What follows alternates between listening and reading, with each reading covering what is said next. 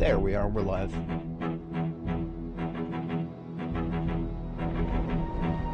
4 minutes before the 8 a.m. marker. I feel like I'm really edging the YouTube timer here.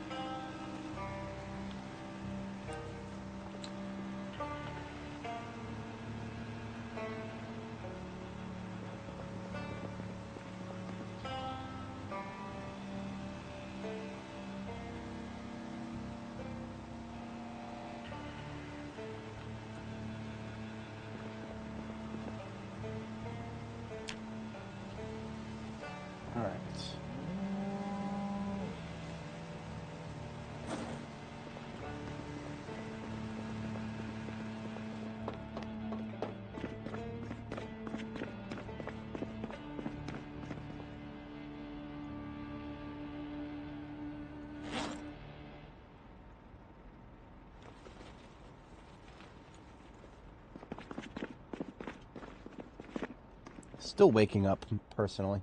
I'm awake, mostly. But the process has not completed.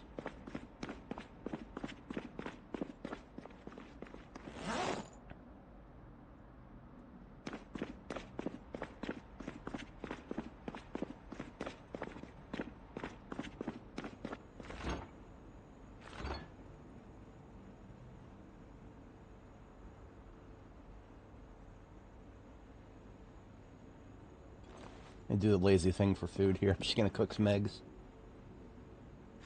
Like hard-boiled eggs, just straight up. Seeing it's the only perishable I have access to that's not being frozen at the moment.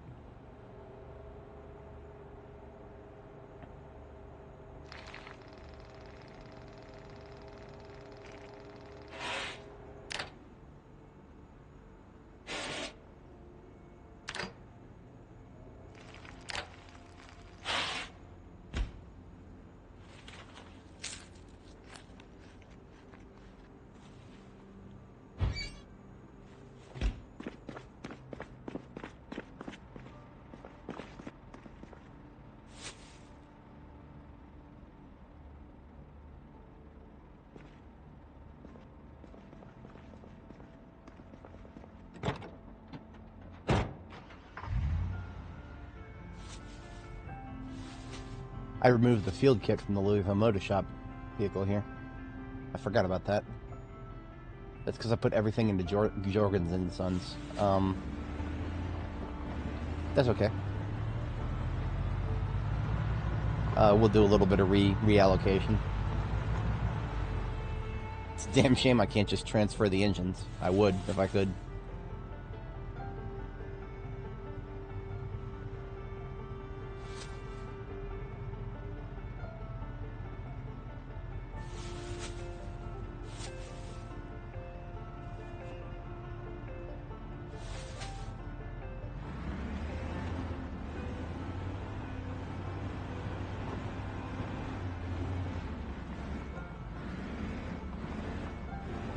Aesthetically, I like the Louisville Motor Shop mobile here a lot better than pretty much any of my other step vans. Just visually speaking, just the way the it's got the white on blue aesthetic, but the it matches the trailer. I don't even have the trailer here right now as a point of reference, but it matches, and we're all big about matching things here.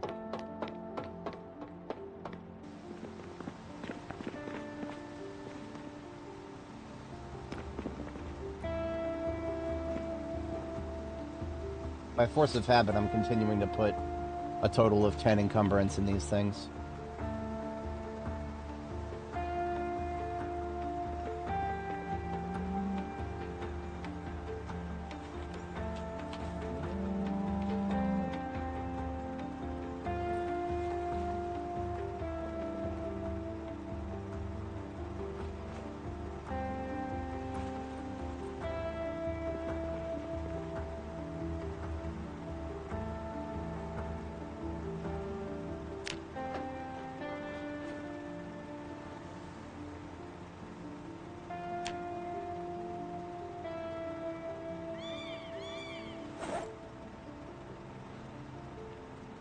Some of this is rotten food that I should have gotten into a compost bin a very long time ago, but better late than never.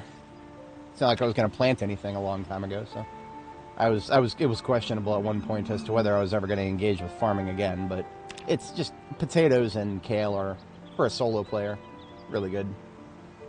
Potatoes with that long period of time where you can go without fridging them, and the kale is just great all around.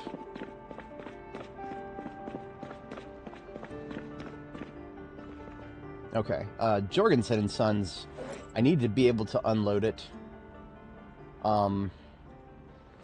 Honestly, both the ambulance and Jorgensen and Sons, that's my weapon stockpile.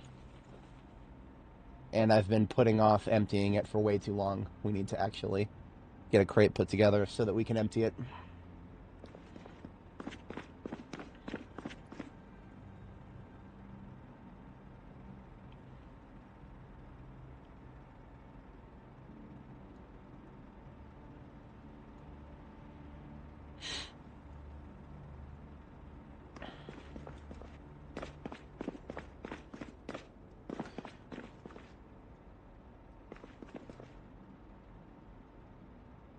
We have a lot of different furniture things here from the original store. A lot of these are fridges. We have got display counters. Display counters are mostly useless visually because it's not like you can put actual... Oh, there's a zombie over there. She decided not to start smacking the fence for some reason. Oi.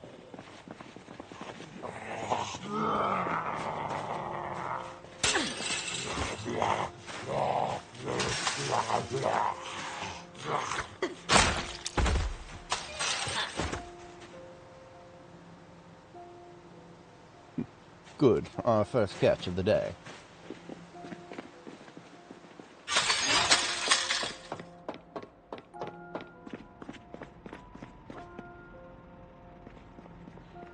I've not given up on sorting all of this loot. I just still haven't found a good period of time to do it. And, I mean, honestly, today and tomorrow, Friday and Saturday, those are big days. Big days bring in the big recommendations. We don't want to subject too many new viewers to the unremitted logistics nightmare that is trying to sort massive collections of loot in this game. Okay, we've got...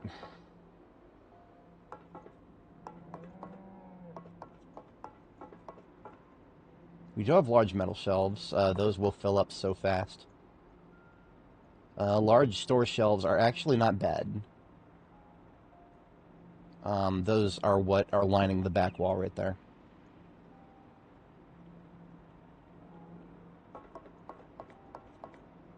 I mean, nothing compares to just good old-fashioned wooden crates. I should just go build a few more of those. I was kind of I was avoiding it. I was avoiding it because that means I need to go cut wood.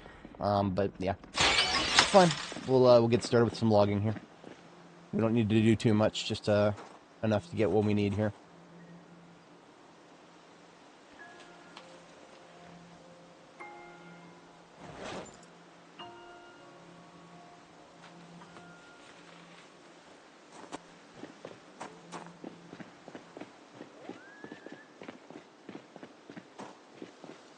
The local forest has been mostly devastated.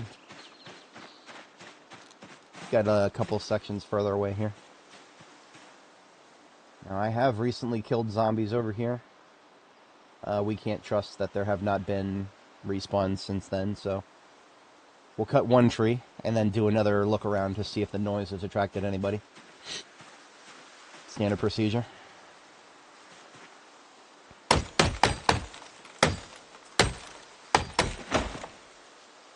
Oh, I'm wearing the jacket. I need to not be wearing the jacket.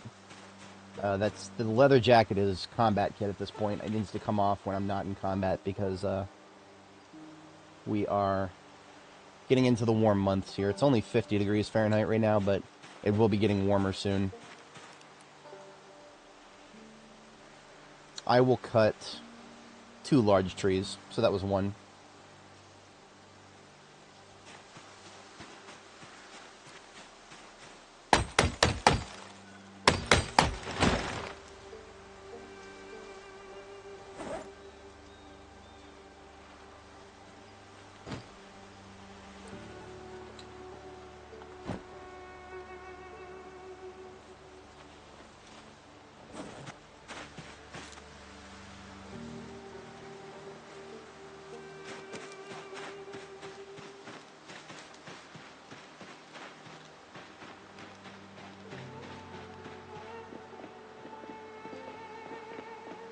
Oh, is a crate 4 or 6? I think it's 4.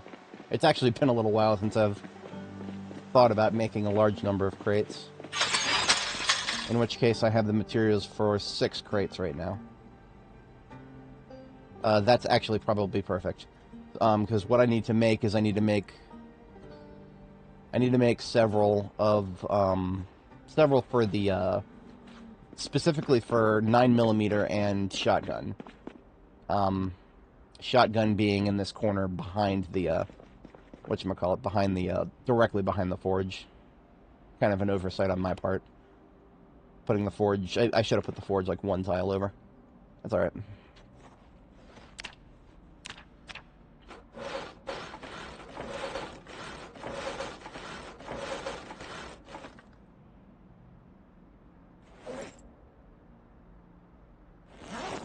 Alright. Let's see what we can get out of that.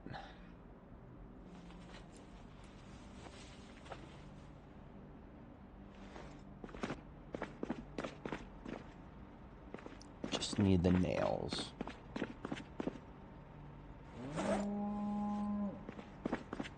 How's this leather coming along? Only been another day or so left.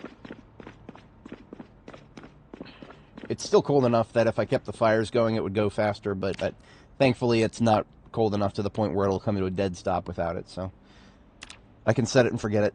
You just gotta make sure to forget it for longer than I would if it was warmer.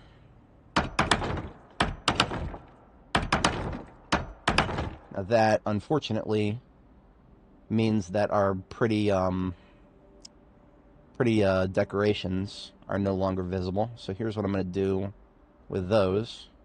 We're going to use 3D placement to move them in front of the boxes. Set it at a 90 degree. 270 on X? Yeah, 270 on X, so it's on the front of the box. The other ones I can put on top of the boxes because I don't need a whole friggin' column, but, well, these ones. Yeah, we have so much 9mm that we're going to fill up the bottom box instantaneously. I'm concerned that 3 boxes actually might not be enough for the 9mm, especially for the shotgun. These 3 boxes over here behind the forge, probably going to have to make another column of those. It's okay.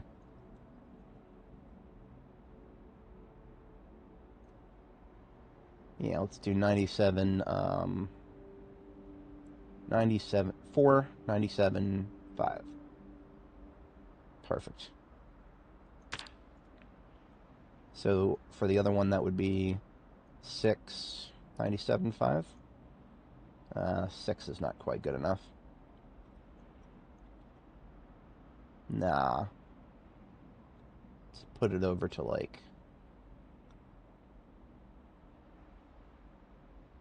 7? Yeah, that's good enough. It's exceedingly obvious which one is the 9mm box, and that's all I really care about. This small protective case was kind of decorative, but it's actually annoying now because it's in the stack, as it were. I need to be able to scroll and go up the column by scrolling down like this. If the protective case was there, it would interrupt that. Nuanced logistics and shit.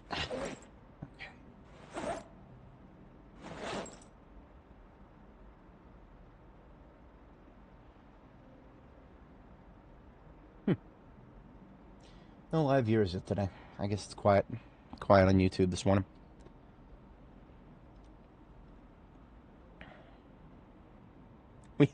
Okay. We have 69 encumbrance of 9mm. Nice. Now, how do we separate them? Actually, it's great. I've already got a whole box full of perfect M9s here, because these are all salvaged from gun shops. So actually, what I'm going to do, I'm just going to move that entire box at the bottom. Just going to move that to the top, or not even the top. Just move it up one, because I mean, I only have 69 encumbrance of M9s. That's less than I thought, and because of that, I can fit all that into a crate. So we'll just grab half.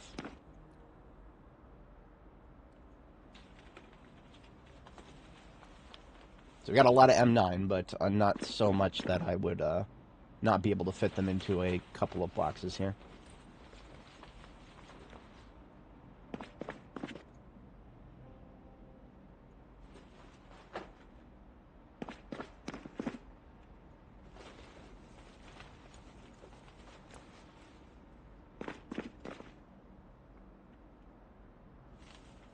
And actually, now that we have one box left over, I'm going to take the top from this column. Now, why did that one just randomly move? What an interesting conundrum. I'm going to put a box somewhere. Yeah, biting commentary there. I actually don't know exactly where yet. I'm gonna put the box over here in the container for a moment until I figure that out. What I was thinking about, obviously, is where, well, not obvious, but where am I gonna put the nightsticks?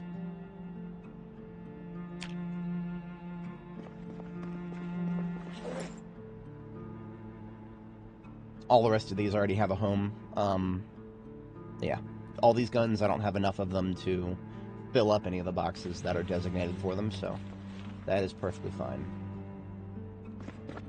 1911s go right here with the rest of the 45 auto devices. M625 is also 45 auto. Dude, one of those still have bullets in it.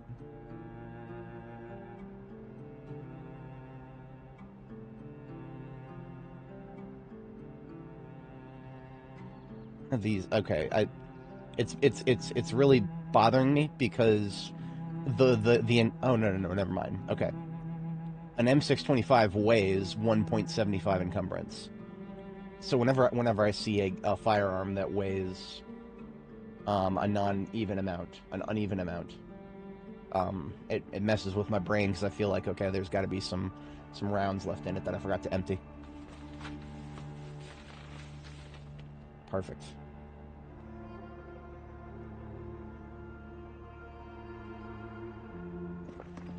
Everything else is MSR 700 and M36s after that, okay.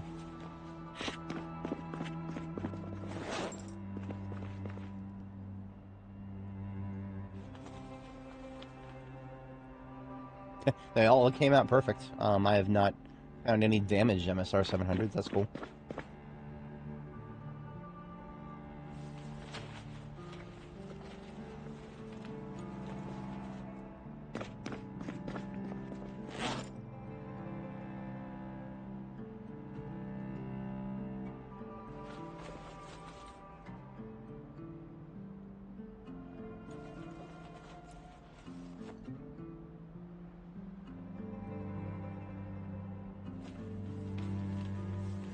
want to try to keep like the really good condition ones somewhat separated from the rest if I can. So I just put the good ones in my backpack. And now when I put them in the crate, they'll be at the bottom of the list. Not a perfect solution, but it works.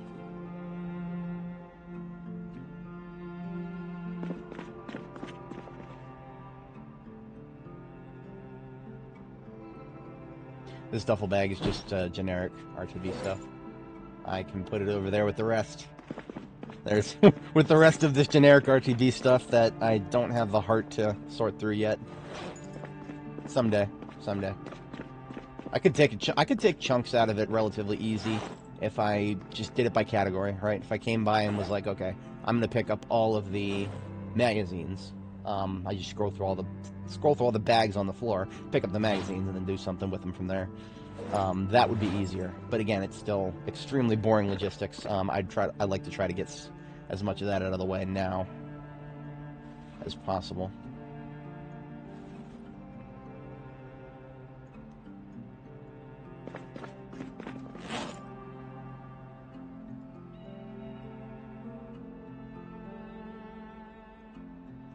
Now, generic melee I've been putting into this bin right here on the corner. This will fill up instantly if I try to put all of those nightsticks in there.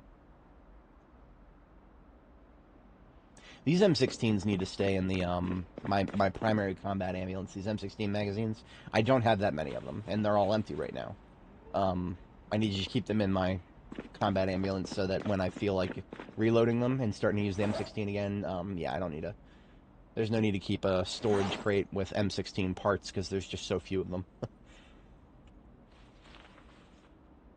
I literally don't have another.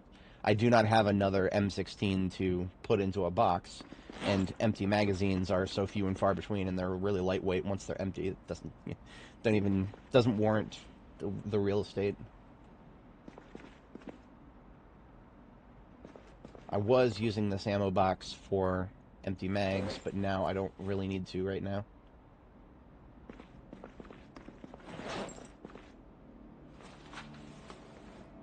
It's relegated to decoration until I can figure out something else to do with it.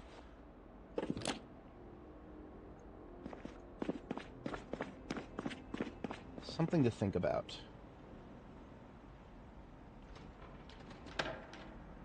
I would like to know if wearing a shoulder holster would block a fanny pack slot.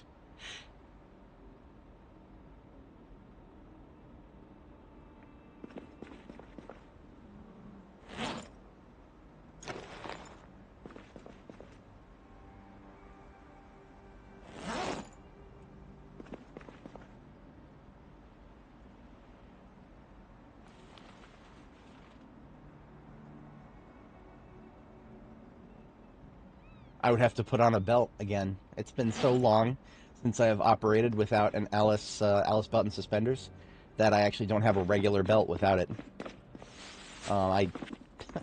Interesting. That is not even something I was thinking about. I don't even think I actually have just a regular belt laying around anywhere. I literally probably don't. Does a chest rig count as a belt? I don't know if I've ever even tested that. It does not. So that's just like in every way imaginable, a chest rig seems inferior to an Alice belt and suspenders. Less capacity and no slots. But does it block the shoulder holster? That's I would like to know about that.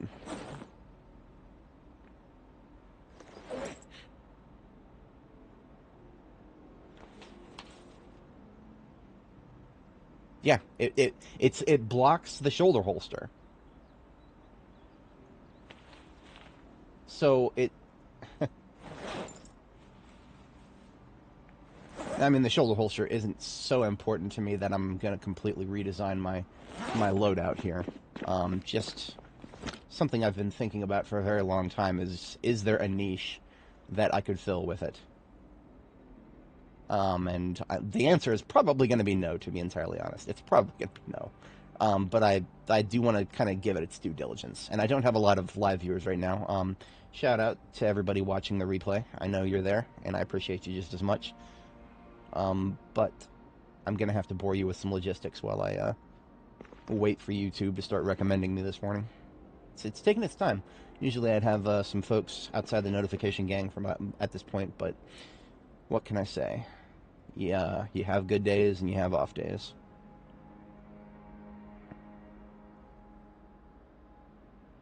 And what was I looking for specifically at this point? Fanny pack, actually. Because obviously if I'm going to be wearing a shoulder holster, that means the Alice Kid's gone. That means I need to find a belt and I need to find a fanny pack. I know for a fact I have a fanny pack somewhere. And it's probably gonna be in an RTB bag that is currently in the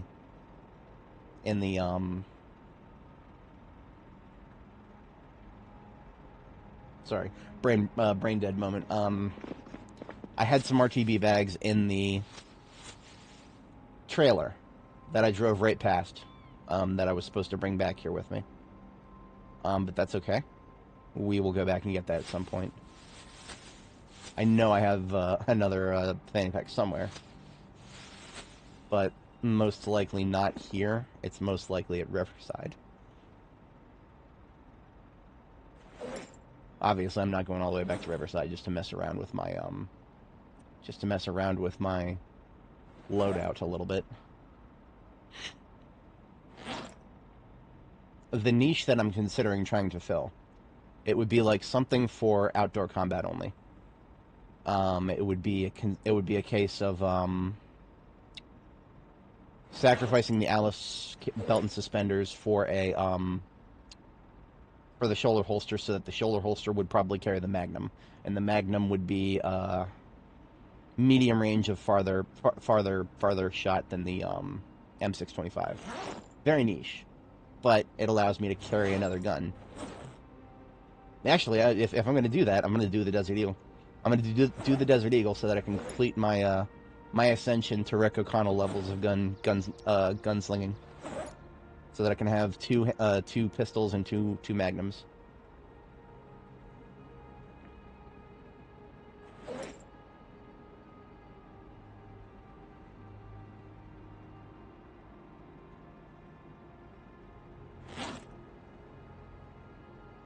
Of all the random crap that I have in all of these containers, no fanny packs to be found. Not entirely surprising.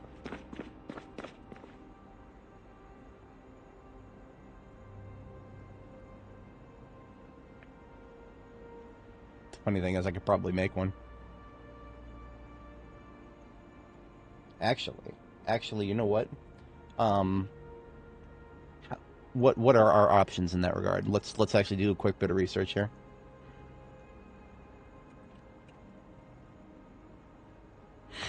So we just go to the wiki page for fanny pack, and there are two slots you can equip it in. We already knew this: fanny pack front and fanny pack back. However, what we can do is by going here, if we click on this fanny pack front, I think this may actually show us. Okay, look at this. Hide fanny pack. Or a tarp fanny pack. Okay, so we literally could just make our own. I don't know if I've ever done a hide fanny pack. I'm pretty sure I have the recipe for it. Yeah. And it would require a small leather, heavy thread. Most likely have those materials. The small leather that I have, okay, so I have medium leather. I have two medium leather right now. I was just kind of sitting on them because I was going to. I was just kind of sitting on them because I was going to make, or you know, enable myself to build another forge if and when I want to. But I can do that with this large leather that's drying. So I no longer have to just sit on this medium leather over here and assume that it's reserved for a future forge. Because when this large leather is done drying, I can cut it in half and get two medium leather, and I can make another forge at my desire.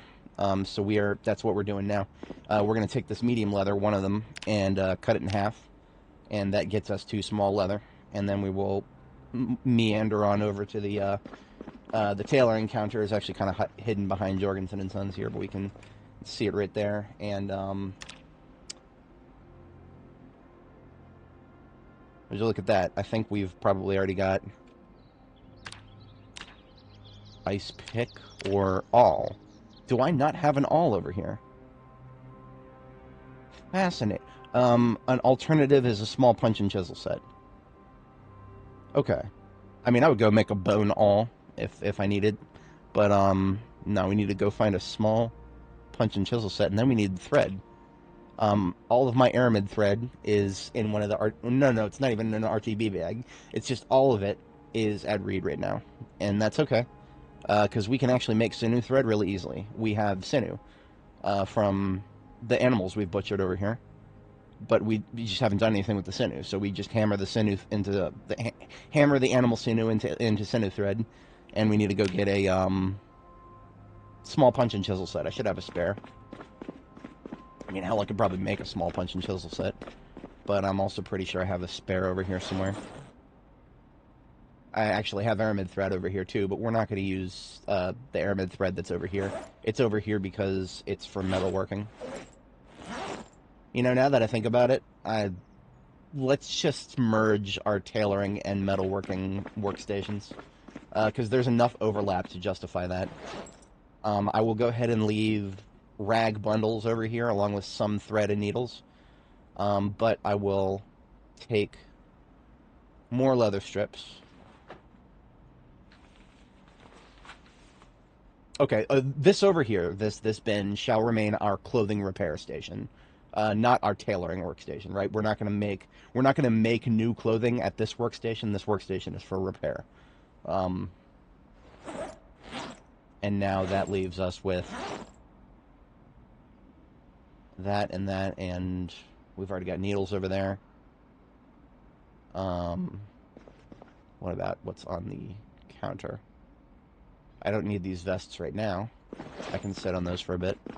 And we're just moving the strips over here. Look at that. I could literally just make one right now using the aramid thread that I already have over here. I'm gonna go ahead and do that. I don't know if I've ever made one of these. I want to see what it looks like first.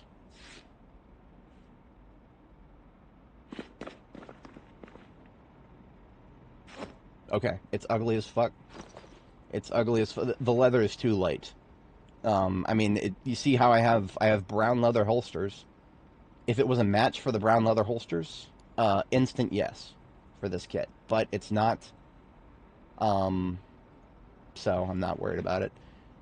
We made it to see what it looks like. We have seen what it looks like, and it has not passed the test. We do have another visual op. I'm pretty sure. Okay, you know what? I got to do my due diligence here. I didn't even look at the storage capacity.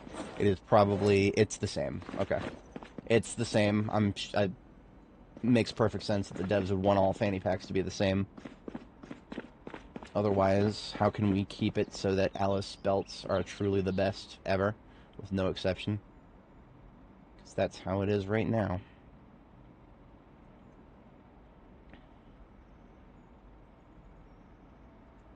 We are seeking a tarp, but we might not find one over here. We will probably find one in one of these bags.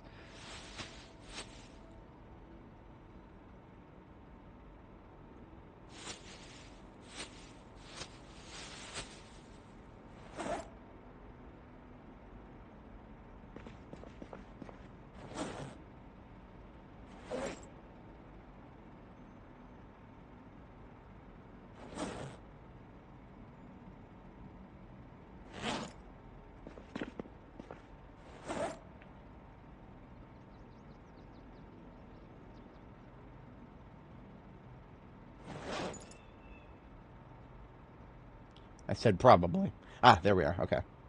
I knew that I had tarps somewhere in the multiple. And we need tarp pieces, not tarp, like a full tarp. So what you do is you cut the tarp up. Now, I know this is going to be yellow, and I don't actually have a lot of yellow in my loadout right now. That's not necessarily a... Believe it or not, I'm not a fan. I'm not a fan of black and yellow. In fact, I have Pittsburgh in my blood, so black and yellow is actually relatively congenial to me. Tarp.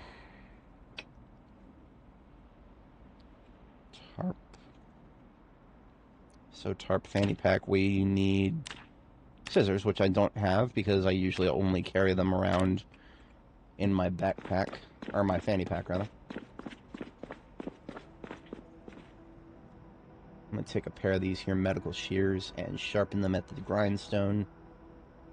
We also need some duct tape, of which I have several over here, so that's good. Now, duct tape will, if you start using duct tape for tailoring purposes, I have noticed that you will burn it fast if you use duct tape for tailoring. So always be careful doing that if you're like trying to level tailoring. I don't recommend blowing duct tape on leveling tailoring. I blew a huge chunk of my actual like deep storage back at Riverside, and I didn't actually make a lot of progress. I'm sure the optimal route to grind tailoring will change many times over B42. I might need to sharpen the shears.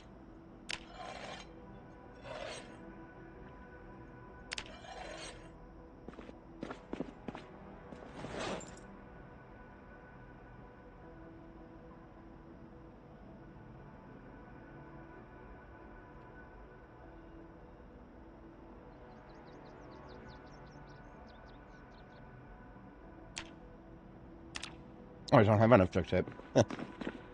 Okay, yeah, speaking of blowing through duct tape, half a roll wasn't enough. We need a whole roll.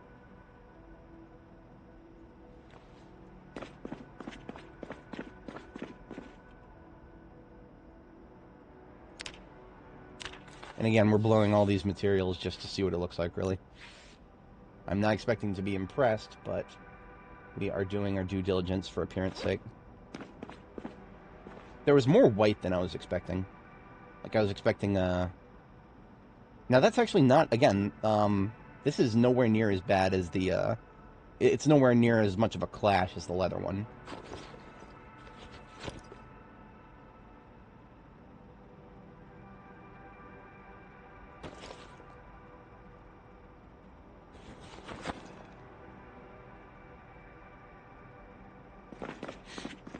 Now, the interesting thing about a fanny pack that actually almost sets it apart from an Alice kit. An Alice kit has a maximum encumbrance of 1.0, I believe. Let me confirm this. Maximum item encumbrance 1.3. An odd number, to say the least. But it makes sense, I suppose.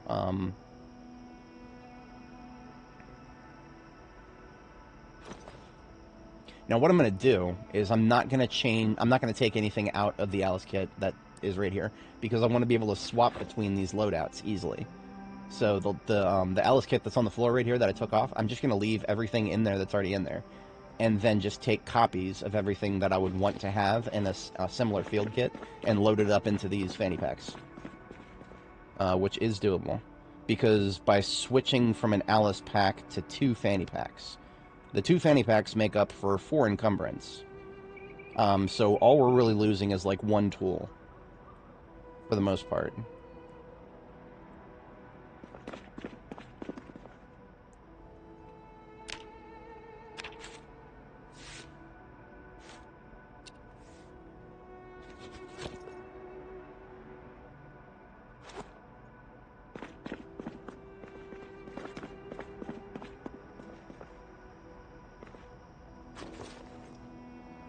Now, all this has not solved the problem of not having a belt. I'm literally going to check that zombie that I just killed. Or, there's a couple of others that I killed over here. Maybe one of them has a belt.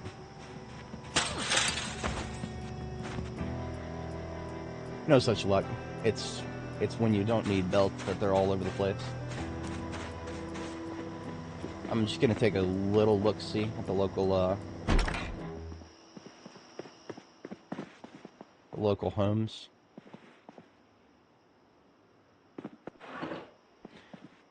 Because I see belts all the time.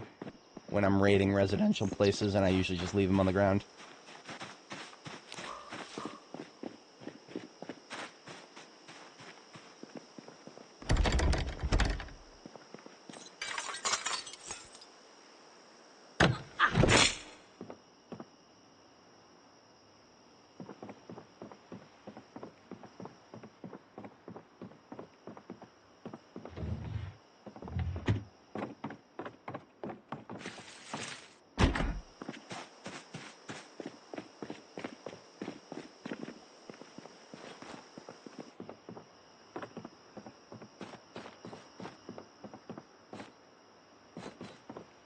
I can literally make my own. So if I don't find one within 3 or 4 houses, I will quite literally make my own belt. It's the last thing that I wanted to spend a crude leather on, though. But the funny thing is I did not bring a belt with me. I know that for sure. Because I'm so used to using Alice belt and suspenders everywhere, all the time. It doesn't even block the belt slot, so I could have been wearing a belt this whole time.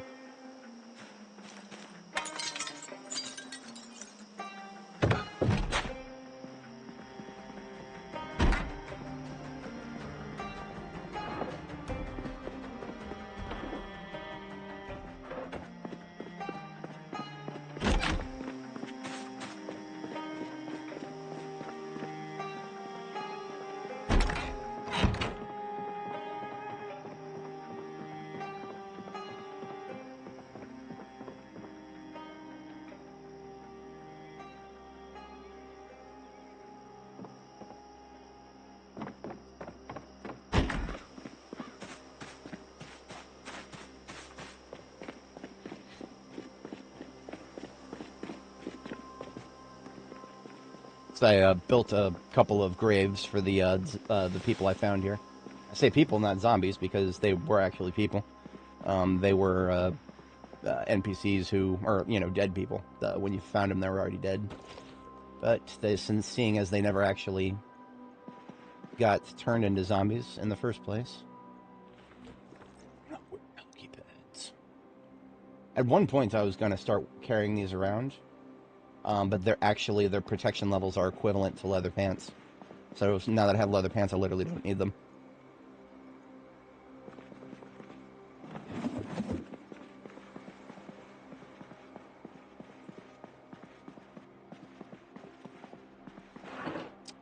It's got jeans laying on the bed, but no belts. Okay. I did my due diligence. I checked the local areas for belts and found nothing. You would never imagine that we're 600 days in and we don't have a simple belt.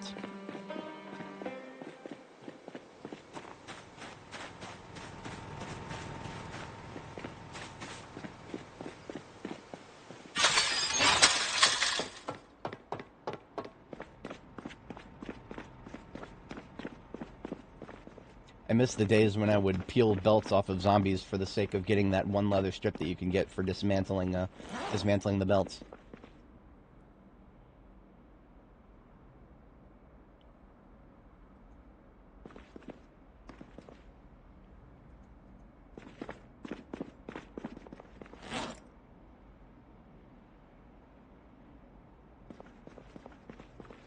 Okay, well, if I want to make my own belt, I just need a belt buckle and some leather, I think. Thankfully, just leather strips. I don't actually need a crude leather. I was afraid that I was going to need an actual crude leather, and that would have made me sad, but we do not need a full-on crude leather. Just a buckle. And a buckle is easy peasy. Got a forge right in front of us for that.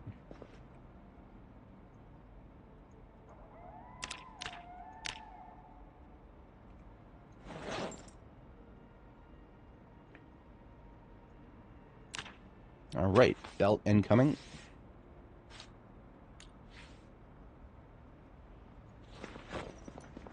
Now, in order to reorganize my slots. Right now, my holsters dropped down to 2, 3, 4, and 5. That's unacceptable. So, I have to drop everything so that this orders itself properly.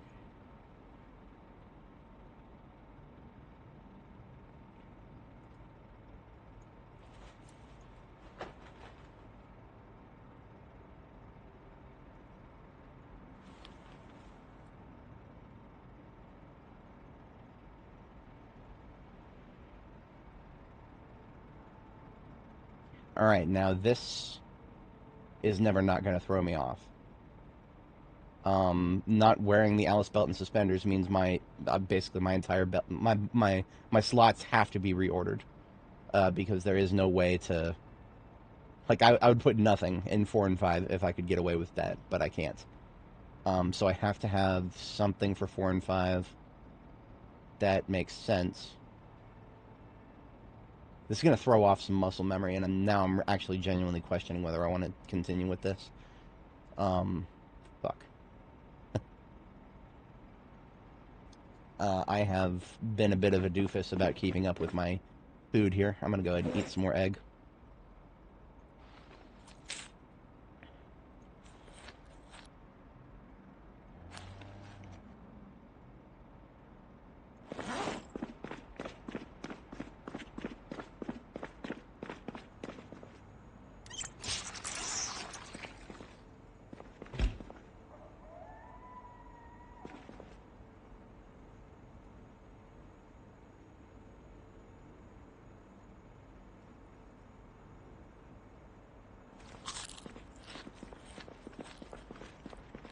And we actually went right past our bedtime. Hey, Bloody. We are getting a slow start today, but found your base for the run was burnt. Oh, was that like you were going to like it was already burnt when you got there? That is unfortunate.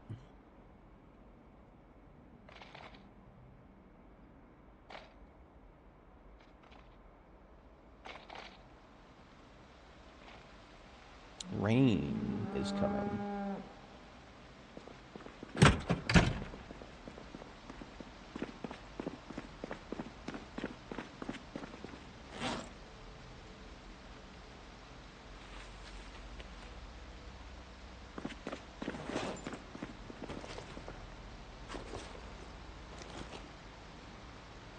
Now, how would I do this? I don't think there's any good answer to that. 1, 2, 3, and then 4, 5, and 6. Okay, so if I put the double holster on first, then I can at least keep the ankle holster where it was. Okay, I think that's going to be the best thing to at least have one. To at least have one of my muscle memory things to be true.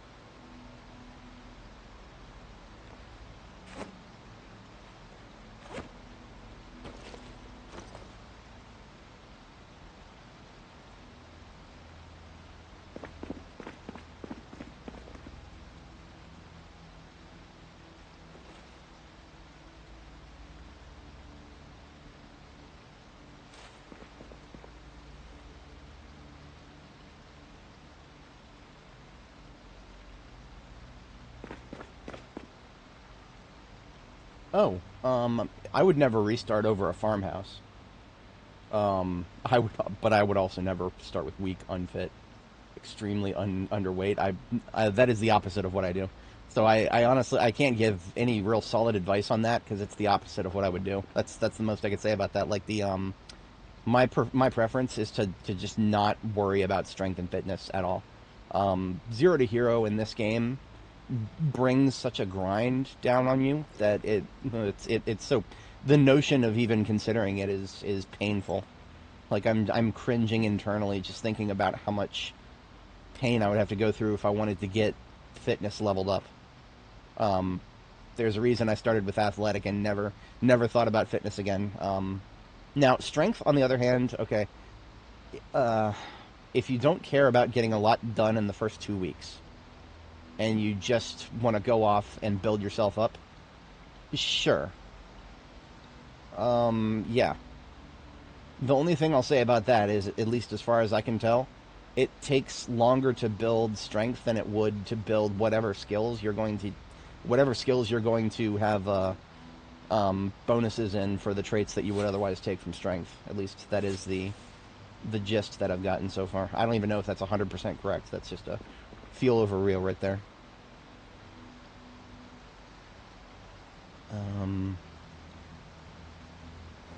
I have to rebuild my medical supplies because I'm not taking it away from my Alice kit. I think those two, but then I just need like a suture needle. Suture needle, forceps maybe. Medical shears. Suture needle. Painkillers.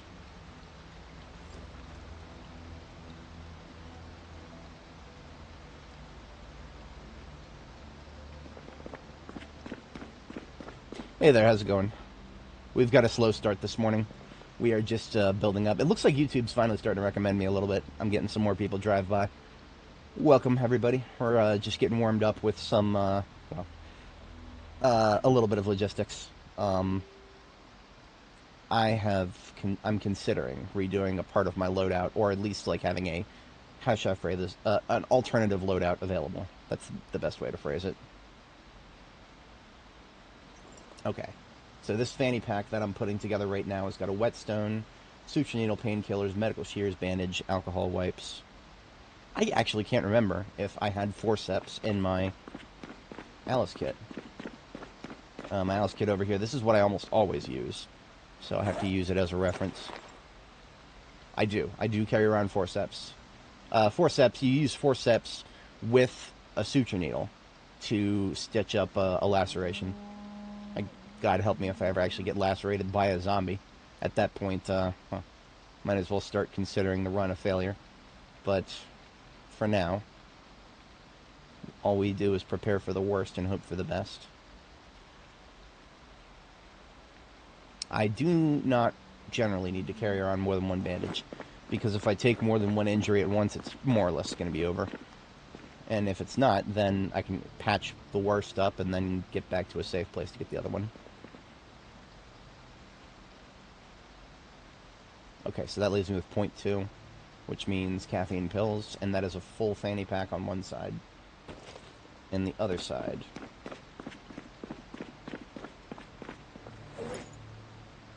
is going to have rubber hose, wood saw, handy knife. Not having a wrench is actually worse. I mean, honestly, if I wood saw and wrench, wood saw and wrench would take up most of the space. I can live without a wood saw. I can't live without a handy knife. That is almost mandatory. Rubber hose, I feel like I don't need it until I do, and then I really need it. I'm actually reconsidering my medical kit at this point. The caffeine pills and the painkillers are going to come out. Caffeine pills and painkillers are, well, caffeine pills, the usage is obvious. Painkillers are not essential to not dying, generally speaking. No matter, if you're in exorbitant pain, taking painkillers, the only in-game effect that's actually going to have, aside from obviously, you know, making your character less miserable for RP purposes, the actual effect is really just so that you can sleep. If you're in any sort of pain that would reduce your combat effectiveness, like muscle strain or like an injured hand, making the pain go away doesn't return the amount of damage you're losing from that injury. So painkillers, all they really do is help you sleep. It's a good thing they're right next to sleeping pills in the stack there. So by losing those two, that frees up 0.5. So we can actually slap some, get another multi-tool in there, or another handy knife, of which I remember seeing one in here.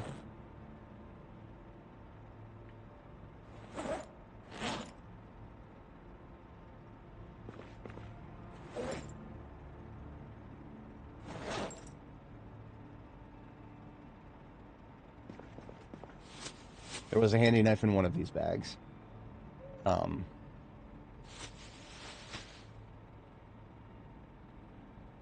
wrench. I know I need one, so that one goes in there. Um, I never go anywhere without a wrench.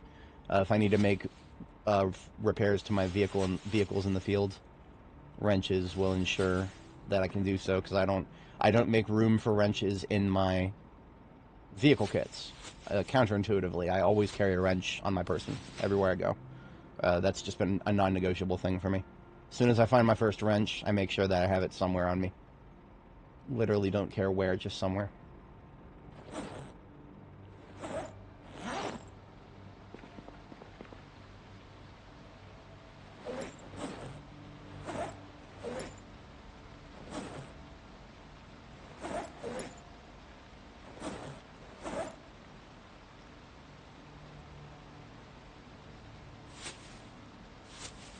It's absolutely killing me that I know I have a handy knife somewhere, and I've probably scrolled past it.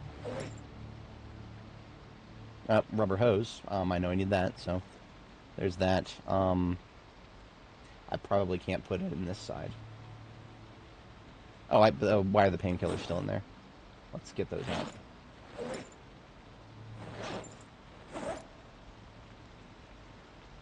Now, I probably would carry around a, lighter source, but that's something that I'm likely to sacrifice for this kind of a kit.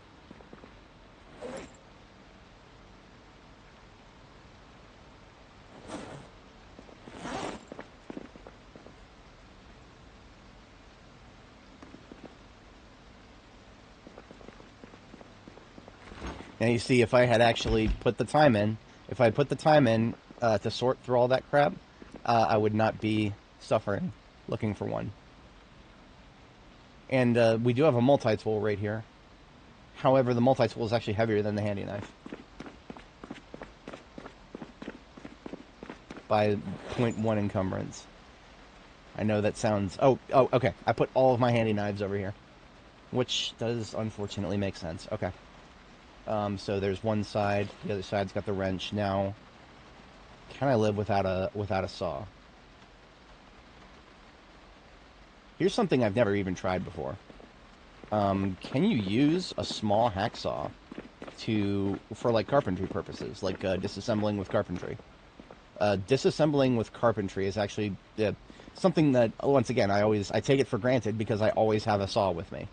But if I didn't have a wood saw or a hacksaw, but a small hacksaw, can you do carpentry disassembly with a small hacksaw? I'm asking because a small hacksaw is 0.7 encumbrance. I feel like I might have tested this at some point in the past, but it's not coming out of the brain meat.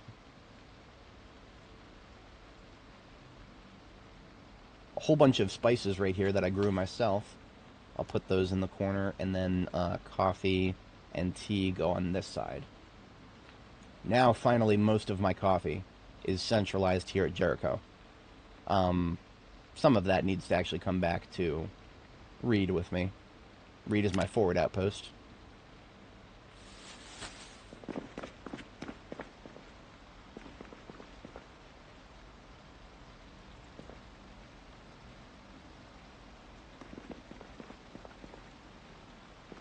Now, if I had a small hacksaw kicking around the place, it would probably be over here.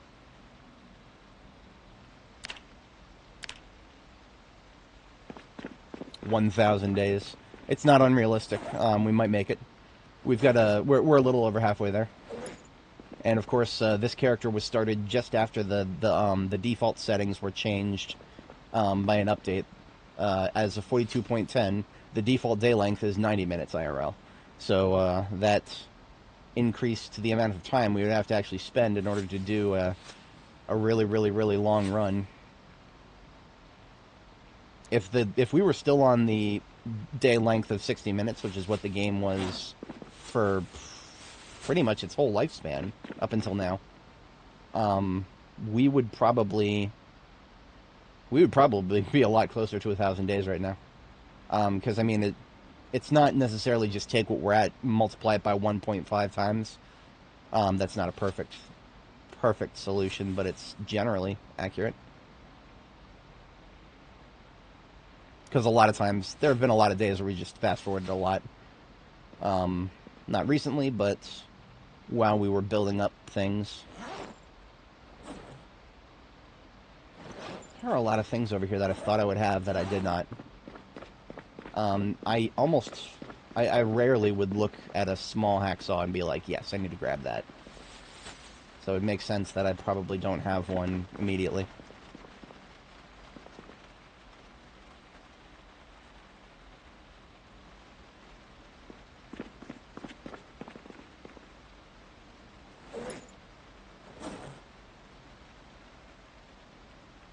I have a regular hacksaw over here. I have regular hacksaws in multiple locations.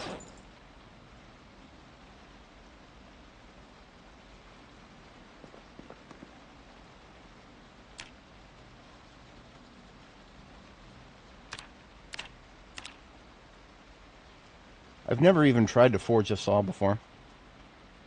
A simple wood saw. You know what? Just for the sake of science, I would like to see what this looks like.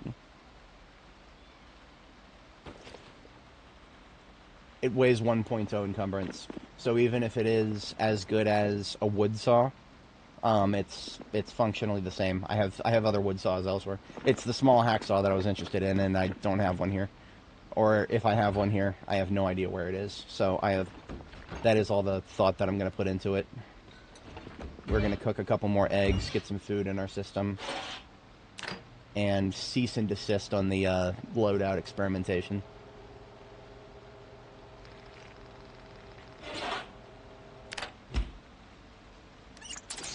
That being said, it's with the rain outside. We're not missing too much combat time. I would not be going out and doing big fighting in the rain. Unless I absolutely had no other choice.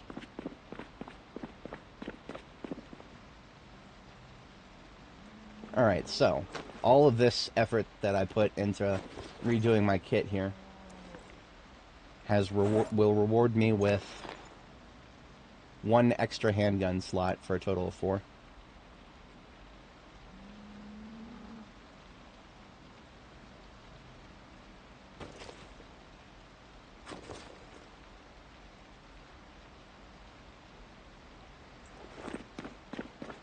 Yeah, since I cannot find a small hacksaw, a regular hacksaw will have to do. So there's our kit. How many M9 magazines can we fit in the shoulder holster? Something I probably should know. M9 magazines that are full, we have none here. We have none here because they are all at read. So our 9mm is actually has no reloads at the moment because I am a doofus.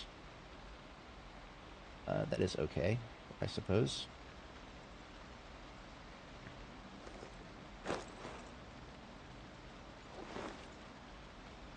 Now the Shells Bandolier does not replace the shoulder holster, which I should have known, but that's okay. So what I need to do now is get these fanny packs back off so that I can put the Shells Bandolier in the correct location, which is right there.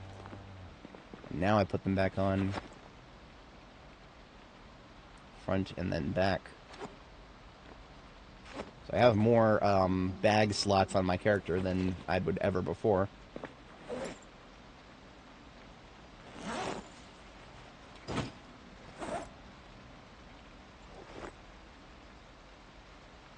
Alright, so 4 and 5 is going to be the M9? M9. That's going to take some getting used to. M625.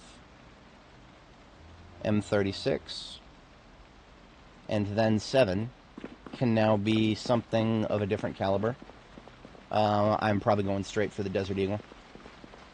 I've never tried side by side with the Desert Eagle versus the Magnum. The Magnum with 2x scope and the Desert Eagle with tritium sights. I want to say the Desert Eagle with tritium sights is probably better, but the only way to find out is going to be to actually put on a Desert Eagle here. And we can't, because the only Desert Eagle that we have that is in great condition with tritium sights is back at Reed. I almost feel morally obligated to just slap a Magnum into the shoulder holster slot, just so that I have one in there. But there's not even a point to doing that, because I don't have any 44 Magnum back here.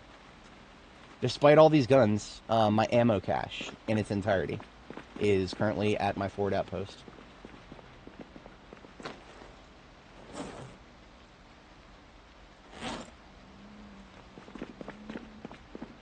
Okay, we have successfully emptied Jorgensen & Sons, I believe, which means we have regained...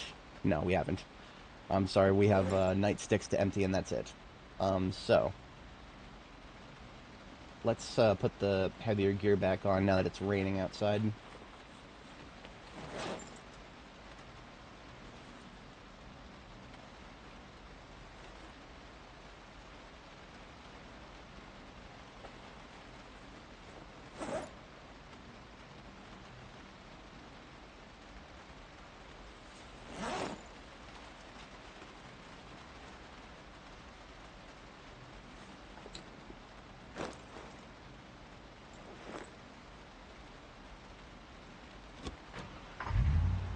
Alright, we are going to drop off the nightsticks somewhere. I don't have a home for them yet, I'm going to be honest with you guys. I've done enough logistics this morning. We'll come back for a storage spot for the nightsticks later. They can go on the floor for now. It's not like we're hurting for real estate on the floor here. We got a lot of real estate on the floor here. So, Jorgensen & Sons is a perfect step van. And when I say perfect, I mean the trunk is at 100% integrity, the engine is at 100% condition and 100% quality.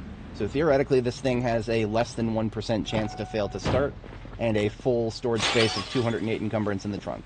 Quite literally the best you'll ever get out of a step van in vanilla Project Zomboid. So, what does that mean? That means we treat this thing like a prince. Under no circumstances does it ever touch a zombie. That means if there's a zombie ahead of us on the road, every single time we get out and kill its ass, instead of even trying to go around it. As tedious as that may sound, that is the future we have chose. We cannot call it a grave. I don't need anything else right now, I don't think. I have...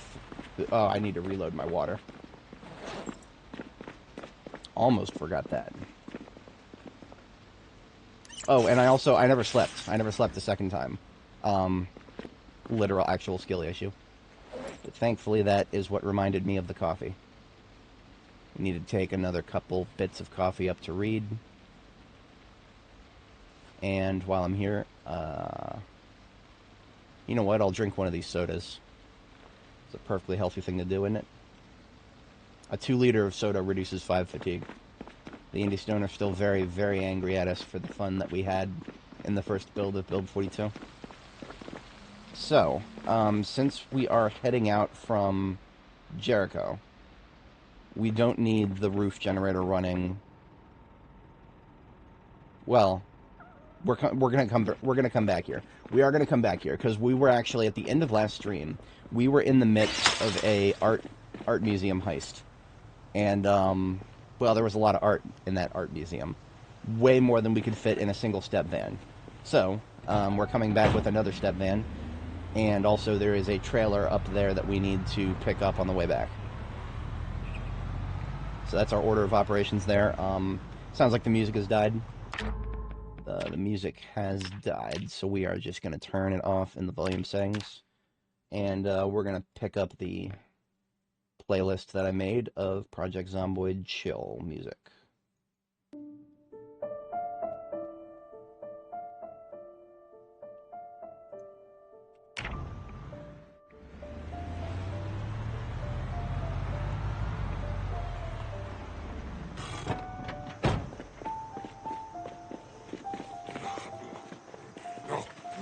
Hey, this guy's got an axe in him. Sweet. Always down for more axe.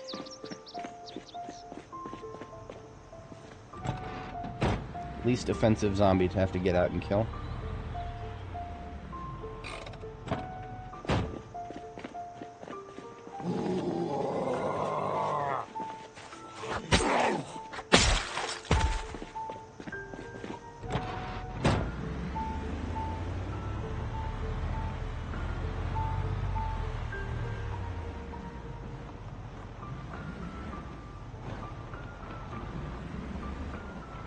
Alright, you know what?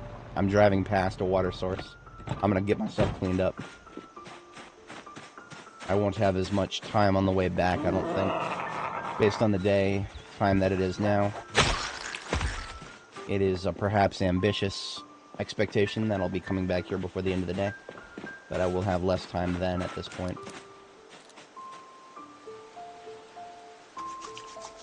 But this is a somewhat important strategic resource if you're going to base in southwest Louisville, near the middle.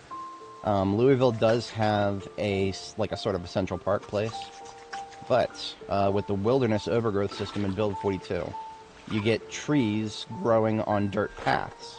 What does that mean? That means all of these little dirt paths here that lead you to the water source in Iroquois Park, all those dirt paths are going to be overloaded with trees in the first couple of months of your run. So don't ever plan on these expansive... I don't even think they're big enough to drive on in the first place normally. But they're going to be a hell of a lot less big enough to drive on after a couple of months of Project Zomboid. So what does that mean, realistically speaking, if we need a water source in Louisville that is not the Ohio River? And we don't want to go all the way over to the other side here. There is this tiny, and I mean tiny, little strip of water right here in a residential area that is between where I've chosen to base at Jericho, which is a grocery store, and, well, then there's the train station. I may have made a slight mistake by trying to make my own little custom road to the through this train station area. The train station area has a total zombie population count that is, as far as memory serves, it is equal to the military checkpoint on your way into Louisville, which is literally the densest in the game outside of the building.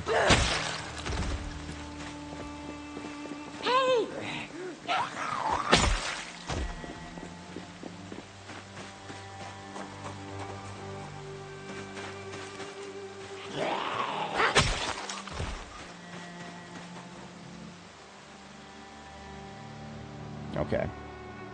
That being said, I have eliminated the vast majority of them. It's just a question of where they're respawning and where they decide to condense after respawning. In this case, there was a group clearly next to this fence. There's a mix of them on both sides. There could be more. I wouldn't know. The stupid trees block my line of sight, so I can handle what I see, and that's good for now. So this is where the train yard actually starts in terms of its map cell. To the north of this, tons and tons and tons on this side of the fence. This road is what I care most about keeping clear, and that's a daunting task in and of itself. We've cleared it several times already. This will probably be the third time we have cleared a sizable group of respawns from it.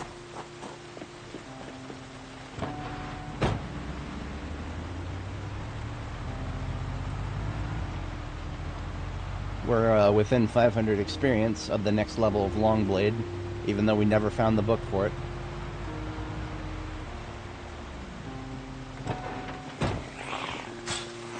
Now this, right here, this situation, I almost hit 4. I almost hit 4 to grab my knife.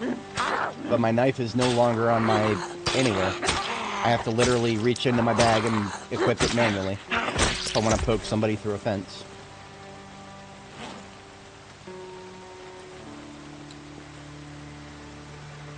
Which is why this loadout that I'm rocking right now, I would probably never want to rock it in a situation where I'm not ready to just shoot a zombie through a fence instead of having to poke it.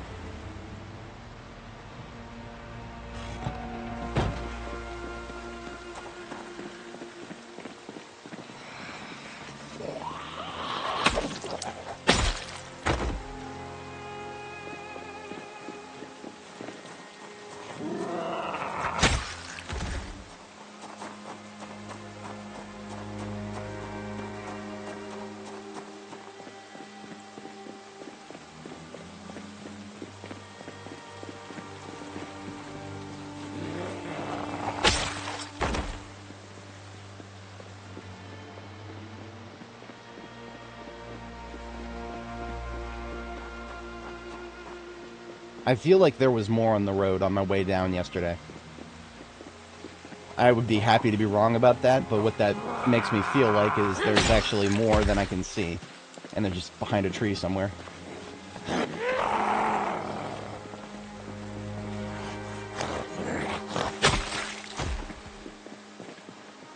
But in any case, this area is now traversable.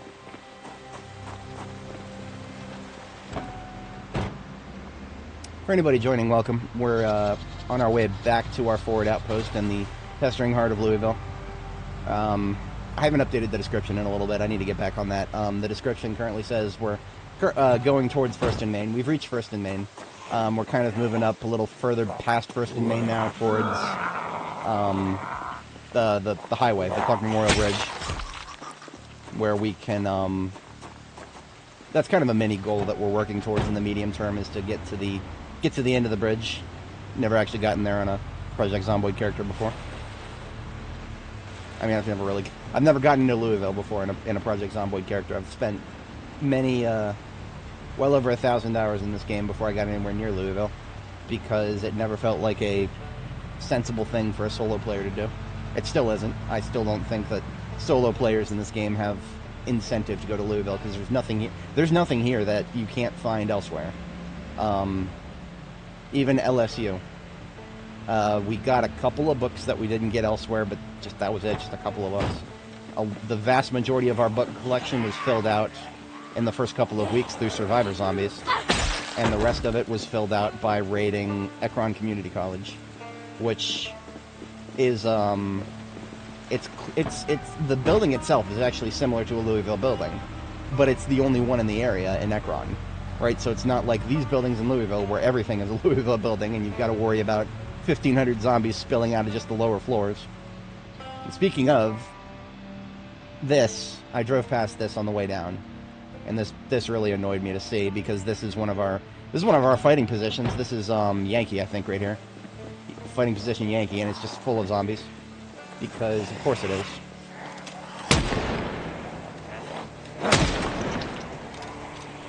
But that's okay. It's a fighting position, which means all the zombies here are easy targets.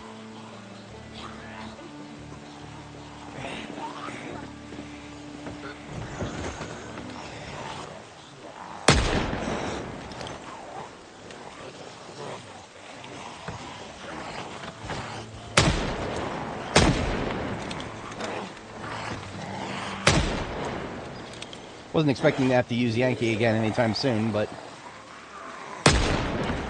I am not opposed to it. That's what it's here for.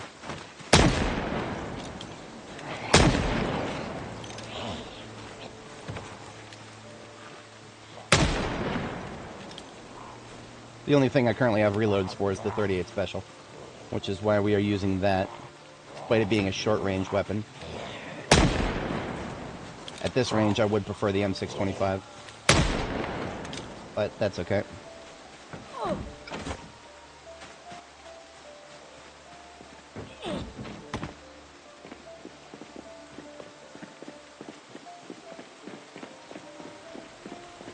Now my stress went up.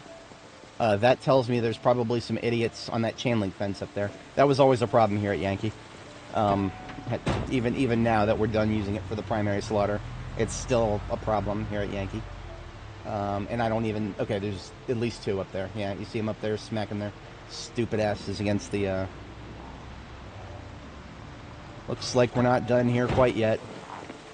Of course, we could drive past these guys, then they're just going to be in the dead center of the road when we come back here. And that makes them an even bigger problem.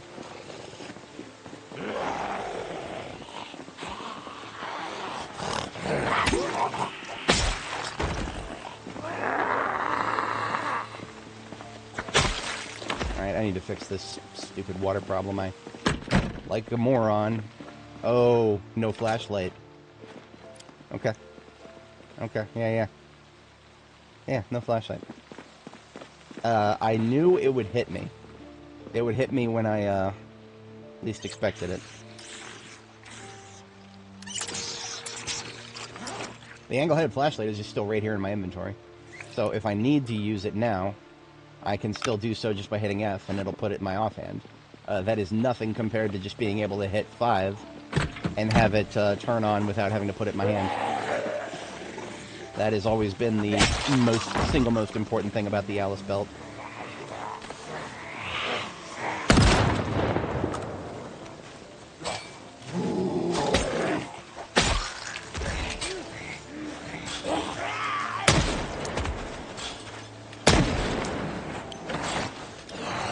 It's like the first time I've ever made use of the corner there. It was supposed to be a stopgap for swarms from the north, but it ended up being useful for respawns.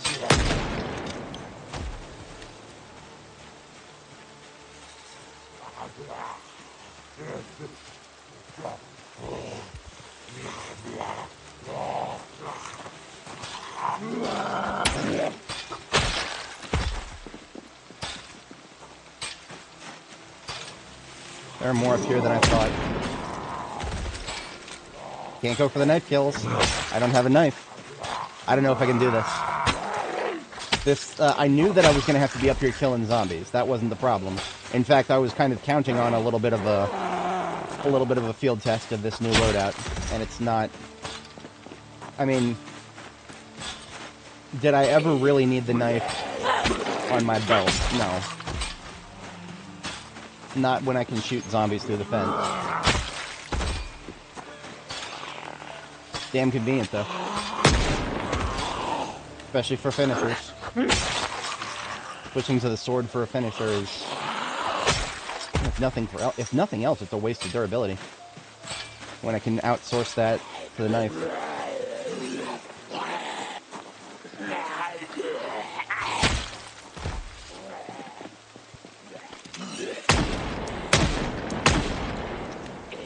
Come on, really? I hate it when the fucking vines block their faces. Fuck is it? Okay. That guy only took 5 shots to kill. It's been a shit show over here. Alright, I think we'll clear for the moment. Nope. Got Ranger Rick down here, flipping over the fence.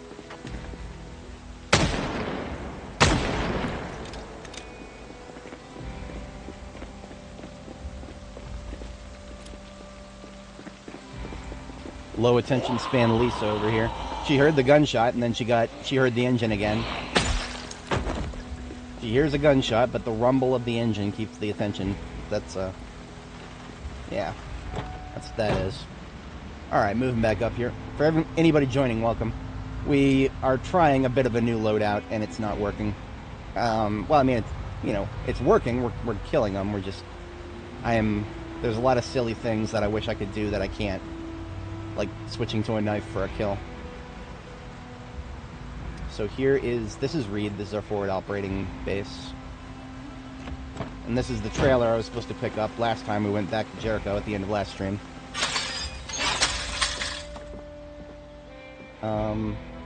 We're here mostly for food right now.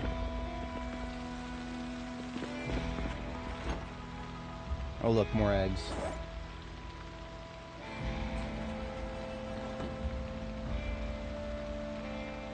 I need to thaw some stuff.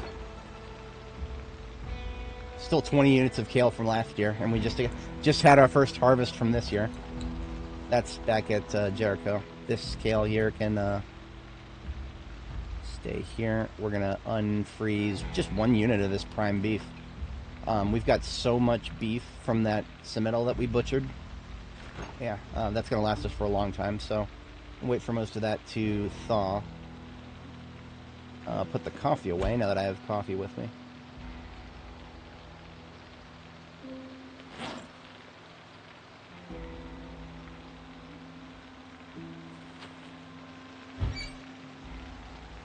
And I'm just going to take some...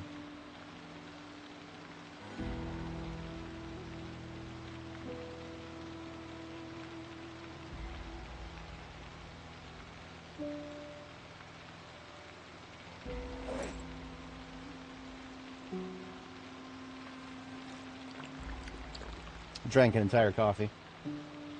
And I'm probably also going to take some caffeine pills because we Literally missed a sleep. We were supposed to sleep and we didn't. If I had more caffeine pills, they probably would be in here. But I don't have them here. Such an odd mix of things that I have at my forward bases versus my main base.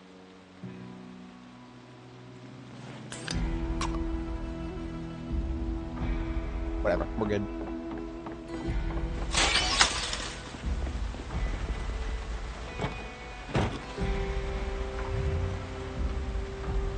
Now that we're back at Reed, though, I am going to go and grab what I need for my, to actually complete this kit.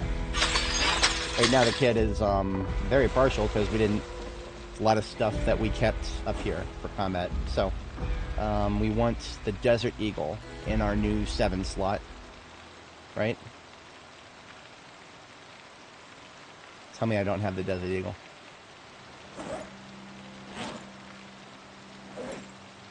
I don't have the Desert Eagle.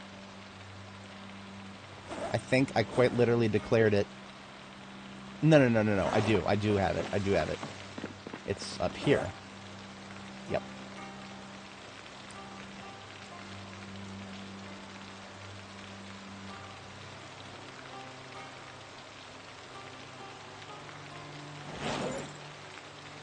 Okay, so now finally we can actually think in terms of our new loadout. We're doing the Rick O'Connell build, and this, to a certain extent. We've got 2 pistols and 2 magnums, or two revolvers. We've got the 38 special. This is supposed to just be for short range.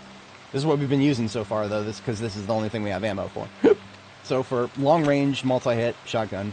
For very close range, single target, that is the 38 special. It's also technically the quietest gun, despite hardly being quiet. The M625 for medium range, and just, you know, generally heavy lifter, because 45 auto, which is the caliber for this one, that's currently, I still think that's what we have the most of right now. We've been burning through it, but we still have a lot of it. 9mm is for masked targets at moderate range, right? So the 9mm can do the same range as both the 38 special and the 45 auto. However, the 9mm puts both of those to shame in terms of magazine capacity. So we pull out the 9mm for large groups and plink them all in the head as they come in. Now, 7 is, this is the new holster we just got. This is actually longer range than anything else right now. Between the long range and the caliber, I think we can pull this out and plink targets really quickly for, hopefully, one-shot kills. Now we got a whole bunch of these Desert Eagle magazines. None of them are loaded. Let's just open a couple of these boxes of 44 mag rounds. Can fit 20 bullets to a box, 8 bullets to a magazine. We don't have enough 44 mag to open 160's worth. That's actually a lot easier. So what we do now is open 4 boxes.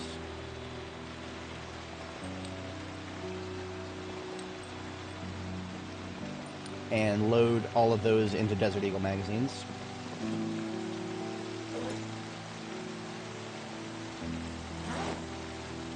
Uh, 10 total. Yeah. That should have been straightforward. I don't know why I had to stop to do math for that.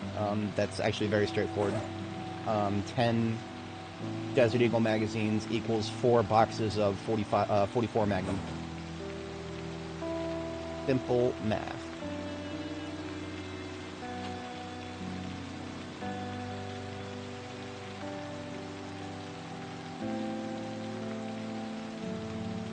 One of those Desert Eagle magazines is loaded, and I actually forgot about it. There we go.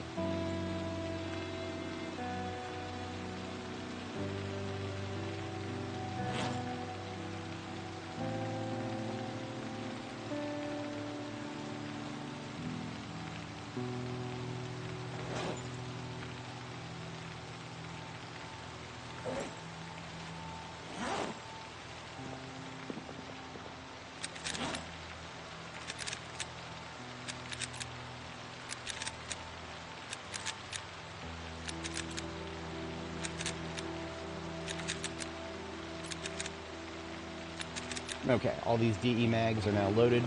They can go into my backpack because they're chunky. The more lightweight ones go into the shoulder holster. More lightweight magazines being M9. Now the game says that we have 2 encumbrance in our shoulder holster, and yet we can only fit 2 M9 magazines. This problem was the same. This problem was there back when this was just a mod, and now that it's in the vanilla game, it's still there, because all the devs just literally just added the mod code to the game. Sometimes you wish they would do that more often. Other times you wish they would actually QA it first. The problem is, I guess everybody who must have played with this mod and designed it, I guess none of them considered that some players use the organized trait. That's the only thing. That's the only inference I can come to, because this has been a problem for fucking forever for this particular thing. And what it does is it's just another thing that makes it inferior to the Alice kit, because why would I only carry around 2 spare M9 magazines when I could carry many, many, many more, along with the contents of both my fanny packs in the Alice kit? It's just further evidence that I've been correct all along to only ever use the Alice kit. But I do want to give this its fair shake. And the only way to do so is to do it for as long as I can tolerate it. Which might not be very long, but we'll see. Hey Hassan, we're doing alright today. It's raining, so we're not doing some big combat, but we're stealing artwork today. We are stealing artwork from the Louisville Art Museum.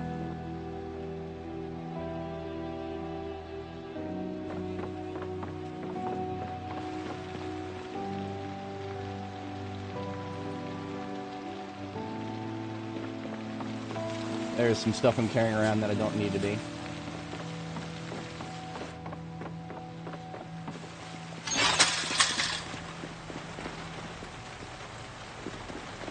Now we stopped by the ambulance and we picked up some more magazines, but we didn't pick up any more ammo. And that's partially because we want to be able to pick up more artwork. It's really heavy stuff.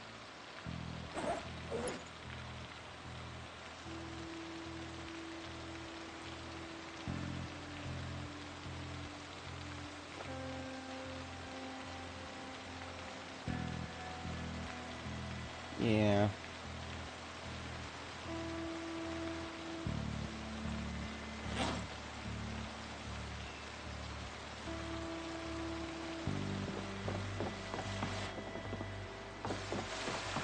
This spare sword can come out of here, but I'm still not going to be able to get...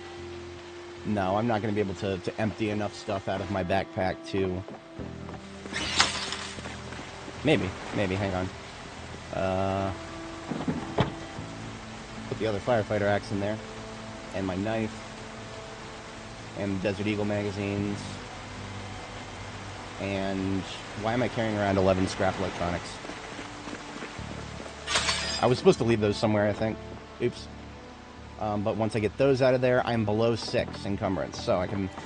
What is that? I can fit 30 encumbrance in my main backpack now. That was the goal of that. We need a crowbar. And we don't have one. We can easily get one, because we have room in the field kit.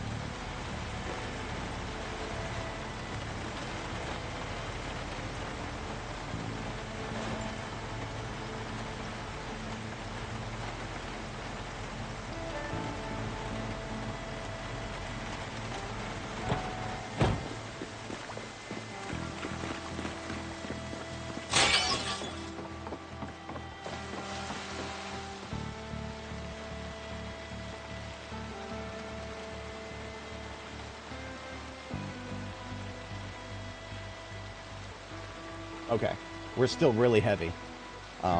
There's not much we can do about that. We are chonky today.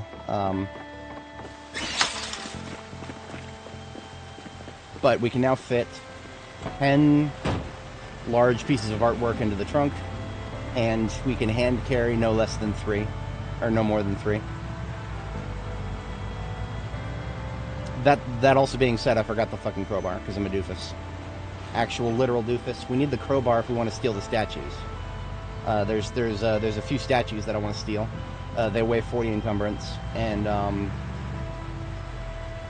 well, there's actually 3 statues. 40 times 3.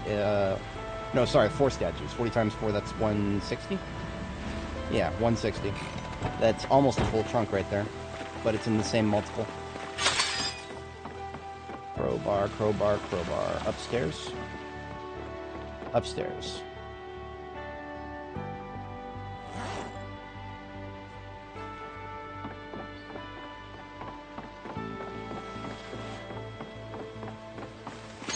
Now, theoretically, the museum should still be clear.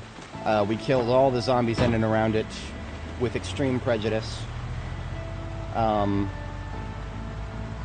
that doesn't mean anything. We could have a group that I missed before that was just wandering up and is now there. This is Louisville. You can take nothing for granted. You can only guess when it was the last time you killed everybody in an area and hope that that information is still very relevant.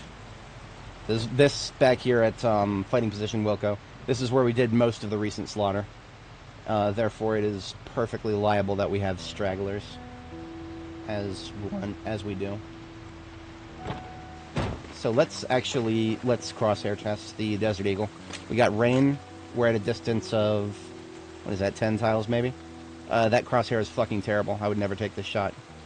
Especially not with a caliber as, I don't want to call it rare.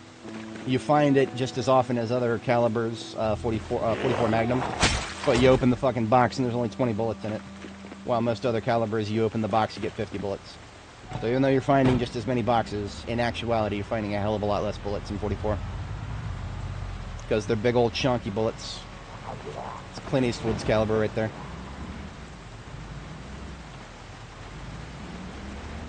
We drove past one moron just now. We need to get out and kill him, and there was another one to the south.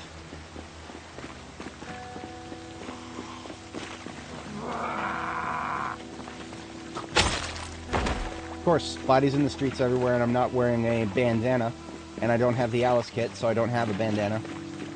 Just, it's alright. There was a second one down here somewhere. He'll make himself known, I guess. I need a drivable path through this area, and I kind of left myself a drivable path. It's kind of not perfect. Whenever I go into, okay, I can just kill most of them in the street mode, I make a fucking mess. I really should just kill them all off the side of the road.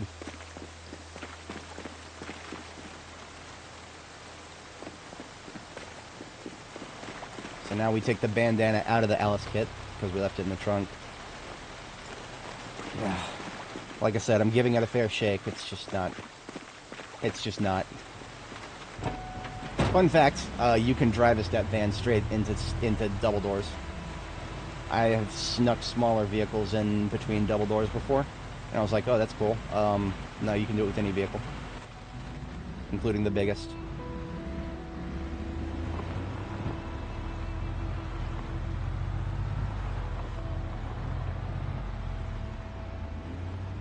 Now, of course, navigating in a place like this, well, where do my headlights go? I can't fucking see anything. Vehicle headlights are just, they suck for indoors. This isn't even worth it. This isn't even worth it. I'm just going to back up like I did last time and put the trunk so that I can easily access it.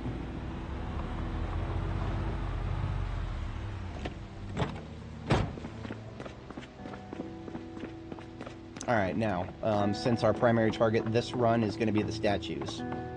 Statues weigh 40 encumbrance. In order to pick up statues, just like you're picking up a fridge, you got to clear a whole bunch of room in your inventory so that you can fit 40 encumbrance. So that means basically all of my guns.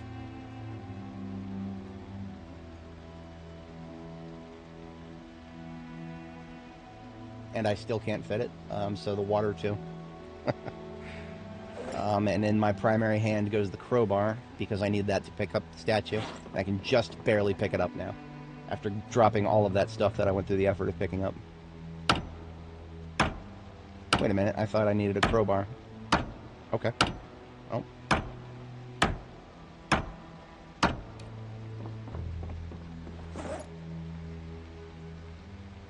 put that away then. Now, I am extremely over-encumbered. I'm not going to get into any fights.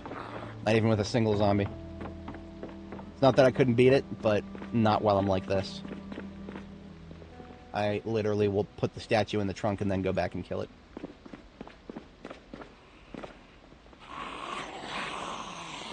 That's right, bitch. I'm talking about you.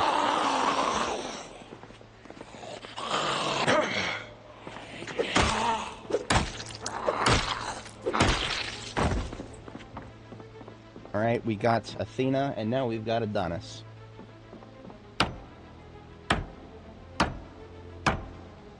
Nice. Very chiseled, as it were.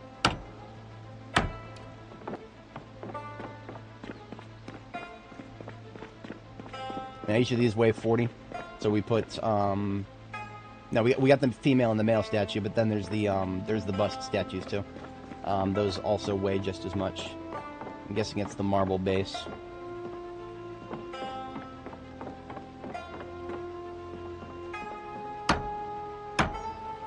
Oh, what is that? That's a generic Greek guy with a really nice curly beard. I don't recognize it specifically.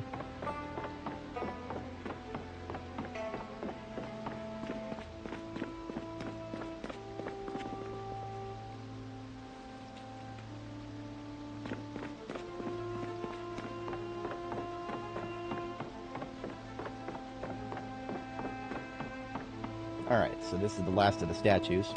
Once I pick this one up and get it in the trunk, I can put my gear back on.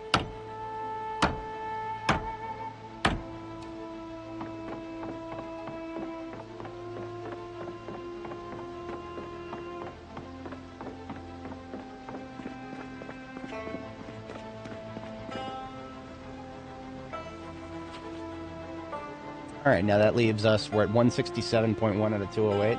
So that's basically just 2 more paintings. Seeing as all of these paintings are the ones that weigh 20 encumbrance. Like, so this one right here that's in 3 parts, literally couldn't fit it. This one right here that's in 2 parts, yeah, we're taking this one.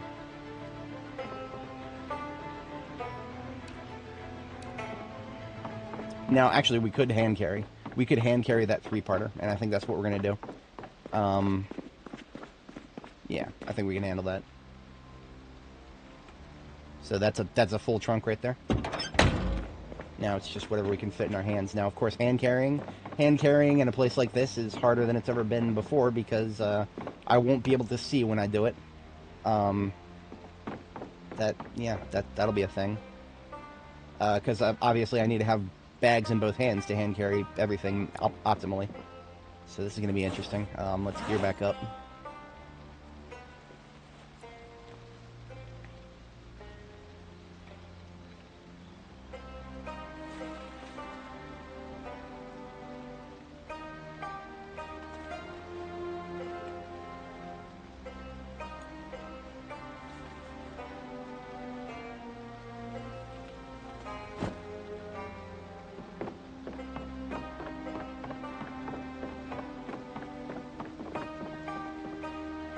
I still haven't figured out exactly what this is supposed to be. I'm still thinking Orc from World of Warcraft as Santa Claus, and he's squatting for some reason. That's what I'm getting from this. That's the only piece of artwork in here that's actually made me think. Like, I look at it and I'm like, okay, what actually is that? This looks like a bunch of dudes on a rat. I'm about to make a very politically incorrect joke. This looks like GDP entering Great Britain. Sorry if that offended anybody. We have very hot takes here sometimes, once in a while. Okay, we've got painting in our main backpack. Like I said, this is a 3-parter. This is a 3-parter, so each of them weigh 20. So there's 20 in the main backpack, 20 in the handbag. Now we pick up the last part.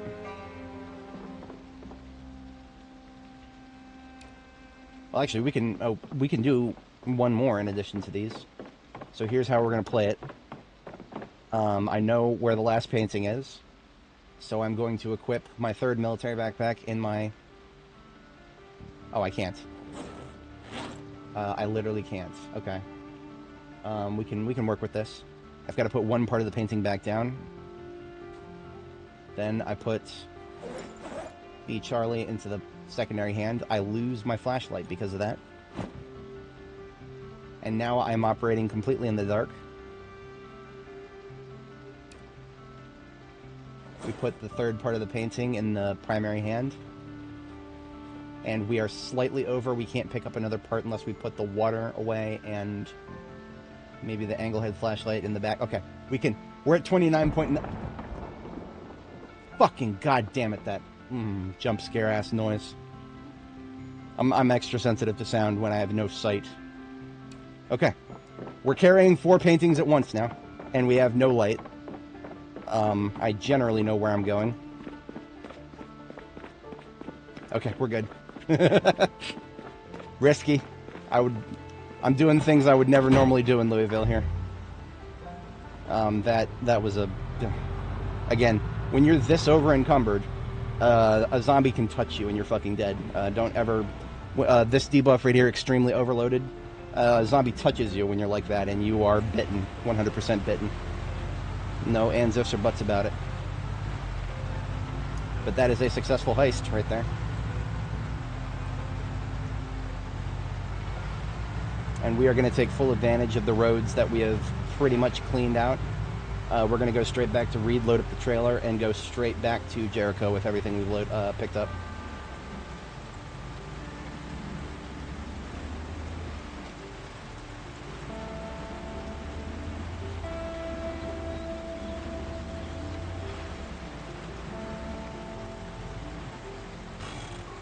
Last time we forgot to pick up the trailer. Not this time, Satan. Don't ask me how I am doing this. Attaching a trailer while my hands are so over encumbered that I have 0.02 inventory space left to work with. You're witnessing peak Zomboid logistics right here in vanilla game. We've got a perfect step van with a perfect trailer. And in our hands are the best backpacks imaginable. And we've shoved everything else into our inventory. You'll never move more stuff at once without mods.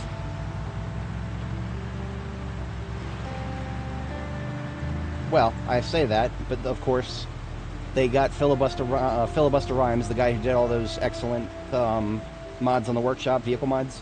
They got him on staff now, so who knows? Maybe we'll actually get a semi-truck in the vanilla game someday. I don't know if they'll let him do that, but I really hope they will. Some of the, I mean, I already mentioned earlier, some of the modders that they've hired onto staff, they've just literally just let them do whatever the fuck they already were doing.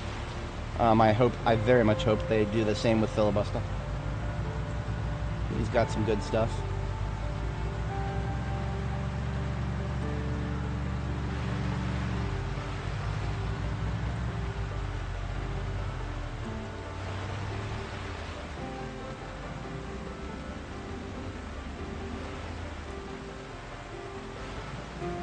We've actually passed so much time that I need to go back into weight gain phase soon here. I'm at 76 kilo, and I don't want to fall too far below 75, so that's something I'm thinking about now in the medium term here. That just means I need to start adding a lot of calories to my food and not burning them quite as fast, ideally.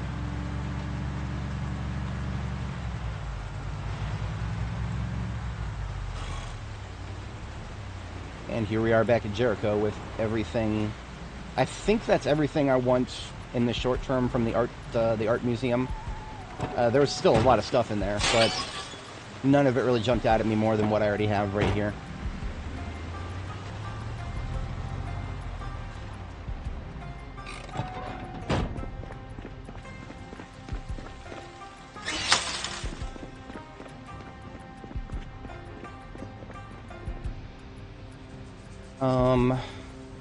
Well, this is interesting. I've got so much stuff on me right now that I need to start dumping it somewhere. Okay, so I've actually started filling up. All of these red counters are completely full of art and just a little bit of other things. We're just gonna do the same with the blue ones now. Oh, I can't. I can't. The blue ones are full of furniture. Fuck.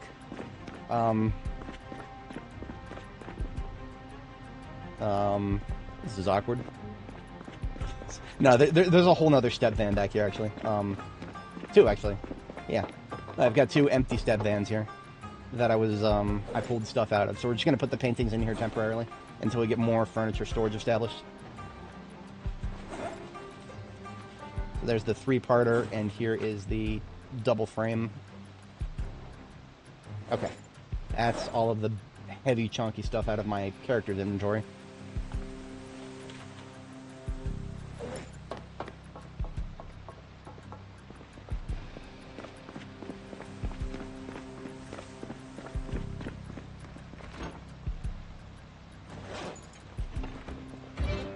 Looks like we're back to eggs for a minute.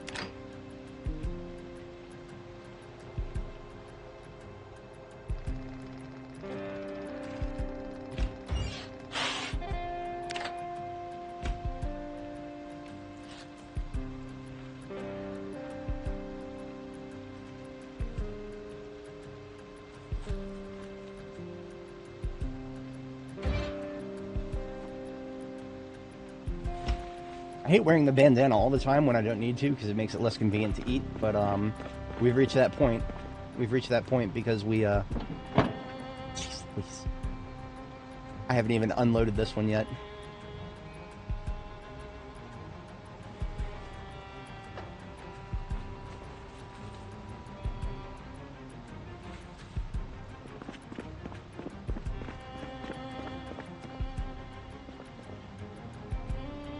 There's actually nothing particularly special about these leather-bound books. They're the same as hardcovers, but they weigh the same, and they are the same books, generally speaking, but I guess it just looks cool, visually.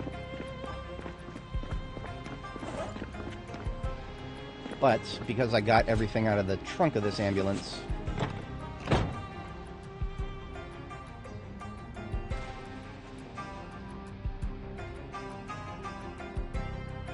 I can now put this ambulance into the garage that's out of the way. We are technically making progress. We're getting vehicles unloaded.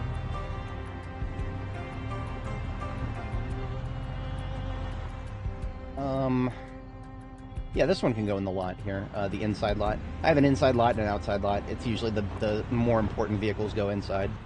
The less important ones that are don't have as dedicated of a purpose, they can just stay outside. This is supposed to be an outdoor garage right here. This is where I bring... If I need to replace my windows, my glass work, I'll just mosey on up, drive here, park here, and there's all the replacement front windows and side windows that get bashed up. I have this one parked up here because it is full of metal, and that's how I remember that this one is full of metal, because it's next to the rest of the metal, as it were. We're going to have a lot more of this eventually, because we are going to fight our way... Like, one of our medium to long-term goals on this, in the context of this stream, Wilco right here, this is where the art museum is. We're pushing beyond this all the way up, and our RP goal, I guess you could say, is to hit the Clark Memorial Bridge. See how far we can go up there. The little black X that was on the map there, that indicates the start of the burned vehicle roadblock. You know how almost every one of these checkpoints has like a bunch of burned vehicles in front of it. This is this X indicates where the blockage starts. So everything from here onwards is just like covered in burned vehicles, and every time we rip one of them apart, we get a whole pile of stuff like this. So, yeah. I don't always carry it all back with me, but when I do, I dump it here.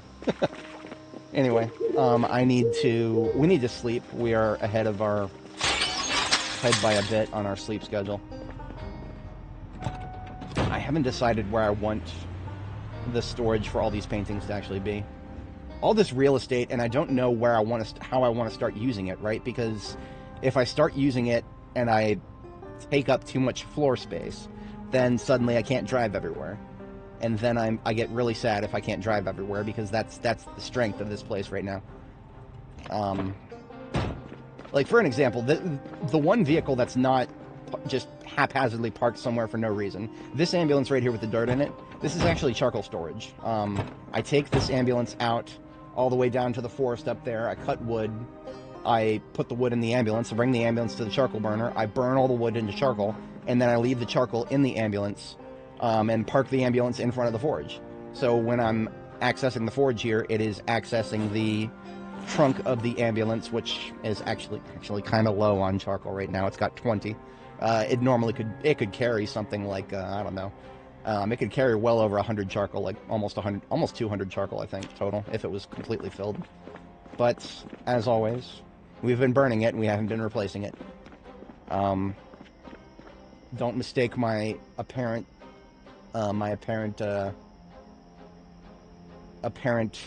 strategy for any sort of actual long-term thinking.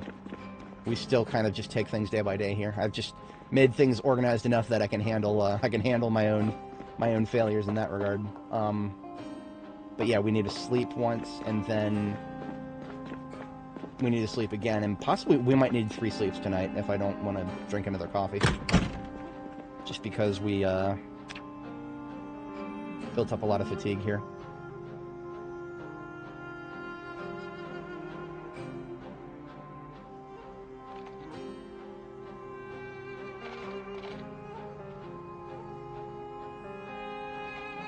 Oh, we're actually surprisingly okay on lipids. Okay, so you want to put on weight in Project Zomboid. There's calories, and then there is carbs and lipids. Lipids, I think the UI actually shows it as fat, but the internal name is lipids. Calories determine whether you are gaining or losing weight. Right now, we're at the floor of calories, because we have not been eating a lot of anything that has calories in it, and we've been burning tons of calories. So we are losing weight. We're cooking off all that weight, that all the fat we got stored in various places in our bodies. We're cooking that off by all the work we're doing and not eating enough calories to replace it. So if you want to put on a lot of weight, you've got to eat some stuff that will get your calories out of the deficit that you're running. Like right now, the floor is negative 2,200 calories. So if we want to get into weight gain, first we have to stop weight loss by eating at least 2,200 calories. Then we are neither gaining nor losing weight until we get to a surplus plus 1,200 calories. When we're over 1,200 calories, then we finally start gaining weight again. And at that point, whether you're gaining weight or gaining weight rapidly is determined by lipids and carbs. If you have at least 300 lipids, then you will start gaining weight rapidly at like a 2 times rate. If you don't have lipids but you have carbs at the same number at plus 300, then you will also gain weight at a 2 times rate. You can gain weight even faster at a 3 times rate, and that's if you have at least 300 carbs and 300 lipids. Very, very rare thing to pull off, because usually, let's say you're eating a lot of junk food, ice cream and cereal and chocolate and whatever, that's carbs. You're going to get a lot of carbs. Lipids you'll get from your, adding butter and margarine and stuff, or just a lot of the veteran Project Zomboid players, myself included, I've done this many times, just fucking eat a stick of butter. And why do people resort to just eating a fucking stick of butter? Because it's the action economy in this game. They've increased day length to 90 minutes. They still have not solved the fundamental problem of doing a 1-to-1 nutrition simulation in a 1 to 16 time simulation. It's always going to feel wrong. And, I've bitched about this before on the Steam forums. So many people are like, this feels wrong. Here's why. And then you get the big brains crawl out of the woodwork. The big brains come in and they're like, actually, the calorie, if you look at the calories is exactly how it would be in real life. And walking and running and sprinting, actually, the calorie burn rate is exactly the same as in real life. So it's realistic. And not a single one of those fucking midwits, I'm just going to call them what they are, the midwits, not a single one of them thinks about the time simulation. It just doesn't make sense to have a 1-to-1 nutrition simulation and a 1 to 16 times. And that's one of the reasons this feels so weird. Like, it would not feel as weird if, we had if we had a 1-to-1 nutrition simulation and a 1-to-1 time simulation. Well, a lot of players would get bored with the lack of being able to get through a single day without putting 24 hours into nobody would want to do that. So you can't fix nutrition just by making the time simulation 1-to-1. You've got to do something with nutrition. And I'm going to be real with you guys, the devs have not touched nutrition significantly in a long time. They have adjusted calorie counts in food, but how the actual nutrition system works under the hood, they have not, I don't think it's actually undergone very significant changes since Build 41. All the same principles were there. The calorie deficit at the floor, the ceilings, the thresholds for weight gain and loss. I do think they kind of messed with the calorie counters for, the calorie burn rates for certain activities. I do think they fucked with those a little bit. But again, all of that's band-aids until you address the time elephant in the room. They haven't. I don't know if they will. I don't even know if their decision to make the default game day length, when we started this character on 42.10, they changed it from 60 minutes to 90 minutes. I don't know if that change was actually motivated in any way by the nutrition system. It may have been, but I mean, the devs don't fucking talk to us. We're lucky to get like a very well edited article on their blog every once in a while. It's not written directly by the devs, by the way. It's written by their community managers. Usually NASCO. I don't know if NASCO does other. I actually don't know exactly what NASCO is. Is he a community manager and a dev, or is he like one of those just a community manager? I have no idea, to be honest. I think some of the community managers are just community managers, and some of them do other things too. But I know that NASCO doesn't do what Sully does, so they're definitely at different tiers. I've poked fun at Sully in the past. Sully is the one who deletes your Steam posts if you get too mean. I was a little bit mean at one point, not even to Sully or anybody relevant. I was poking fun at one of the 7 Days to Die developers coming over and doing exactly what I was just mimicking, doing the actually on the calorie counts. Well, Sully didn't like that. The mods protect their own, as it were, even if it's from different games. So we are starting to unload the shotguns here. I think between these two crates, we should probably have enough room. It's going to be cutting it close. The trunk of this ambulance is about equal to 2 of these storage crates, and the bottom one in the shotgun stack is already full. So I think it's actually going to be it's going to be pretty close here. It's going to be pretty close. For anybody joining, welcome. We are finally unloading some stuff that we have brought to our central base of power here in Louisville. I have many bases in Louisville, actually. I've started to way more than I can keep defended from respawns, to put it in those terms. But I have mostly consolidated all of the stuff I brought with me and all the loot. Almost everything meaningful has been divided between this base, which is basically the primary crafting location, and the crafting location and like loot drop, and my forward operating base, the FOB, which is Reed, which is right here in the festering heart of Louisville at 1st and Broadway. Haven't updated the stream description in a little while. The stream description says our goal is 1st and Main. We've already reached 1st and Main and gone past it a little bit. Our new goal is now making it all the way to the end of the Clark Memorial Bridge. I just want to see what it looks like from the ground, right? I've seen it on maps before, but I just want to see what it looks like on the ground, how covered with burnt cars it is and whatnot. And then, of course, after that, that's not, we're not ending it there or anything. We're going to, the next stretch goal is the Grand Ohio Mall. And finding a way there that is going to make use of our current progression is going to be an interesting thing, to say the least, because we're going to have to go through a lot of uncharted territory that's going to be chock full of Zeds. And I don't think there's too much stuff I'm going to want to, fully clear on the way, right? I don't know if I want to fully clear the Louisville Expo Center. I don't know what's there. I guess I would be curious to see what's there, but, there's a lot of places in Louisville where there are way more zombies than it's worth fighting through. So you got to pick your fights, and you got to pick them very carefully. This Grand Ohio Mall, this would be our next step. I highly doubt I would be able to make it there this stream, because, well, I move very safely when I move. I move very safely. I move in such a way that I will not be getting large swarms of zombies coming up behind me whenever I stop to fight. And because of that, we move at a snail's pace down big streets that we're clearing. Contributory to that is that the average zombie count in this area is like, well over 1,000 for every map cell, but also some of these buildings, the ones I've put big skulls on, for example, this one with the 4 skulls had probably well over 1,000 between its first and second floor. They all spilled out of the building, and we killed them either on the road moving back down First Street, and I think we killed a good chunk of them in our fighting position here in Wilco. Wilco may have been positioned slightly poorly.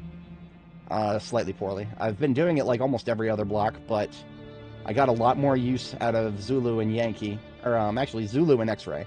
Zulu and X-Ray so far have been the most I've gotten out of a fighting position.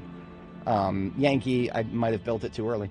I might have built it a little too early. If I could have gone straight from Zulu to X-Ray and just basically made a new fighting position every other major city block, that would have probably served me better. You could say that I skipped a block. You could say that I skipped a block between X-Ray and Wilco. Yeah, I don't know. There's actually several buildings here at Wilco that I could use Wilco for to great effect. They're all to the south, though. This building here with the six skulls on it, I don't know if I would ever want to clear it. It's a 17-story apartment complex. What do I have use for in an apartment complex that's 17 stories tall, with an average probably of anywhere between 200 to 500 zombies each story? Why would I fight through that other than just being like, hey, look at me, I cleared a skyscraper. It's I'm not here for bragging rights. I'm here to see things that are interesting. And 17 stories of residential doesn't sound very interesting to me. If I want residential, look at all this residential here. All these little houses here, they're all going to have the same shit that you're going to find in that 17-story apartment complex. I'm not just here for the loot, right? I'm here for the experience. I'm here for the journey. But the steps on that journey need to make sense. And it does not make sense to clear 17 stories of a building just that's full of apartments, right? And I wanted to put it to bed as to whether we would ever have a chance of like coming up on an apartment building that was like a survivor apartment or something. No, that is not a thing. It cannot be a thing based on the way the code works for survivor houses right now. And in fact, you know what? Since we're talking about it, it's relevant. I will show you guys exactly what the code looks like for survivor houses because I decompiled it so that I knew exactly how it worked because I wanted to rule this out. In the past, people have said that you can get like the March Ridge military apartments, for example, could have. Some people have said that you can actually get that as a survivor house, which survivor houses are like full of guns and stuff, useful books and whatnot. But what you're looking for is randomized building base.java, and I decompiled it with Fernflower on one of the online decompilers. Some of this is irrelevant. What we're mostly looking for is the isValid check. The isValid check is just a bool that parses through and checks the rooms. So for a place to be a survivor house, it has to have a bedroom, a bathroom, and either a kitchen or a living room, right? So it only really needs to have 3, a bedroom, bathroom, kitchen, bedroom, bathroom, living room. It doesn't matter if it has both a kitchen and a living room, that's fine too. And these are just the errors to return if it's in debug and it doesn't have it. It also cannot be this right here. It checks if it's a starting house, which is kind of funny because that tells me at least one person has had a survivor house as their starting house. I would be very interested to know if that meant that they literally spawned in surrounded by zombies. That would be pretty funny. But here's the critical bit right here. There is a check right here for VAR 3. VAR 3 is what we're looking for. VAR 3 is, it gets the rooms, how many rooms are in the building, and then it checks that against something called maximum room count. When instantiated, maximum room count equals 500. So if there's more than 500 rooms in a building, it is disqualified from any possibility of being a survivor house. which means every single one of these apartment complexes. No. Every single one of these big old apartment complexes will never be a survivor house with a bunch of guns and whatnot in it that would be very useful. So we know, just by looking at the code, there is quite literally no chance of anything other than residential loot, standard residential loot, in these massive 17-story buildings. So it's not like 7 Days to Die, you know. You see a big building on the horizon in 7 Days to Die. It's basically guaranteed to have a big old loot stash at the end of it. That, unfortunately, is not the case here. But after all of that yap, I actually do have to step away briefly here. I'll just be gone for about a minute and a half. I got to get some more water here, and then we will continue. We are actually going to have her sleep a third time here. The fuck? Oh, that's Athena. Okay. She was supposed to be in a different area. Okay, well, never mind. I'm not going to sleep right away. I don't know why Athena is coming in this direction, but I'm okay with it. Even though she's stressed right now, she still trusts me, so she will still come when I yell. Fun fact, if an animal trusts you, they will come to you when you yell. If they don't trust you, they'll run away. That's why all the ones in the pen are trying to come towards me, even though they can't. But I don't have a rope on me right now. And I'm just trying to bring Athena back to where she's supposed to be. You know what? She's stressed, and the game is glitched out when I've tried to pet her recently. Let's try it again. Nope, it still does it. Yeah, the March Ridge ones. That's I've heard that before. I'm guessing that the ones in March Ridge must just be below that maximum room count. But yeah, I don't know. I've not heard anybody say that they've seen that lately. But yeah, this just means that we can't pet Athena, which means she is probably going to be stressed for the rest of her life. Which means she's probably going to become a burger later on. If I can't do anything else with her.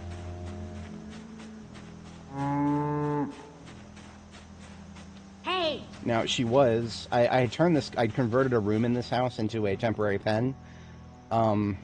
Which works great until she finds the door. Because she is stressed, she'll start smacking the door if she gets up next to it. So we basically we've had to rebuild this door twice already. And we're probably going to have to rebuild it again. You didn't find normal survivor loot. Now that's interesting. I don't know what to make of that. I am not sure what was going on there. But I have definitely heard before that the you can actually get a whatchamacallit, you can get that place as a survivor house. We need a new doorknob. Athena destroyed the door, and this time when it got destroyed, the doorknob was gone. So here's another doorknob from the neighboring house. Are there any other door parts on the... Yeah, I'm just gonna take a few spare door parts and leave them on the floor. She's gonna break the door again. It's a question of when, not if. The random animals just randomly walk around, and when they're super stressed, if they walk somewhere and there's a door in front of them or something they can attack, they'll attack it.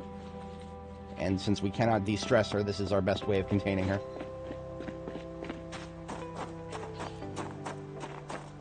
She is surrounded by invulnerable walls, but unfortunately we've never been able to get away with the, Am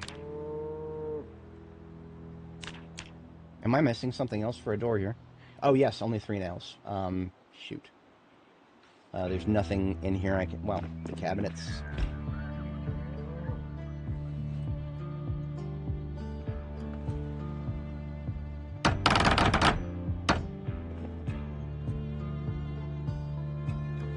There we go.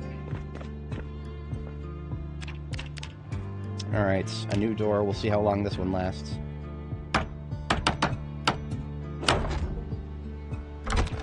This time I'm going to... I don't know. Again, I can't just push her in the corner and have her stay there.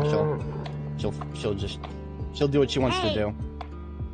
And eventually what she wants to do is going to be go in this direction and smack my door.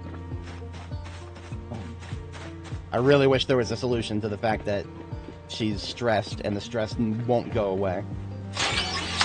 She never should have been stressed in the first place. It was some stupid random glitch that caused her and the other bull that I brought to get stressed. Almost nothing differently was done for the rest of these animals, and they did not get a single bit of stress. They were all completely calm. In fact, when I brought these animals first, the first run, I brought the younger cow there. I brought the younger cow and the chickens all at once, and while doing so, I got out to kill zombies multiple times during that first trip, and these guys never accrued any stress. The other one's super stressed, and I don't know why. The inconsistency really frustrated me that when we dealt with that situation. But there's, you know, unstable beta. There's only so much you can do. I'm not beyond going into debug mode to de-stress Athena, but that is effort. That requires effort. I'll have to put effort into that at some points, and right now it's a little bit hard to convince myself to put extra effort into the cows after they got broken on me like that. Okay, so like I said before, I do have to step away, but now we have gotten a sleep in. BRB about a minute and a half here.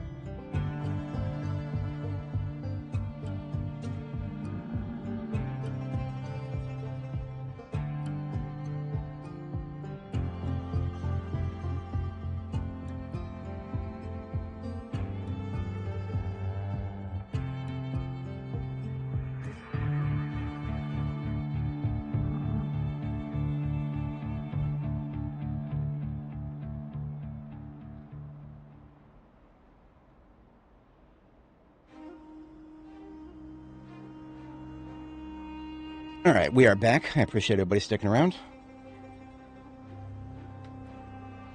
Acquired some more water.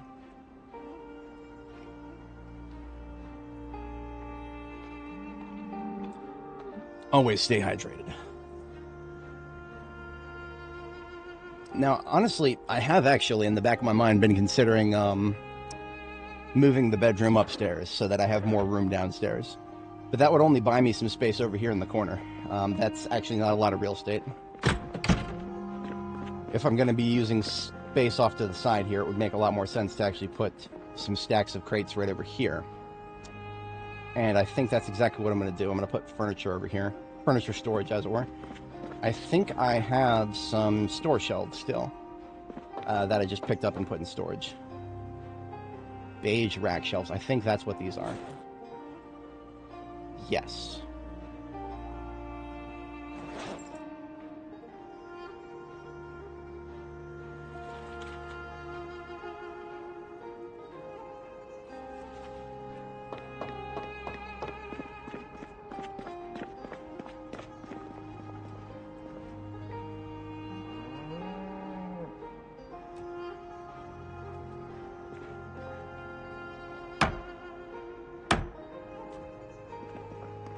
Each. Okay, these are really small. These are really small. These can only store 26 each. That's almost small enough to be useless. I'm just gonna break it apart. That was not even worth the effort to move it out here. I don't even know why I put that into storage. Maybe I was going to use it for cosmetic purposes at some point, but we're not there yet. We don't have time for cosmetic when we're trying to get everything crated up. I do still have planks over here. I don't think I have too many more shotguns to put away. In fact, I think I am. No, I've got shotguns in the passenger seat because of course I do. After I get these out, that is this ambulance completely emptied. So there's another one for the parking lot.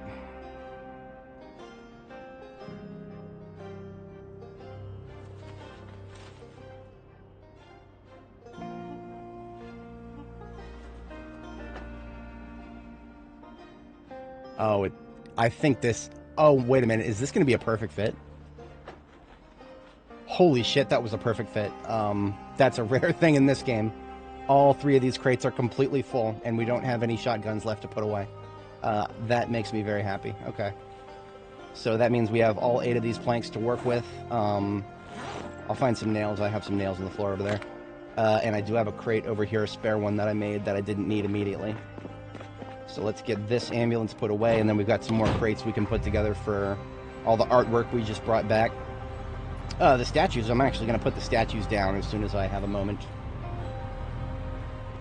Now that I have multiple ambulances, I'm going to go ahead and start putting them outside as well.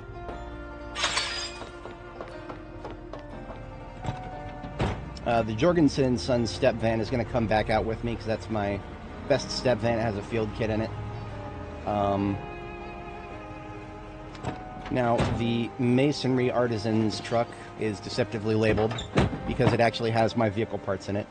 So that actually needs to stay here in this exact spot. Or maybe, no, I'll move it over 1. I can afford to move it over 1. And then I can put the ambulances on this side and the fire and rescue trucks on the other side. Yeah, this is alright for now. I could make more parking over here if I wanted to. It would just take some gravel. That's alright. I don't mind putting effort into Jericho Base here for cosmetic and functional purposes, but not yet. That if I was going to do gravel of any sort, that would be a low priority task at most. So the trunk of this vehicle will also empty. I think this will probably end up becoming a metal storage as well. I do like vehicles with light bars on them a lot. I don't know if you've noticed the consistency here. It's either vehicles with light bars or step vans. Step vans have got the best storage. Vehicles with light bars, obviously very useful for the light bar itself.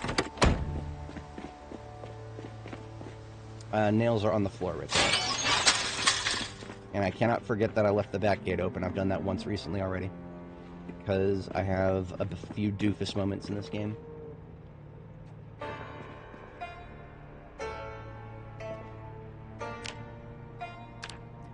I regret to inform everybody, if you weren't already familiar, these wooden crates that I'm building, they're still the best and only, basically the only choice, realistic choice for storage in this game.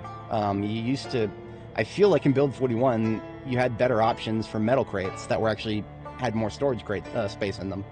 Not right now. In Build 42, the metal crates are broken, I think, in multiple ways. For some reason, when you try to build them, they only build, like, where they should build on the floor, they build as if they were going to be on a second in a stack. It's really weird. I don't know why that's happening. And their storage space is the same as the fucking wooden crates. So it's literally a waste of time. Unless you happen to be one of those rare people who have a lot of high skill in welding, but no skill in carpentry. Almost everybody is going to have a little bit of skill in carpentry in this game if they're going to be playing it long enough. So that is only half full of nightsticks, and what I need to do is just leave a couple on top of it so that I remember this is where all the nightsticks are. There we go. We need to eat because we are hungry, and I've been bad about keeping up with that. We've eaten all of our loose food. I actually picked up some chips.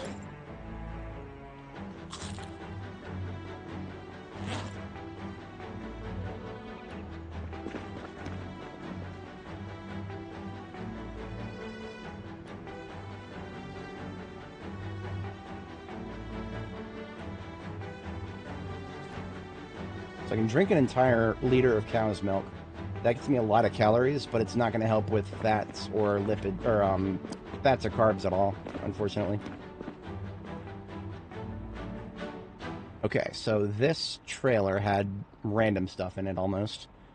A sword that I need to repair, a firefighter axe head that I need to break down for materials, building materials, gravel and sand, iron pipes that need to go over to the welding station, a compost bag that needs the garden outside, and then the painting. Do I have... I think this is one that I finally have 2 copies of. It's a very rare one.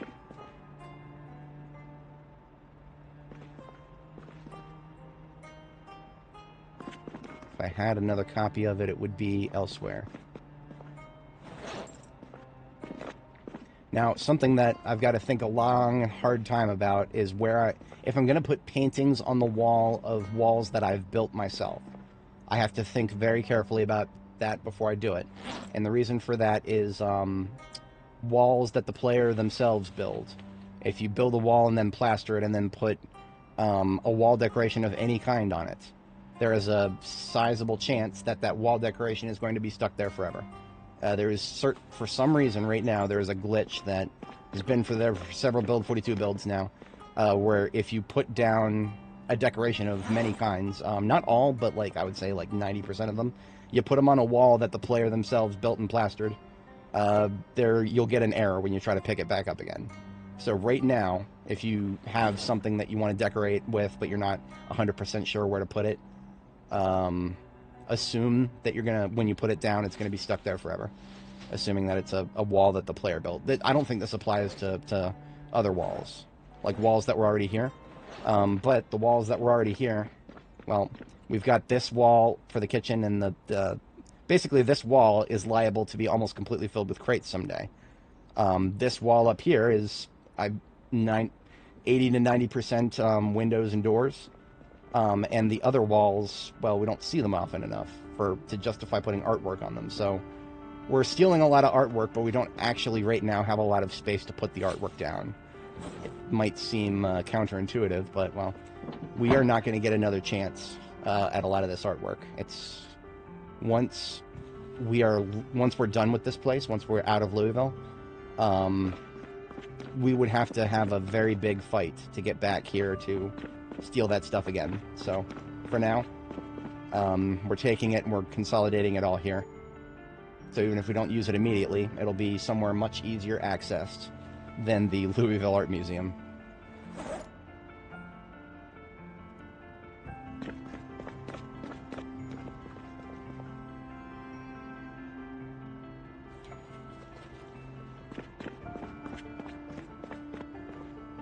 Alright, now in order to move those the busts and the statues, both of them are, they're all basically as heavy as refrigerators. So if I want to be able to pick them up, I actually have to drop everything I'm carrying. Because I'm going to be dropping everything I'm carrying, I'm going to go ahead and use this opportunity to put my, why can't I favorite everything here? The game won't let me favorite things right now? Okay.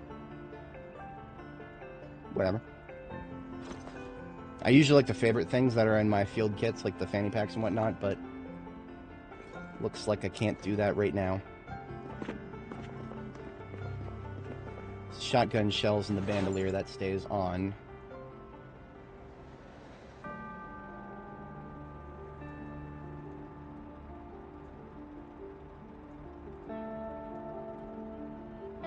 There we go. Okay. We can now pick up and put down these big statues.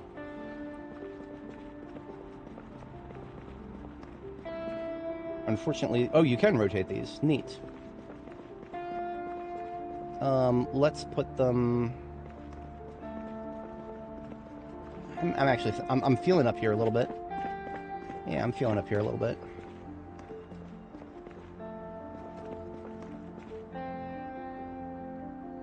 I need to put them somewhere where there's a low enough chance that, okay, a zombie could break through one of these windows, and then, if they break through one of these windows and there's something blocking their path, they'll attack it.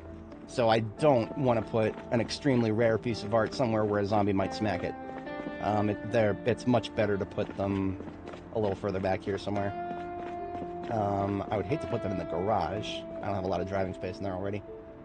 It's just here for now. It's fine. The busts don't take up as much room. The statues take up a lot of room.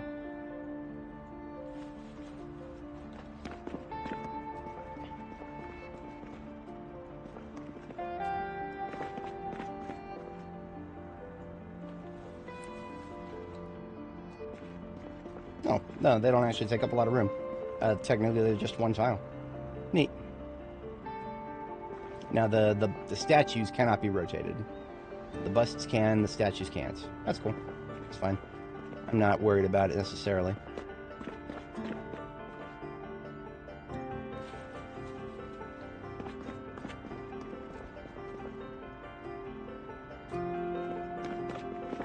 Yeah, I don't really need to think too hard about where I put them. They just need to be somewhere that's not in an inventory, that's not in my way. So now, I do still have room in these crates for a couple more paintings. I'm going to transfer a few of them from the other area. We've got 70 in each of these, so really I can only fit 3 paintings anyway.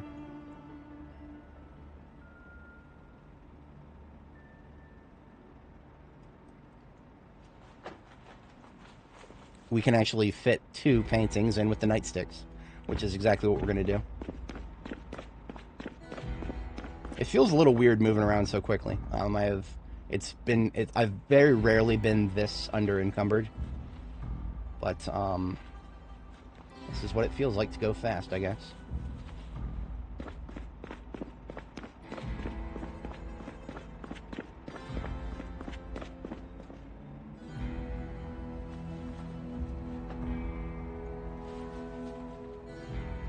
It's 3 paintings for one, and we'll do 3 paintings for another.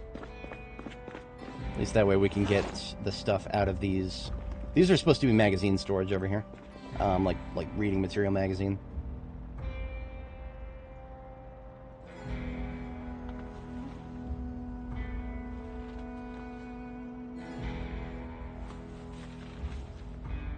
How about... Can I put them on the wall in front of... I can. Okay, that's what we're going to do. I think, what is this? This is Birth of Venus. I forget exactly which painting this is. I'm not an art buff at all. But I think we have room to put it over here at the forge. And this is not a wall that I built. This is a wall that was here already. So we'll be able to pick it back up once we put it down here. Nice, nice. Yeah, I think this is the lower half of Birth of Venus. I don't know if the upper half exists. If there's a second floor to the art gallery that I didn't see, I couldn't see it. I'm gonna do the same with these 3. We've got another 3-parter here. I'm gonna do the same with this one. Or is this a 2-parter? I think this is a 2-parter. If it's a 2-parter, I can probably put it in the kitchen, maybe. Can I fit it behind the oven? Yeah, that's right. I'm going to put valuable one-of-a-kind artwork behind my oven. Nah, I can't fit it there. Put it behind that. I can fit it in front of the silly poster. Alright, you know what? We can move the poster.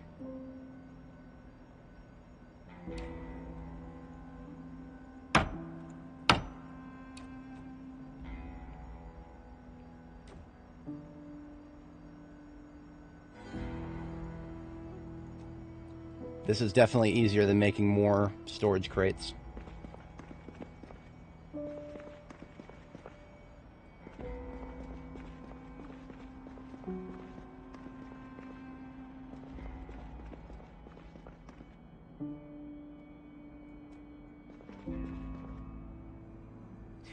For some reason, the citrus sign is really sensitive about where you put it. I think we can fit it above this here. This will work.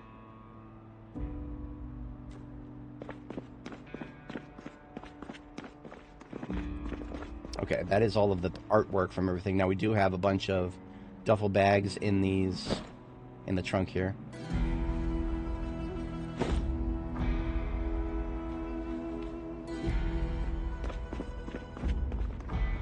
and this is all just regular RGB loot.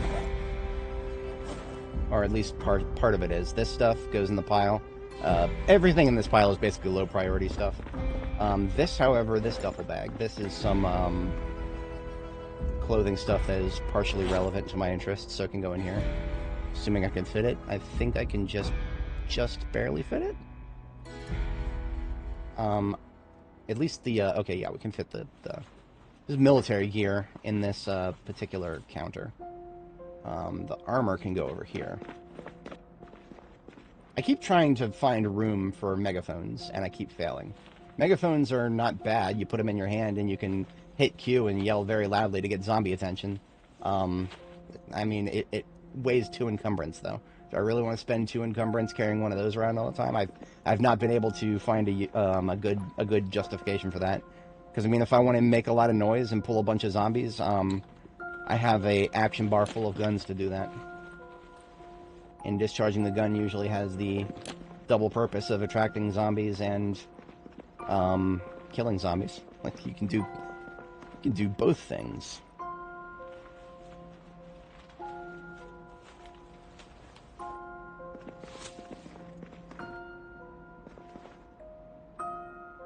These conveyor belts, I wish they actually did something.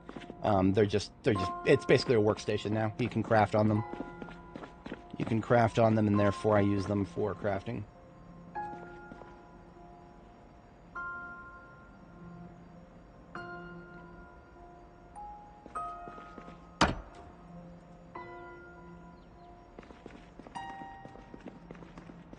This duffel bag actually has furniture in it. When I say furniture, I mean a bunch of gym mats. Gym mats are really lightweight, so I can actually carry around like 12 of them. If I wanted to make the ultimate workout room, that I'd probably bring that all the way back to Riverside for that.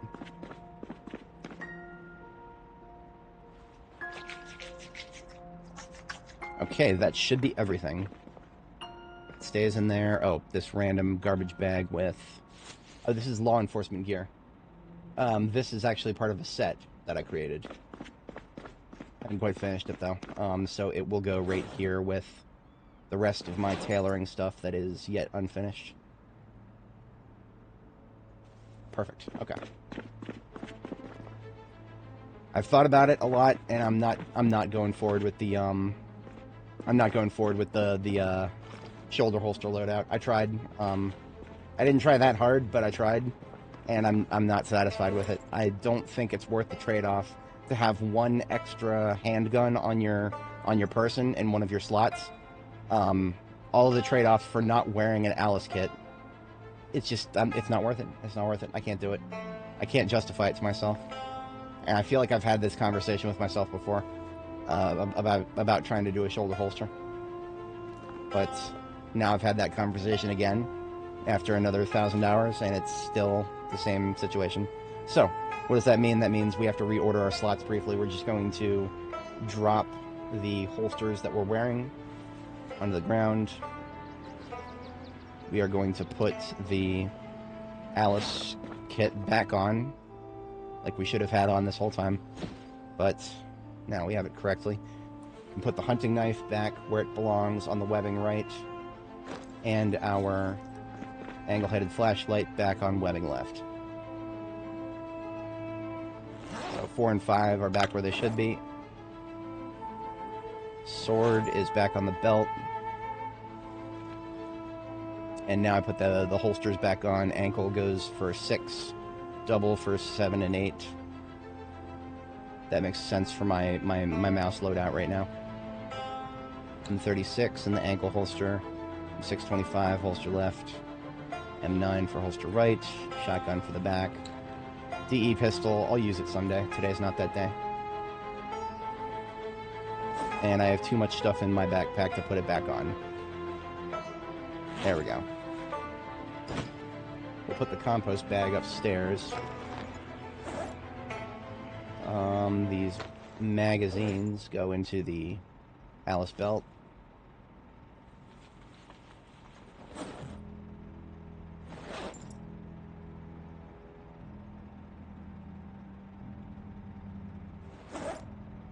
This sword that I've been carrying around in my backpack, I need to break it down and reforge it. I'm not going to reforge it immediately. I'm just going to break it down and put the blade on the ground over here with other things that are slated to be reforged, to include this firefighter axe head. Sadly, we cannot reforge firefighter axes. What we got to do is you got to pick the axe head, ideally before it breaks, smelt it down into steel, and then use that smelted steel to turn around and make an axe head. And that axe head will not be a firefighter axe head, because you cannot make firefighter axe heads. You can make a functionally equivalent one. In my humble opinion, it looks uglier. And there's also a really weird thing where the model makes it look like it's longer. The model makes it look like it's longer than the firefighter axe, but it's actually not. The reach of both the old axe, that's what it's called, the old axe and the firefighter axe, the reach is the same, but the old axe looks like it would be longer, and that actually fucks me up in combat. So I don't like using old axes in combat. So we stick to firefighter axes here. We found so many that that's not a problem, but something we need to keep aware of. That means we are more or less done with Jericho Base for now. Completely emptied the hauler. That is good to go. The fridge has no perishables in it.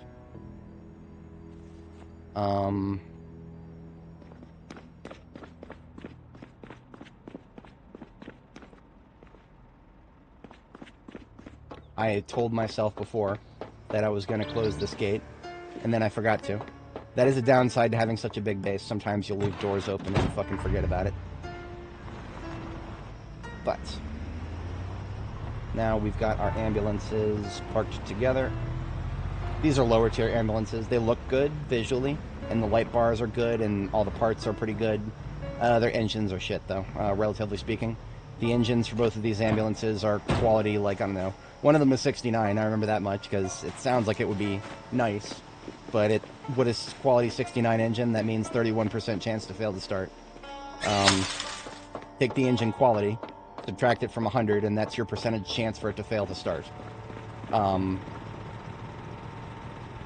We don't fuck with vehicles that have a double-digit percentage chance to fail to start, except as, like, you know, just dedicated storage, for example. I very briefly had a heart palpitation when I saw the statues. Jump scared myself there, as it were. But yeah, all that loot that needs to be sorted, fuck that. I've got better things to do. It's a Friday. It's a Friday. A lot of people are on YouTube on Fridays. People who don't have a lot of time to watch me do the boring shit during the week probably want to watch some more interesting shit. So that's what we're going to do here. If you guys actually like logistics, if that's what you're here for, my streams are always available for replay. Sometimes I will sit here and just yap to myself while doing logistics for very long periods of time. That is not what we want to do on weekends. On weekends, we want to do some more fun shit if we can manage. Generally speaking, I'm always going to do what feels like the best choice of action, unless I get sidetracked really hard. I am not beyond getting sidetracked. I left this axe here in case I needed to do more wood chopping in this area. I think we're done with wood chopping in this area. It's close to breaking, but whatever. I use them until they break because, yeah, no reason not to. Last chance, I'm going by the infinite water again for a minute. Might as well.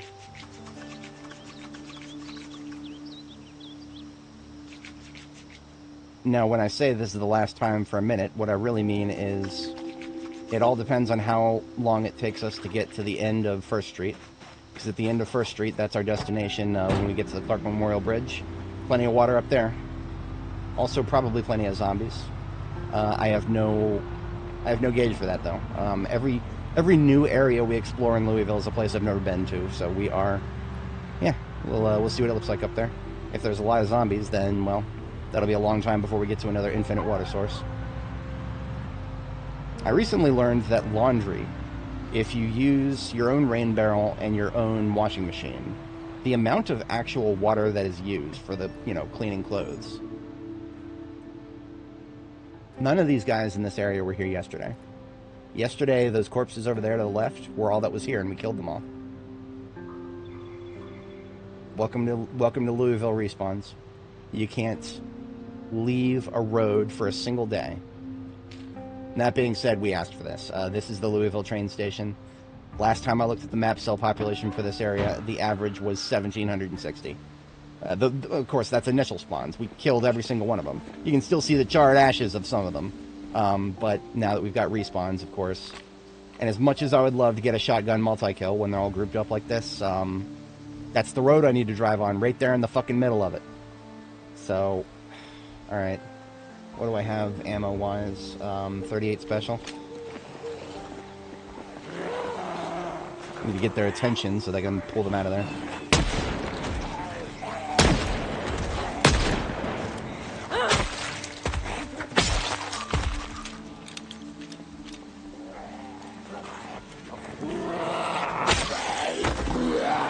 Don't ever mistake my disinterest in killing respawns as a disinterest in killing zombies. I am here for the combat, 100%. But combat hits real different when it's respawns. Because, I don't know, there's just something in the bottom of my brain meat telling me, you've already killed these fuckers. I've already killed all these fuckers.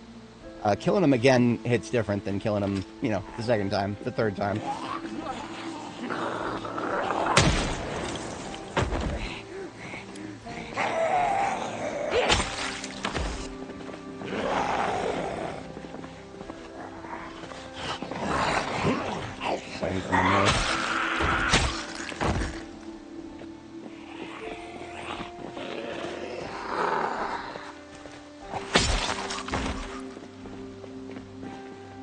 So that axe we picked up, that's close to breaking.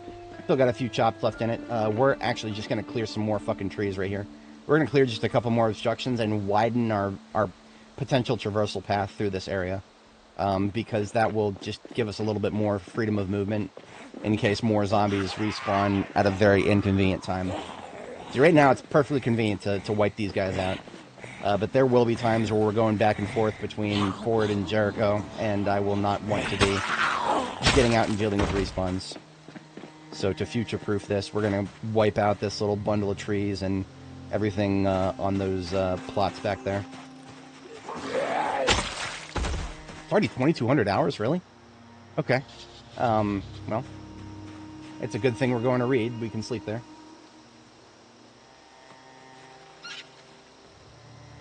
We're not tired yet because I've thrown off my sleeping schedule significantly at this point.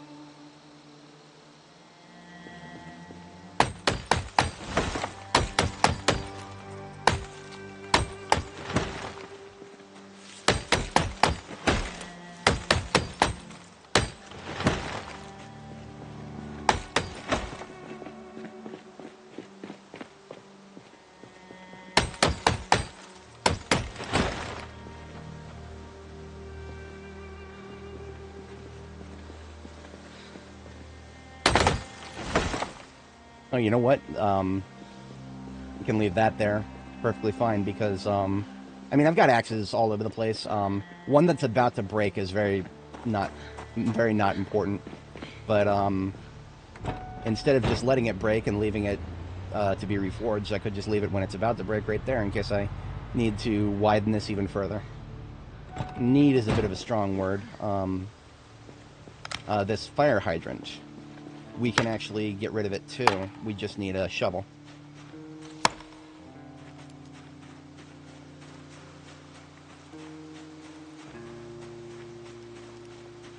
Fun fact about the wilderness overgrowth system in Project Zomboid, it only applies to the first year. We're in our second year right now. It's May 17th, 1995 at the moment. The wilderness overgrowth that we have seen in Project Zomboid, that a lot of players will see, it only happens between like August and December of the first year. We've already gone through August and December of our second year and nothing. August and December of 1994, nothing popped up. So basically everything we're seeing is just the result of the first year of growth. I'm perfectly okay with that, but at the same time, it doesn't actually make sense. We were looking for the entrenching tool. Put it in my primary hands. We can move the fire hydrant, and then we can move the trash can as well. Just just gotta kill the stuff in it.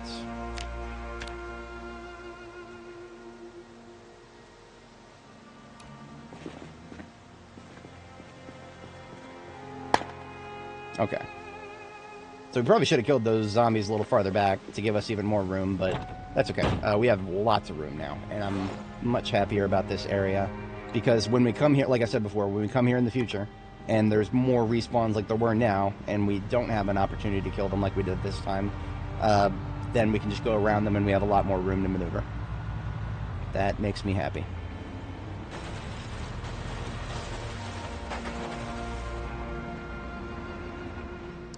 We do have the gas station right over there to the right. We don't need it right now. We have got about 3/4 of a tank.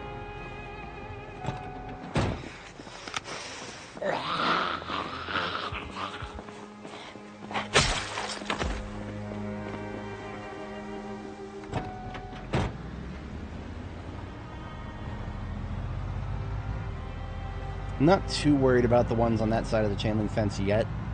Eventually they'll wander to this side and they'll become a problem, but for now, they'll just get stuck on the fence, and it's all a question of how much attention span they have to come at us before they get stuck on the fence. The fence smacking, the fence smacking behavior of zombies right now is really... I hope they improve it. That's all I can say about that. I hope it is still a work in progress that is yet to be improved, because right now it sucks. Anyway, Reed office building, lovely place, befitting of its name. If anybody doesn't get the reference, my IRL name, my last name IRL, my surname is Reed. That is congenital to my interests. This trailer that we have here was actually originally intended to be a welding trailer. So all this random stuff on the floor right here where we're backing it up, that's just all welding equipment that would otherwise have been in this trailer. And some of it will go back into the trailer, while the rest will stay on the floor, because what we're going to do is we're going to need that trailer. We might need the trailer and the van as it is, but I don't know that for 100% yet. Sometimes I just like to take the trailer out with the ambulance, because the ambulance is constantly almost full, and I would prefer to have storage space sometimes, so I just carry around the trailer and there's storage space. As much as I enjoy these lights out front with the green bulbs, they have been pissing through my green bulbs. Like, absolutely pissing through it. Like, we've got 38 right now, but at this rate, we're gonna burn through them within like 3 months, maybe. I don't necessarily expect to be here in 3 months, but I also don't like ruling it out, so I don't know. We are eating something small, maybe just a bite of kale.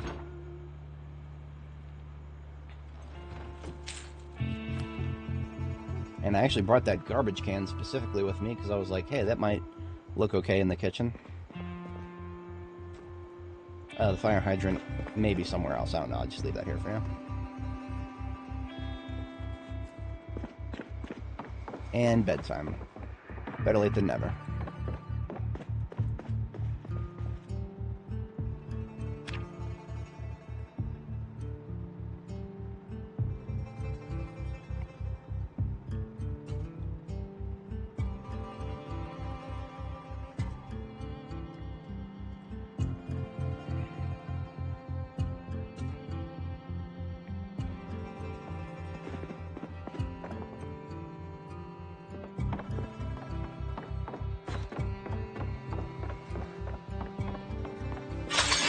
Now, the respawns in this area have actually finally crept up on our actual base here, Reed Office Building. I have noticed a couple of them kind of mosey up, mostly from this direction. So we're actually, as an overnight activity, we are going to do a brief patrol back here. Just a brief patrol. We're going to go around the block pretty much, just survey the townhouses here, see if anything is creeping where it shouldn't be.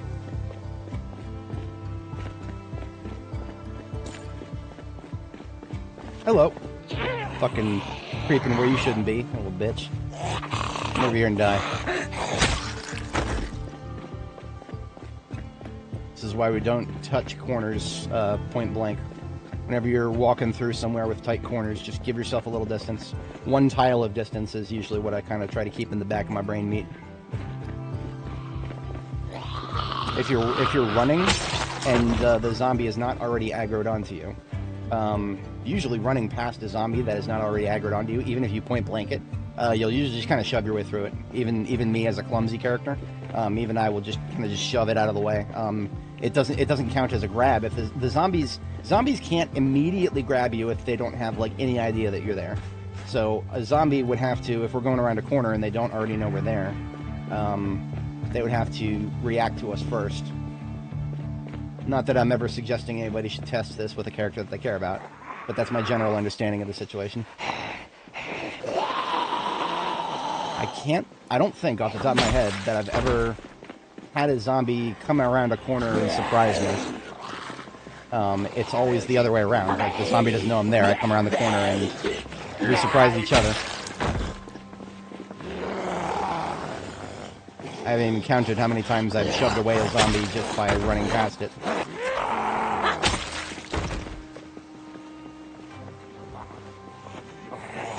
Now here's something that I wasn't thinking about. We're wearing the leather jacket, and because we've been running around in the leather jacket, we're sweating so much that we're at risk of being sick. You see the red moodle in the top right, the darker shade of red than the other red ones? That is a tier 2 wetness moodle, and that is because we're sweating. So the leather jacket needs to come off. And I don't know if I'm going to be putting it back on at all at this point. If it's warm enough for me to just run around early morning like this and get to stage 2 wetness, I think our leather jacket days are over, boys. It is May 18th. That kind of makes sense. Feels a little early, but yeah, that's fine. And especially, we're playing a lady. I know my audience is very heavily male, but ladies have a tendency to get a little colder, a little faster than guys do. So I feel like the leather jacket days shouldn't be over quite yet, but, well. Fun fact about this game, there is code under the hood for men and women to do things differently in this game, specific to nutrition. Like, there's actually like a fat burn rate that is different for women, a different starting weight, several different things. But the code that checks whether the player is male or female doesn't run. So functionally, from a nutrition standpoint and every other standpoint, everybody might as well be male. Which I find that to be a little silly. Whenever I'm playing, like, one of the ways I like to think about games is if it's a first-person game, then I make my character male, because, you know, I'm a guy. If I'm going to be playing, like, from the first person, then I am that guy. That's an extension of me. When I'm doing, like, third person, or like this, top down, I think of them as a separate, discrete character that I just am in control of, right? So that's usually when I like to play female characters, because that way I don't have to, like, not actually, like, LARPing as a female. I'm just, you know, telling her what to do. She is a separate and discrete entity who just happens to follow my every single command. So, fog today.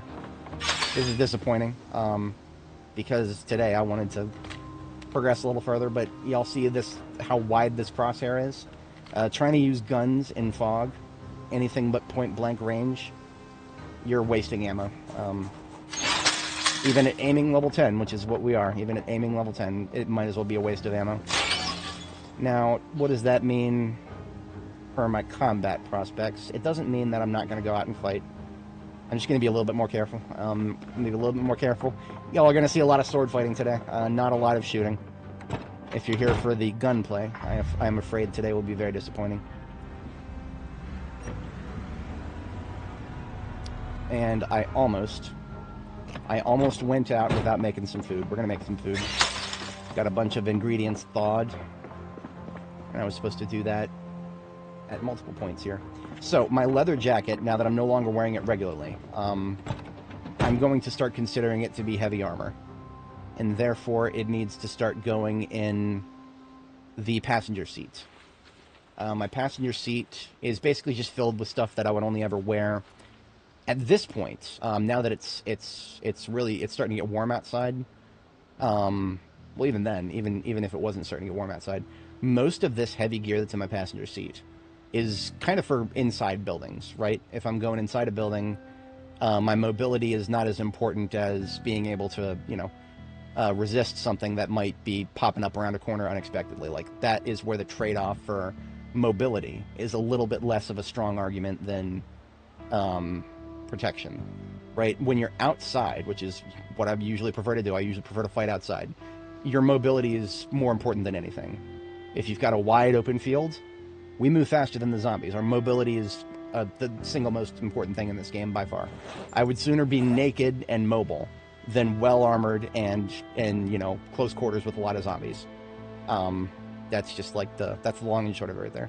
So all this gear, 90% of the time when we're fighting, we won't be wearing it, because all it does is slow us down. And anything that slows us down is just helping the zombies. If you have room to maneuver, use that room to maneuver. But if you don't have a lot of room to maneuver, which does happen in Louisville sometimes, that's what the armor's for. We do carry it around so that we can armor up and fight with better chances of surviving if something stupid happens in close quarters. Still not a guaranteed, and in fact, I would never want to rely on it, but it's there if we need it. So we're going to make some stir fries. We're going to put 1 helping of beef in each of these, and then 2 helpings of kale, and then top it off with an egg. And I feel like that might come out to something close to 60. Possibly. We're going to see if the numbers bear out.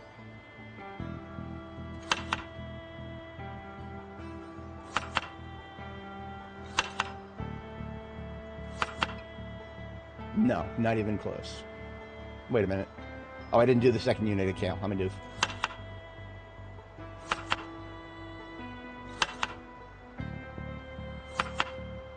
Okay, this may get close, because it's 43 uncooked. At level 10 cooking in a stir fry like this, I'm predicting a little over 10 hunger reduction will be added to it. So these will probably come out to a little bit less than 60, but close enough that basically 60 is your daily bread, right? You lose 60 hunger every day. The thresholds at which you get hungry by losing that hunger are different depending on your character traits. But the amount of hunger that actually reduces is not different. That is all the same. So if you have something that reduces 60 hunger, and you eat that over the course of a day, you're generally feeding yourself from a feeding yourself correctly from a hunger perspective.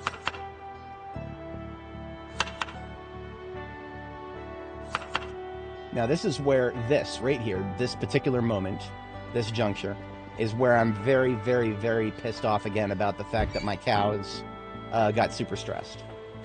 So what happens when a cow gets stressed? If a bull gets stressed, well, it's a bull. Just let it de-stress and it's still useful. If a cow gets stressed, the cow obviously being the female, a stressed female animal has a high chance of just losing their pregnancy. And so the cow, Athena, was pregnant when we transferred her. Something stupid happened during transit, and she became extremely agitated. Must have had a miscarriage or something. I don't know how that works with under the hood with the animal system. I'm guessing it's just a miscarriage if they get too stressed. And because of that, she's no longer producing milk, and she will not get pregnant again while she's agitated. And we can't pet her, so we can't reduce her stress manually. We basically just have her in that shed off to the side, hoping her stress goes down. And I've seen it before where sometimes the animals will just get stuck. Their stress will never go away. So not only did she get stressed to the point of no longer producing milk and not being able to produce milk again for a long time, we don't know if she'll ever produce milk again. And that is, I lack the verbiage for how fucking stupid that is. We do have another cow. It's just that she's still a juvenile. She's still growing up. She cannot produce milk yet, and she won't be able to for a minute. But it is what it is. I mean, what can we do about it? We could go into debug mode and try to manually remove her stress, but I mean, at this point, we've really, really, really minimized the amount of time we've spent in debug mode on this character, and I kind of want to keep it that way. It's just the principle of the thing. It's not like I'm averse to it. I brought this character into debug mode over a fucking piano. I'll absolutely, if I get to that point. But I would like to know if she ever will de-stress. That is actually something I want to find out. Because if she never de-stresses, then that's something I could probably, I would probably want to put it in as a bug report before trying to solve it myself. Um, I have a mixed history with debug reports in this game, or bug reports rather, because I mean, you know, I could put them in. There's many bugs that I know of that probably haven't even been reported yet. But the last time I tried to put in a bug report, it's been ignored. I posted it in May of this year, IRL, and that was well over 6 months ago. Nobody replied to it. Nothing happened. The thing I complained about, that tobacco is impossible to grow, still a problem. Nobody's touched it. Tobacco still is 100% impossible to grow in this game. And the only thing I can interpret from that is that nobody fucking cares. The people, I guess, who take the smoker trait, I'm guessing the number of them who have survived long enough to actually grow tobacco is so minimal that a single bug report from somebody that the devs are choosing to ignore is just going to fall through the cracks. And if that happens, if they're willing to ignore that and keep it ignored, what in the actual fuck is the point of me putting in the effort to document the bug properly? Because that's what they demand that of you. If you're going to put in a bug report, you gotta put in all the steps to replicate, that's exactly what I did.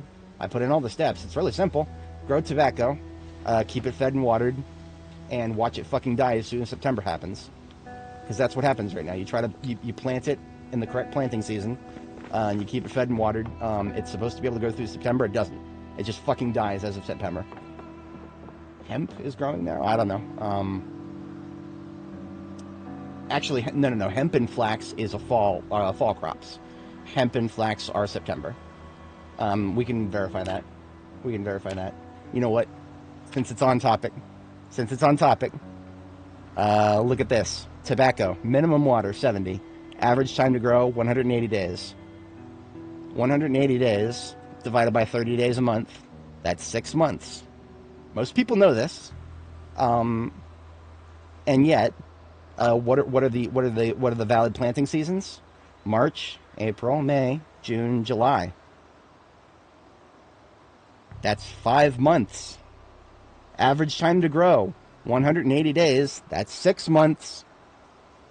It is 100% impossible to grow tobacco. I quite literally tried it on this character's lifetime. Back in our first year, I planted some tobacco, and I composted and fertilized it every opportunity possible. And I couldn't even get halfway there. You cannot shave an entire month of growth time. You cannot shave an entire month of growth time off your plants by composting and fertilizing it. It literally right now it is impossible to grow tobacco. I did the proper documentation procedures for reporting it as a bug back in May of this year, and the devs fucking ignored it. And so because of that, I'm fucking turned off on bug reports. Why would I put the effort of documenting everything properly if they're just gonna fucking ignore it? Do I repost it? Do I be that guy who's like, hey guys, can I get a follow-up on this? I'm just following up on this. It's still broken. It's still broke. Do I want to be that guy? Or do I just want to take the hints? I don't know. It's not even, I'm not even accusing them of intentionally ignoring me. I have no information on that. All I see is a bug report that has languished for 6.5 months and never been followed up on. And it is a little disheartening, to say the least. Alright, we are pushing further down the road here. What we're going to do, what I kind of wanted to do was do some welding, get some of the burned cars out of the way. I'm not going to be doing that when I can't check my surroundings effectively.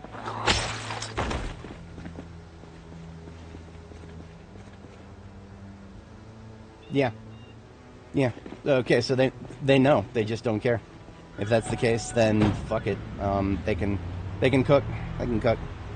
I mean, okay, so I didn't know that, and how was I supposed to know that? Is there a sticky somewhere that says don't worry about reporting bugs with the farming system? We know it's broken and we don't care. No, I point it out to me if I missed it, but I didn't see that anywhere. And so if that's the case, then again, how do I know if what I'm trying to report next is not just in one of those categories that they know but don't care about?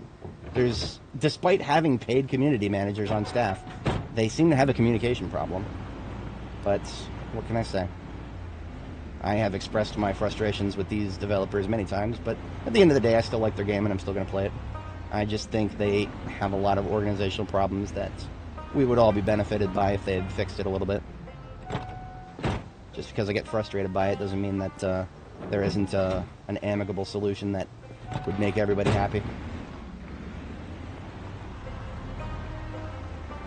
But we are not here to be happy. We are here to be miserable. We're playing Project Zomboid, boys. We're going to be miserable all the time. And we're going to be just going to have to fucking deal with it. Yeah. And again, I mean, like, honestly, I would not even be offended by that if that was the case. I just kind of want them to say it, you know? Just be like, hey, we're aware about certain things that are affecting... We're trying to clean up the short-term gameplay. And, I mean, hey, if they openly said it, that'd be amazing. But we get nothing. We get nothing. All we get from the community managers right now are, they just delete your forum posts if you're too mean to the mods. Or other players, I guess.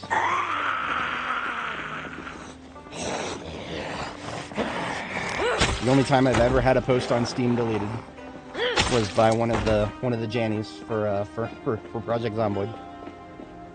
I admittedly I was being a little colorful. And actually, I didn't actually swear or anything. I was just being a little colorful about my expressing my frustrations about the nutrition system, just as I was doing here on stream earlier. And well, I don't know. Maybe they resembled that remark. I can understand the radio silence from the devs. The devs themselves, the lead devs, okay? They spent a very, very, very long time talking to the community directly and getting roasted over the coals for it. So I almost understand why they don't talk to us directly anymore. But they have paid community managers on staff, so those people, I feel like there's a lot of managing of the community that they could be doing that they're missing out on here. That's probably the most diplomatic way I can phrase it. There's a lot of community managing that doesn't seem to be happening. Nasco himself replied to a bug report, or not a bug report, but somebody in a Reddit post about the update, one of the latest updates, you know, the official sticky update notification. Nasco himself went out there and replied to somebody who was complaining about the music breaking. Right now, if anybody watching is not familiar, we're listening to the music of the game because I extracted it into WAV files and I'm playing it in VLC in the background. Because if you play the game for about 10 to 15 minutes, the music just fucking stops playing. That has been a problem for many builds, and it's gotten worse. Like, it used to be like it would stop playing after a couple of hours. Now it stops playing after like 10 minutes. And again, it was one of the previous bug reports, or not bug reports, just a thread. People were complaining about it, and other people were updating the complaint because everybody knows what's going on. Nasco was like, can you provide a little bit more information? And I'm like, dude, do you fucking play the game? I didn't say this. That was just what went through my head at the time. I can only imagine that there are a lot of people who actually say that kind of shit, and that probably pushes the Jannies a little bit beyond their tolerance levels. And so when they have to deal with the rest of us, they're probably already burned out. Now this building right here, I actually thought we had cleared it. No, not even close. What we did is we went up here and we shot a bunch of Zeds. But I guess that was not enough noise to keep the attention of everybody inside and pull them all outside. I'm not discharging the firearm in this fog. We're gonna deal with what comes up to us. We'll kill it with a sword, and we'll continue what we were doing. We don't have the ability to fight back effectively if we start shooting. We could go inside. I'm not doing that. I'm not going inside a fight like this. Not in a Louisville building that I have no idea how much is actually in there.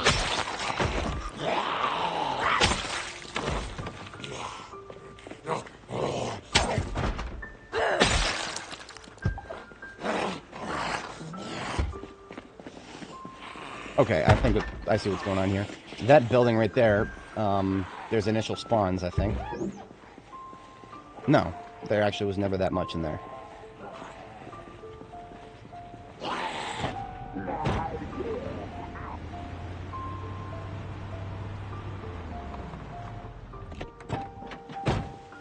Sharpen check. We're good. I'm going to need some food. I don't think these stir fries that I made actually have enough calories in them to even get close to maintaining a surplus. Putting on weight right now might be a bit of a meme.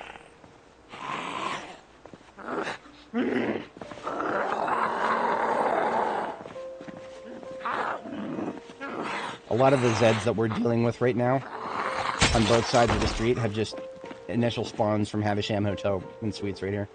This is one of those buildings that has a couple thousand in it total, and we've taken a big chunk out of the first 2 floors. And that chunk wasn't big enough apparently.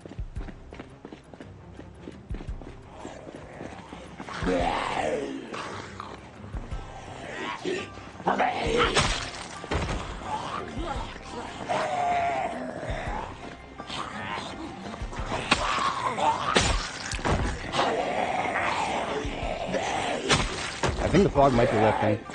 I didn't want to say anything out loud in case I jinxed it, but it is definitely lifting compared to where it was before. And that is, I didn't dare hope.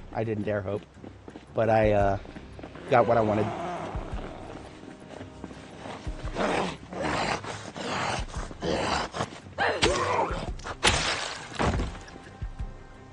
Hey, prescription aviators. That's exactly what I'm wearing right now. I would love to have a backup copy of those. Being a clumsy person, I actually am liable to lose my glasses. I came close to losing them once already. Tripped over one of my own defensive positions, and the way those are oriented, it actually became really hard to track them down again. But we got it eventually.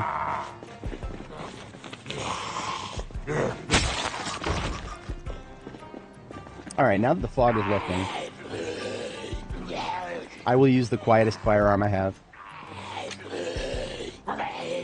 It's hardly quiet, but it's a firearm. And that should do the trick to contribute towards pulling anybody else who's still on the first floor out into the open. Now, while they're moseying out into the open, we need to re-up our ammo. Because I have been on minimal ammo carrying for a while now. 45 auto, and just 45 auto for now. Everything else we need to start opening more boxes. We're going to do 3 boxes of shotgun shells, because the bandolier needs to be reloaded, and we need some in the backpack. I should have done this a while ago, but we needed a couple more M9 magazines. These are all empties. The full ones are here, in a separate military backpack full of literally nothing but full M9 mags. Machete onto belt left. Claw hammer can go into the backpack. And now, something I like to do when I have really nice weather, which, now that it's lifted, we've got really nice weather. So, I've got in the military backpack here, the Alpha bag, I've got an MSR 700. I don't have room anywhere in my loadout for this, but I can put it in my hands. I can put it in my hands while I still have the shotgun on my back, and then just put the rifle away when I'm done shooting long range. And look at that, a whole bunch of long range targets just came out of the building, because we discharged the 38 special once. So, you know what we're going to do? I think we're going into heavy combat. I don't know how long it'll last, but this will be the heaviest we've gone so far, so I like to put comments in the description, or the comment section. We've got a mark for 3 hours and 20 minutes for the first combat section. So if you guys are here for the combat, and you want to come back in the future, maybe, and just see the combat, I try to put comments, pinned comments on the streams with the timestamps of the combat sections. Good morning, Richard. You're just in time for some combat. Just in time. Got a little loop mix of the game's combat music. And here goes nothing.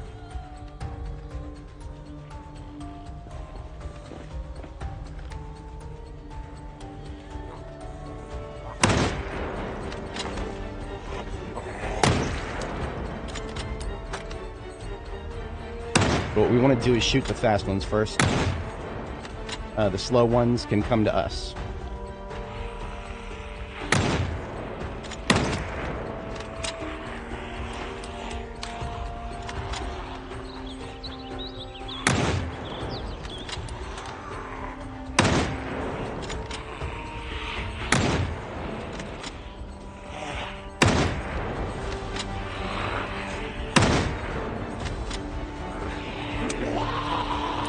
And I should have known there would be ones to the right off of there.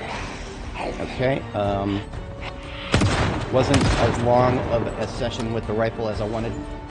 Rifle's getting put away. Skirmish mode, engage.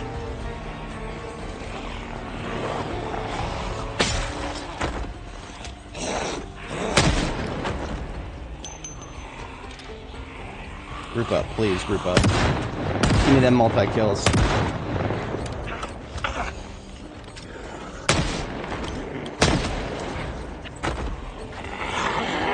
That didn't work.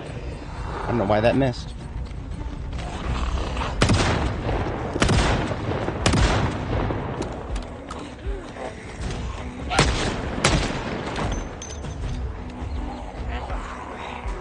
Check over my 6 constantly.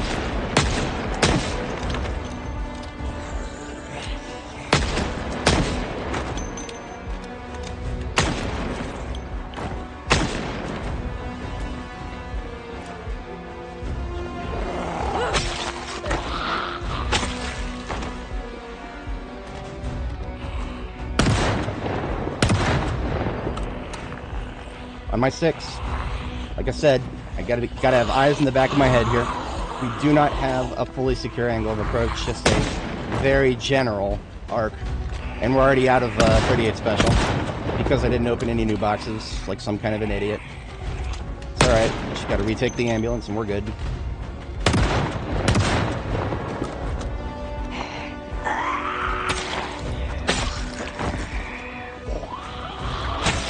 Reloading 8, yeah, I mean, that's, we finally read the book. I don't know if we'll ever see Reloading 9, even with the book. But, hey, we got to 8.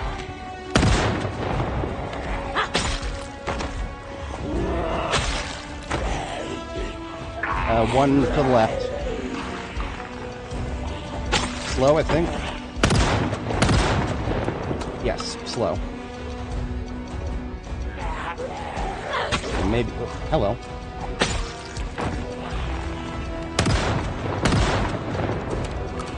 Alright, 9mm coming out.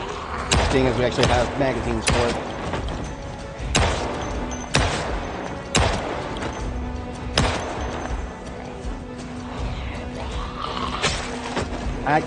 Fucking spidey senses were tingling. 1 north.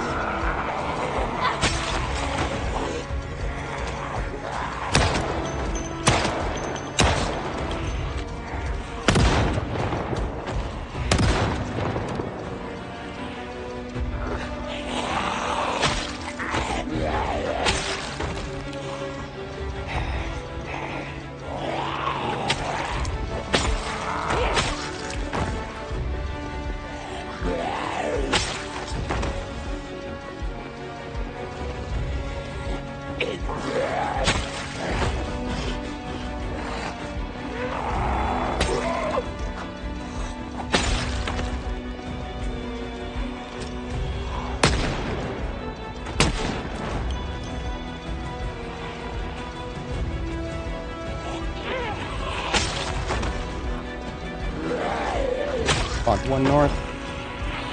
Multiple fasts still coming from the main building. 1 south. 2 south. We do not have... They might be coming around buildings or something here. I'm not exactly sure what's going on. We need a clean angle of approach. We cannot be getting flanked. This is not good. This is Main Street right here. Main Street in Louisville.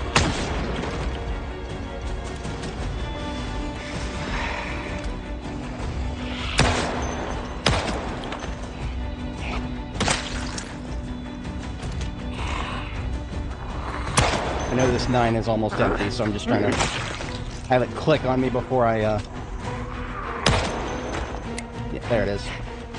Before they're in my face. Fresh mag in the M9.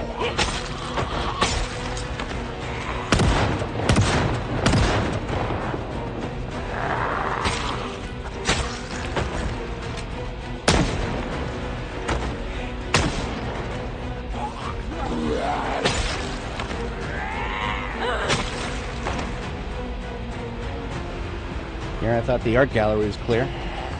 Certainly took our time looting it. Ball them up strategy. No. I don't know how many there are to ball up, and they don't move very fast. Trying to herd these things in any meaningful way at this point is a fruitless endeavor. We've already tried to use noise to lure as many of them out of the building as we could, and the building is still spilling. The building is not spilling. It's like we've been nudging a bucket gently instead of tipping it over. There's no way to tip over a bucket full of building full of zombies at this point. It's like just poking a bucket. A little bit of water falls out every time you poke it. Line up like that. I mean, fuck you. I got a shotgun. Found one of the art house nerds.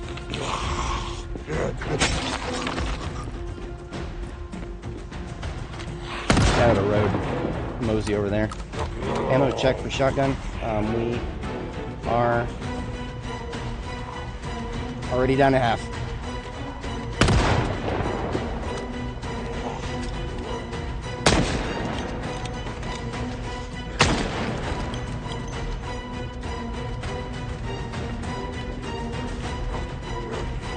Two from around that corner. It's around this corner that a lot of them are, yeah. I don't know what's going on around that corner, but it's what led to me needing to fall back just now. Fuck! Whatever's coming around that corner is also coming through these buildings, too. Minus the pastry shop for some reason, but there's this alleyway, and then this restaurant. And they're going to be coming through. If there's something behind this group of buildings, then they're coming over there and over here.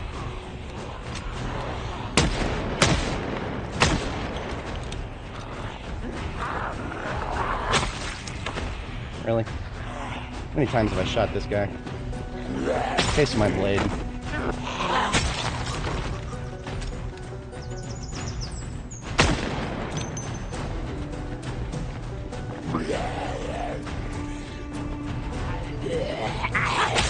Case of my blade that probably needs to be sharpened. Nope. If it did, I missed the opportunity. Bandana going on. The sickness is already halfway to first moodle. That's not good. But okay, we've got a fair chunk taken care of.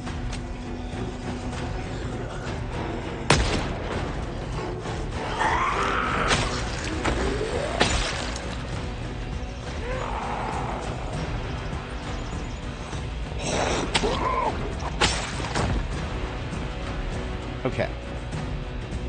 The building's not done spilling yet.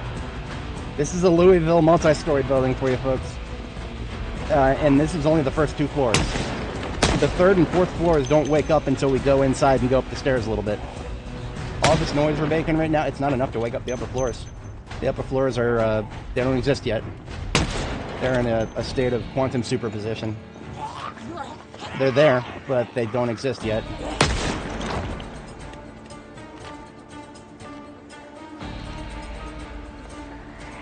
Still trying to keep the kill focused on the right side of the street if I can swing it. I don't know how long I can swing that. Eventually we're just going to have to kill him where we need to. So wrong. There's only so much we can do here. Oh yeah, I know what you mean. Yeah. Oh yeah, I see what you're talking about. Very yes. I would, reverse the kick. What the fuck is going on here? Kill him! Oh, it's this stupid fucking helmet. Should have known that would be his bicycle helmet, and I was trying to stab him in the head. Of course he wouldn't die. I like to wear those helmets. Bicycle helmets are great. Head protection with no visibility or hearing problems. One of the only in the game that does that.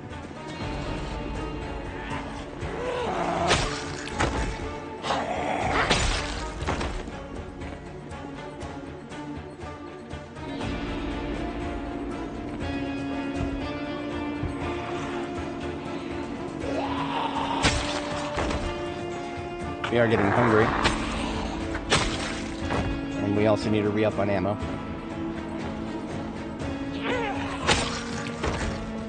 Okay. Kinda wanted to move up and see what was going on the other side of the... Where all these fuckers come from. There's something further down the street that is starting to spill, I think. I think we are seeing more than one building here. That is what my big brain meat is telling me right now. Oh, it's the fence to the north. And I thought they were done coming out of the fucking art house. Why did you have to be that bitch?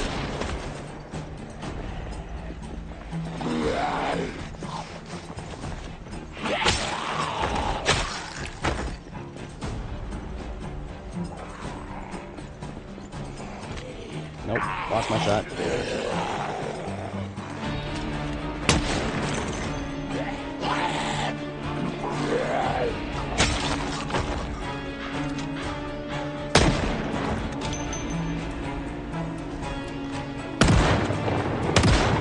I like it.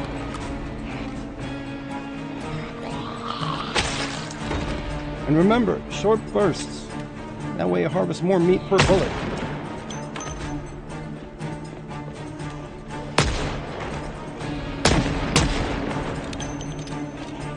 That. Head on a swivel. Head on a swivel, folks. Head on a swivel.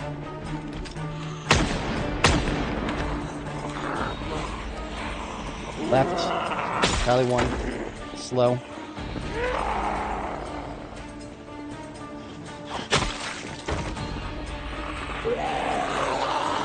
Pretty fast. Hey! Get out of the street.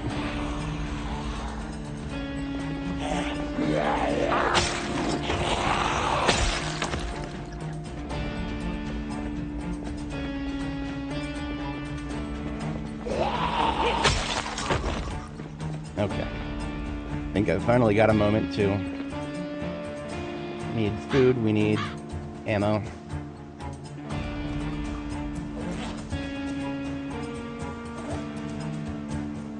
We need 38 special, 45 auto, times 2. No more 45 auto to go around. We're good. We're good, we're good. Tempting. I'm not going to pull out the M16 just yet. Not just yet. We're good. If I start seeing another big group coming, though, the M16's coming out.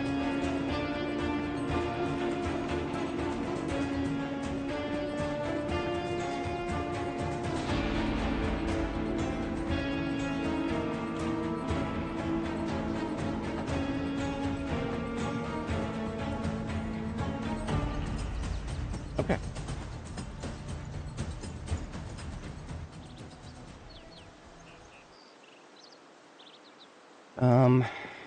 I don't... Well, let's get a status check on our sword.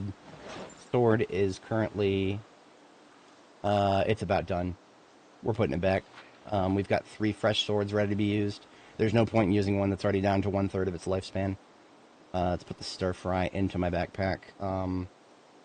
We're done sniping for the day. I'm putting away the 223. I'm going to trade it for the M16, which means the M16 isn't coming out immediately, but we will be carrying it around, so we will be capable of very, very fast-paced zombie slaughter with pinpoint accuracy and magazine capacity of 30. It's lovely. I don't get a lot of opportunities to use it, unfortunately, because it is, that's the only one I've found in nearly 600 hours of this character's lifespan. Raided almost every single gun store on the map, and we have found a grand total of 1 M16.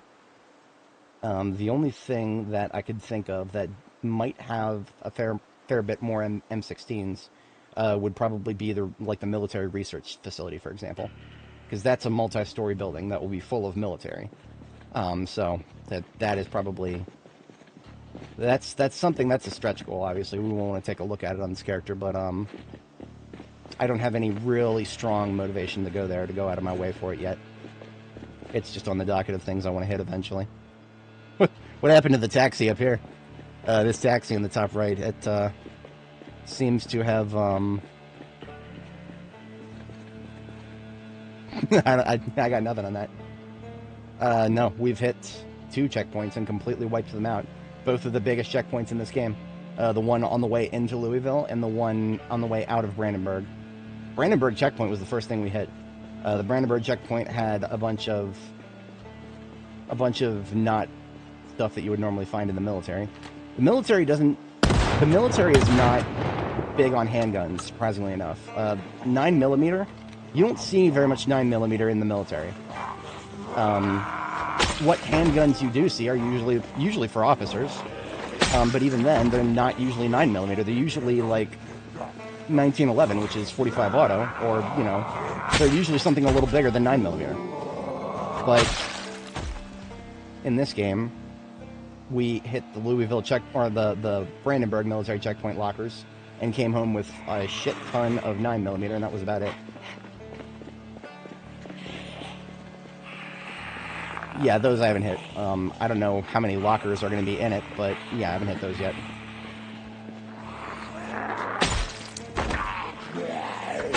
I mean, seeing as I've hit them and I've found a bunch of non-military calibers in the lockers. I'm not exactly incentivized to hit military checkpoints. Really, what I want out of military checkpoints are military backpacks or Alice kits, of which I have probably more than a dozen Alice kits and at least almost a dozen military backpacks as well, multiple in each color, just as God intended. I find it extremely unfortunate that there's only 3 colors, but that's why we modded it. That's why this is, technically speaking, it's the puke green military backpack with the puke green Alice belt and suspenders. We fired up Photoshop and recolored that shit. That's one of the only mods we're rocking right now, because it doesn't change anything about the game that would break a save.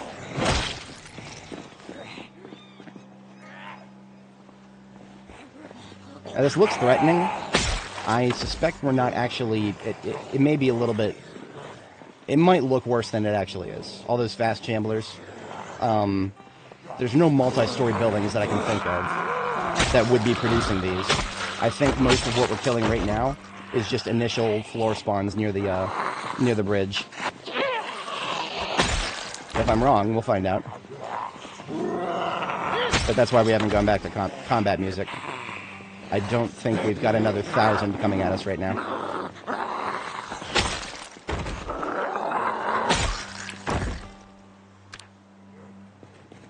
Okay, so my sword needs to be sharpened. I'll switch to the machete for a minute.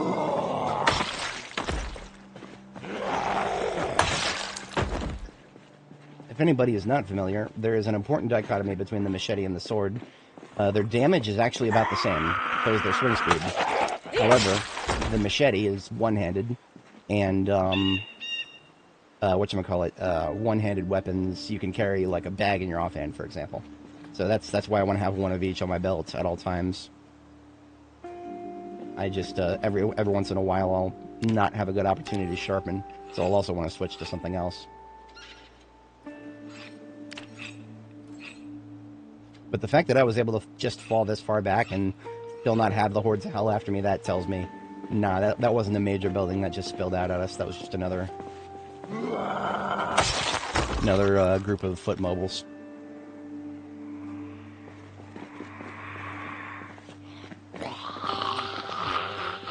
Muldraw called. They want their population density back.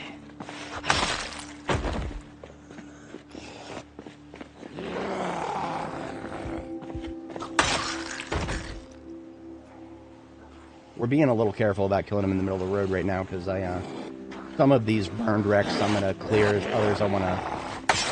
Others I would very much like to just tow out of the way.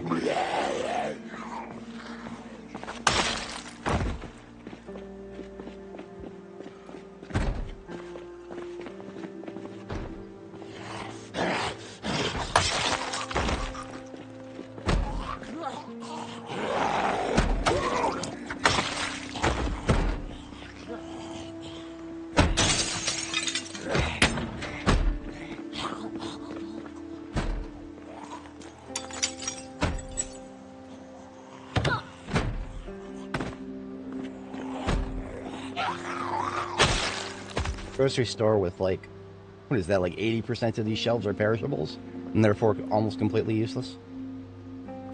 Even these are full of perishables. What the hell kind of store is this? It's like a bakery that, man, that is, Right, I used to work in a grocery store, and I spent some time at the bakery there. Having this many shelves full of nothing but baked goods, yeah, all this would be rotten without there being an apocalypse. It's way too much for a single store. These guys would have to have like 1 billion customers come through every day to actually justify this many display cases full of perishable food. Didn't see a lot of that in my line of work, but maybe in my line of work, we didn't have as many people coming through. Our bakery was all the way in the back of the store, so we didn't have the benefit of being close to the front. Like when I first started working at the store, it was one of those grocery stores that has a Starbucks in it. I started working at the Starbucks. That was in the front of the store. I saw probably 20 times as many people just come through the Starbucks than I ever did just come through the bakery area. Just the simple fact that they had to go all the way through the back. So placement is everything. The fact that all this is in front of the window, maybe they actually were selling it. Who knows? When we did big cookie specials, we would always set up display counters in the front of the store. We would even conflict with some of the designated floor space that was allocated for the Starbucks. The people who worked at the Starbucks were grocery store employees that we were out, but Starbucks corporate would always come through, and they would have their say about things, placements, and behaviors and whatnot. I got so many earfuls from our corporate rep about not writing people's names on cups, because I found that to be the cringiest shit ever. Hey, can I get your name so I can put on this cup that you're going to throw away in like 30 seconds? Or, 30 seconds, 30 minutes, whatever the hell. I just always found that to be the single most cringe aspect of Starbucks. And the fact that, like, other fast food chains like Chick-fil-A do it now, it's like, really? Do you really need to know my fucking name? I get it. It makes it more personable. It's a fucking drive-through, though. Like, at least with Starbucks, they have the excuse of people sometimes going to sit down and have an experience or some shit. I don't know. I never perceived Starbucks as anything more than a coffee shop. But the corporate rep, no. We're a people company that happens to sell coffee. Fuck, cringe shit. Cringe corporate-minded shit. And they wonder why all of their attempts to be a socially conscientious company blow up in their fucking face. Can't be a billion-dollar company and be conscientious. Just make the coffee. That's why you are famous. It's like put the fries in the bag, only coffee instead. Fries in the bag, bitch.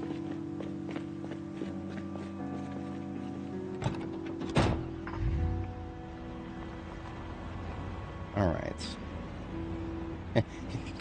Calling our coworkers a team, I always found that a bit cringe too. Teammates.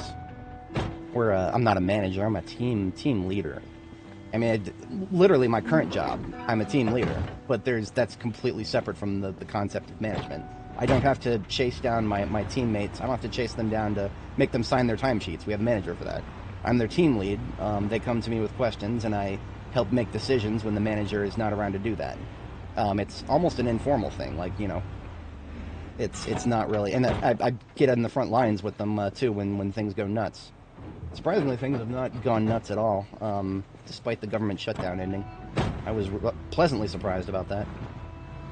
But I think there's also a rolling end to the furloughs. It might get a lot worse next week. I might not actually have a lot of time to stream next week in the mornings. I generally like to stream, so my shift is 5 a.m. to 2 p.m. I usually, on weekdays, I'll try to get everything queued up early in the morning. And in the perfect world, I can just wait for file transfers to finish for most of the rest of the day. But not if things go nuts on the customer-facing side of things. If that happens, then yeah, I can't be streaming. I gotta go help them on the phones. We used to actually have, so our current manager used to be our assistant manager. And then our actual manager, he changed professions. I'm not sure where he's at right now. He changed professions, so our manager spot was open. Our assistant manager took it, and then the assistant manager slot was basically eliminated. We no longer have an assistant manager slot, consolidation, if you want to call it that. I like to think of it as actually I don't know if I have a very strong opinion about that. Like one of the things with the people in our line of work is every once in a while you'll have people who run out of things to do, and so they get reassigned tasks from other groups. That would be me. That used to be me. I used to be that guy. I used to be that guy. Oh hey, I've finished my tasks. Why don't you anything else I could do? No, don't do that.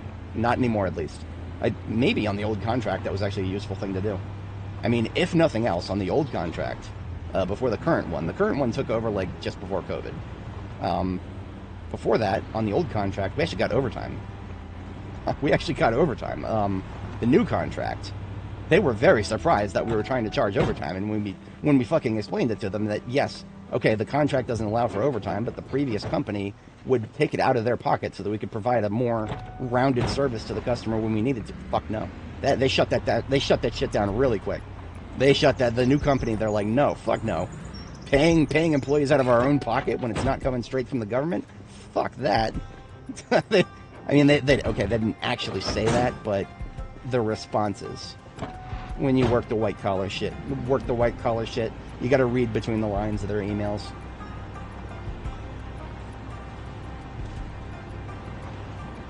It was the surprise that really made me laugh. Just the utter surprise. Please revise your timesheet for this, and this hours are not allowed to be charged this way. And when we started trying to explain to them, they're like, no. I think they ran out of different ways to say no. And I mean, so what that does, though, what the effect of that is. Customers still need support outside of standard working hours. Nothing has changed about that. What's changed is now we don't get to charge it as overtime. Now we just still do the work after hours, but we subtract that from our total allocation for the week. So right this week, I actually already ended my shift for the day.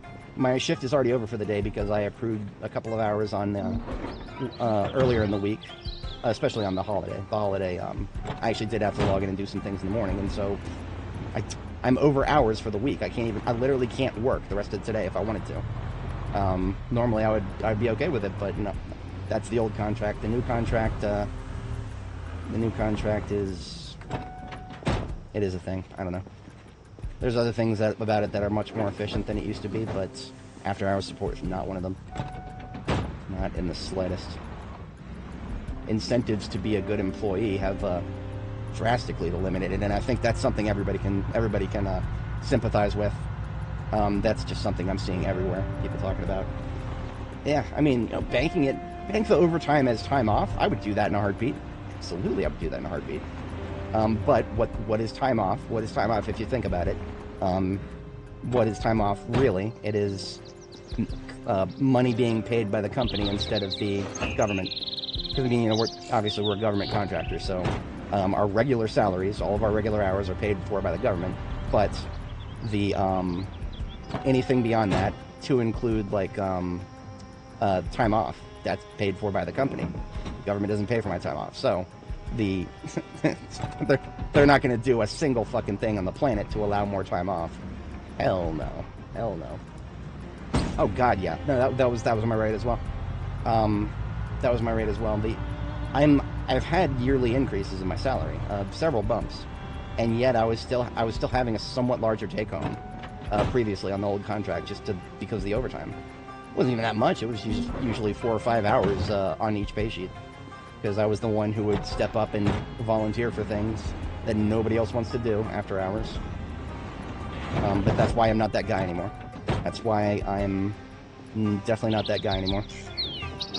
Don't be that guy, not in this economy.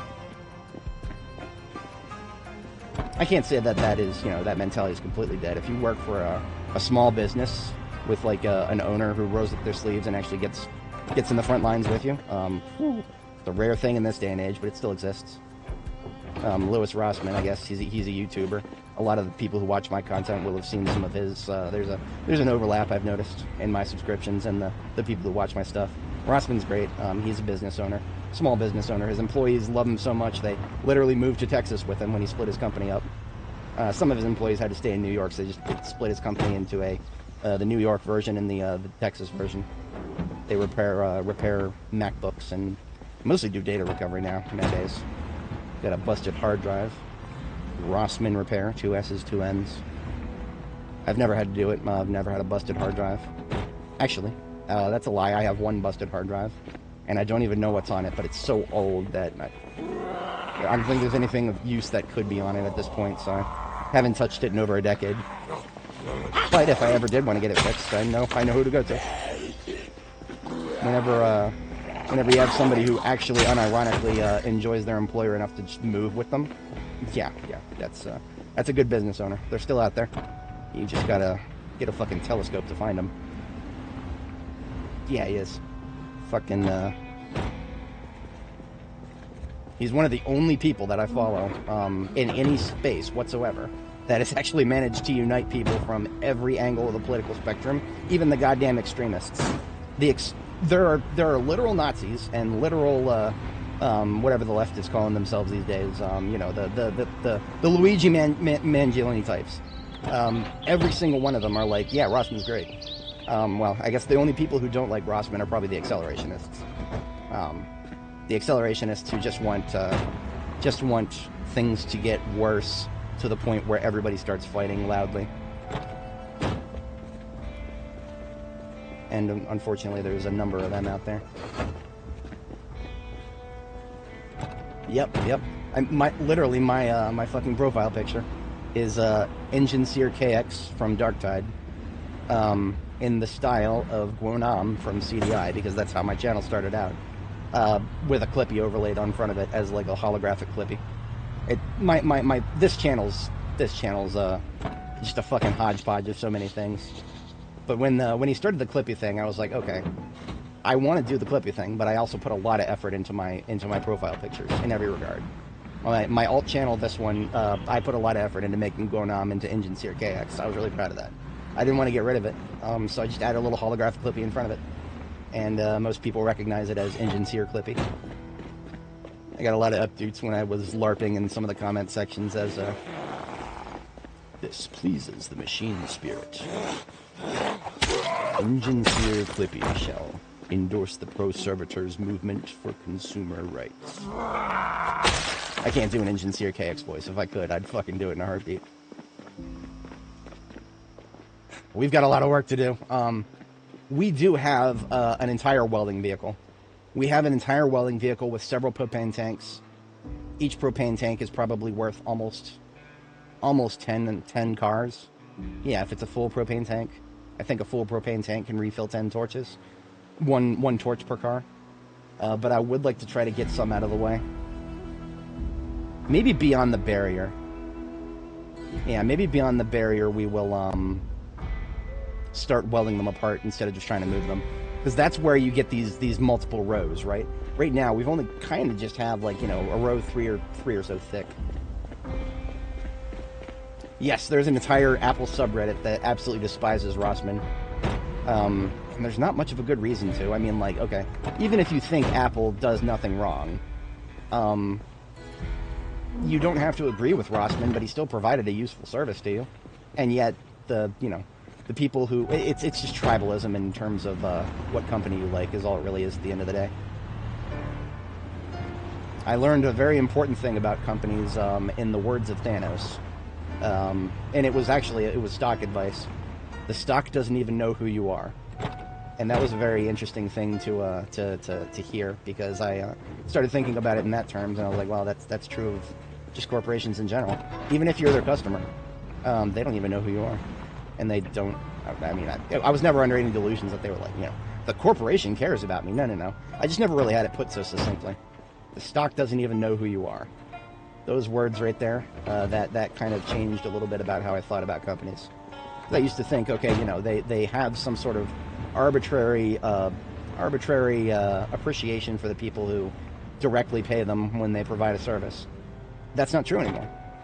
That's not true anymore in the slightest. It is if a company is publicly owned and they have one of those slimy CEOs who jump from job to job and get 7-figure salaries for each, Well, okay, 6-figure salaries, but 7-figure take-home because of options.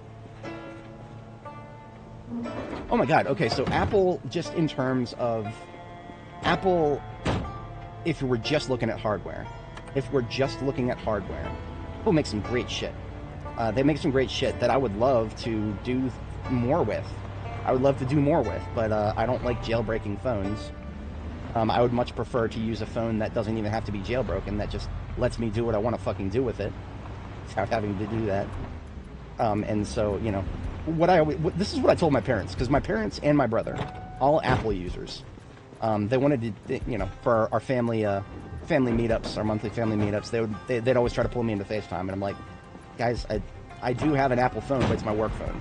I would never own an Apple device, so you can't really rely on FaceTime to reach me. I got my parents on Discord, believe it or not. My boomer-ass parents, born in the mid-50s, they are avid Discord users now. Well, okay. They haven't figured out multiple servers. We have one server. That's our family server, and because I don't think they can handle more than one server. They barely could figure out where to click for video calls. But once they figured that out, yeah, they can actually functionally use it. But, no, we would be doing FaceTime if I had because all of my family are Apple enjoyers. They got their iPhones, their iPads. Thankfully, they're not Mac owners because they don't do... I mean, my parents barely have a laptop, Windows laptop. My brother is still a Windows user, thankfully. He's not... And, okay, so... My brother taught me everything I know about computers. I would not be... I'd probably be so dumb I wouldn't know how to live stream if it wasn't for the fact that I built my first computer when I was like 10 years old with the assistance of my brother, who's, you know, a lot older than me. And that guy who literally grew up living and breathing with the internet, no, he's an Apple enjoyer now. He's got iPhones, he's got his Apple iPad, and he's always going out there buying the latest one. They're definitely doing something right. It's just Apple is great for people who don't care about whether they actually control their tech or not. Man, that is a massive-ass fucking market right there. It's depressing enough in and of itself. Actually, I do want a tire pump for one of my vehicle kits. The rest of this I don't care about. Okay. So, we're going to be doing a lot of work here in the future. I'm actually starting to think about potentially establishing a sleeping spot up here. I'm not going to do it immediately, but we're seeing right now that it would be very useful to have one. So that is something on the docket now for possibly tomorrow, depending on how the weather is. If the weather's really good, we're going to go find zombies to kill, because pending our moral victory of getting to the end of the blockaded bridge there, pending that moral victory, our next target is the Grand Ohio Mall, which is just we go up there where we were and we take a right, and there will be plenty of buildings out there filled with zombies to spill forth. So if we have good weather tomorrow morning, we will take a chunk out of anything walking around out there. Yeah, having to drive all the way back here just to sleep, we definitely should have just a safe house to sleep in that is up there at the river.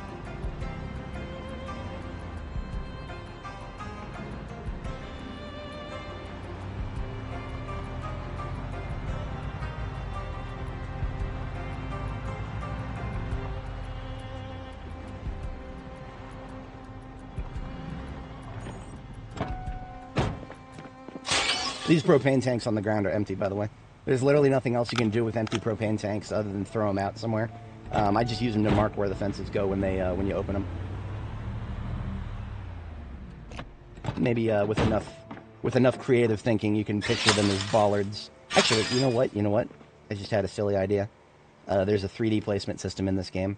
What if we just turn them on a 180 on the y-axis and look at that. Look at that. It's not a propane tank anymore, it's a bollard. You just gotta turn your brain off a little bit and picture it as that. So what was that? That was 180 and then like 0.7?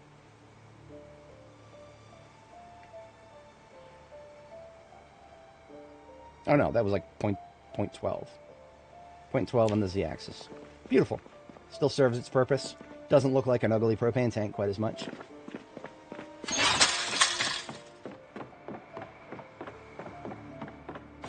I spent a lot of time at one point writing a post on the Steam's discussions about this game, talking about how we could possibly do after like NPCs are added to this game and whatnot.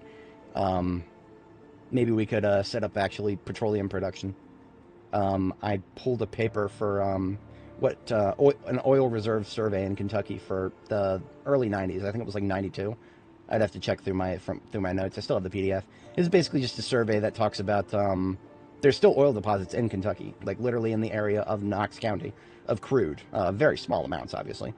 But it would not be unrealistic in the slightest for people to, post-apocalypse, to just drill a small oil well in an area like this and try to make use of it. Now, that being said, a lot of people, when I posted that, a lot of people replied with something that I wish I should have thought of. People would probably go straight to biofuels instead. Biofuels are, even in the 90s, biofuels were much, much, much simpler than trying to reestablish a global petroleum pipeline, or a pipeline of, you don't have to have a global supply line to do petroleum production, but it's very, very helpful, and it makes a lot of things easier. Biofuels would probably want to be a thing after they come up with a system of, if you have lower quality fuel. Because, right, anything that we could produce here with biofuel, if we put that into our vehicles, it would damage them. We would have to be constantly probably cleaning out the, the fuel lines. Maybe even engine damage at some point. I'm not entirely opposed to any of that, really. But that would be like for something in a world where people are constantly using gasoline to such an extent that you can't just go to the gas station and get more. Being the last person on the planet, we are a limo, last man on Earth. We do not have to worry about our own gasoline usage because there's gas stations all over the place that still got fuel in the pumps. All we need is a generator for them. Now, we got ourselves a whole lot of non-perishable goodies from that bakery shop, and those just go straight into Meals on Wheels here.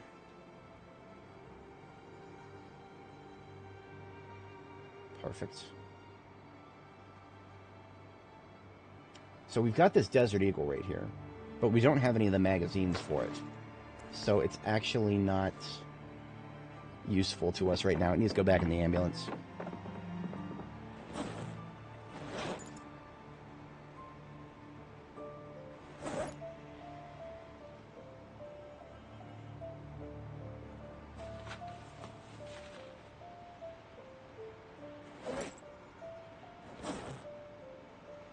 We do have bombs. I haven't really, I've gone out and looked at, groups of zombies. Everything we've been dealing with so far has been zombies of an unknown quantity. I had literally no idea how many more zombies would keep spilling out of that building that we were killing most of them from. And because of that, I had no bearing to predict that there would have been any good opportunities to set a bomb trap. So that's why we haven't really even considered bombs for now. But because we are probably still going to have a lot of zombies to deal with tomorrow, what the current plan is, I'm going to take propane tanks and welding torches, just those, and put them in the trailer right here. The trailer doesn't have a lot of room to store metal from welded cars. So in a perfect world, I'd take the hauler here with the trailer. But I would not be able to bring a lot of spare ammo if I took the hauler. Because the hauler, obviously, if we take this out in the field, we have a very specific purpose in mind, and that purpose does not involve heavy combat. We don't take the hauler out for heavy combat anymore. That's what ambulances are for. We take the ambulances are literally full of ammo and explosives and spare weapons. The ambulances are for combat. The haulers are for moving large amounts of stuff without having to trip over zombies in the process. That's just my current logistical situation. I've said it before, I do not want Jorgensen and Sons. This vehicle right here, I just show you the engine. The engine is engine quality 99. So that is like 1%, like 1.5% chance to fail when you try to start it. Ambulance right here, by comparison, of course. This ambulance is our Prince. Engine quality 100. In theory, it should never fail to start, but there's actually something... There's another thing that gets checked that has nothing to do with engine quality. You will still fail, like, I don't know, a couple % of the time. I don't have a good, solid understanding of what causes it. I looked at the code, and my eyes started to glaze over. The important thing about what I looked at in the code was engine quality, 100 minus engine quality is basically your percentage chance for it to fail to start most of the time. Whatever that leftover bit is that causes even my highest quality vehicles to fail to start once in a blue moon, I have no idea. And I don't really care because it happens so rarely that it almost never happens twice in a row. So basically, what we can really say with these really good vehicles here is that almost no chance whatsoever for them to fail to start twice in a row. Meanwhile, your clunkers, your clunker trucks, sometimes they'll fail to start 3 or 4 times in a row just by sheer statistics. Overall percent, could be. I mean, I don't know. Usually, as soon as I get a vehicle, I'll repair the engine all the way up, seeing as we maxed mechanics within the first 100 hours or so. There were some things I needed to leave behind here. What were those? This duffel bag is for RTB, because it doesn't have anything else in it. We'll put this stuff that should have been RTB. I never should have taken it with me. And, the tire pump is going to go outside. Yeah. I've already got a tire pump in the field kits for half of these vehicles. Okay. Actually, no, that means the tire pump is RTB. Because that needs to go back to Jericho, because there's other vehicles. I only picked up that tire pump because other vehicles need a repair kit in them. Other vehicles that are back at Jericho. So that goes back. I don't know if I was ever going to use this canteen for anything. I took it because it's black. And because it's black, it actually matches... look at that. It goes on my webbing. I can put extra water on my webbing if I want to sacrifice the knife. Sometimes I feel like I can sacrifice the knife and get away with it. Other times I'm like, no, I need it. I like those. I like getting those really easy floor kills with something that doesn't degrade the durability of my other weapons. I'll see what I can do. I'm not going to make any hard commitments to that one way or the other. I will put some water in it.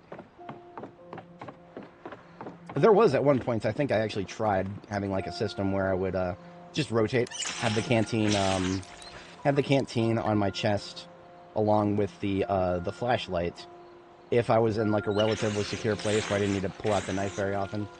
And if I was in a not as secure place but I was outside all the time, then I'd put I just put the canteen over in the flashlight slot. That's probably what I'm going to do during the day today. I'll leave the angle-headed flashlight in my backpack and reattach it to my webbing when I need to go in and out of buildings or when the night starts to come by. Yeah, I think we're going to do that. I still wish there was a black hunting knife. Or just a black sheath for this one. I mean, even when it's clean, it still looks silly.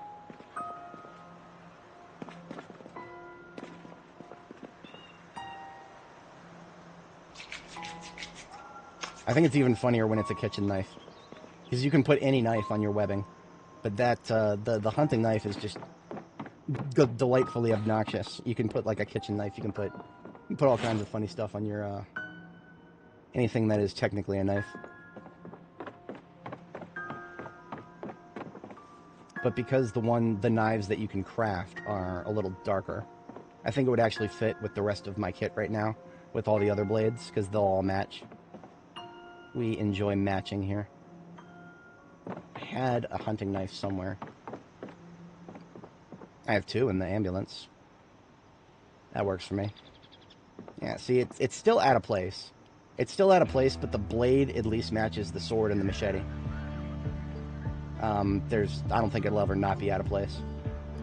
You can see why I kind of felt like replacing the canteen at one point, but whatever. So what I can do now that I have the canteen, I have the canteen until I'm done drinking out of it, and then I got the water bottle in my backpack to refill the canteen with. That lightens my regular carrying load significantly. a 2-liter bottle of water that I usually carry around.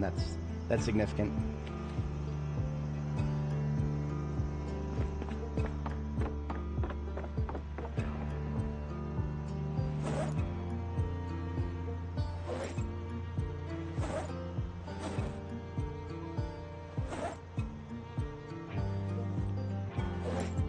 Okay, I can put away the M16 for now, because we do not have... I don't think I'll be using it immediately. If I turn down that street up there that I plan on turning down a little bit, assuming the weather holds up, it looks nice today. Yeah, the weather's looking nice.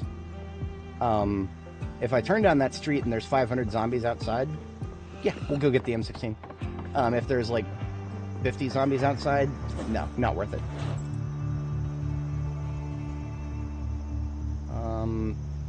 Get rid of the empty mug and acquire food for the day. Yeah, just taking both these stir fries, that's fine. We could use a small bite to eat, so we're just gonna straight up eat this kale. We have like almost 3 dozen eggs, but as long as they're refrigerated, eggs last a very long time, thankfully.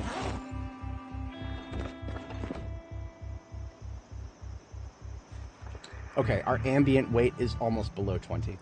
Now that we've got the canteen instead of that, I wonder if we put the machete in our backpack and put the claw hammer back on our belt. We still can't get below 20 ambient. That's kind of a... Okay, so if we were below 20 ambient weight, then we would not have weighed down the little noodle. 99.9% of the time I ignore weighed down as a noodle. I just ignore it most of the time. But if I can somehow get myself out of that threshold, I would. It's the encumbrance reduction on the bandolier. Like, we're really micromanaging right now. Oh no, the bandolier's encumbrance reduction is actually better than the backpacks. Yeah, there's no way we can do this. We're forever going to be weighed down, even being strength level 20. If we just want to have a full kit, we're always going to be weighed down. We could put something other than the shotgun on our back, but then, I mean, at that point... Wait a minute. What about the M16? Is that lighter than the shotgun? Nope, it is pretty much equal. Okay, that's fine. I was just curious if I actually could get myself under that level of encumbrance. I can't. Not if I want to have a full kit. Oh well. Nobody ever said that carrying around a full kit was not going to be heavy. So let's get the trailer hitched up, and then we want to load it with the welding kits, and we are deploying for both combat and getting vehicles out of the way.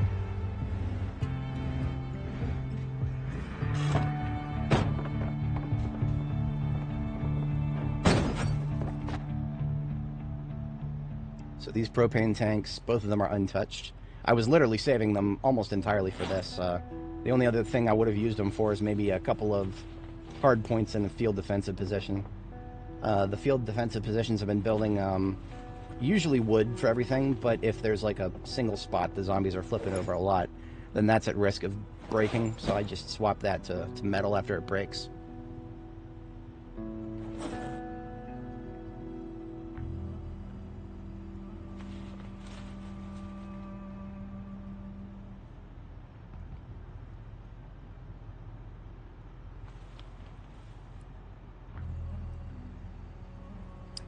Don't need too many welding rods, but I like to have a couple in my main kit. As long as we have a few rods, then we can build whatever we can source locally. The rest of the stuff you build with, aside from the rods, if you have propane, you know, the torch, extra propane, and a mask with you, and then all you need to bring is rods. Everything else you can almost reliably source in the field if you are in an urban environment. Lots of things to weld apart. Lots of things you don't even have to weld apart. They'll just be laying on the ground.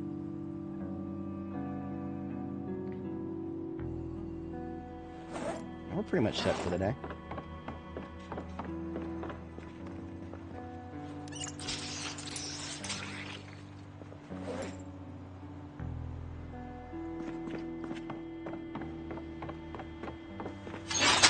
Okay, here's something I wanted to do. I wanted to have a place that I could sleep at that street corner. And that is actually surprisingly easy. I just need to go back to the last place where I just established a place to sleep without building a base or anything else, and pick up the bed. I left a bed over here in the vet hospital right next door to Yankee while I was fighting here. And the bed is still there along with a pillow and actually some reading material in case I get stressed. I'll take that too. There's no reason to leave it here. If I'm going to be in this area here, I would sooner just go the rest of the way to Reed to sleep there, now that Reed is established. Okay. Muscle memory has betrayed me. I just tried to turn on the torch and I don't have it. It's okay. So the bed is right here. It's a large medical bed, which means both parts only weigh 15. So you can actually put the entire bed into a military backpack if you are an organized individual.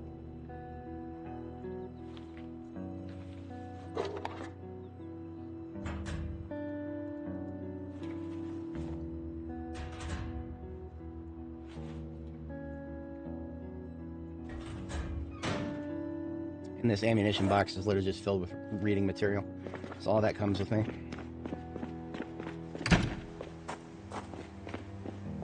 Right now, my standard for having a place that's quote-unquote safe to sleep, what is safe to me, just a place that I've gone very far out of my way to kill what zombies I can see, and then there is a room with behind an intact door, and the windows must be boarded up.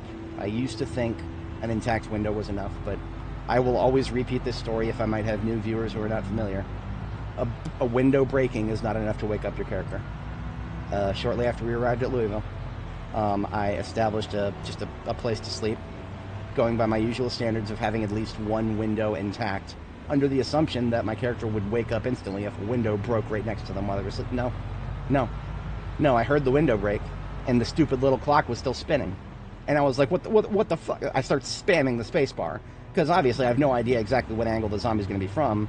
I'm just going to, keep pushing, push, just in case it's right in my face. And when I finally woke up, when, the screen faded back in, I was pushing it. But I don't know if that push was actually because I got grabbed. In which case, that means the only reason I woke up would be because a zombie actually just fucking grabbed me. And instead of, glass shattering, I think almost everybody except a hard-of-hearing individual would kind of wake up if a window shatters right next to them while they're sleeping, I think. I've not heard very many windows shatter in my life, but I think that's a very loud noise. I think, whatever. This is Project Zomboid, baby. We operate by logic when it makes our lives worse, not when it makes our lives better. Let's see here. If I was gonna sleep somewhere,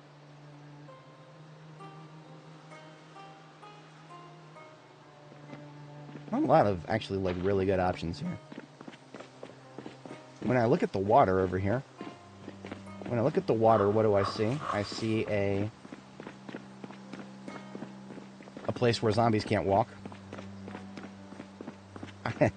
So what does that mean? That means we've got our place to sleep right here. I'll come back to that. We don't need it yet. When we start losing daylight, I'll come back to that. But for now, we've got work to do.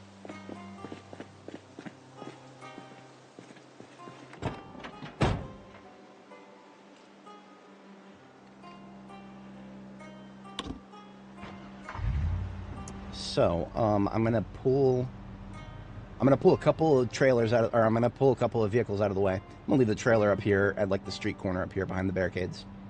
That is where I will leave the trailer. So I want to just drop the trailer off over here for temporary, and then tow a few cars out of the way. Then we're gonna want to explore a little bit before we commit to.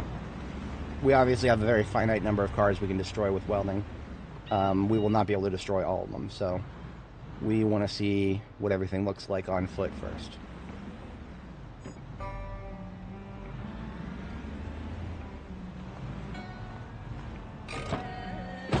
The ones that still have wheels are a hell of a lot easier to tow.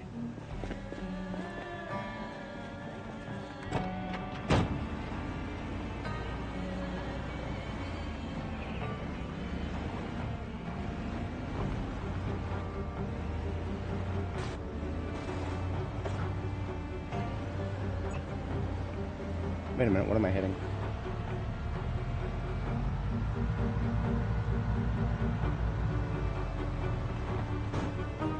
I don't understand what I'm hitting. There's no tree there. Is there? Doesn't look like there is. Huh. You would have thought there was a tree there. Anyway. I'm actually bringing this car over here for a specific purpose. That may or may not be revealed at a later date. For now, it will, right there is perfectly fine for now. Also doesn't hurt to just make a lot of noise. We're making a lot of noise right now. If there are any more Zeds in the immediate vicinity, they would have definitely heard that. Really? Maybe not. You make a lot of noise when you're towing, and yet these doofuses up here. Hello, doofuses. If you're hungry for some steel.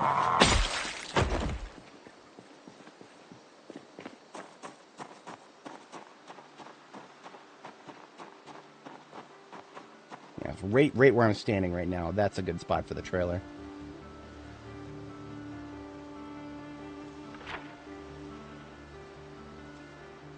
Looks like we've actually got a surprisingly, or not surprising, but there's a little bit more highway to this, but than I initially thought. Okay. I'll be real with you guys. It is probably about 10 times easier to just clear the wilderness on the left side of the road there and just drive on the grass. That would be 20 times easier than trying to do something about this entire wreck before we get to the bridge. So we're gonna, that's exactly what we're gonna do. Yeah, we got an axe. We will kill some of these Zeds, get them out of the way.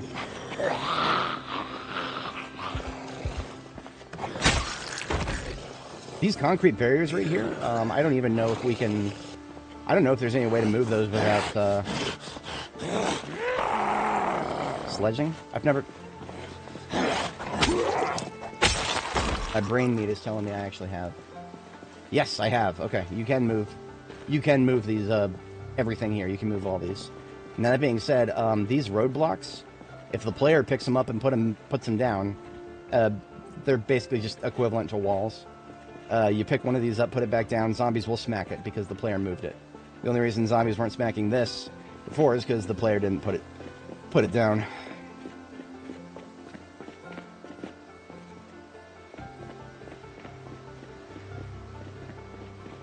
Been a little while since we've explored new territory. We have observed the area up here from afar, but that's it.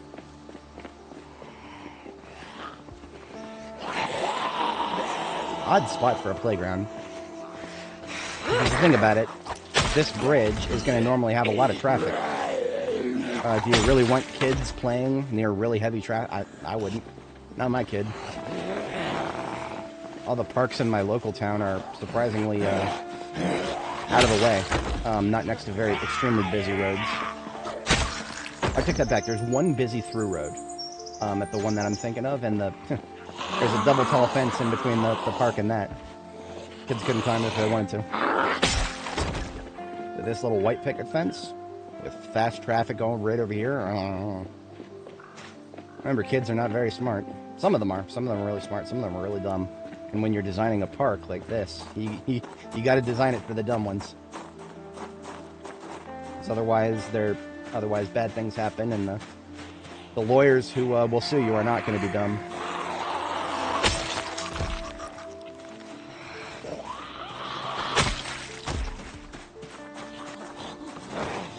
Alright, you know what? Damn it. I wanted to do a thing, and I couldn't even get the thing done.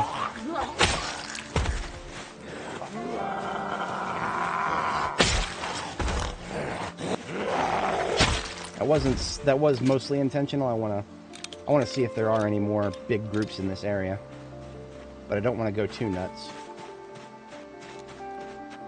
Wow, really? Louisville? This close to the Ohio River. Okay, so Muldraugh and West Point. Okay, no, West Point. West Point has big old empty forest areas next to the river, the Ohio River, same river, that is just loaded with zombies all over the place. You could not run through the woods between West Point and the Ohio River without tripping on a friggin' Zed. So this right here, this is a surprise to me. There's almost nothing up here. You would have thought that we were in Indiana right now. Nice. I'm not complaining. Not complaining. Not complaining in the slightest. Oh, there be the Ohio River.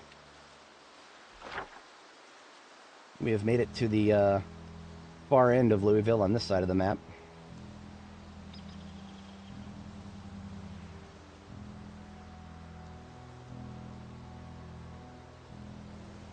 I have scouted out parts of the road that kind of parallels the Ohio River here. We have been on 5th Street once, and then parallel to River Road there. We've been on that before. Like once, I think. Yeah, we've been on River Road once, and we never turned any further here. As I recall, this road had a fair few. But I think I'm guessing most of those must have come from the industrial over here. All these black buildings are industrial on the map. The black is for industrial of some sort. Blue for commercial. I don't know all the colors. I just think those two are generally understood. I'm just trying to. I'm just running in this direction. I want to see where the next big groups are in this direction. If you're not going to throw big groups scattered through the trees like you do in West Point, where are the other big groups then? There's Louisville. There's big groups somewhere. It's just a question of where.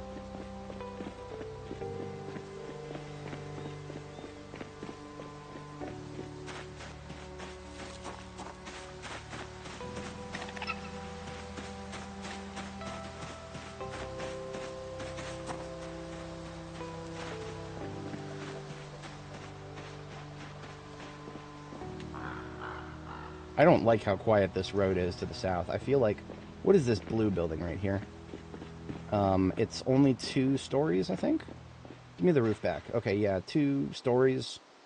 Possibly the second story being one of those high ceilings. So it might really just be 1 story. Oh, this is the theater. Yeah, this is the cinema. This is the theater. Have we even woken up the interior yet? I don't think we have. So, let's assume that the interior is flooded with zombies. Do we even want to wake them up? Not really. Not me. I don't want to wake them up. If my theory is correct, and a theater, movie theater says probably full of zombies. You know, lots of people sitting in the enclosed areas. Probably one of them is infected, one of them gets zombified. They all get bit. Easy peasy. Yeah, logically, I would think that if a zombie apocalypse happened, there'd be quite a few people stuck in theaters who would be spilling on out. There's no need to fight for that because we're not trying to progress in that direction. I was really just going in this way to survey where the next big groups would be in this direction. This is a single-story connected. No, not connected. Not connected means waking up the other area. Doesn't mean this one has been woken up. I'm going to check the parking lot in the back. Because that is the next section that I am getting the heebie-jeebies about. Try to stay on this side of the street so I don't accidentally wake up anybody in, what is that, Star-eplex? Star-eplex. Okay, I'm starting to get freaked out about this. It's way too quiet here. And a quiet area in Louisville is suspicious as hell, right? It's a question of where they're going to come from. Not whether they're going to come. They're going to come.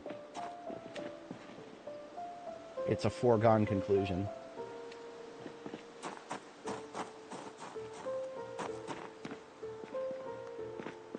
Really? Okay.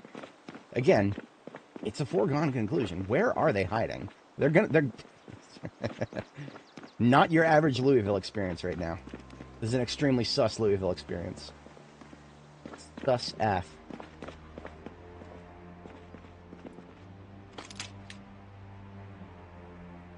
Checking the upper levels of a staircase.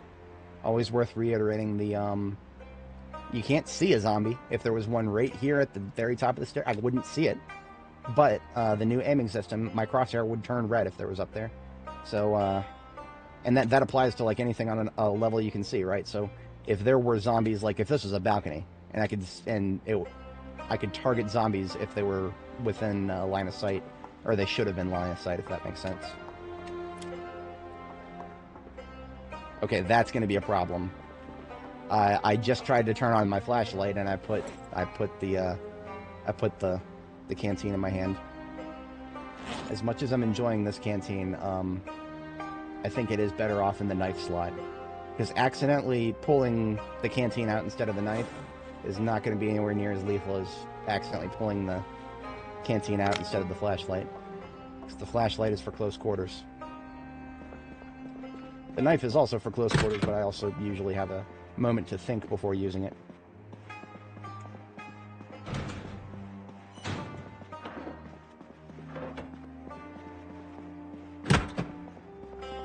Really?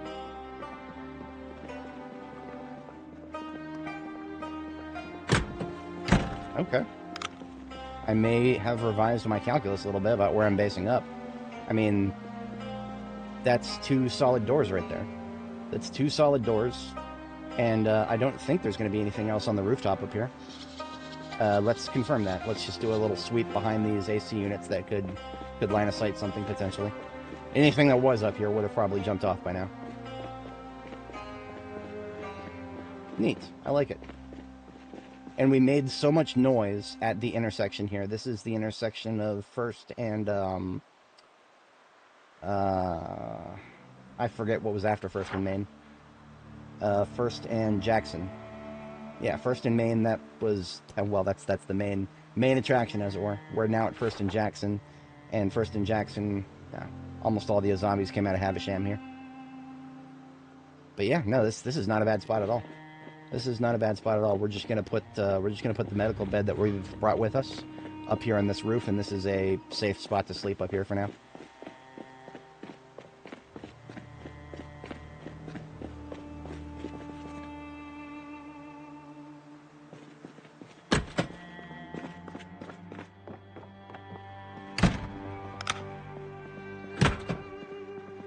In a perfect world, I would have some natural light in this room, and that's actually very easy to get. All we got to do is open up one or two of these walls with the sledgehammer, and there's all the natural light we would ever want. Because, well, opening those rooms with the sledgehammer ain't gonna make no zombies getting in. It's the 2nd floor.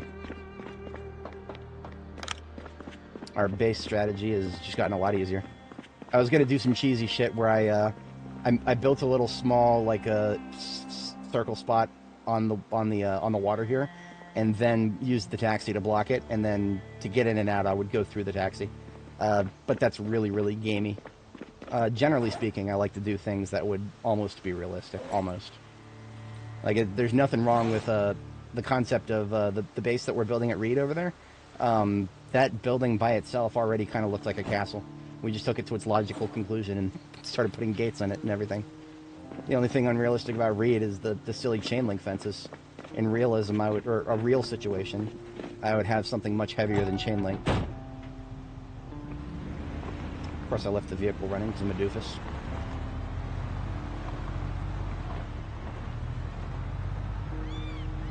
We even have technically speaking, we have a driveway circle area here.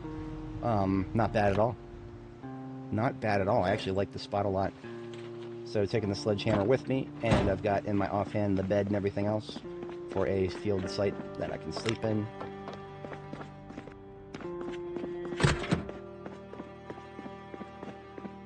I'll just leave the sledgehammer right here.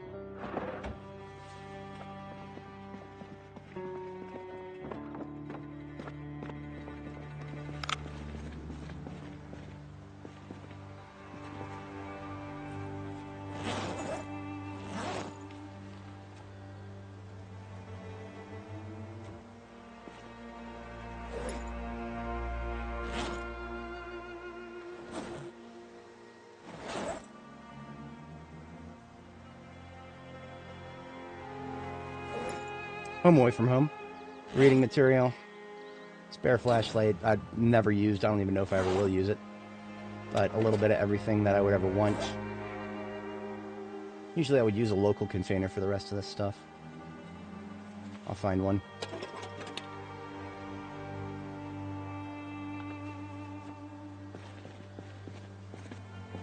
Now this is a low fence right here.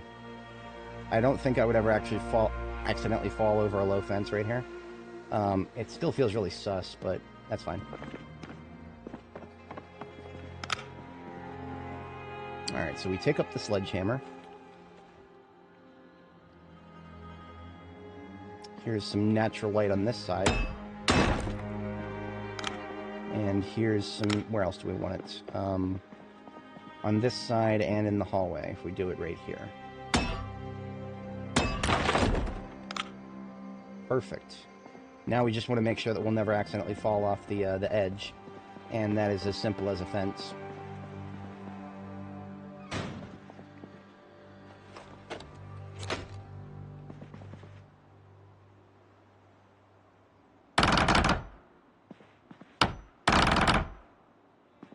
It's always when you need a plank that you're not going to get one. Always.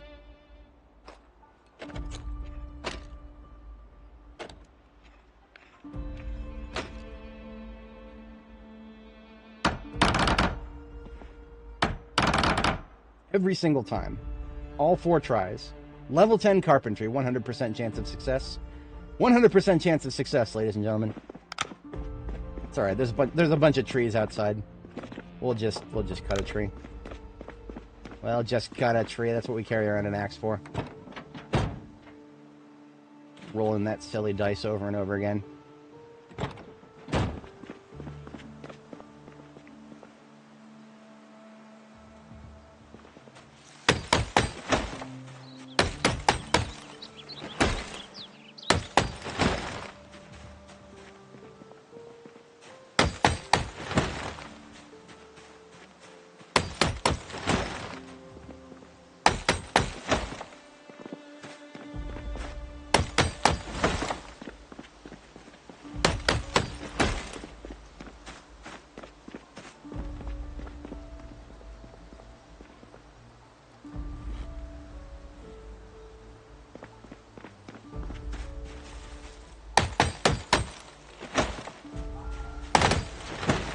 Much better. Backpack in the offhand. 4 logs probably more than enough, but now that I got started up there, I cleared a few line of sight obstructions.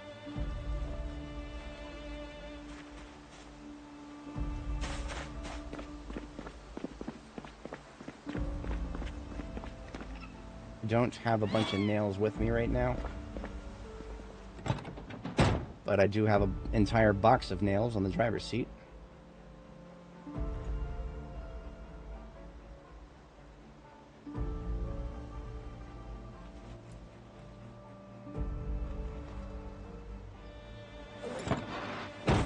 Canteen is empty, so usually all I gotta do is this. Drop the water bottle, right click and fill.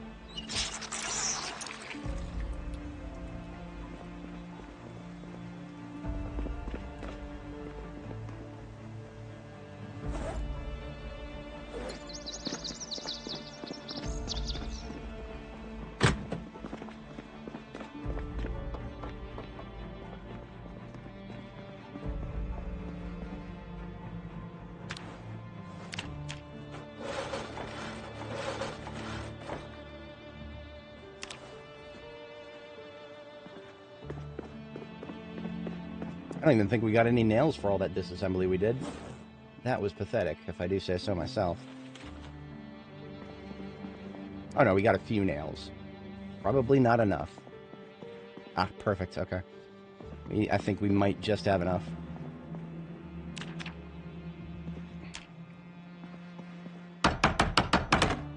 Now, is it really necessary? Maybe not. I'm pretty sure I'll never accidentally walk off of a hole that I made in the wall myself, but you know what? We didn't get this far by trusting ourselves to never make a mistake. We got this far by accounting for mistakes as much as we can foresee. I can't wait to find out what mistake I didn't foresee. It's coming. You're never safe, and you never will be. Not in this game. This game is Mistake Making Simulator 2000. Or shall I say Mistake Punishing Simulator 2000. It's not even set in the year 2000.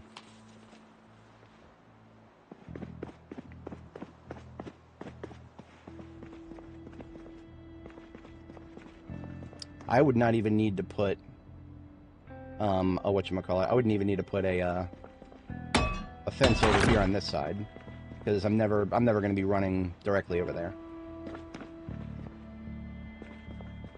Actually, same with this. I'll smack open this side, and then that's more than enough natural light. Yeah, I'm feeling good about this. What is in these cabinets, I wonder? If I was in Riverside, these cabinets would be very important to me, because I like the way they look, and I would want them in my base. But, sadly, there's no bases I'm trying to design out here. I will take one of them upstairs to the, where I'm sleeping, just because I need a container up there. I was going to take this, but I have a prettier one now.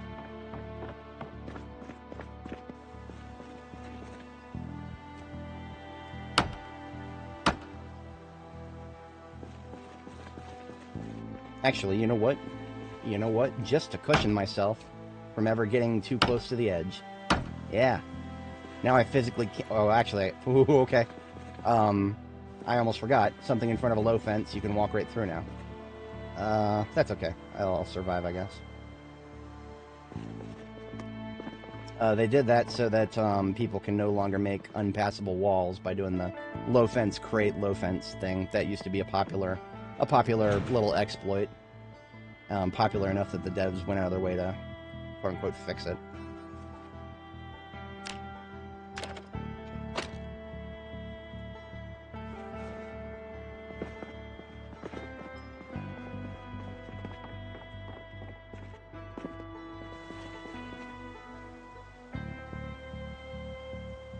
Now, sometimes I would go pretty nuts with my field sleeping spots that were never intended to be anything more than just a place to sleep at night.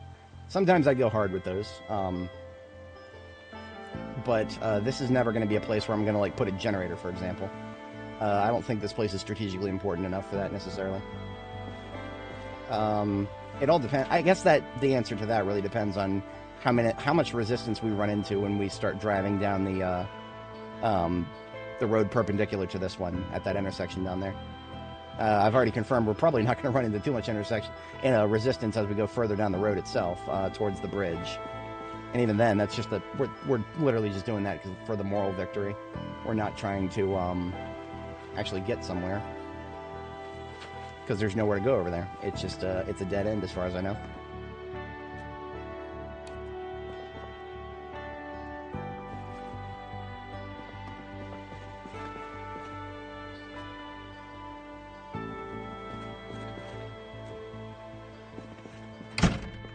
I do not, probably don't even want to close that,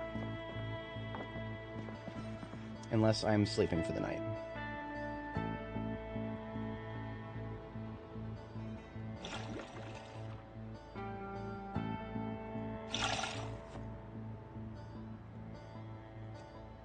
Too heavy, huh?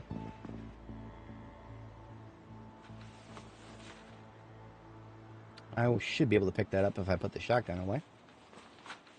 Yeah. Partially because it's in my way, but also, I mean, you know, fresh water on the roof that I can refill easily.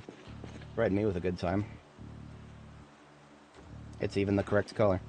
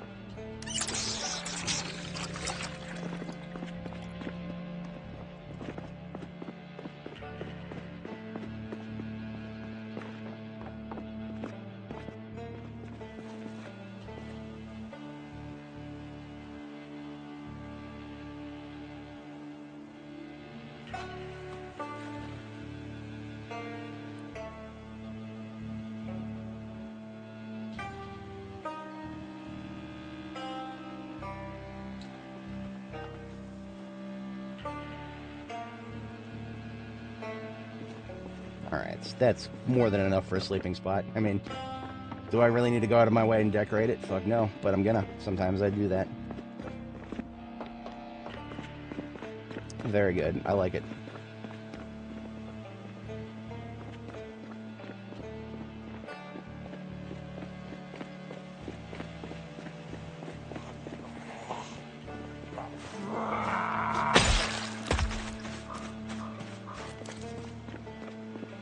This is an IHOP, I believe, or a stand-in for an IHOP.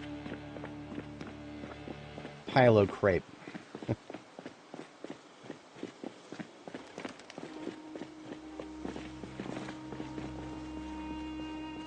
Hello there.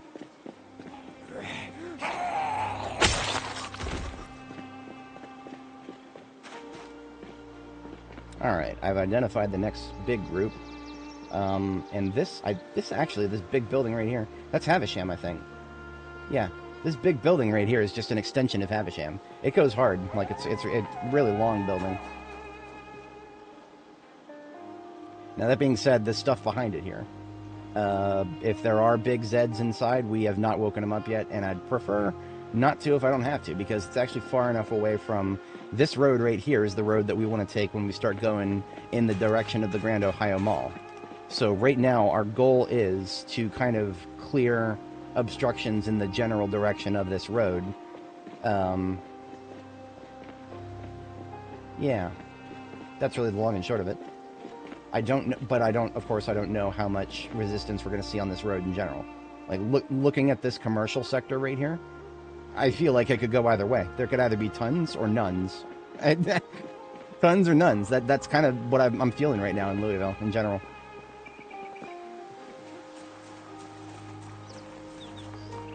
Tons or nuns. Looking like nuns so far.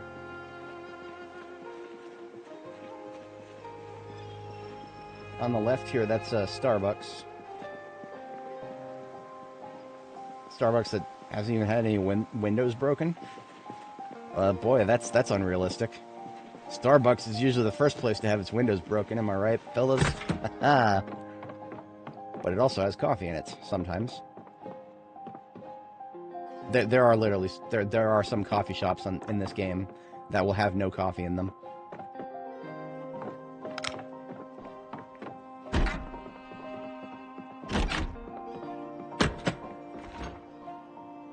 Coffee shop's got soda and milk. Seltzer water. And empty mugs. Have we... boys, I think we found it. I think we found the coffee shop with no coffee in it.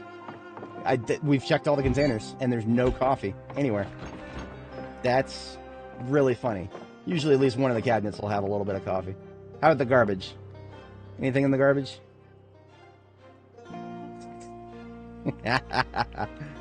Not even an expired bullet of Pikes. How embarrassing. You know what this tells me? This tells me the local manager must have gotten news ahead of time and decided to hoard the product. I can't say I wouldn't. Oh, wait a minute. One more. Nothing in it. Nothing in it. Back to picking through the trash. Actually, I'll take the glue. Absolutely, give me some glue. What are glue? What is glue but more bomb detonators? Y'all see a stick of glue, I just see more bomb detonators now. Yep, we found an entire Starbucks with no coffee in it. Sorry, Seahorse Coffee is the name of the joint. It's just Starbucks. There's so many of them that it's definitely a stand-in for Starbucks. I'm gonna laugh really hard if Tim's Bakery, just right next to the Starbucks, actually has some coffee in it. It is not impossible.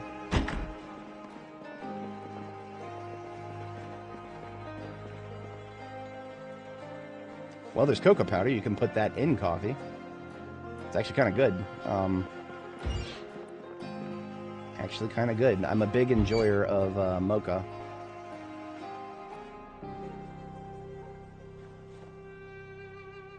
When we made the mocha sauce, there was just some precursor we would add some water to.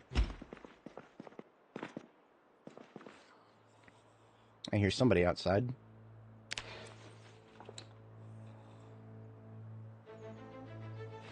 lots of baking goods, lots of things you can put in coffee. But, wow. Okay. Like I said, I consolidated almost all the coffee I collected on the map and took it all with me. And I've been just drinking it as needed. I've been almost, you could say that I've been saving my coffee for Louisville for the most part.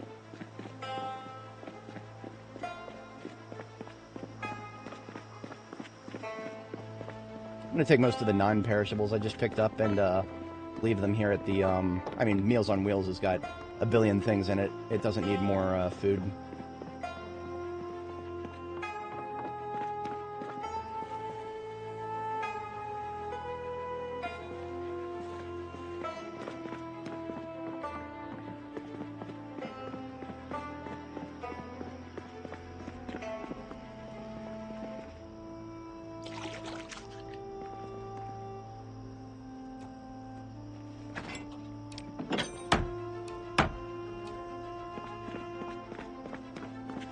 Hello.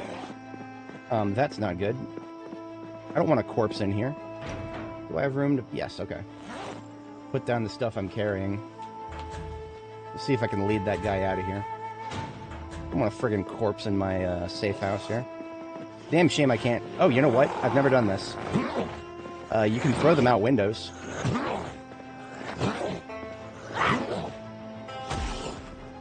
Why did you gotta be that guy, huh? I don't know if this counts. No, I'm just gonna lead him out. Come on, right this way, sir. Let me show you to the exit.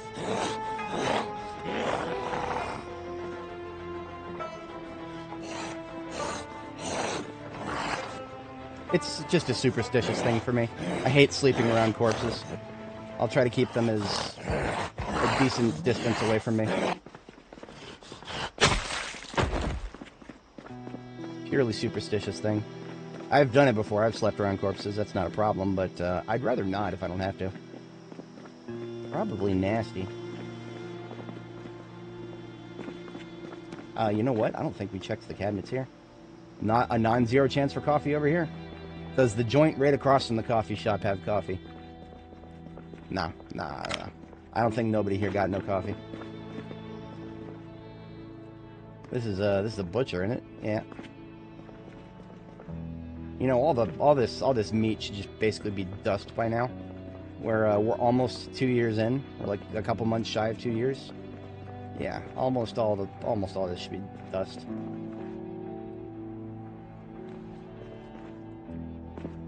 What are these shelves? Standard grocery. Okay, neat. So this is like a, what is this, like a hybrid baker and grocery store? Or just a regular, yeah, okay. Gastronomy. Lave un gastronomie. I don't do French. I don't speak frog. Sorry, guys. Le petit casserole.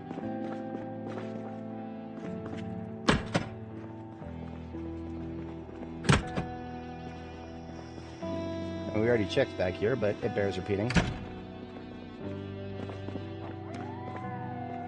And yet, for some reason, I just get this distinct feeling that there's more in this area that will just be like that guy and just wander on up. Just roll on up as they do. That's fine. I really don't. The only thing I sometimes... No, we're good. We are... Ah, look at this. We finally, in the back room of a kitchen in the bakery shop across from the coffee shop, we have finally located some coffee. Again, it's not like I was really going far out of my way to find some. Oh, look at that! Even more! 3 coffees in the bakery shop, in the kitchen of the bakery shop across from the fucking coffee shop. 10 out of 10 game of the year. Super realistic.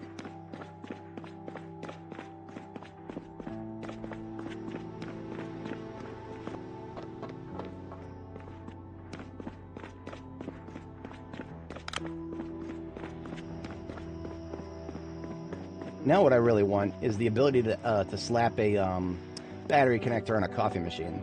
We can do it with a light. Why not a coffee machine, huh? I would like that. I would like that a lot.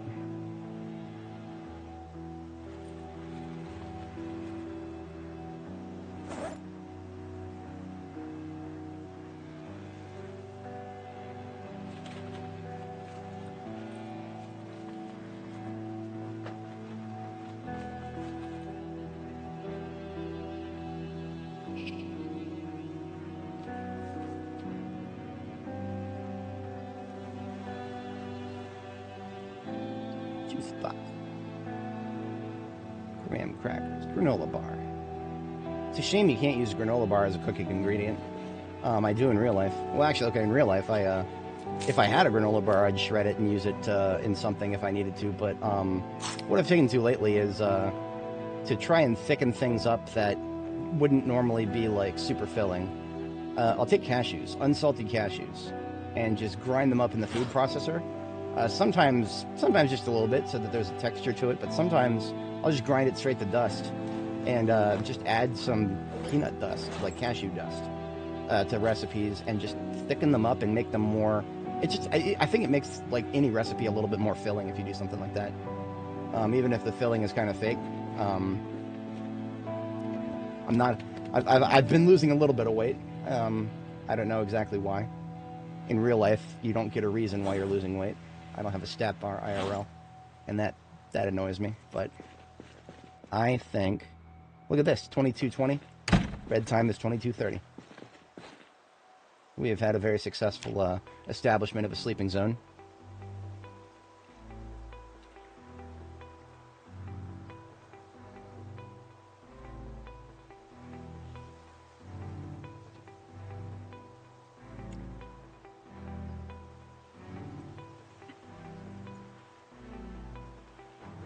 Now, I'm curious what this place looks like with natural lighting at night. So nothing up here, but what about down here? Yeah, I get nothing on this side. Okay. So you see how I get a little bit of natural lighting spilling in from this direction, but nothing from this direction. I'm not sure where that is. It's selective. It works over here. It works over here, and then it works over here. I wonder if it's the... Oh, there's a roof. There's actually a roof, like a glass tile roof, on the inside here. Interesting. Okay. Interesting. So as a midnight activity, we will resume moving a couple of burnt wrecks and killing anybody we see, as always. We want this intersection to be nice and traversable. Something that is worth thinking about at the moment. This intersection gives us access to River Road and then 5th and then Bourbon Way. Bourbon Way goes hard. Like, that goes all the way back here to Foxtrot. There are going to be a fair few Zeds here and there. That being said, it's way easier to traverse that, to go around, basically go around the festering heart of Louisville instead of through it. Once respawns on 1st Street start becoming extremely annoying, this intersection being clear will provide us a way to just basically go around everything in Louisville instead of directly through it. And then if we want, from Bourbon, just straight down Waverly to Jericho, or all the way to Foxtrot. Foxtrot was our point of ingress. It's got a forge, but it's also where I built the bridge to Indiana. And I literally go straight through Indiana to West Point, just to dodge the fucking respawns at the military checkpoint there. So we have a supply line in and out of Louisville that we have established partially. There are a few problems with it that make it a little bit annoying to get through Indiana itself. But once we're through that hurdle, it's easier than getting out and killing a billion zombies at the checkpoint. That it will always be easier than that. I'm just going to survey on foot for a minute. Not even going to fire up the flashlight unless I want to see something inside. So, what is that? That's a gift shop, a diner, and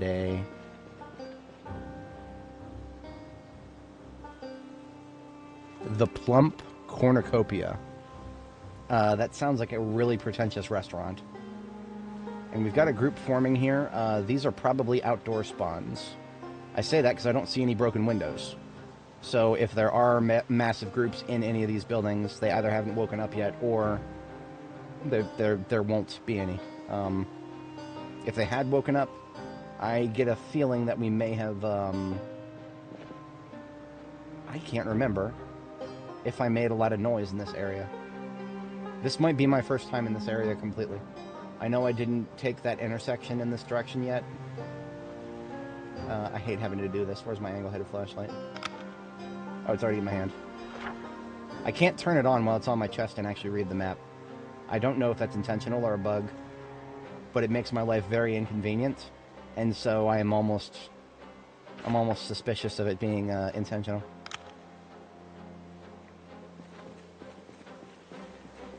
I'm gonna try to sneak by these guys because I don't want to go loud right now. So we just do a little sneak over. Hello. Okay. Multiple inside there. Definitely not a Louisville group in there. No, that's like that's just a standard building, really, in Project Zomboid.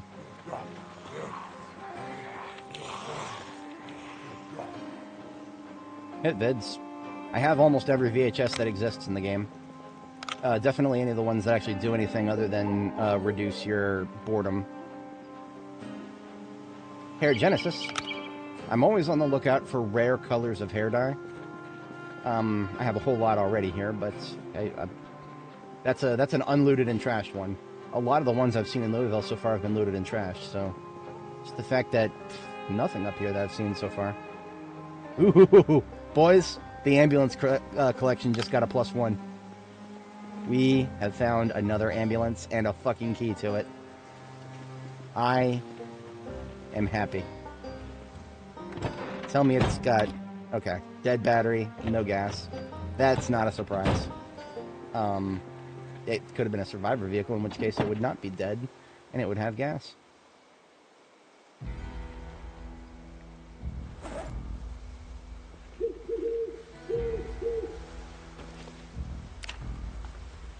Whenever you find an ambulance, you almost always get some stuff in the trunk.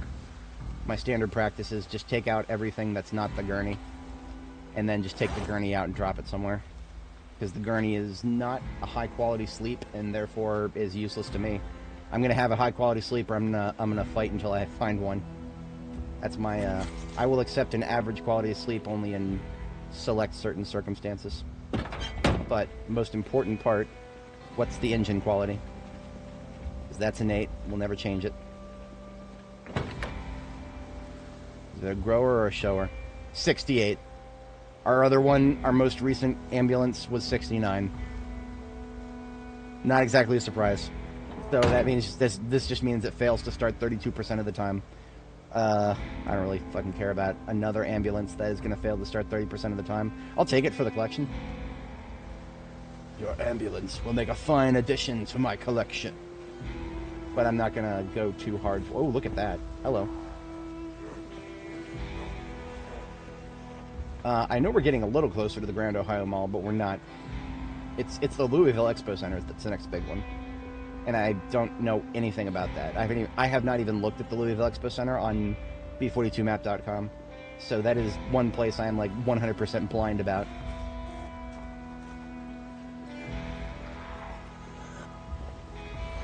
Oh dear, we're getting lag spikes. That's not good. Fuck. Okay, I'm gonna get some distance from this Zed and close and reopen the game. I hate when lag spikes get like this. This is bad. Because it's getting more and more unstable. It's getting more and more unstable to the point where it's gonna stop. Fuck. The game is gonna... whenever it gets like this, it's moments away from crashing. I just want to get away from the Zeds before it crashes. You can get ahead of the crash by just closing and reopening the game. I'd rather not close and reopen the game while there's a Zed locked onto me. I'm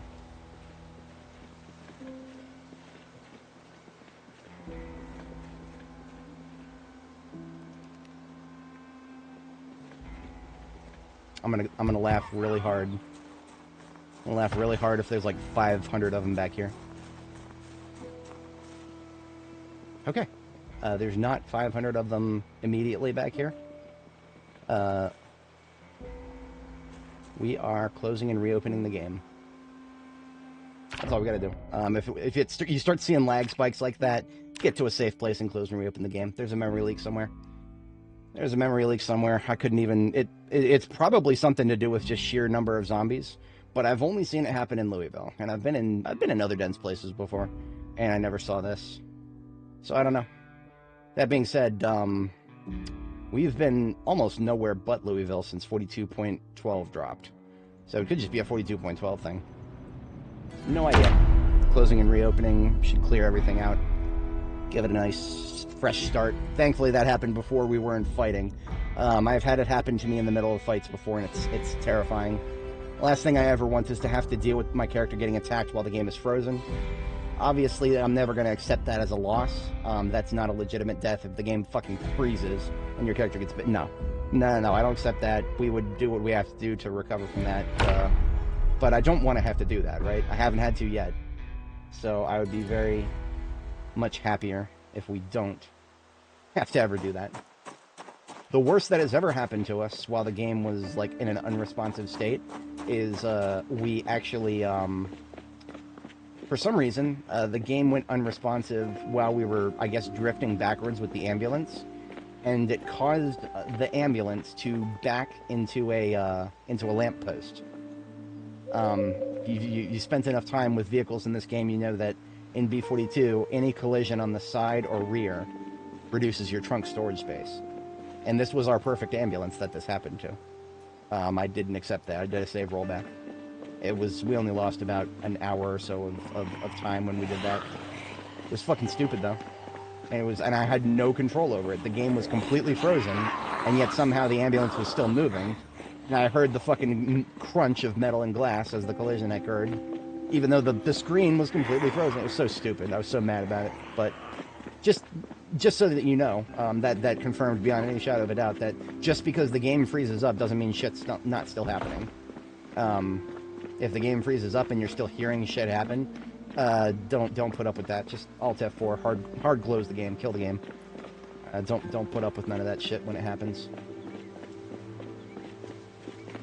But we have gotten ourselves a very solid survey of what's to come. Most of the Zeds are either in the parking lots to the south or the buildings to the north of that street, as opposed to in the street itself. Hardly any surprises there. That's standard Louisville right there. But I did not spot any mega buildings for the initial part of this strip down here, so that's good to know.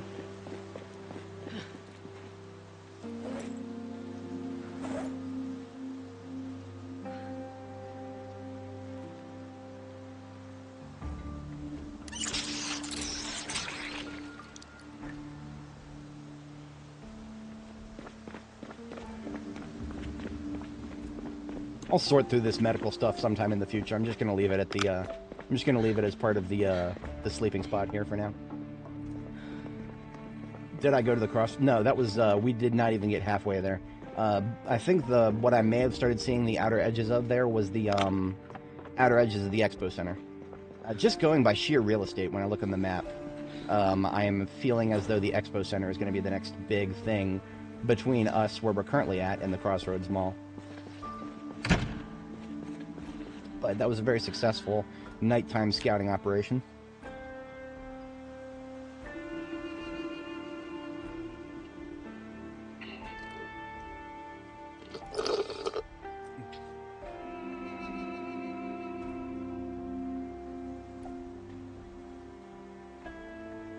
I was supposed to close out of that. Hang on.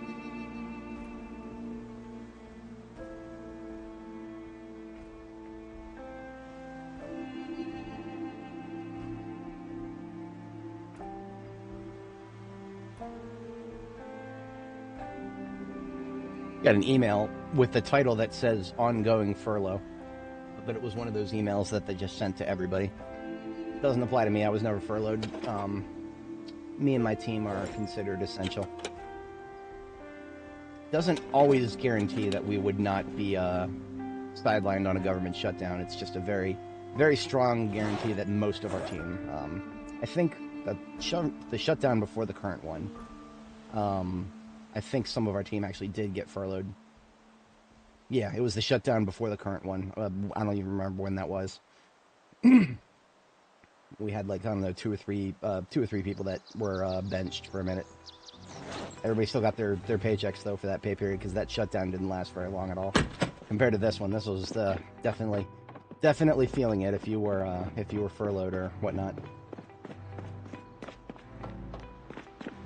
And because the contractors that, you know, I'm a contractor, not a Fed.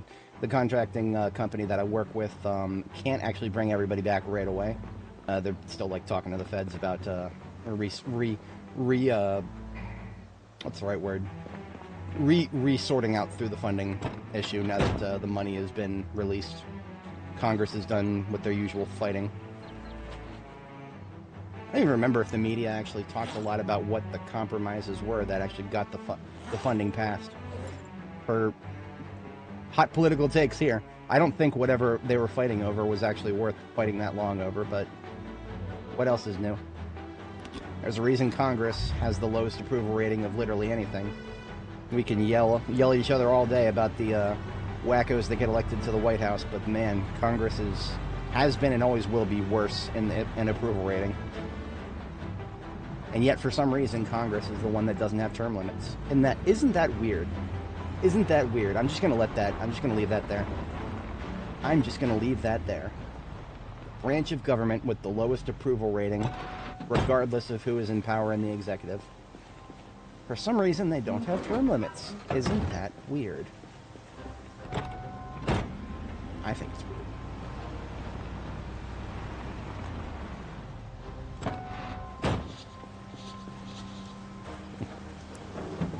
In a democracy, if you want to know who really controls you, look for the people who don't have term limits.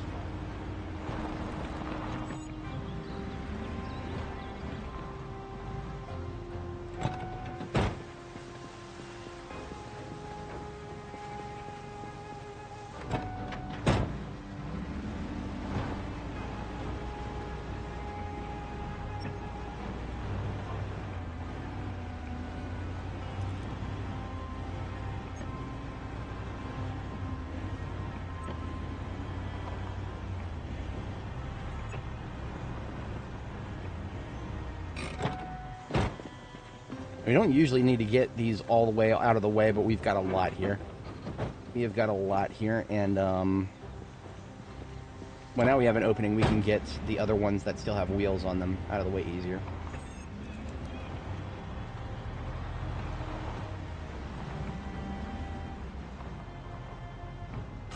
When I cleared the roadblock getting into Louisville after going past the hospital, what was it called? St. Peregrine's, I think.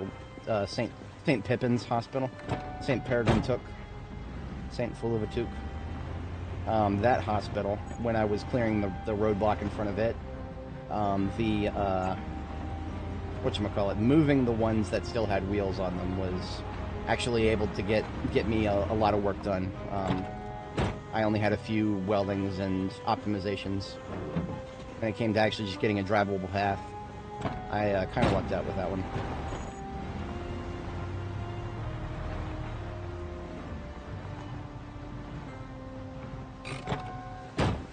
Something I was trying to think about last night when I was out there surveying what we were up against as we go further down the road to the right side here.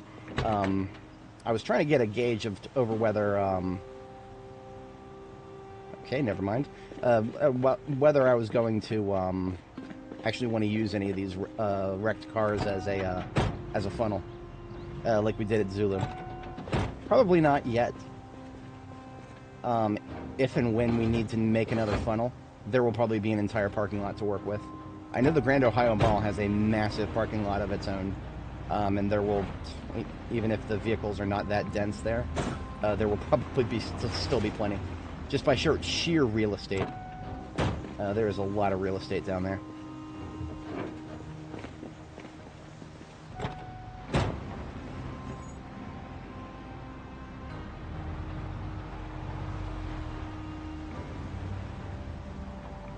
Something I would always think about removing but can't are these streetlights. If I could sledgehammer these streetlights, every single one of them would be gone already. If I could sledgehammer them. You can, there's a thing you could do where you could like build a fucking staircase, go to the next Z level, and pull stuff out of the. You can remove the tops of them. You cannot remove the bottoms. The bottoms are fixed objects in time and space. They will always be there. I've tried to remove them. I literally did the thing where you built I built a staircase, and nope. I'm pretty sure that only debug mode could delete these.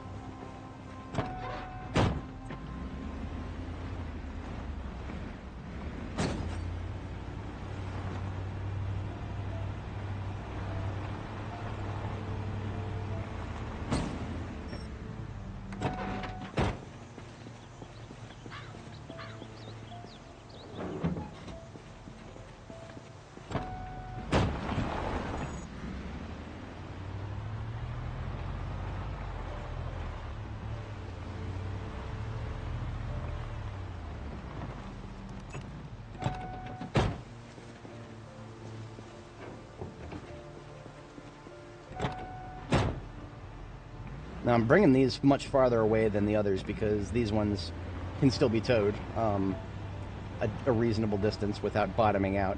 All the burned wrecks will bottom out.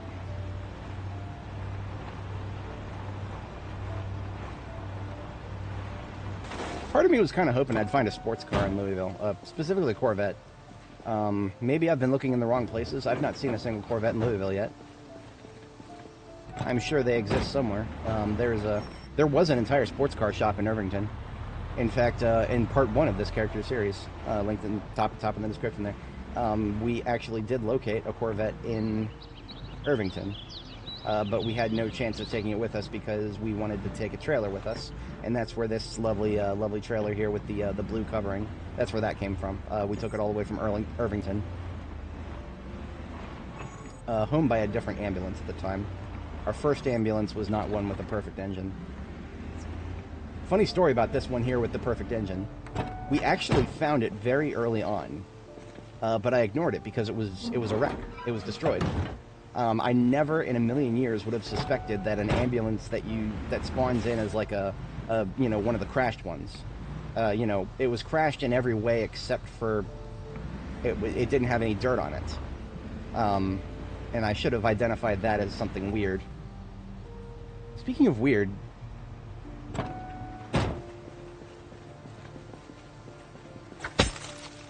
there's a tree there. That's why I was having trouble towing the taxi. There is a tree there. And I just bumped into it lightly. Thankfully, I don't think I lost any trunk space. That's wacky. That needs to go right now. I'm going to delete that. Whatever that tree is. Fucking non-existent, non-corporeal tree. The game even lets me cut it down. It just doesn't... Okay. Get out of my life, stupid thing.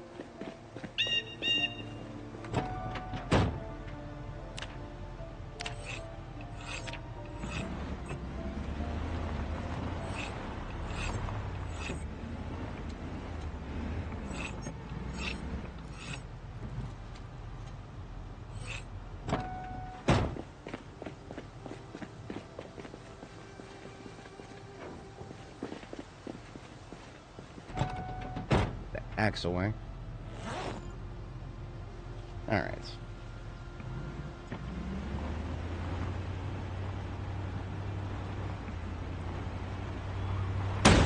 That was deliberate. That was deliberate.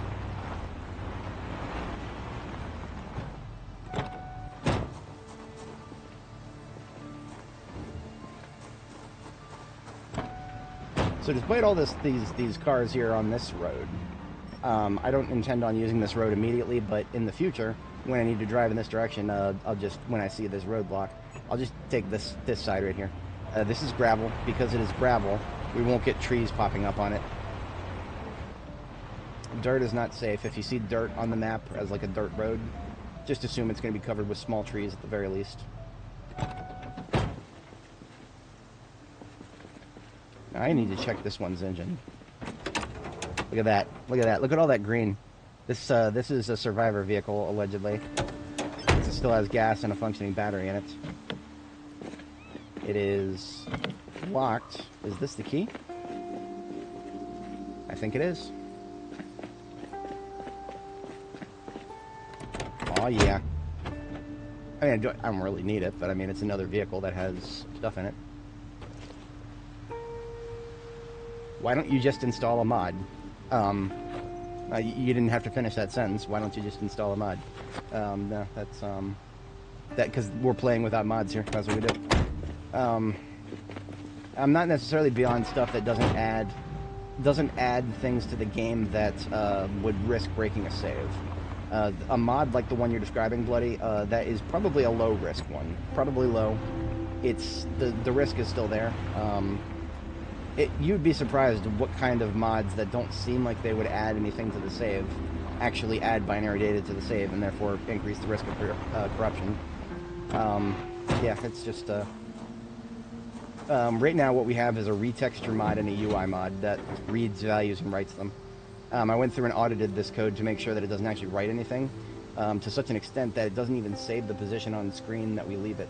Every time we boot up the game, whenever you see me like start up a stream, it always starts up like in the same spot because it doesn't even write the values of the screen position that it was saved in. There's probably upgraded versions of this mod that do write that, and I think it writes it to a separate file from the save, but I prefer anything that doesn't write stuff to the save. That is my current preference. It's my threshold for ensuring that we don't have or minimum risk. I can't even say no risk because, you know, there's always risk. Already risk.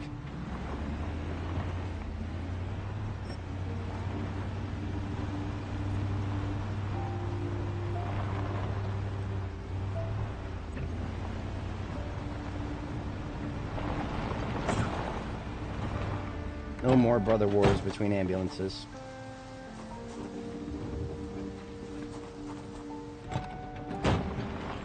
Okay, we are... That's all the easily movable ones. From this side, at least. So, I'm thinking we are going to go ahead and start welding apart a couple of the ones on the right side of the street. Got a nice drivable area through the middle here. Yeah. It doesn't have to be always that it's going to be the same side of the street that's free of obstructions. As long as there's a flow to it that I can recognize if I'm driving at speed. Now, this is a bit of a problem. I'm trying to imagine what this is going to feel like when there's no zombie corpses to dodge, and I'm just kind of driving a little faster than I would be. Here's a problem. Havisham Hotel Suites. Look at that building. Look at the side of it. And now see what happens when I'm moving forward. What if I was moving very fast? That would be a very big problem. The best solution to that would actually be to kind of telegraph to ourselves as a reminder that we've got burnt wrecks on this side of the road, and we can do that somewhat easily. But what we got to do is drag this one back a little bit. If we drag this one back so that, I think maybe we can use this street light as a point of reference.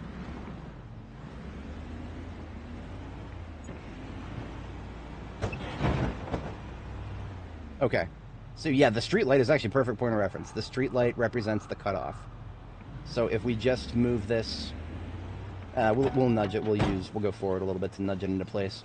I just want this burned wreck to be visible on this side of the culled building, so that we know before we enter the territory that the building is blocking, that we know that there are obstructions. Am I going to flip this? I will if I can.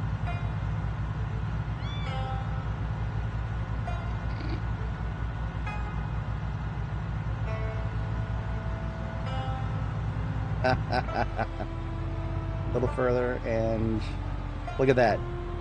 We cut the amount of real estate that it wastes in half just by pushing it over.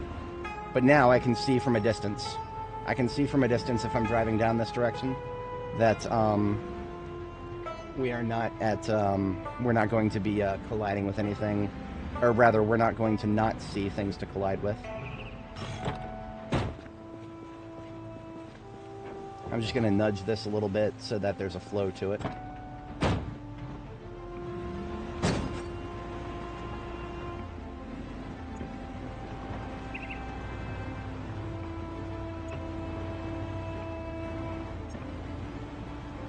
Okay, that is telegraphed like a punch. Now I know for sure that I need to be, when I'm entering this area, starting on this side of the road.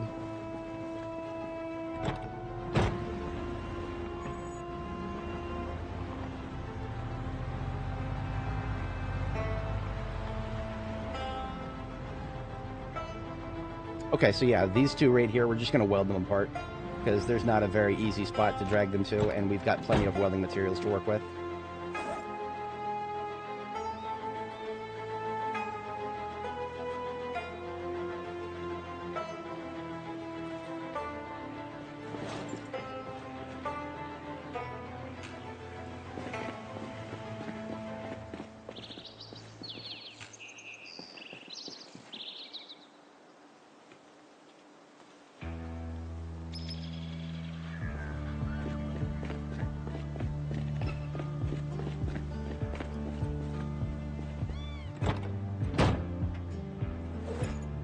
We have finished off all the food, the spoilable food that we brought with us. That is okay. Should have buildings full of food all around us here.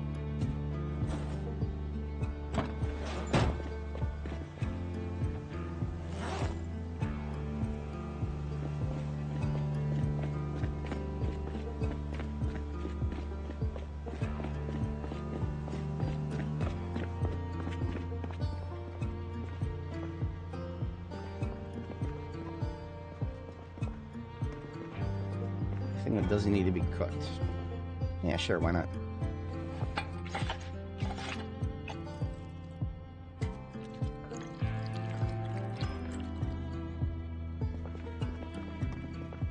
Hey, this is what I'm talking about. Candy. Essential to any good Louisville experience is a bunch of candy. You eat it and it makes you happy and you stop getting sad from all the uncomfortable stuff you're wearing. Okay, I need to step away very briefly here. Once again, I'll probably just only be gone for about a minute and a half here. So we're just going to go ahead and park with the ambulance. I'm going to cheese things a little bit here. You have to go AFK and you can't close the game. Maybe it's multiplayer or something, or you're a live streamer who has a weird obsession with not pausing the game. In any case, all you got to do is park with the driver's seat, inaccessible. I think zombies can still smack the passenger seat impotently, but they'll never. I don't think zombies can, like, climb into the vehicle and go across the seats to fuck with you. I think they have to get into the driver's side window before they can mess with you. See, we hit E, nothing happens. We can't get in, they can't get in. Be right back. Just momentarily here. Actually, you know what? I'll leave the map open. That's more interesting than a static screen in it. Alright, be right back, folks.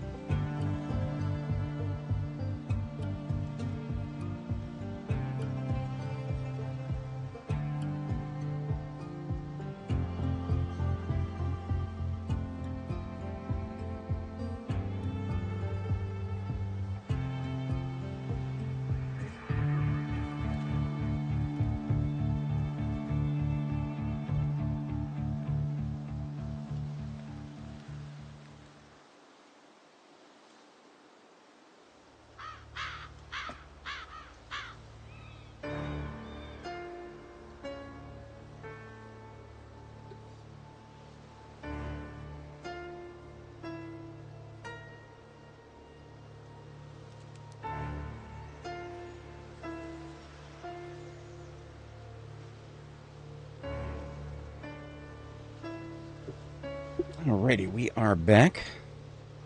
So we actually did get slightly close to the Expo Center, but we haven't actually seen it yet. St. Michael's Cathedral. That is beyond Havisham, further down Jackson here. I have no idea what kind of Z count we could be seeing there. Cardinal Plaza. Okay, so the parking lot of Cardinal Plaza is what we saw. And then, I guess maybe a shared parking lot between that and the Expo Center here. So we did actually make it all the way down to the Expo Center. But we never got anywhere near the Ohio Mall. There's another small commercial sector between Expo Center and Grand Ohio. So, continuing with our order of operations. Order of operations was that we get our moral victory. Our moral victory of breaking our way through the roadblock and seeing what it looks like on the all the way down here. What I want to do, before we do that though, I just kind of want to clear this roadblock here, in this crossroads. I want to be able to drive, make this a T intersection, right? I don't care about clearing vehicles in that direction necessarily as much as I want to be able to drive to the north and to the south and to the east over there. And for that we will need 1, 2, 3, 4, 5, 6, 7 more weldings. Yeah, that's not even a whole propane tank. Yeah, it's not bad at all. Okay.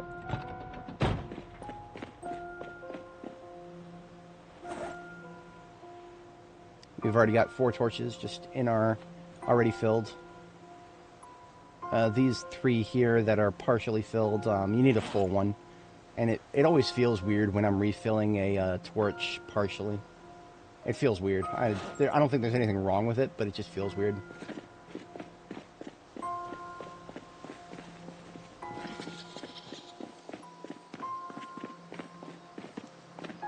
The key to this Cerise wagon that I picked up, I don't like carrying around too many keys because we have a very finite amount of keychain space nowadays. That's Project Zomboid in the current year.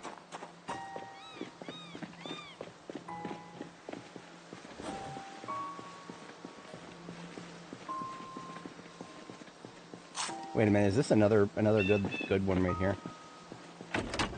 Yeah. 2 Cerise wagons in the same color, in the same great condition. Neat. Very neat.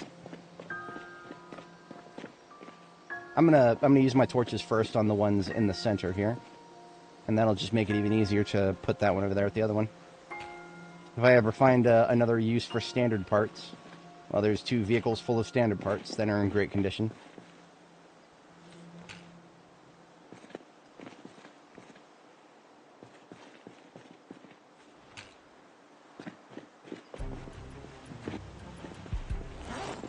There's 4 empty torches there.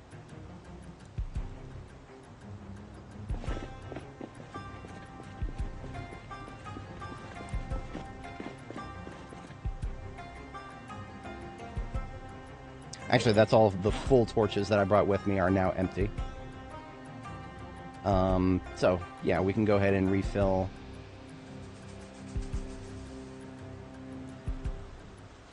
We'll refill all of them, and I want to set aside the propane tank that we're refilling from so that they don't get mixed up. And also get distance from the other torches so it doesn't the crafting menu doesn't automatically select them.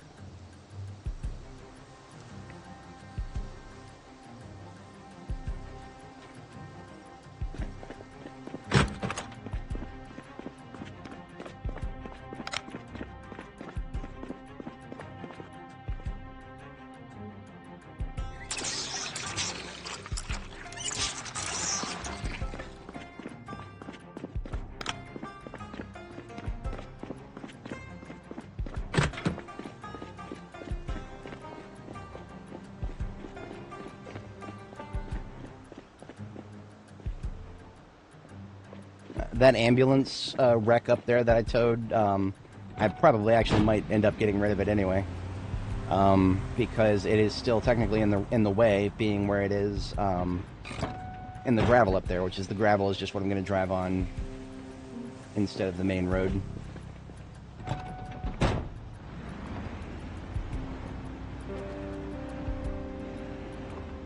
guess it's not that much in the way. The other one here is more in the way. If we were to delete the trees, then that would actually make this whole area a very nice wide open road. All we gotta do is delete those trees. And just far enough so that it's parallel with where these burned wrecks start here. 1, 2, 3, 4, that's it. 4 trees.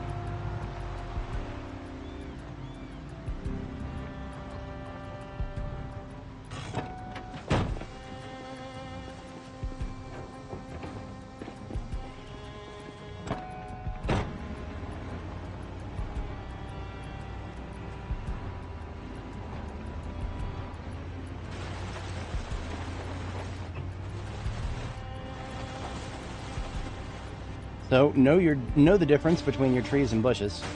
This one that we're driving through with the ambulance right now, it might look like a tree to the uninitiated, but it's actually a bush, despite what appears to be a trunk there. No, it's actually a bush. We can kill it with just the knife here.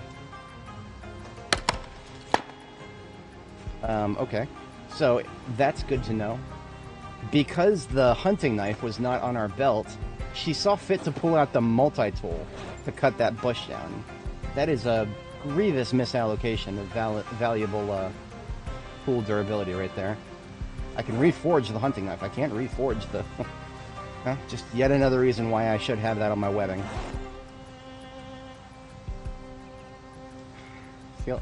I feel like I've probably had this conversation with myself before about the Kanzians. I mean, I could put it on my I could put it on my belt. Unironically, a belt slot, the second belt slot is actually probably the least valuable thing to me at this specific moment, at least. I'm sure I'll find a moment where I wish I would have not done that.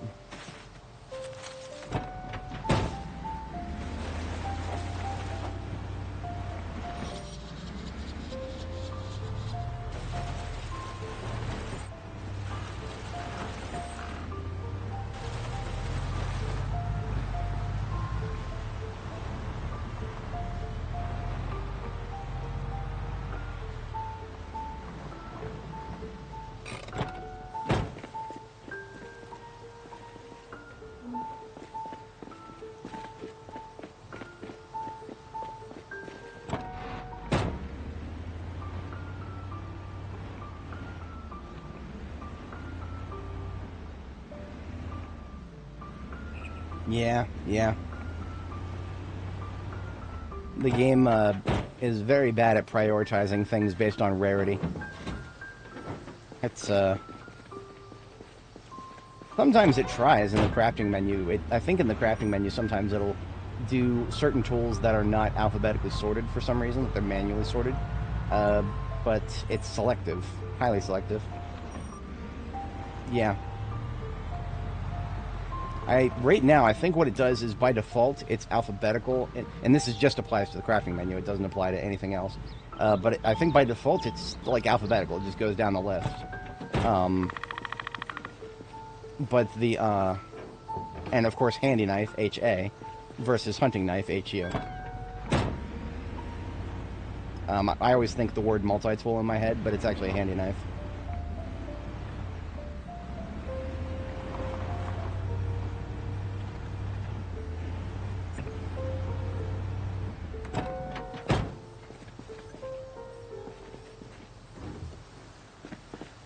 Smacking a window up here. Thought I heard the sound of somebody smacking a window. No? Okay. There doesn't have to be somebody smacking a window.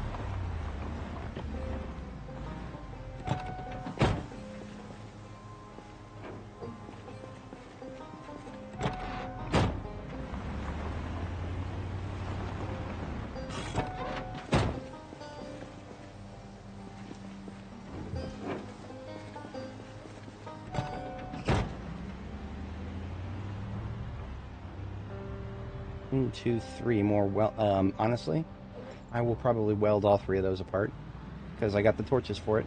I actually think I was going to allocate 4 torches to this, clearing that particular section, and I got away with, I'm probably going to get away with just 3 now. Some of these guys, I'm not sure exactly where they came from. These guys to the north, where were they? Were they, like, further up? I don't know. In fact, I'm going to discharge the firearm up here. I'm going to use guns to kill a few of these guys, not just because I'm hungry, but also I want to know where the rest of these guys are coming from. I saw almost nothing up here in the woods, other than the few that I killed in the playground area.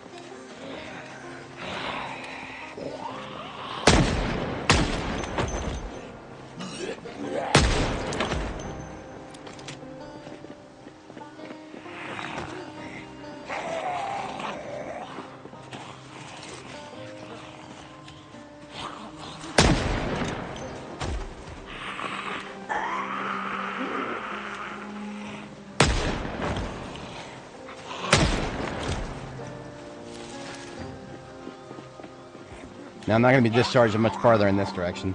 I know there are more in that direction. That's not what I'm concerned about. It's up here that I'm mostly concerned about right now.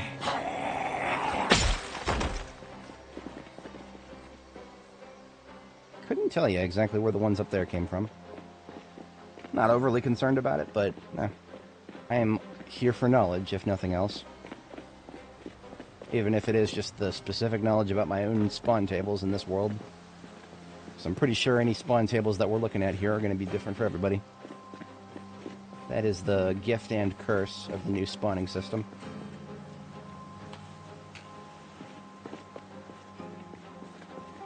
I'm pretty sure it's not supposed to be instantaneous, what I'm doing right now, but I'm not going to complain about it. Not in the slightest. I think there's a new system where things are supposed to go faster if you're higher level in a skill. I think they overcorrected with welding a little bit. I'm not gonna. This is a bug report I wouldn't even consider submitting. They'll figure it out eventually. Why rush?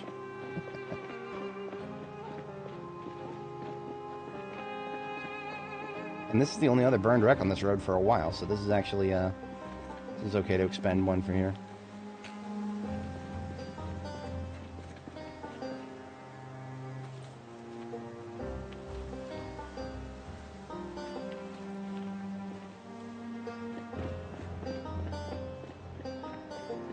At some point, I'm going to take the trailer down, just down the road and drive over all of these piles, and I think I'm just going to pick up the iron pipes. Iron pipes are pretty much the most important thing to me right now that I can get from welding apart cars. That is kind of hard to get elsewhere, reliably at least. Most everything else you get from welding a car apart, I've already got a billion of elsewhere.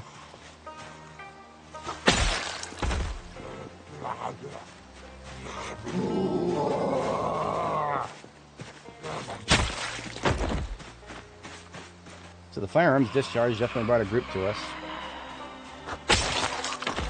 But I didn't actually catch where some of these came from. I can only assume that there's more in these trees than I suspected. Not that big of a deal, but worthy of being aware of.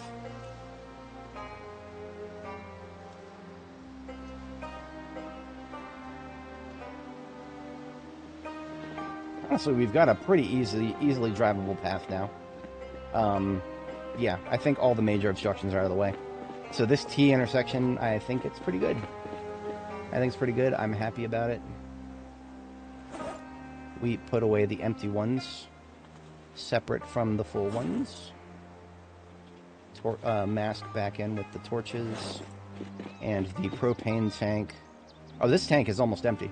If I refill one more torch, I think if I refill one more torch, we can leave this one behind.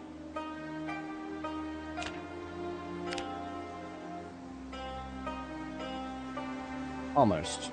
There's like a tiny touch of propane left in that tank, I think. That feels weird. But what that means is this one that has only a little bit left in it. Let's try to refill that, see what we get out of it. So what weirds me out about this is that there was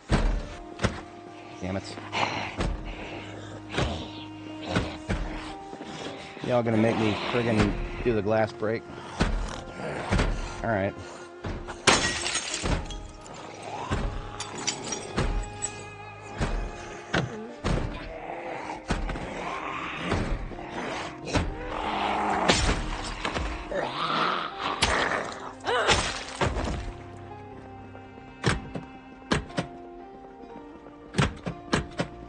No, there's not going to be any food in here instead. Well, of course, we've got plenty of food that we can just eat. I was kind of on the lookout for anything that I could cook with, but no. All these... At least there's no zombies around, I guess. I have no idea what got us here. But the game is still running. We've just lost control. I'm just going to check our save folder and make sure that it's not trying to dump. I'm pretty sure it's not. It does this a lot. Oh, no. This is a proper crash. It's dumping the save. Okay, so what that means, basically, if you see the game freeze up like this, go to your save folder and check to see if there is a newly created folder that has the same name as your save, but then underscore crash after it. Most of the time this has happened to us lately, it hasn't done this. Now, what does this mean? This means that it's taking the entire save and dumping it to the disk. Our save files are so massive that this is actually going to take... This is going to take a while. And, okay. Sure, I could always just... I could just kill the game. I could just task kill it forcibly. But our save files are 1.03 gigabytes across 386,000 files. I don't know if it's actually doing anything consequential right now. Last time I did this, last time I dumped the save, it didn't have to. There was no difference between the crash and pre-crash, but we named it pre-crash specifically. But in any case, we'll wait for it to finish what it's doing, just in case. That's a safe thing to do. Oh, you gotta be fucking kidding me. Hang on. Okay. Fuck.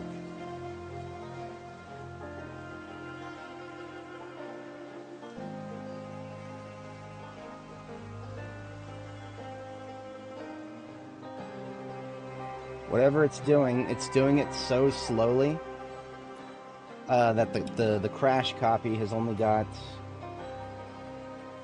It's 39,000 files out of 386,000. So the amount of time we just waited for that to happen, the amount of time we've waited so far is about 1/10 of the total.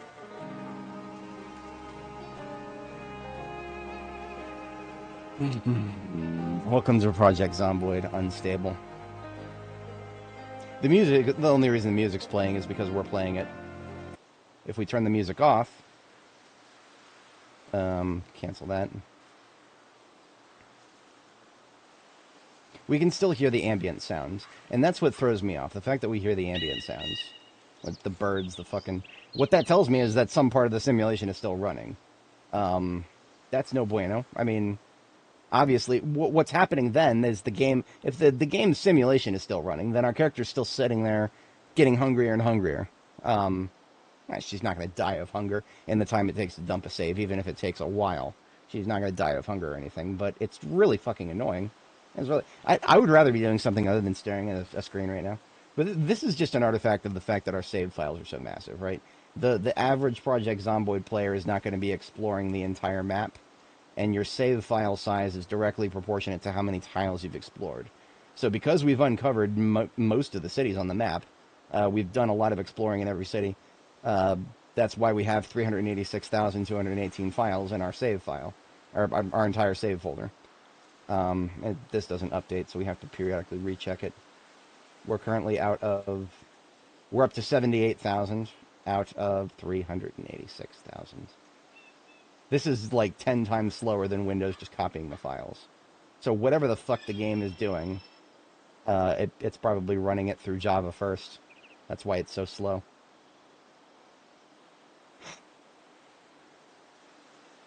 Well, like I said, I'm not going to interrupt it while it's dumping. If it's dumping, it's got to be...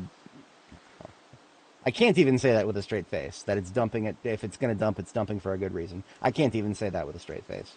All I know is that my general policy is if it's going to start dumping the save, we're going to let it dump. So, I know a lot of people probably wouldn't have the patience for this. They probably would have just killed the game and relaunched it. But we're almost up to 100k, which means we're about a third of the way there. So...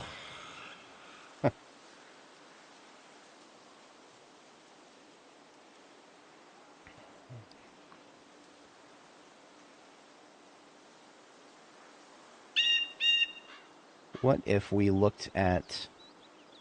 I'm curious to see if anybody is talking about these crashes. Let's take a look at the game's discussion forum.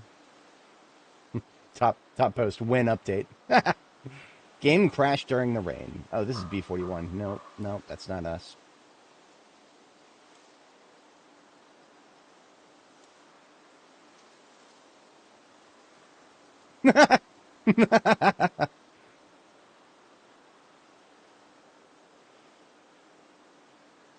You're welcome, buddy.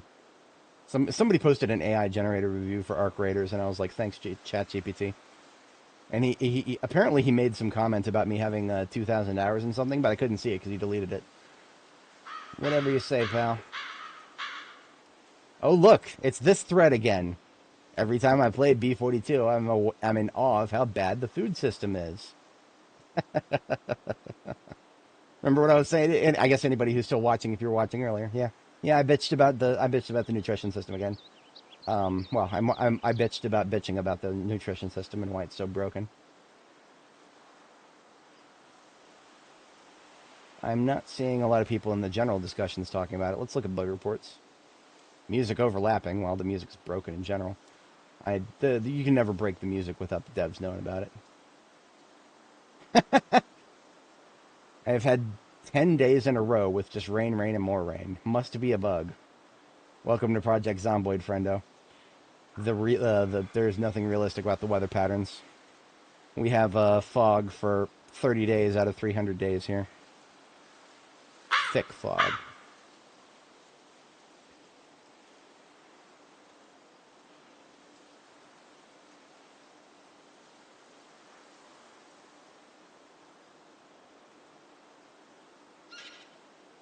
Save corruption on load. Mods none. Oh, that's painful. That is painful. Failed a sanity check on world streaming? Oh, that's painful.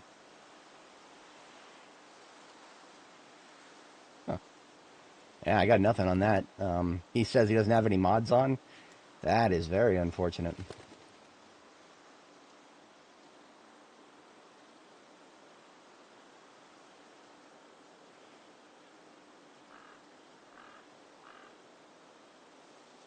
Oh, look.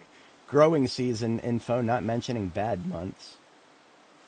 And no mention of the fact that the dev, or, the implication that the devs are not interested in bug reports on growing seasons.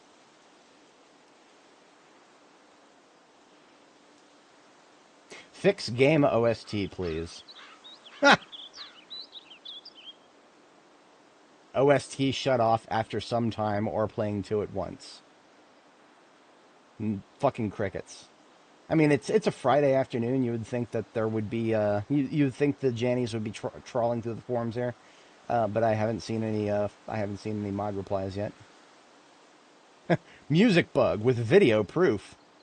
Yeah, if the devs actually need video proof. Look at that beard in the comments. Everybody clap for Beard asking if it happens without mods. He literally doesn't play the game long enough to see it happen when everybody else who does play actually knows that it's fucking happening. Gotta have mods and Jannies on the forums who don't even play the game. There's 11 posts in this thread. Oh, here we go. Okay. I don't. What's the difference between the orange text and the yellow text?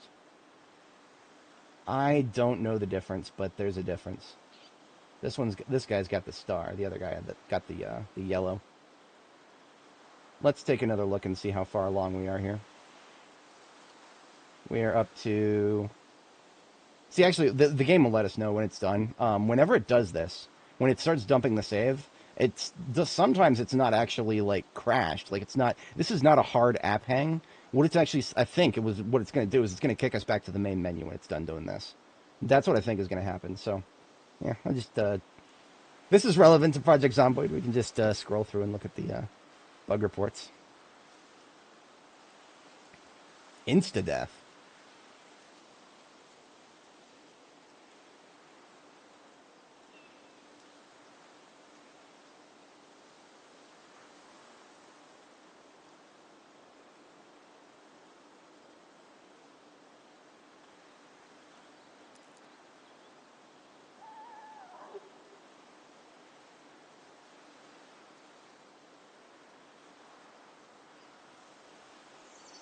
Rear neck bite is insta-kill on any mortality.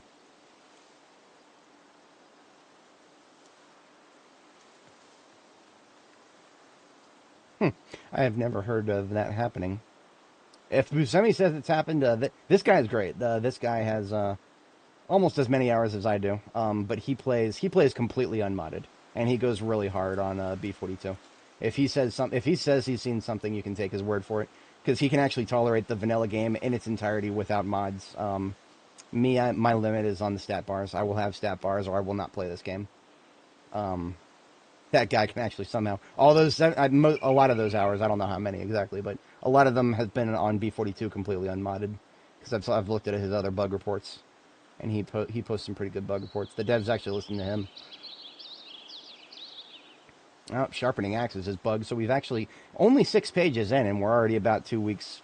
Wait, then that's an entire month. 6 pages over the course of an entire month. That's actually... Maybe they're not getting as many bug reports as I thought. There's also Reddit in the actual forums. I don't usually go there to check to see if people have reported things. You know, the game got sold to me on Steam, so I'll look through Steam. Large metal trough capacity is inconsistent.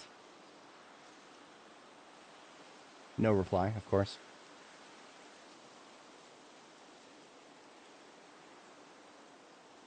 Gun-related bugs.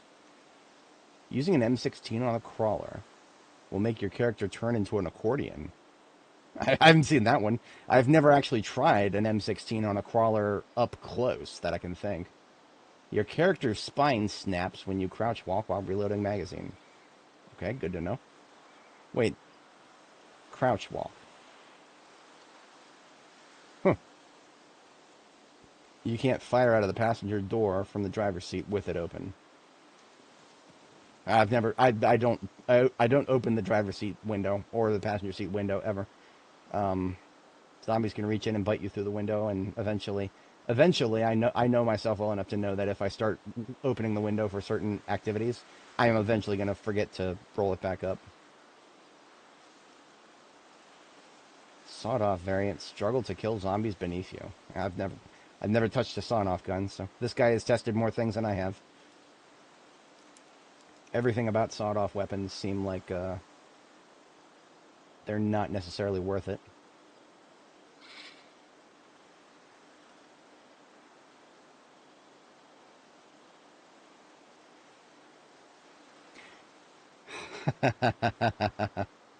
Cooking ingredients becoming 0 calorie and or infinite. Yeah. No reply to this one. This is just, you know, the same thing that I've complained about many times. When you get to high level cooking, you have so many leftovers. Obviously Buscemi in here corroborating. Fucking crickets from the devs. You can only imagine that we have to imagine that the silence means they either know about it or you just don't fucking care. It's just a simple post. We're aware of this issue and looking into it. But no. Piano bug. I can help these guys with this. I have a fix for it. That's how I pulled some folks into my streams by posting footage of how I fixed it. But I would have to go find the... All right, you know what? We're going to help some people out. We're going to help some people out while we're here. I'm going to open both of those threads so that I have them open. I'm just going to link them to the post that I made. Just a direct link. That's easy enough.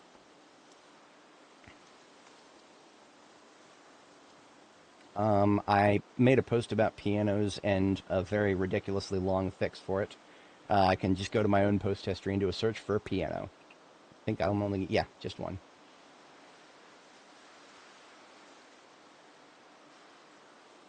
That's really funny that they still haven't fixed it.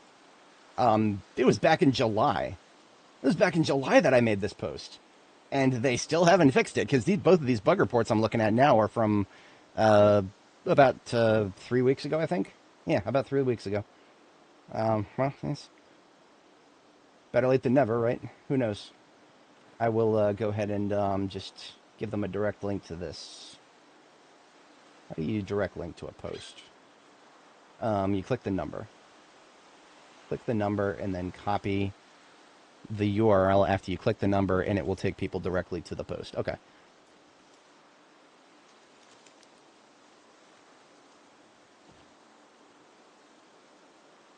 I'm gonna throw a little bit of shade.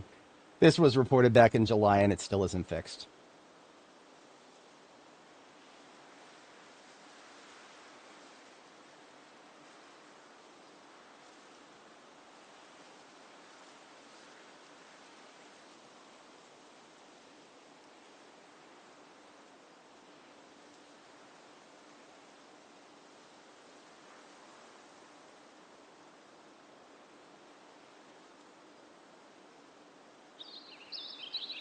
There we go.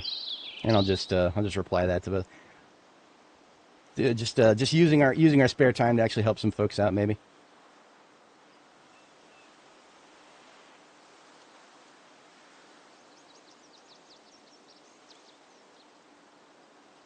There we go. Okay. Let's see if it's done dumping yet. Like I said before, I'm pretty sure it's going to send us to the main menu when it's done. But I'd like to check to see what our progress is. Normally, I wouldn't just sit here and wait for the whole dump, but we've been at this for about 6 hours. So if it breaks now, if just say that it's dumping because the save is actually just that broken,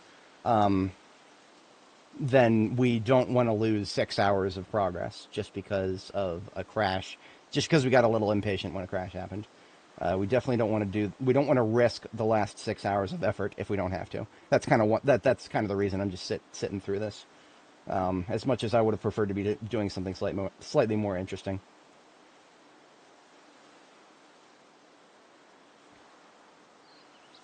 I guess that's it. That's actually something we could watch. we could watch how I fixed this. This was a lot of fun. Copy link address, and this was at 7:30, 4:30. Because whenever you post a YouTube link in Steam chat, it doesn't actually include the full.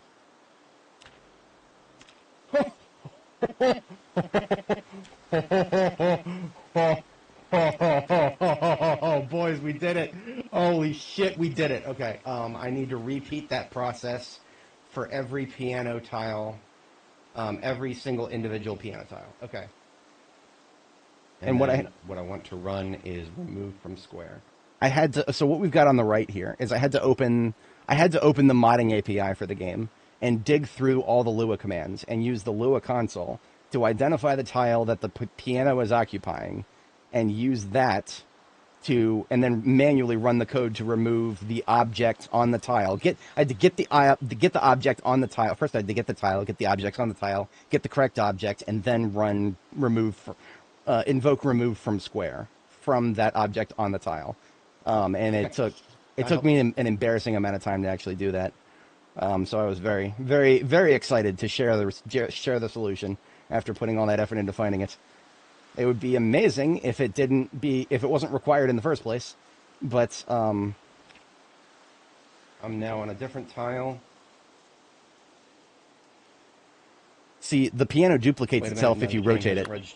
So that was a problem. And then another problem was we tried to pick it up, and it still screwed up. The game doesn't seem to think that there's anything on the tile I'm standing on. So I had to find a different command for the other tile, because sometimes it's in the objects array, and sometimes it's in the special objects array. We We go hard here when it comes to fixing stuff in our base. I would never have gone through all that effort if it was just a piano that I had put just in a field site somewhere, but this, I dropped the piano directly in the middle of my base, and it was in the... Look at that. Look at that. It's done dumping the save, now it kicks us back to main menu. All over one error. We just, in the bottom left, or bottom right there, it says error 1. Fascinating. So here's what we're going to do. We're going to quit and reopen the game. Now, what I'm going to do is I'm going to rename the saves really quick. So the last time this happened, I renamed it, this one that says pre-crash here. I'm going to do pretty much the same thing. I'm just going to do pre-crash with 3, 1, 2, 3 underscores after it. Pre-crash. I'll date it too. Pre-crash 14, 11, 20, 25. Just gosh, who knows how many times this will happen in the future.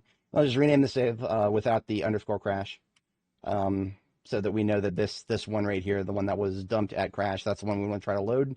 If it doesn't work, then we'll try the pre-crash version. If that doesn't work, well, we've got rollbacks, so we will lose 6 hours of progress. And if this doesn't work, if something actually goes wrong with the save, I'll probably call it for the stream for today and come back later, because obviously we're gonna have to start over from 6 hours ago if that's the case. I don't have the heart to do that. If I've just lost 6 hours of progress, then we'll come back to this later. But we're gonna find out now. And instead of hitting the continue button, we're gonna hit the manual load button, because I'm not sure if the continue button prioritizes correctly. Look at that! It even gave us a screenshot. Isn't that nice? All right, here goes nothing. Here goes nothing. I have a feeling it's probably going to be perfectly fine. But let's find out. Moment of truth. I need to time code this. We're at 6 hours and 14 minutes.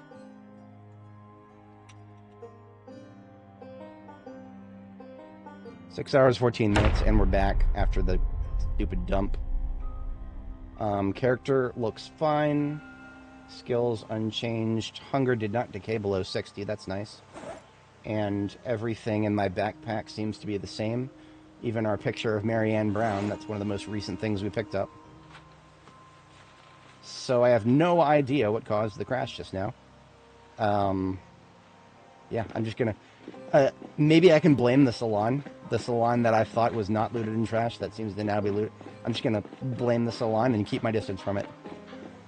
Hardly worse things we could do than just keeping distance from where we were when we crashed, right? Not a bad policy. And do a key check on the van. I don't remember if I left it running. Of course I did. I always do. I'm a doofus. I am a doofus.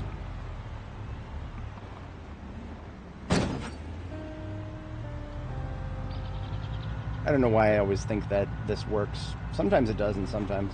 No, didn't work that time. Every once in a while, if you want to, like, push a car into position, but you're not in a good spot to tow it, you can do that. Sometimes. Sometimes they're, like, fixed objects that just don't want to move.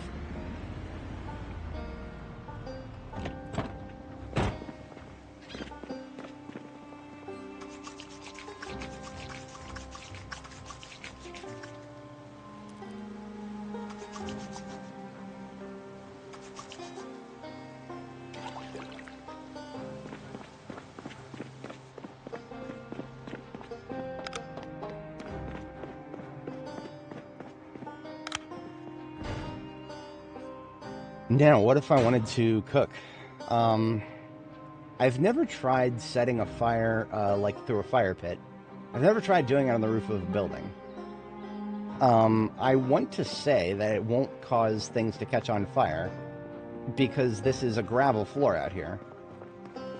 Or, sorry, not a gravel, but, like, you know, it's a hard tile is what it is. We can't even like right click on the tile and be like, oh, does it say whether it could possibly catch fire? It doesn't seem like there's any flags that would determine whether it could or couldn't.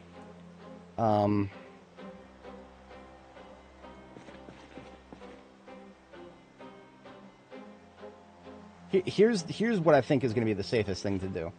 We're going to put a fire pit up here, just a regular old campfire. and we're going to do it in a spot where if the fire actually starts to spread, we'll have time to pick up the bed. I only really care about the bed up here. Almost everything else up here is replaceable. The bed, I'd have to go very far to replace that. The hospital, I would have to go all the way back to Peregrine's, back at Foxtrot. Everything else up here, if I lose it, whatever. All we need are 3 stones. And look at that, we have a big forest up here.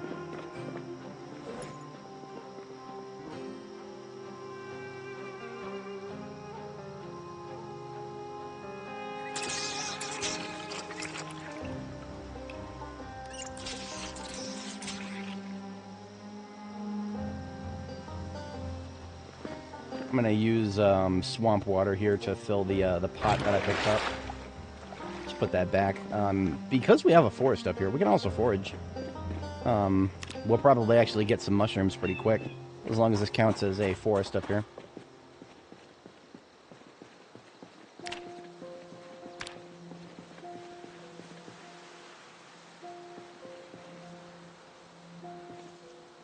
Still says rare for mushrooms. I don't know if you'll ever see too much more than rare for mushrooms.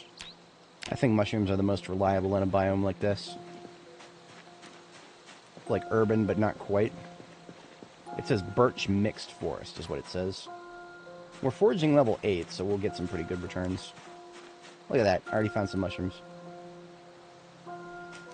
Now we have, of course, we have plenty of like non-perishable food. I'm just curious about cooking some stuff. I want to open some of the canned food that we have and add it to a recipe. We'll get more out of it that way. Found a friggin' lemon. Forgot that you could do that. I usually write off lemons as something that once they're done expiring, they're gone forever. Didn't know citrus fruits grew in the wild in Kentucky.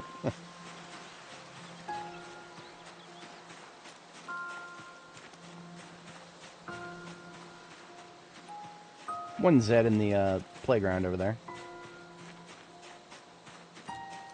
Okay, I'm not really worried about much else. We got ourselves some shrooms, that's good. Now we just need to grab stone, and stone, and stone.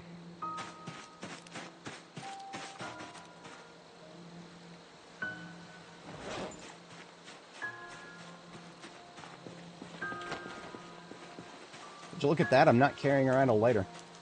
Funny thing about that. We can make an improvised lighter as long as we have adhesive tape or duct tape. So that's exactly what we're going to do. If we don't have a lighter, we can just make one. That is our privilege. The recipe for that doesn't require any electrical skill, it just requires the recipe. I feel like that might be an oversight. The devs might actually have forgotten to add a skill level to it. A lot of the other skill level required things for electrical, like there's both a magazine and a skill that you have to skill level you got to get. There's the battery and the scrap electronics. You know, we probably have some adhesive tape in the like glove compartment somewhere here. Duct tape. Oh yeah. Even more useful than adhesive tape.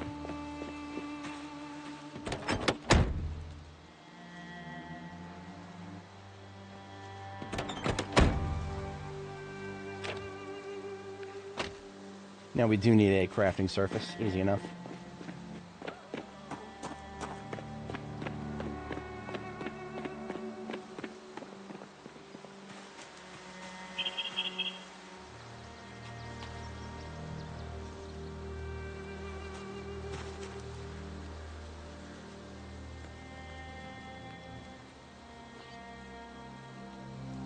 It may be optimistic to take all this fuel up here.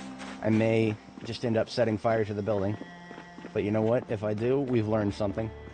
I've never tried to set a fire in like a campfire on the roof of an urban building before. So we're learning things here.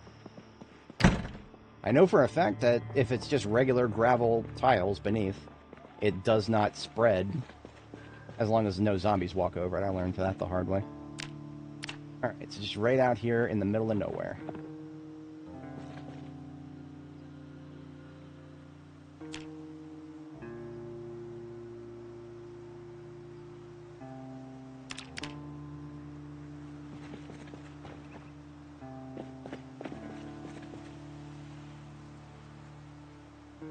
Improvised lighter coming right up.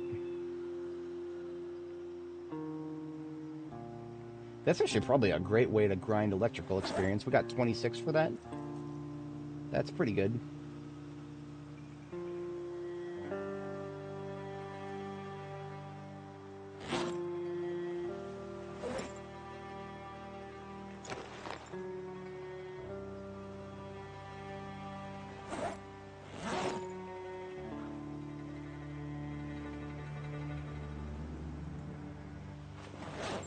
Now, if we're going to light the fire, we should probably have something to cook ready.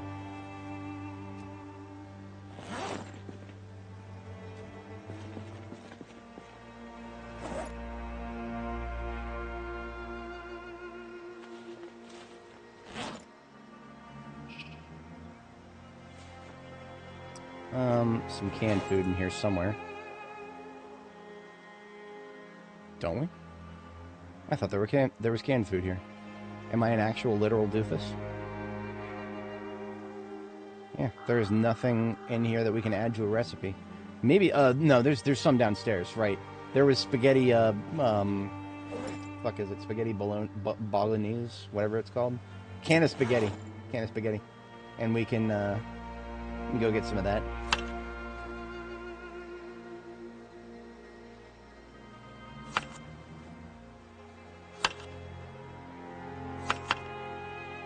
That's 2 types of 2 different mushrooms.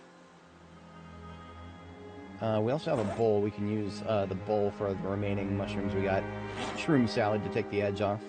Call this an appetizer.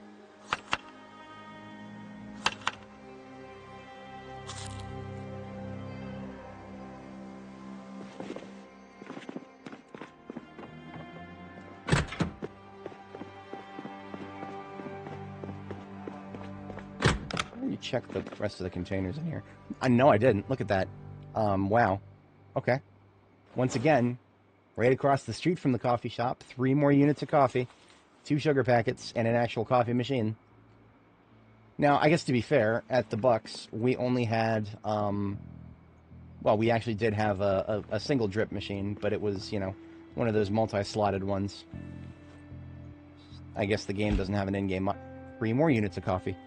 We have already found more coffee in this area, just this small area here, than we probably have found in entire towns.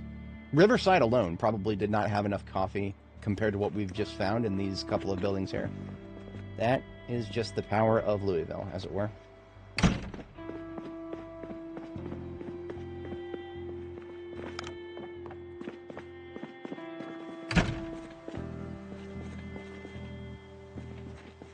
But we found all that, but then we didn't find, we just didn't actually find any spaghetti bologna that I was going to grab.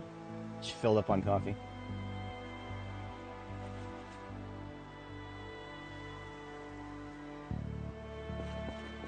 I have confirmed that you can make soups in a bucket. You can fill a bucket all the way up with water and turn that into a soup as if it was a cooking pot. That is a soup that will fill your thirst completely because of how heavy it is. You don't lose the water weight of the fact that it's a 10-liter bucket. No, you don't lose that, but you do get yourself a nice chunky stew out of the deal.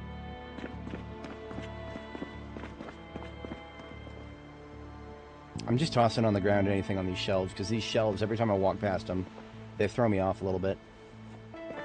I'm never confused by the... Oh, hello.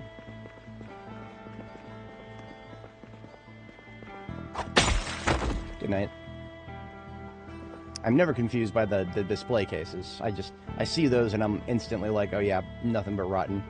But these shelves here, yeah, I'm glad to empty those. This being a... Yeah, okay, here we go. Some more cooking materials that are not just perishable stuff. Minus that. More canned stuff. That's what I wanted. Look at that. Seasoning of every kind. It's literally a grocery store down here.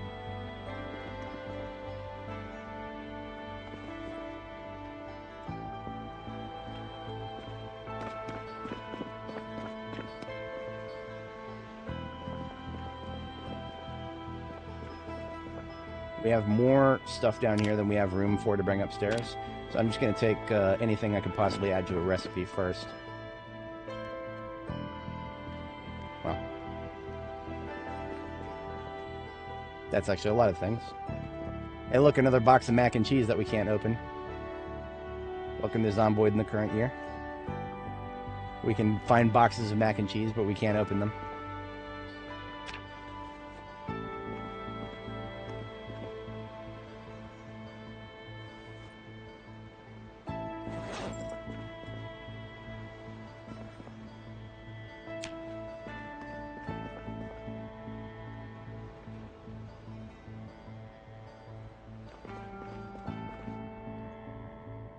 Those 2 canned spaghetti bolognas is what I initially came down here for. Butter. That's, yes, absolutely. More butter. Lard. We want to try to put on weight. I had almost given up on trying to put on weight. But now we found butter, lard, and margarine. We can add one of those to each thing we try to make. Now I hear a Zed, but they're on the other side of this wall. So what that means is next time we come down here, there's probably going to be a Zed that worked its way all the way around the wall and ended up where we were last standing just a few minutes ago. I don't think they're going to be a threat to us immediately, but something to keep in mind. We've located more Zed inadvertently, indirectly.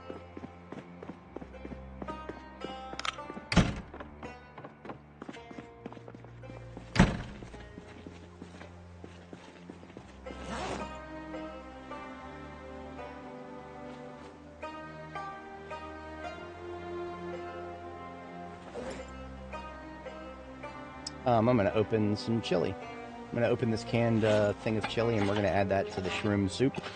And we're going to have ourselves a nice chunky shroom soup with lots of stuff in it. Oh, I can't add chili to a shroom soup. That's okay. We're going to have chili and ramen. Hell yeah. I'm sorry, mushrooms and ramen. Actually sounds kind of good.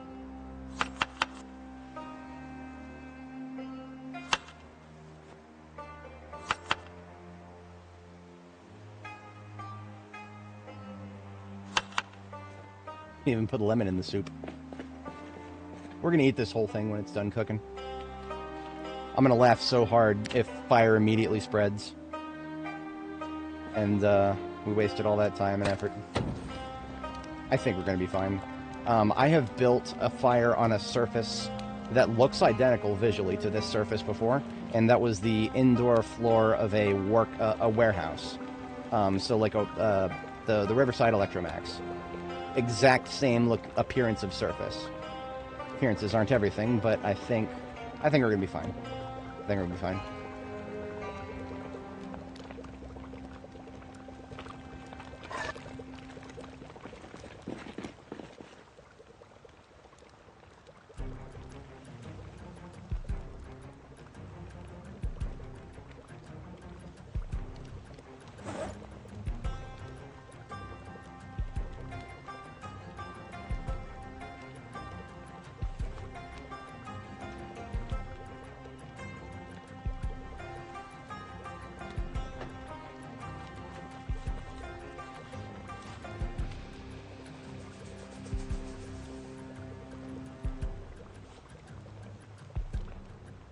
A lot of small form food.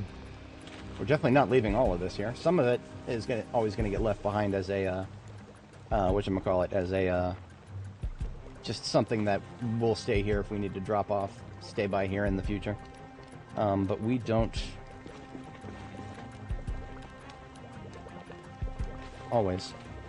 We don't want to leave all that here. Some of that could be pretty useful.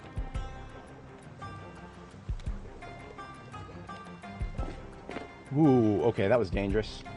I was trying to hold Shift R, and I accidentally hit the button that makes me go forward. Imagine if I had vaulted and fallen 3 stories and instantly died. That would have been a hell of a death right there. That would have been one hell of a death.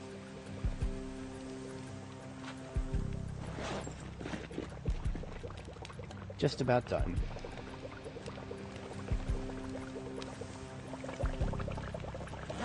Now that came out to be really chonky, like 60. So we're going to eat all of it. Because we're in a phase of overeating if we want to put on calories. So we're going to see how much calorie that is. We're at a 2,000 calorie deficit right now. And now we're at a 500 calorie surplus. So we've instantly ended our weight loss. And now we're in neutral. We're not gaining or losing weight. Not bad. A couple more like that and we'll be in weight gain. As long as we don't do too much work. If we do too much work, then we will stop. We'll burn too many calories. Speaking of calories, I wish I had taken a timestamp of this, but I actually do have video footage of me eating peanut butter while my character is eating peanut butter. I'm a little bit of a weirdo in real life. When I'm trying to shut the hunger up without eating a full meal, which I don't want to do right now, peanut butter is actually one way I do it. It's not the healthiest way to do it. There are better ways to make yourself stop being hungry without resorting to peanut butter.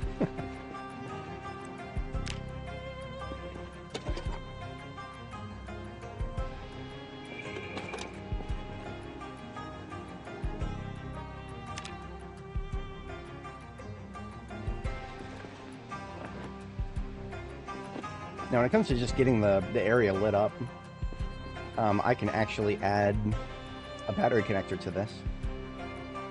And that's what I'm going to do right now. All we need is literally just one electrical part.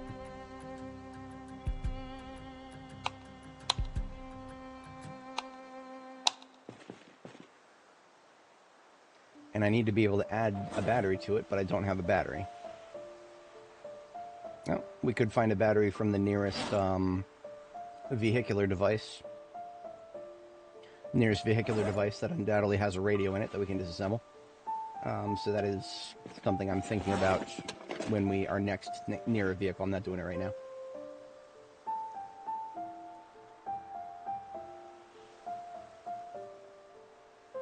It's probably overkill, but I always place my fuel for campfires at least one tile away when I'm feeling a little insecure about the situation.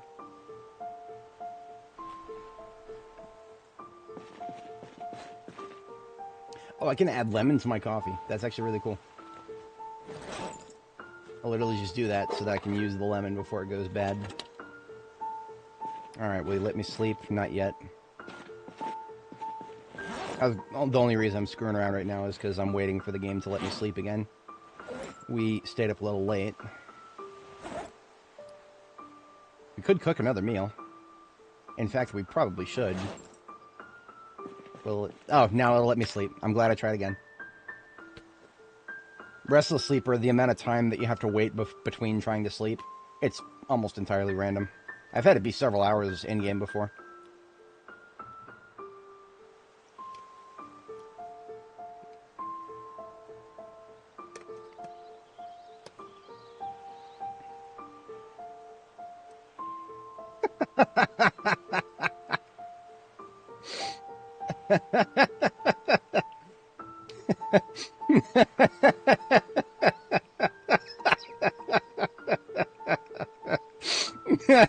ISS and Virgo. It's like spiritual microplastics.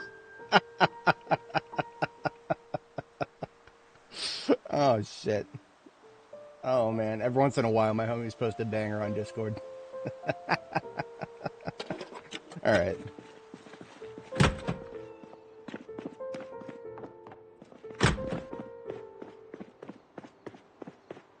Oh, all that scrap wood that we got.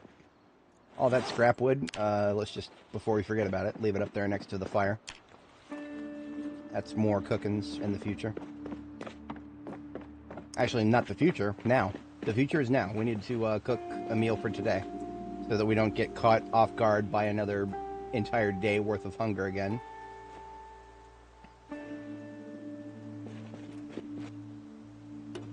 Can you actually just add the trash that you pick up off the ground? Can you add that to a fire? Never tried. Yes! It's only like 15 minutes worth, but it's better than having to try to delete it.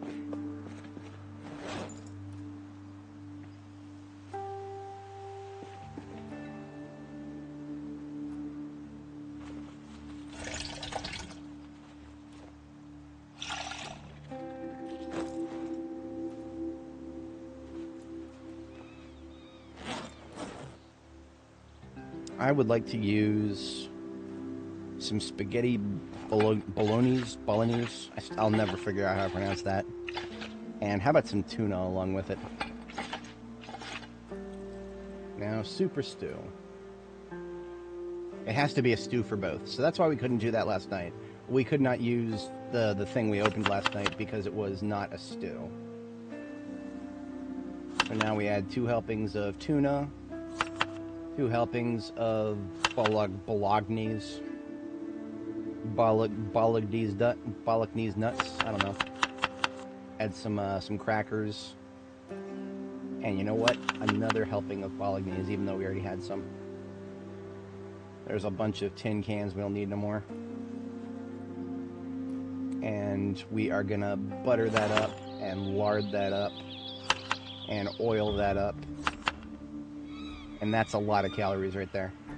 That is a lot of calories. I think we're gonna be fine for today. We're gonna be fine for today, but we're also gonna augment it. So we're gonna cook this, but we're also gonna augment it with some chips. That's gonna put us squarely into weight gain, I think. Need some kindling.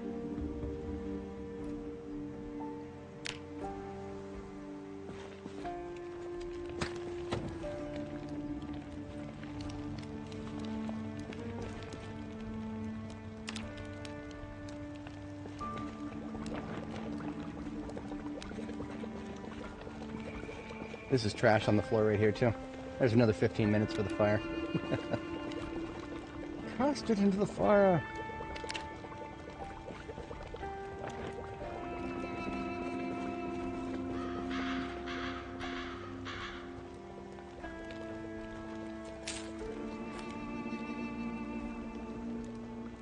Perfect, okay.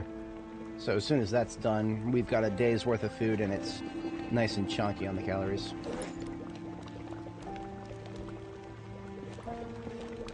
I'm somewhat insulted that we can't add lemon to a stew. I guess because stews cook at a higher temperature for longer, I guess that would probably cook off any of the potential citrus taste. Still mad about it. It wouldn't cook off the sugar. Just wouldn't have a unique taste of any sort.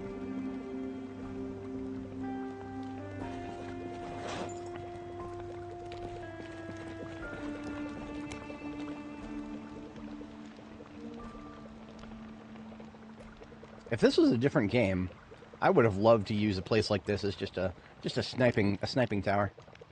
Gather a bunch of zombies and snipe down on them. Unfortunately, in this game, this game and 7 Days to Die and many other, there's a lot of games where zombies are unreasonably smart when it comes to architecture, and it's because the devs hate it when players get a little too creative against the zombies. Even though that's exactly what we would do in a realistic zombie apocalypse scenario, the fact that they're dumb and we're smart, of course we would exploit that. It's a skill issue from a design standpoint that you can't really counter the player creativity without making the zombies unreasonably smart. But of course, when I say it's a skill issue, what I really mean is at the core of it, zombies are scary because of their numbers. And this game right here, Project Zomboid, this is the game that is king of numbers in terms of just a survival crafting game where you have to worry about massive numbers. 7 Days to Die should have been that game. In my humble opinion, 7 Days to Die should have been that game where you could have swarms and swarms and swarms of regular zombies coming after you. But no. Early on, the Fun Pimps realized the engine couldn't handle it, and instead of accepting that, or instead of going against that and trying to make it so, I don't know, maybe the zombies were a little more optimized, so there could be a little bit more than, what is it, 64 per player on a Blood Moon is the max the game's UI will let you select. Dedicated server settings, you can go a little bit higher than that, but they couldn't do any better than that, so their solution was to make all the zombies architects, so if the players tried to cheese them, they would figure out exactly how to attack the players' structures to rip them apart, and when that got boring, they just started making them bullet sponges. The latest versions now have orange and blue zombies. I shit you not. They used to just have green zombies. Those are the irradiated ones. Well, that wasn't enough. The glowing green ones, the irradiated ones, like the Fallout, almost Fallout style. No, that wasn't enough. Now we've got orange zombies and blue zombies. I don't even fucking know the difference, I'm gonna be honest with you guys. I played on this channel On this channel, I played a couple hundred hours of the latest build of 7 Days to Die, and I couldn't even fucking tell the difference between the blue and the orange ones. They both started showing up right around the same game stage, and they both were just a little bit more bullet spongy than the green ones. And that's literally it. All they did was make the zombies tougher. It's like you can make zombies scary by their numbers, and that is a far more terrifying thing in my mind than bullet sponges, because bullet sponges just take me out of it. I realize I'm playing a video game. At that point, I just realize I'm playing a video game, and the immersion is a little bit trash. But you don't play 7 Days to Die for the immersion. You play it. It's an arcade game. You don't play 7 Days to Die for the immersion, sadly. The game doesn't even fucking let you customize what clothing you're wearing anymore. It's like 4 slots. A total of 4 slots. I've seen RPGs from like the 90s that have more than 4 slots. But we all know exactly why they did that, the slot reduction. Because now they got DLC appearances that take up the slots. That is some solid cashola right there they're making. Speaking of solid, we're actually getting slightly dangerously close to the lawn where we crashed, so I'm gonna start maintaining my distance again here.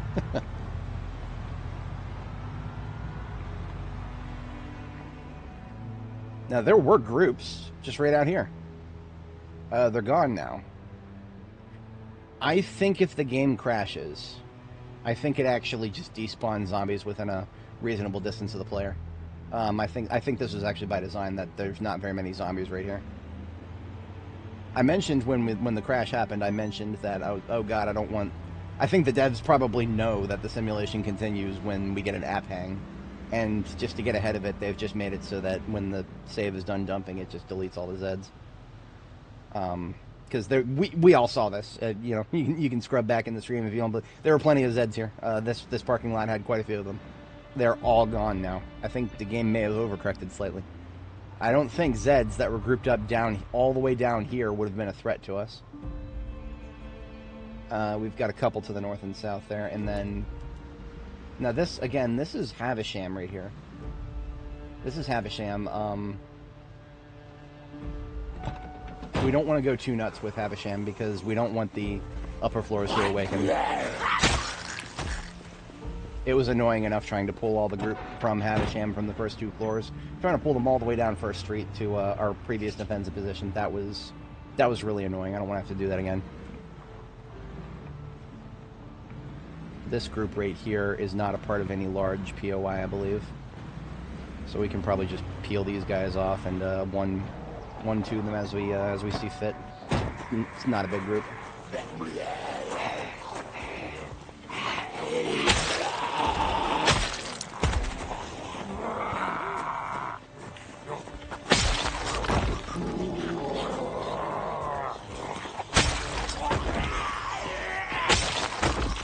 Easy peasy. Ain't no breezy. You didn't even notice us.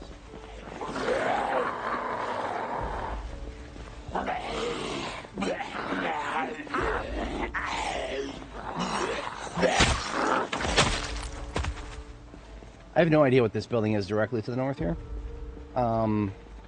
Eden's Asis. What? I have no idea what that is, but it looks like a large building, and it's got a rather crowded parking lot over there. That parking lot is so crowded, I got a pipe bomb in the van. I got a pipe bomb right in the van.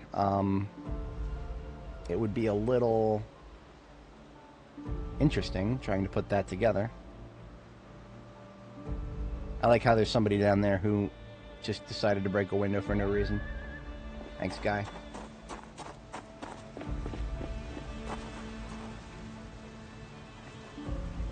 Okay. I have an idea. We've got a remote noise generator here, and one remote pipe. We've got 2 remote pipe bombs. We're gonna take one.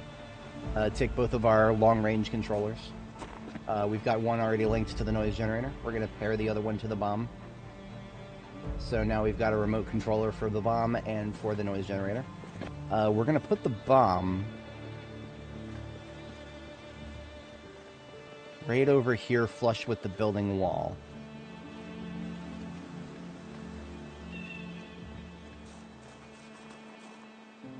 I've never tried putting one flush to the wall. It doesn't seem like a good idea. Arm and set remote noise generator. Arm and set pipe bomb. So the pipe bomb is on channel 68,000 and the noise generator is on 77,000. So here's what we're going to do. We are going to trigger the noise generator. Oh, okay. I have an idea. You can trigger controllers for noise generators, pipe bombs, whatever. You can trigger them while you're driving. So we're going to mosey on up at the ambulance. And what we're going to do is a little bit of...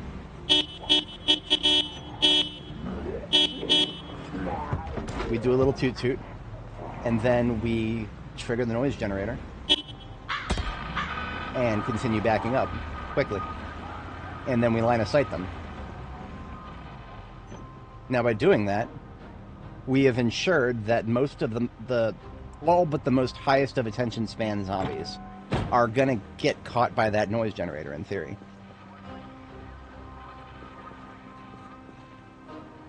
I'll check again. Those 4 fast chamblers might be...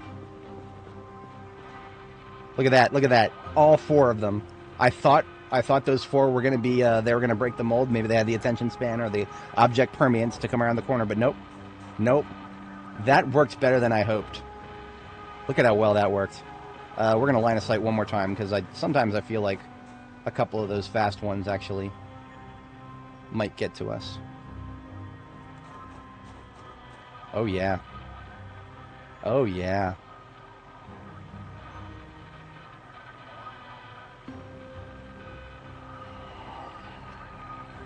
I'm impressed, young lady. You managed to get to me.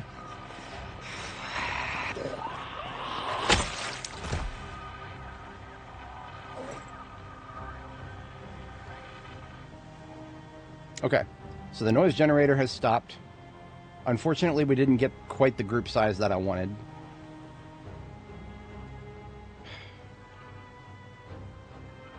One downside to the situation that we're in right now is our ability to try to group them up again, because sometimes what I'll do is I'll try to group them up again.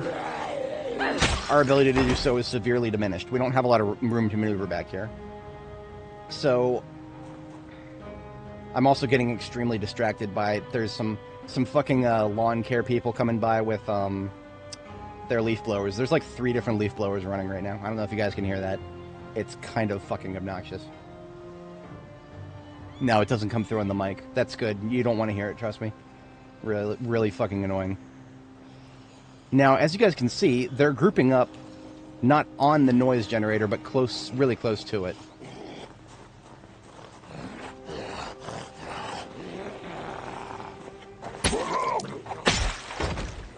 Okay, this is actually getting really fucking obnoxious.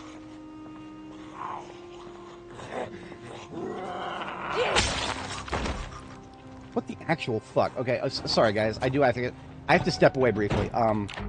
Why the fuck are there 3 leaf blowers outside of my apartment right now? Stand by. Fuck is this?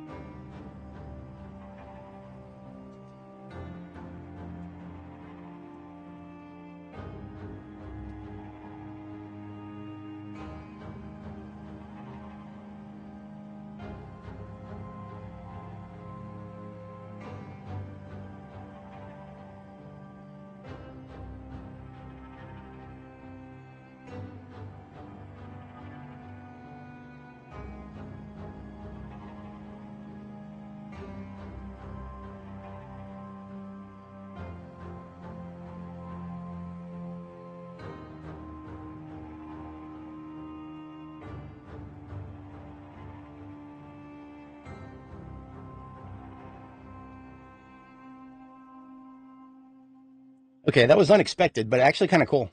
There's like literally 4 guys with backpack-powered leaf blowers outside, and they're doing this little, like, what's the right word for it? A police line. They're like doing a police line as you would if you were sweeping a large floor in a group of people. There's like 4 of them, and they're all working together. They're getting all the leaves out of the parking lot at once. Kind of wacky. I didn't know that they would actually, my apartment complex would pay somebody to do that. It's just a bunch of leaves, but hey, they want them out of the parking lot. That's what they're doing. But anyway, they're not going to be here very long, so that extremely annoying noise is going to go away momentarily. Yeah, I need to be able to hear if the zombies are aggroed onto me, so... I literally smell the gasoline of their leaf blowers through the walls now. See, we got a really nice group right there. I should have put the pipe bomb in the middle of the road, really.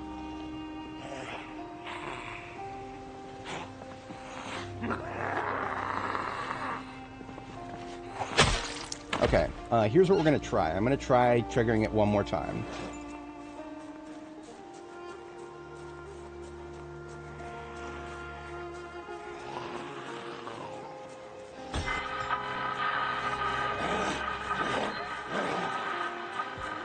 I don't know how effective the sneaking was, but I do know that once they lose line of sight, a lot of them are going to lose me.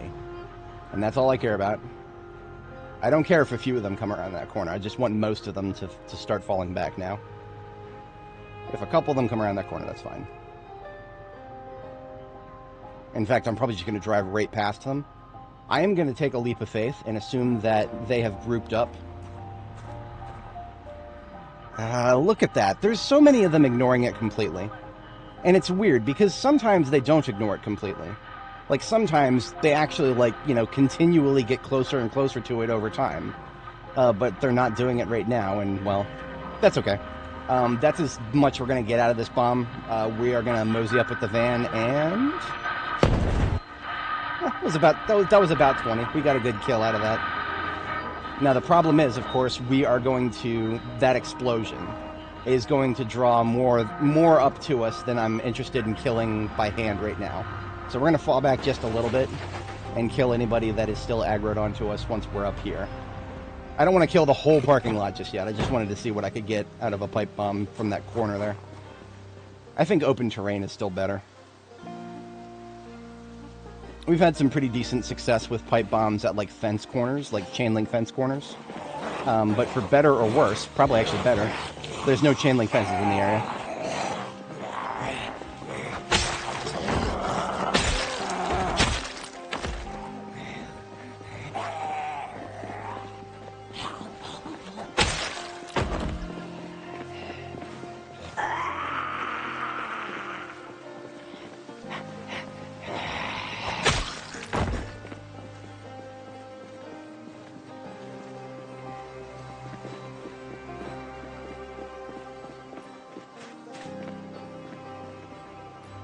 It's a shame we couldn't, like, put more than one, because I mean the noise blower, or the noise blower, the noise maker is still going strong, but the pipe bomb has been blown, so we would have to set another one. You know what? Since we've got zombies gathered up right there, do I have a second noise generator? I know I have another pipe bomb.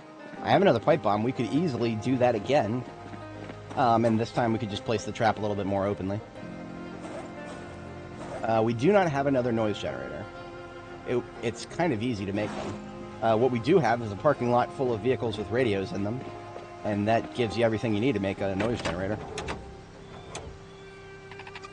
Uninstall radio. Uninstall radio. Okay, you know what? Okay, so we have... This is a survivor vehicle right here, or a pristine vehicle. But we don't have the ability to make a remote detonator for a noise generator. I don't think we need one in this particular instance, because the zombies are already there. We just need to get them gathered up. So we can just make this the kind of noise generator where it's a dumb one. You just activate and throw it.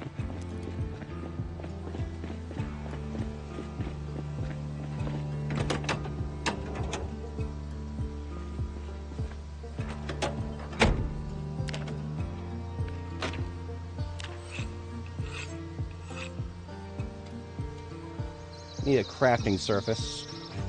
All this real estate, I don't actually see a good crafting surface jumping out at me. We can go up here to the IHOP.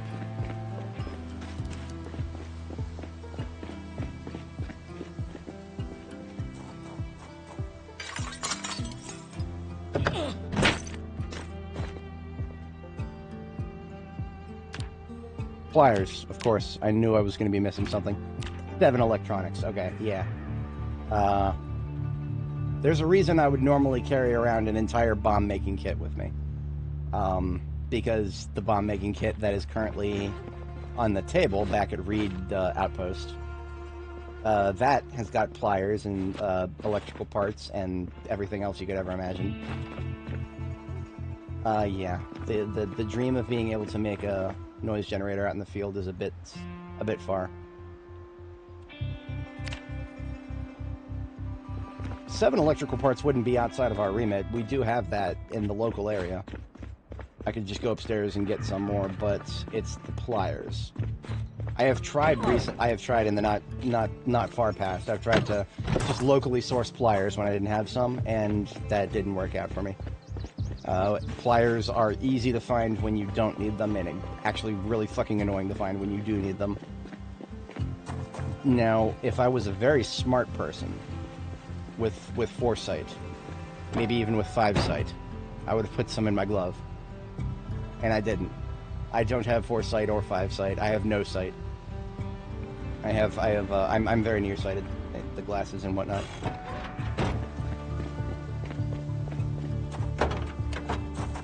Worth a cursory check. You know what? I've got enough vehicles with pristine parts. I don't care about another windshield. Got adhesive tape.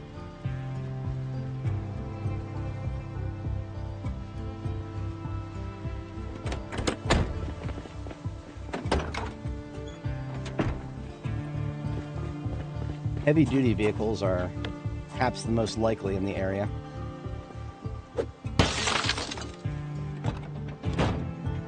Key already in the ignition here.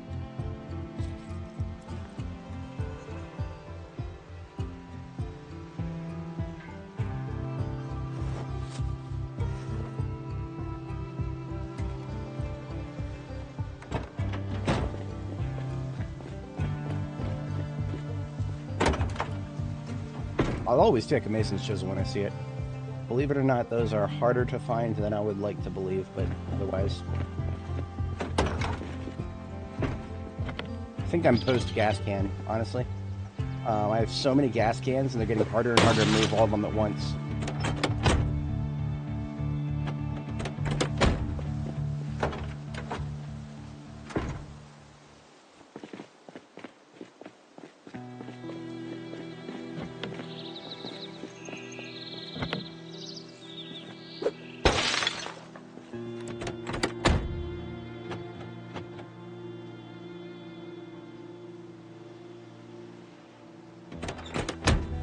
One approaching south.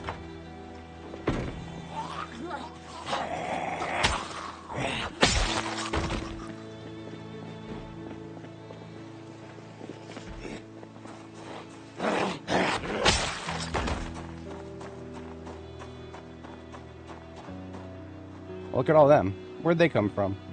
What is drawing all these guys? I did not make any noise just now. Like, no significant noise was just made, and yet these guys are... Was everybody a pinpoint hearing motherfucker now?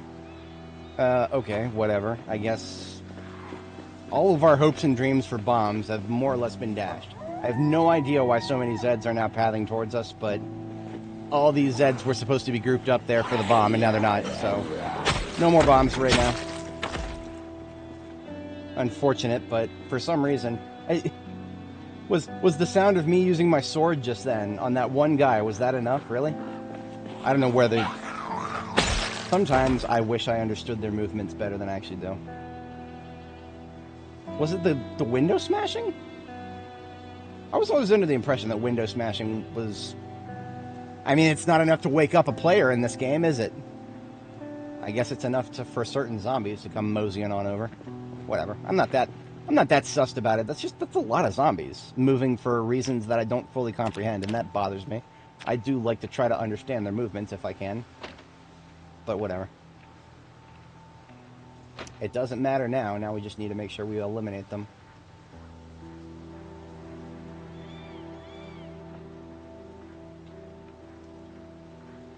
I'm toying with the decision about going loud with the gun. If I did, it wouldn't be right here. This parking lot is nice and wide open, but I would like to have some sort of fighting position.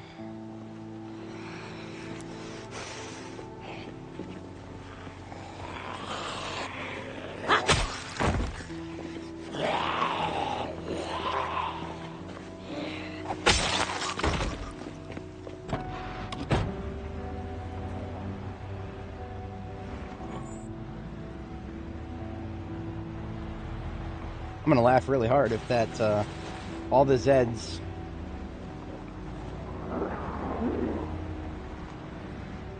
all of them cleared, but not enough to go get the noise generator again. Damn, okay. What if I do a maneuver here? What if I lift lazily to the right, and then lift lazily to the right again? Look at him. He's listing lazily to the right. Twice. Man, this guy's got some maneuvers.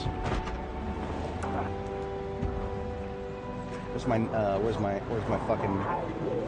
Damn it. I missed my chance. Fuck. I missed my chance. I could have pulled up there and triggered the noise generator again, but I didn't have the... I didn't have my remote controller. There it is.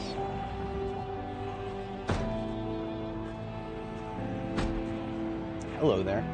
Okay, so the cathedral is up there. We have now explored the cathedral.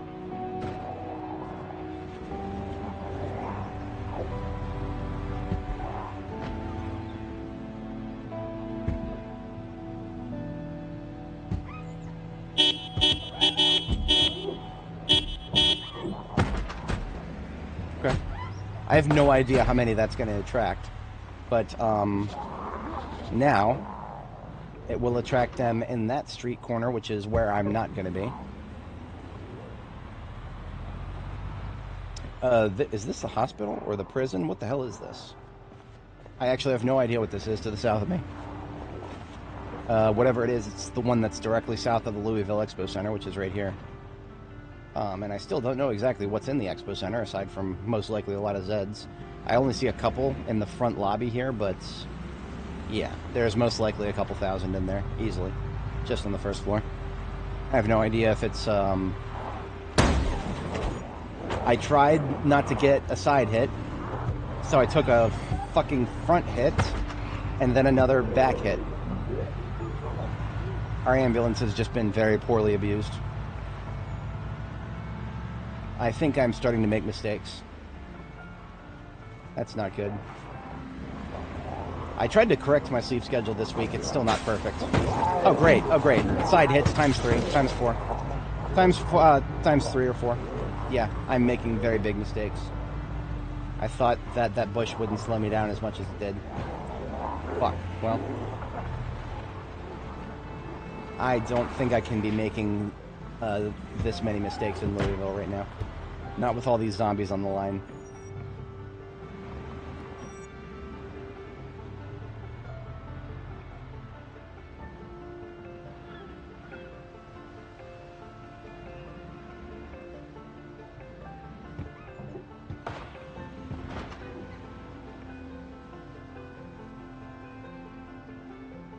I have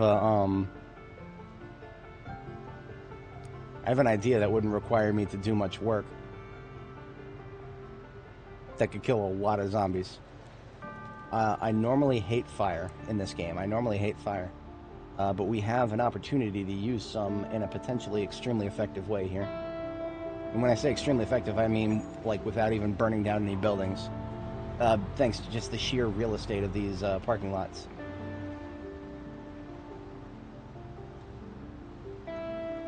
Some kind of hotel to the south there, it looks like. and it's not a part of the expo center, but kind of next to it.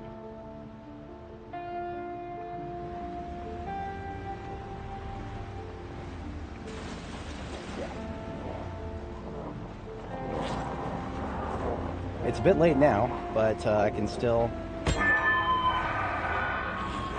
do that.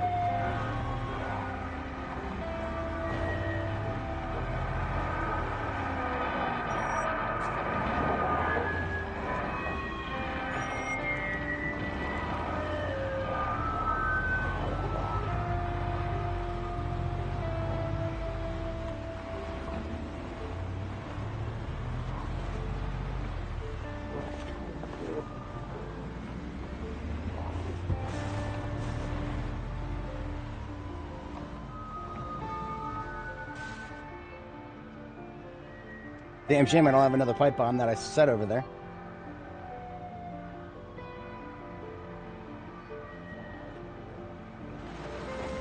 Trying to use a pipe bomb without a noise generator is a bit questionable. It's possible though. Oh, look at all that. Oh man, I wish I had set another one.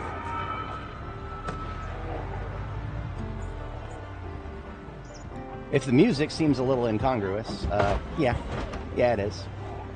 And that's okay.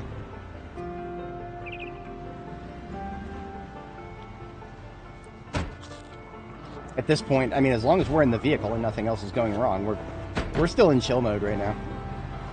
Zombies are no threat to me as long as my vehicle is perfectly functional and got freedom of movement, and I don't make some really, really fucking stupid mistakes.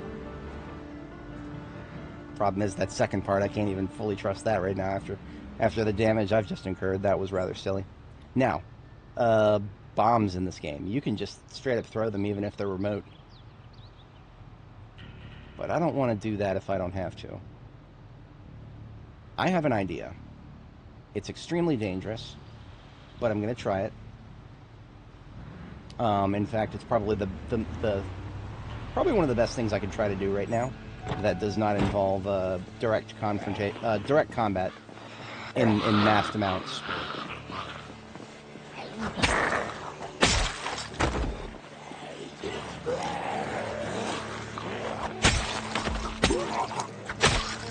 Okay, I'm going to put away the noise generator controller. I'm going to pull out the bomb controller. And I'm going to pull out the bomb. Link the bomb to its detonator. And I'm going to find a spot for it that I think... I have a spot in mind. Just a question of how many Zeds we got to kill to get to it. So what we've still got to our advantage here, from a purely terrain standpoint, we've got a big, long, solid wall right here on this side of this building to the right side here. This long wall right here, just the one that's parallel to us, that wall has no doors or windows whatsoever. So if we were to set a bomb on the corner there and just attract a massive swarm of Zeds from around that corner, we may be able to get a rather significant horde in that corner. That's my current plan, seeing as I'm not able to recover the noise generator, and I won't be for a little while. Especially not now that I've triggered it again. So let's do a little sneaky sneak and get anybody who's immediately on the corner out of the way.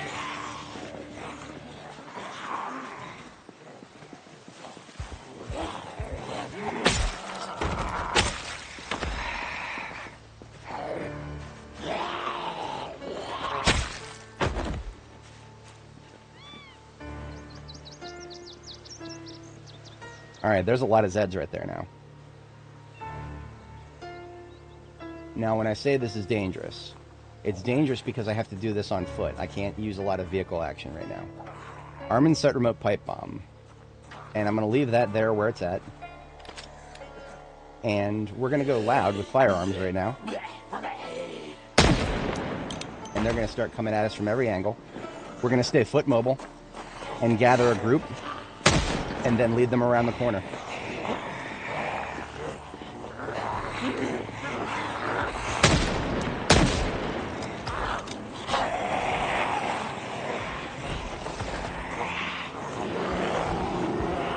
Like I said, some of the most dangerous shit I've done recently.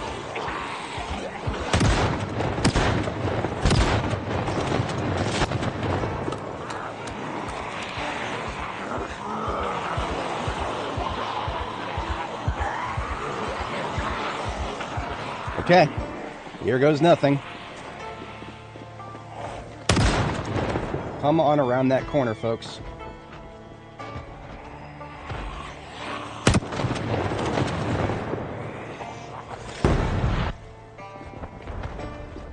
Oh yeah, I may have blown it a little early. I probably could have sustained shotgunning for a couple of seconds there, but that's fine. I think we killed quite a few. I kind of wish that there was like just a little pop-up on screen that says, "Congratulations, you killed 7 zombies." Little arcadey for this, unfortunately.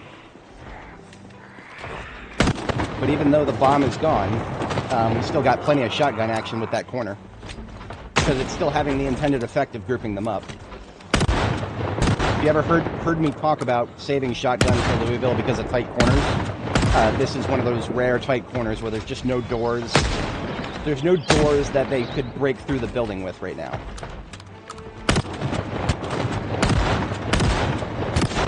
I just gotta make sure I don't get flanked from other directions.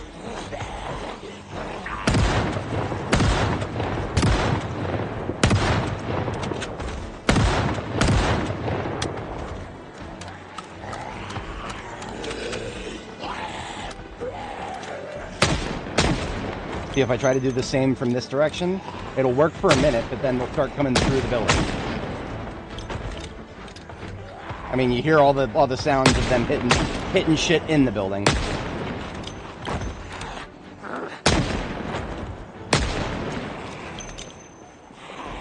I do not want to stay here for long in this corner.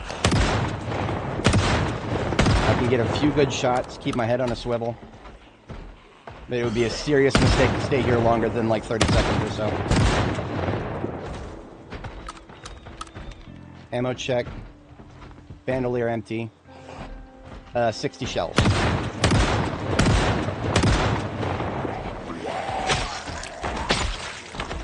One north. Falling back. Yep. Like I said, 30 seconds tops in this situation. Okay. Hey, I mean, we're still getting use out of it, aren't we? Hey, friendos, how y'all doing? Just follow me right this way, would you? M9 coming out as soon as the panic clears. If I use the M9 on the fast chamblers that come in, we can loop back and get a few of these guys grouped back up again.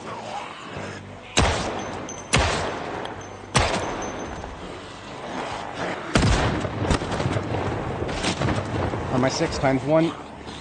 Woo! I got that way too close. I am making mistakes. I cannot keep this up.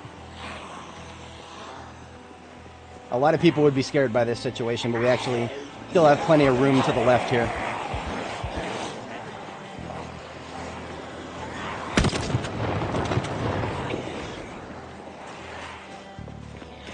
Woo! Okay, no. Not trying to thread that needle. I don't know if I would have made it through that. That was a tight needle. But the knock-on effect is a lot of the Zeds we lured around the corner are now back around here, but we can't really trust... We can't trust this other corner now. We cannot trust... Yeah, look at this. A bunch of slow ones.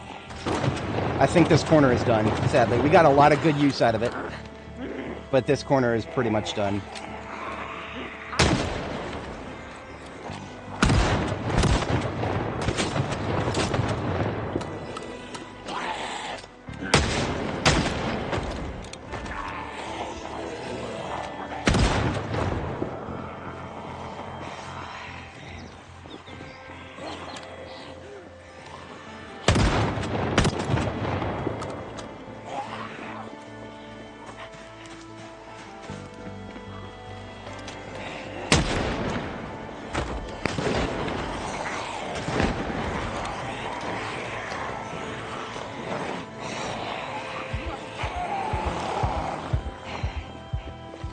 And we're just about to get fatigued, too.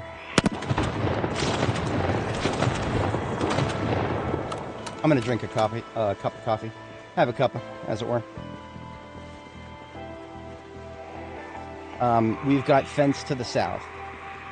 We've got fence to the south. That is serious. I need to keep aware of that.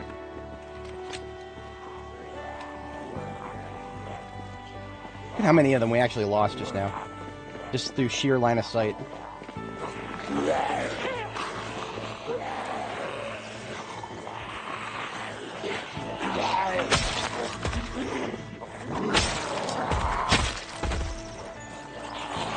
See, I'm really confident in my foot movements. I never would have tried that if I wasn't.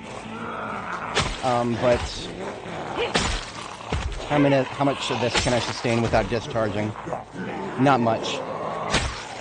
Basically, whether we were going to continue this operation or not was determined based on how... Did I just trigger that from inside? Oh. Okay.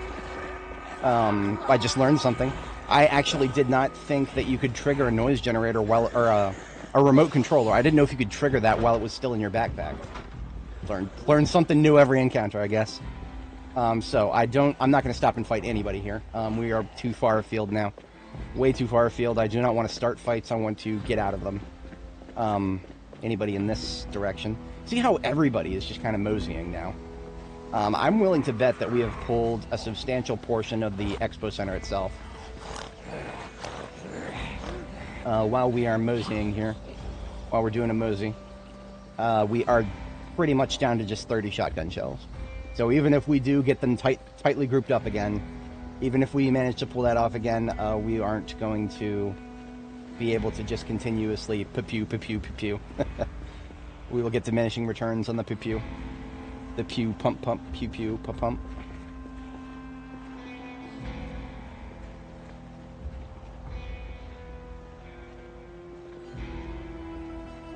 This is one situation where the trees are actually working to my benefit, because right now I don't want everybody in the road following me. I don't care about these one-offs, but the big groups are getting line of sighted by the trees, and that's not a bad thing at the moment. If I was trying to lure them to a defensive position, that would be very annoying, but... yeah, okay. Ammo check on...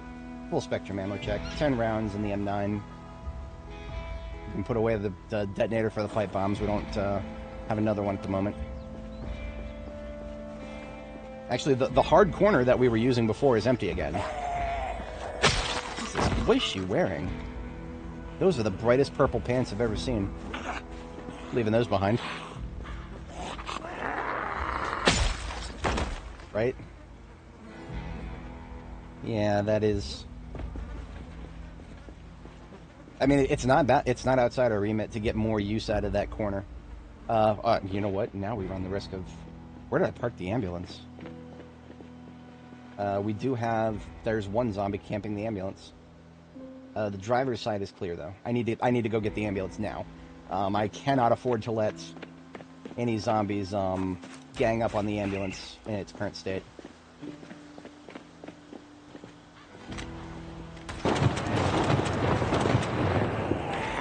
I would have preferred not to have to discharge just now. Woo, okay then. Since we have there's no going back now. Now we're doing a Brandenburg sheepdog now.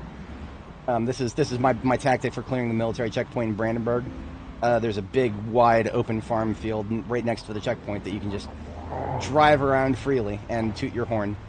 We're going to do a little bit of that. I call it sheepdogging because we go back and forth like a sheepdog in front of a herd of cows.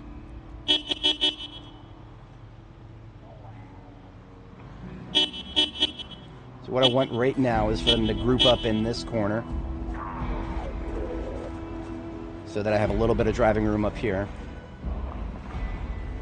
Not enough to go through unscathed.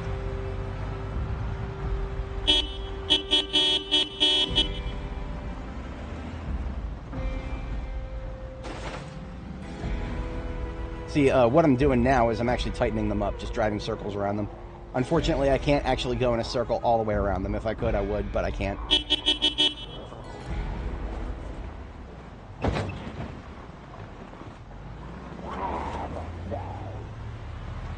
we're not yet in a situation where I want to actually use the light bar.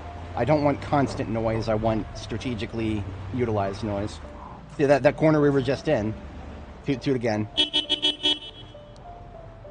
If it seems like we're trolling them by going back and forth, kind of. But it's not just for the sake of trolling them. We're also making them... You see how tightly grouped up they are now compared to how diffused and spread apart they were before. A surprising number of them actually just straight up lose track of me as soon as I dart away like this. You see how many of them are still moving in the direction of where we last tooted?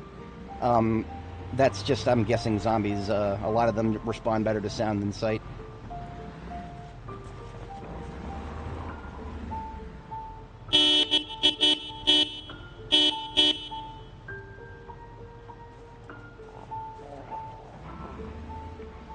Now, what we're doing by pulling them back and forth like this, what we're doing is we're making the fast ones intermingle with the slow ones, which is just having the knock-on effect of having them all group up. Now, in the trunk of my ambulance, I have a single firebomb. I'm not going to lie, I'm considering it. But if I were to throw a pipe bomb, or a firebomb, just anything that produces fire, if I was going to throw anything that produces fire into a crowd of this size, I would have to kiss goodbye every single building in this area. Not guaranteed that they would all burn down completely, but huge chunks of those buildings would be at risk. Because it takes a long time for zombies to burn out. And while they're burning out, they wander all over the place, spreading fire like hellbringers.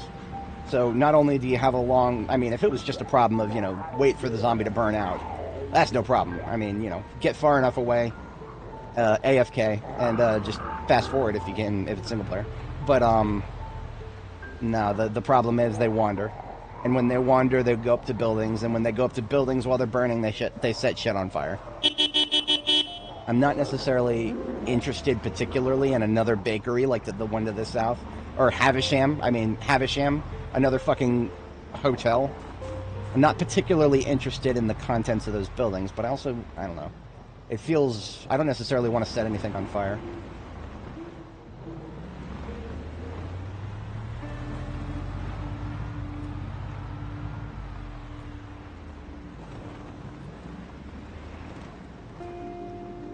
Now, because of their placement, where we last left them, what if I open a couple boxes of shotgun here? Open box of shotgun shells, open box of shotgun shells. There's another 50 shells right there. What if I skirmish? Skirmish the ones that are on me right now.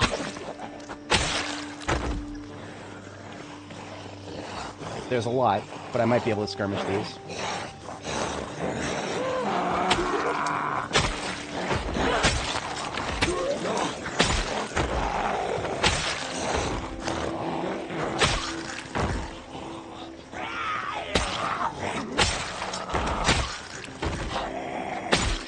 Don't be a hero, of course. Yeah, too many to skirmish. I did not lose enough of them to just get out and skirmish quietly without discharging the firearms.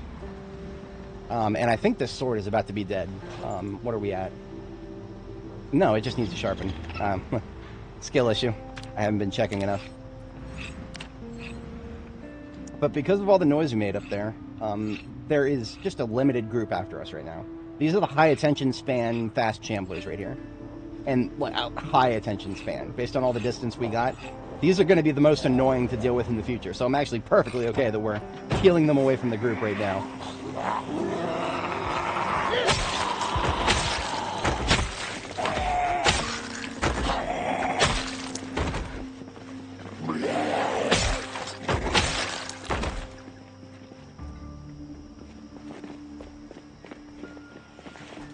The feeling there's at least one more. So what have we accomplished just there? A lot, I'm not going to go as far as to say the majority, a lot of the ones that we have gathered are in the parking lot around that hard corner right there. Like I said, we're definitely in the stage of getting diminished returns out of that corner. But we might not be done with it just yet. We might still have a little bit of life left in it. We're going to continue skirmishing to clean up these stragglers, so that when we go loud, we're not just surrounded from every angle.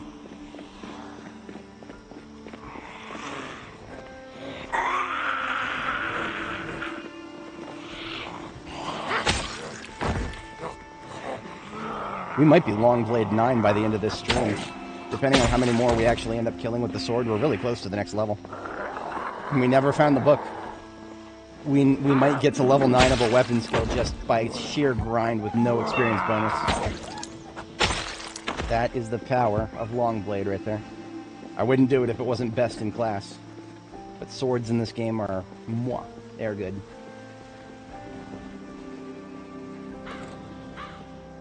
Yeah, so all we've got is this group up here. We get this group up here, and then almost that whole parking lot. As long as we're careful about it, almost that whole parking lot would be liable to start coming around the corner.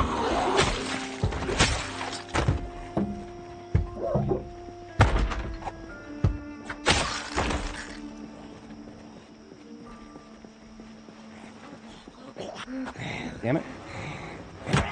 There we go. Another grocery store, probably filled with non-perishables. I'll come back for that? Yeah, I'm going to come back for that. I have a perishable right here in my backpack that we're going to eat.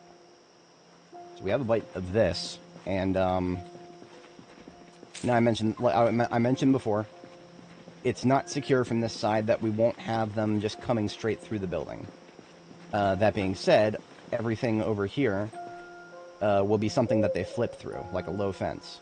So as long as we keep our distance from it so that we're not in lunge range, we have to consider basically anything past this point right here, this little tree right here. Anything past this point, if we fall back, we're in the danger zone because somebody could flip through one of these windows and come up for an ankle lunge. And as I learned from the death of my last character, my most recent character death was because of an unexpected somebody flipping over a low fence and smacking my ankles and stumbling me. That was how I lost a character most recently after about 100 hours on her life.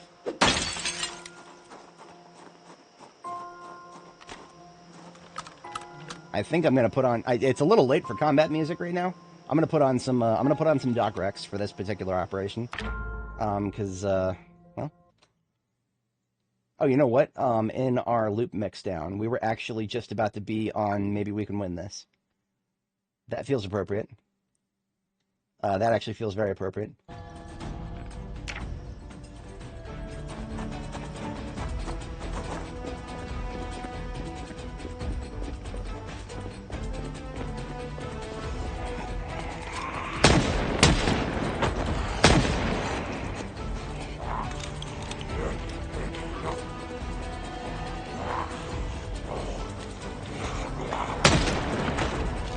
I give up on keeping this street clean. We'll do what we have to do here. The current discharging is just to get the people who are too far north of the parking lot. Like this guy right here. He wouldn't be coming around the corner if we didn't do this.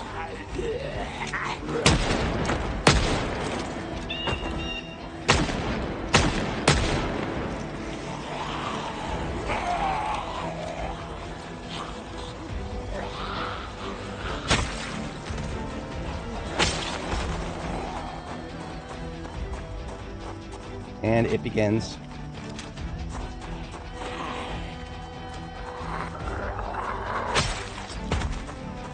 Thank you for lining up, folks. Come again.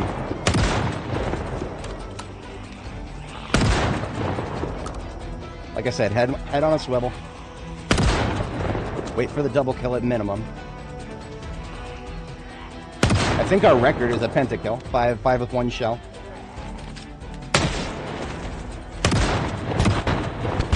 But once you're killing 5 with one shell, you aren't really counting at that point.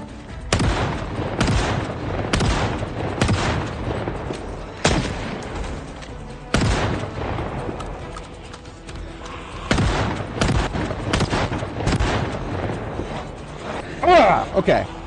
Like I said, this is why we kept our distance.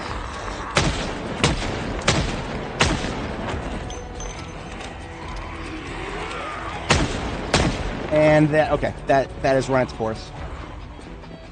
We no longer have a secure flank, so we're attacking, fall back, and attack again. Mid-Corax proud, boys.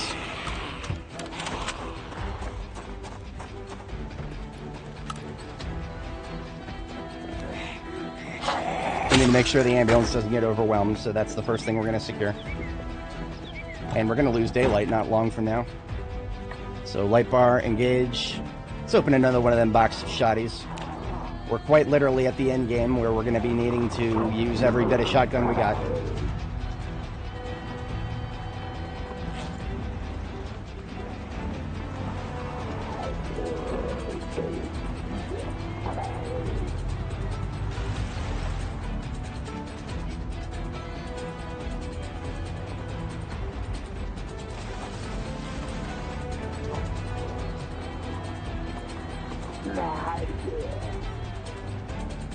Partial opportunity to recover the noise generator, but I decided against it.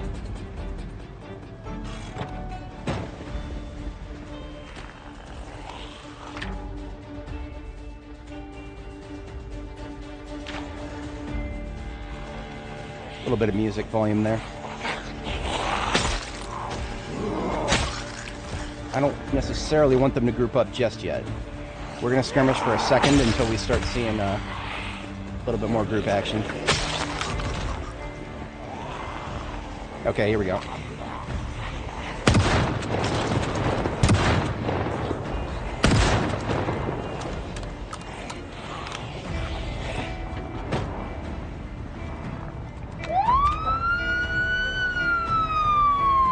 Now we are pulling everybody's attention. The siren goes farther than gunshots, I believe. I'm not 100% on that, so don't quote me, but pretty sure.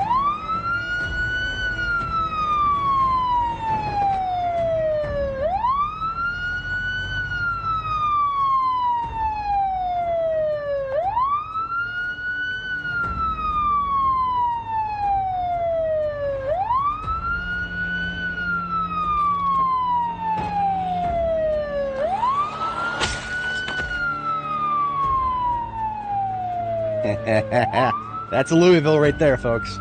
All that progress, and we still got plenty to go.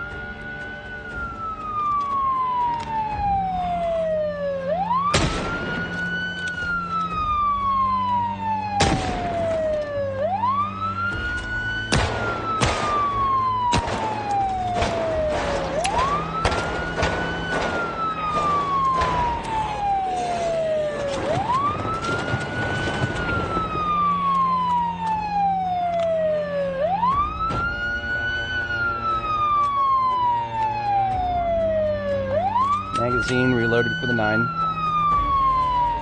We are losing light. In fact, we're completely out of light. Since when does the sun tell us what to do?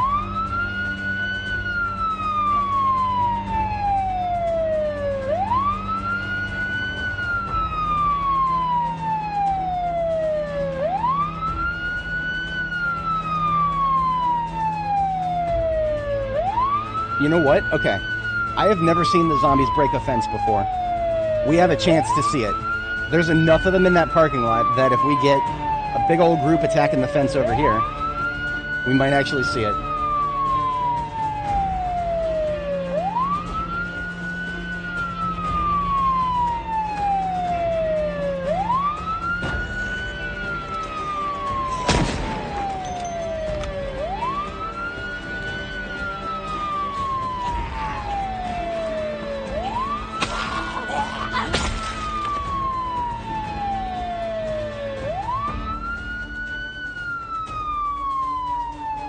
Why are they not attacking the fence, I wonder? Suddenly they don't feel like attacking the fence.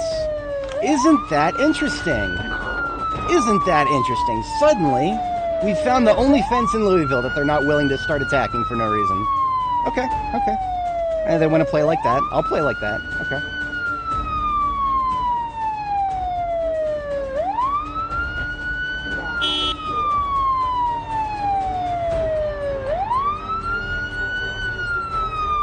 Now, we are starting to lose line of sight. We don't have as wide of a view cone now, even with our good headlight. Well, the headlights need to be replaced. We've got hood damage, so the headlights absolutely need to be replaced.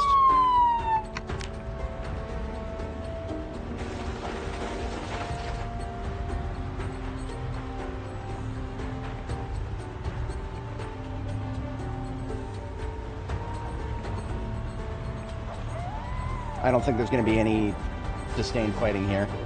Not in this area.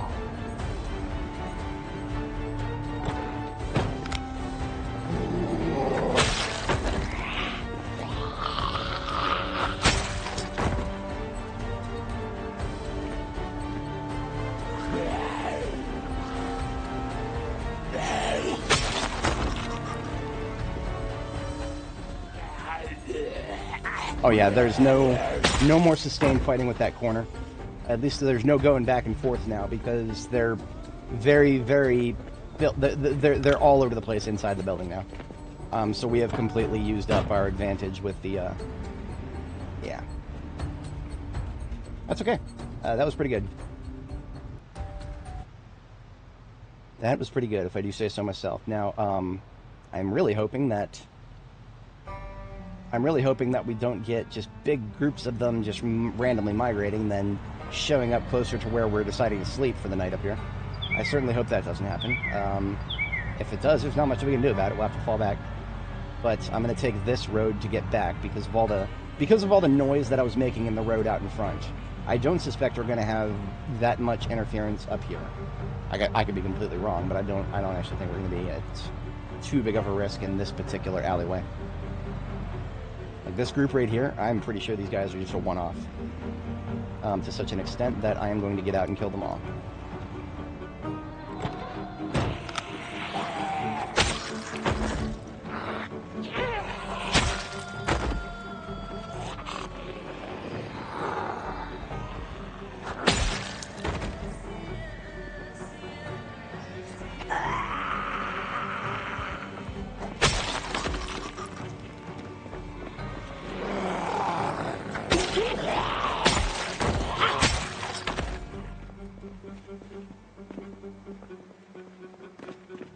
Oldies restaurant there. Hey, look at that. An entire gym and fitness center. That's bigger than the one at LSU. Brady.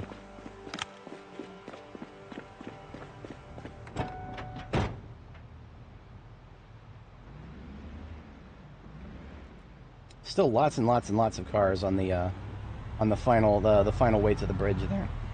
I had been meaning to actually go down that way on foot. It just didn't quite come up because I kept thinking about progressing in the direction that we were going back there. But I think we're good now. I don't think we're going to have too many Zeds coming up here. I don't think. We'll find out, won't we? There's like 3 or 4 doors that they would have to break to get to me to get to our sleeping spot. So I want to say I'm safe for one night.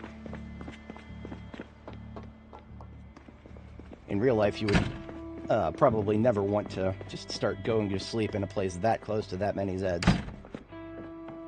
But in this game, I feel confident enough in my understanding of their movements.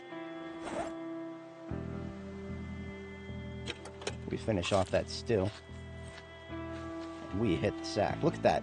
After all that work, all those calories we've been burning, we're actually still in a calorie positive, and we have put on so many fats that we are going to be in rapid weight gain for a very long time now. We're up to 1,000 fats. You can store as many as 1,000 fats. We're at the fat seal. She got peak thick right now. She got peak thick. All the fats will make us be in rapid weight gain for as long as we are above 1,200 calories for a long time now. So it will be no problem taking her from where she's at 75 kilo to the threshold of being overweight, which is 85 kilo. She's gonna arbitrarily put on 10 kilo over the course of less than a couple days here. Perfectly realistic with no exploits. I mean, you could do that in real life if you tried hard enough. Picked up some batteries, so we got ourselves a little light up here now. Again, in a lot of zombie lore, they respond to light. In this game, nah. In this game, we are perfectly fine with this. It just doesn't reach far enough.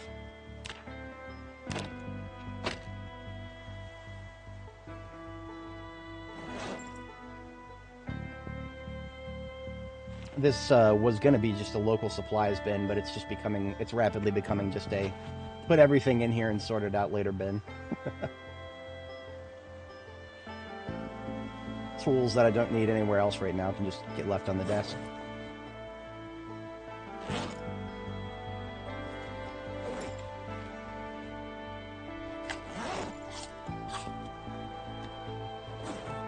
It's early enough. If we can sleep, I will. Too early. Too early. We'll try again shortly here. I'm going to wait until tomorrow morning to try to cook again, because I do think that what I currently have can make another lovely perishable thing.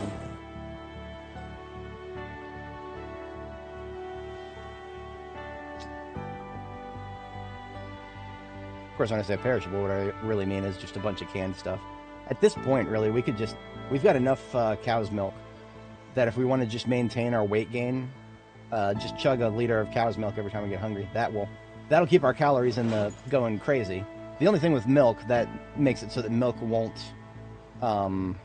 promote weight gain by itself is the fact that if all you use is milk, if you don't turn any of it into butter, then milk doesn't actually, in this world, in this universe, milk doesn't have any fats or carbs. In this world, milk is 100% calories. That's rather weird, to say the least.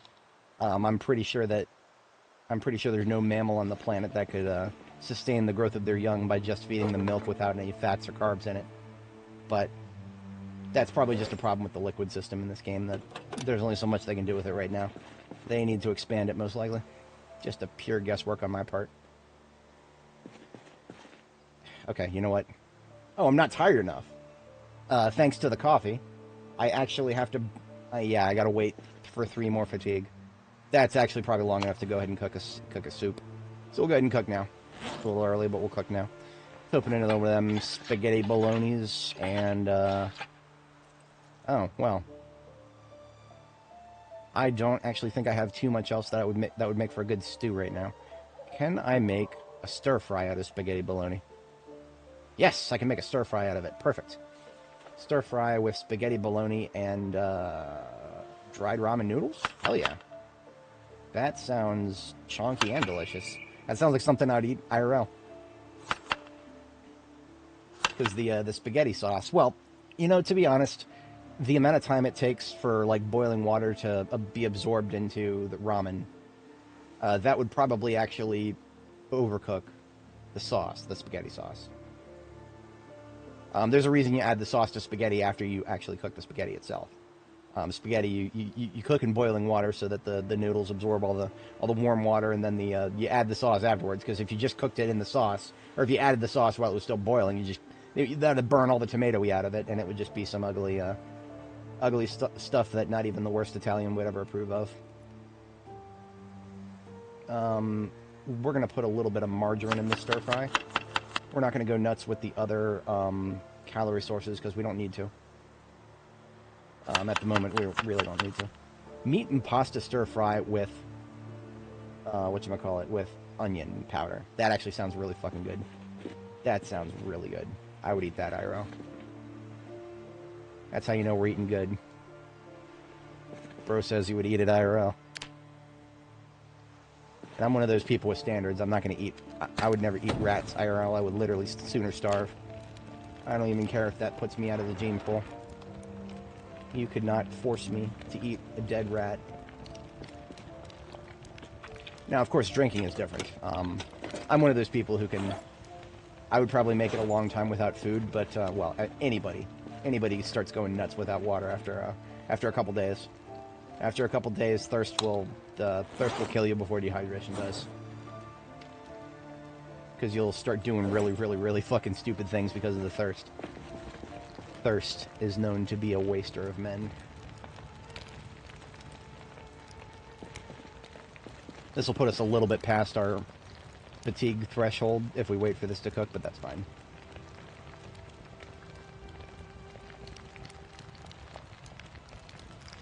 Not quite a daily bread, this is only 50. But it's not like we've got a full day ahead of us after that mess up with the sleep schedule. Now, I will be very curious to see what the zombies' distribution looks like. After all this time we've spent here just sleeping a couple times and making some food and whatnot, I would like to see how far they've spread out from each other.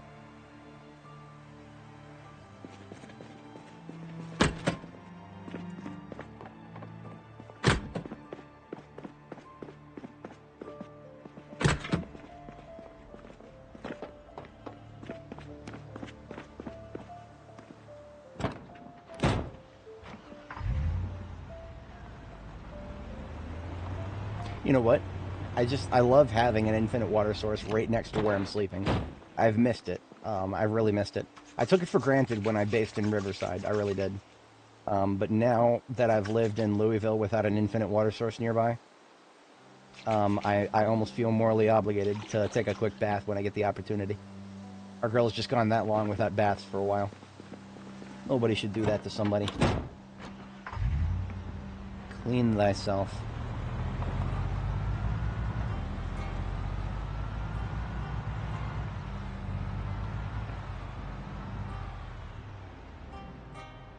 So it looks like they didn't quite make it into the parking lot of Pilot Creep. Let's take a look at the parking lot itself, and look at that. Perfect. I feel okay with that distribution. It's not good, it's not bad. In fact, I'm going to go ahead and we're going to re-up some ammo. I'm not going to go too loud with guns right now. I mean, we're in mop-up mode. We can get a lot of kills just by skirmishing right now. Because of how far apart they are, we can pull them at our leisure as long as we're not making too much noise. So we're definitely in that mode right now. Our current sword requires 1 sharpening, but then it will be at half integrity. So that means it doesn't have too much life left in it. The lower the integrity gets, the fewer opportunities to sharpen it, and then it just kind of degrades from there. So I'm actually going to take another sword with me in my backpack. And that feels good. That feels good right now. Because again, like I said, we're not going to be going too loud with firearms in this particular session. We are going to get out, we're going to smack them with the blade, and we're going to reassess the situation after we kill a couple of the groups that are farthest forward here.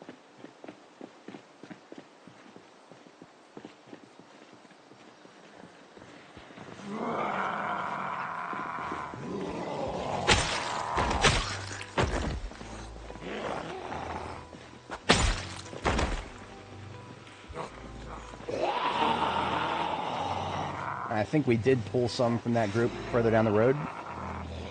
That's perfectly fine by me. That means the most sensitive one's already out.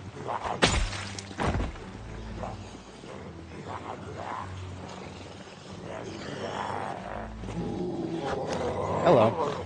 I don't like fighting from the south.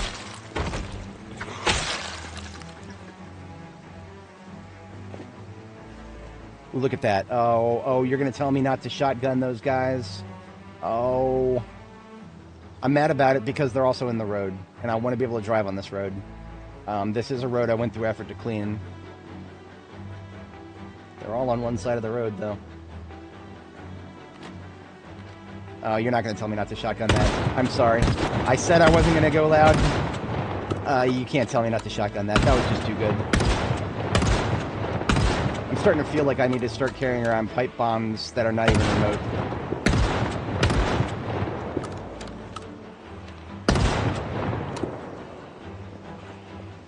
Now what I'm going to do, since I got the attention of everybody, I can no longer skirmish. I need to lose their attention and try to distribute them again if I can. So I'm going to do that by making noise over here, and just we're just going to do a little bit of a four-point weave here. We made noise in one corner of a geometric shape. We'll make a little bit more noise in this corner of one. Displace again, make more noise. It's not a sniper strategy, it's just a... humans wouldn't be fooled by this, so snipers can't do this, but we're not dealing with humans. We're dealing with walking mouth full of teeth that will kill you with one bite. That's all we're dealing with right now. And of course, the 4 points that we're making noise around, it's going to be a little more than 4. But we're just doing a loop around this building. That's all we're doing. Splitting them back up again so that they're more manageable than they were just now.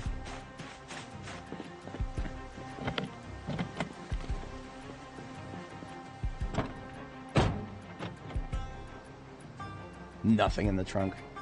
How disappointing.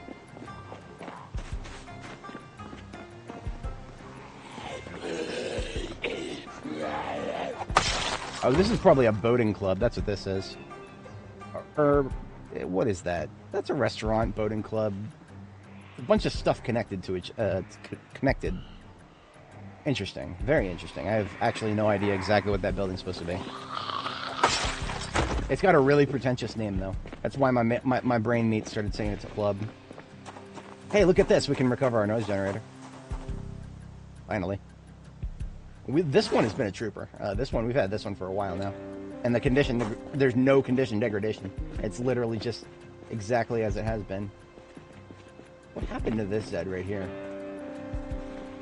Interesting. Speaking of interesting, if it wasn't for the fact that I know there's going to be a lot of them inside the building. I know there's going to be a lot of them inside the building. And so if we start trying to lure them around this corner from this direction, we will get flanked in the not too distant future. What is going on here? This guy seems to be having trouble.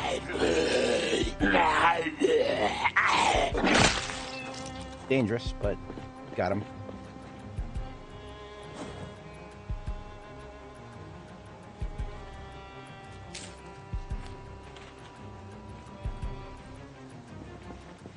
What could I do about that?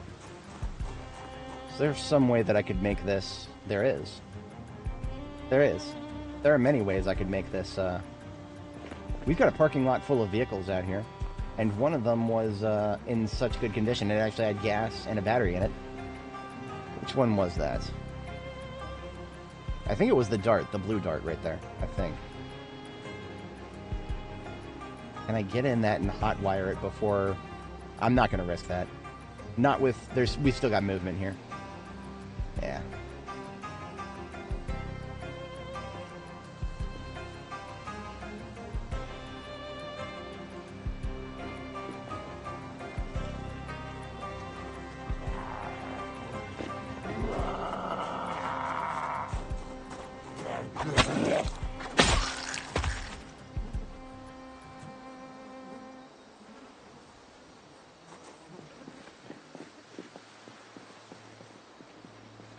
I wonder. Now, I'm thinking about fire, and every time I think about fire, I just know that one of them, it only takes one, to wander in the wrong direction and everything is on fire. Oh, wrong Dart. Here's the Dart up here. This one. This white one up here. I think this one's a survivor vehicle. Let's see if,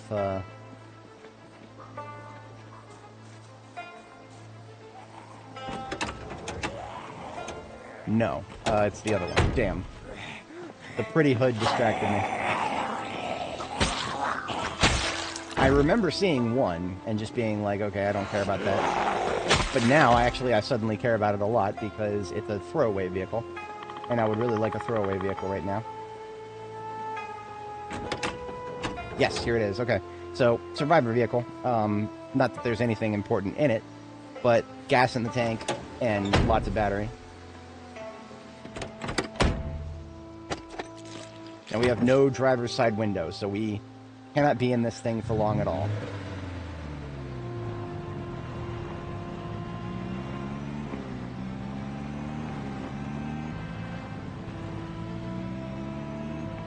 And what do we do with this thing?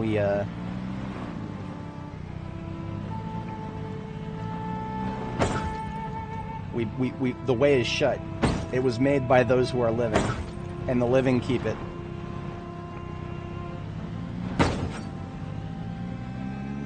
The way is shut.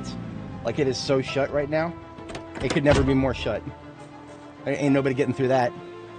So we can still get flanked. There's still those two windows down there. We plug up those two windows, and we've got two entire walls on this place that zombies can't traverse through. And what I learned at Zulu is that if they can't traverse through it at all because of some kind of blockage like that, they will go all the way around, as if it was just an unmovable wall. Hey, Hassan. We're killing zombies. We're killing lots of zombies. And what we're trying to accomplish specifically at the moment is establish another tight corner on this building. So by driving that car straight into those doors up there, we've closed off those doors. The zombies will not try to go through those doors now. We just want to make sure that the same is true for this window right here, if we can swing that. That would require another throwaway vehicle. I have not surveyed any of the cars in this lot to be able to tell whether any of these would actually have a battery and gas in it.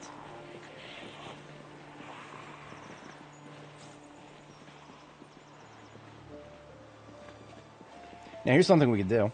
There's gas in this one. I was able to tell that just by walking up to it. No battery. That's okay. What we can do, though, is borrow the battery from our ambulance and use it to move the vehicle. I actually don't know what it is, to be honest. I think it's something like a club. Like one of those clubs, like a boater club, where you go there, you hang out, you go boating, and you come back. It's like a rich people thing. I think it's a rich people thing. I wouldn't understand. I ain't no rich person. I've never been more than comfortable middle class. And then after the '08 financial crisis, I was very, very much below the upper threshold of middle class. My parents had it really great before '08, and then the '08 financial crisis. Yeah, I've never experienced extremely wealthy stuff. Just the early 2000s, my dad's employers were rich enough to send us on cruises once in a while, but that ended. That all came to a crashing halt in '08. So I have no idea what rich people do at places like this, but that's exactly what it looks like. It looks like one of those joints. The taxi up there catches my eye. I'm going to take a quick peek at the taxi. If this doesn't have it, then, yeah, I'm just going to borrow my ambulance's battery. Yep, okay. It caught my eye, but for no good reason. I believe I parked up here. Hey, really shouldn't forget where I park. Don't ever forget where you park. I hate it when they do this. Look at how tightly grouped up these guys are. This isn't fair. This is like putting a massive buffet in front of a starving man. This is not fair. I gotta take a little bite. I can't not. Ah, I have such bad impulse control. But that was so many good kills with just one tube of the shotgun.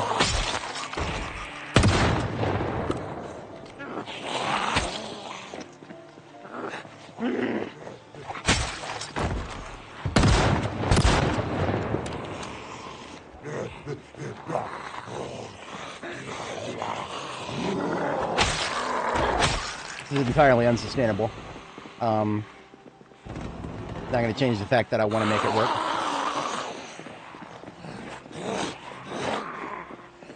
Because you see, every time we shoot, you see how much... This is why everybody says don't shoot in Louisville. They're not wrong. You just need to know what you're doing if you do it.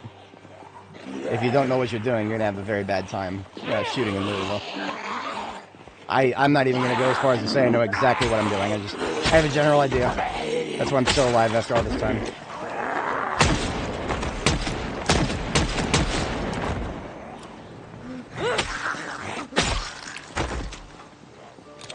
So if we're sticking with a 4-point here, maybe we don't need to do a 4-point.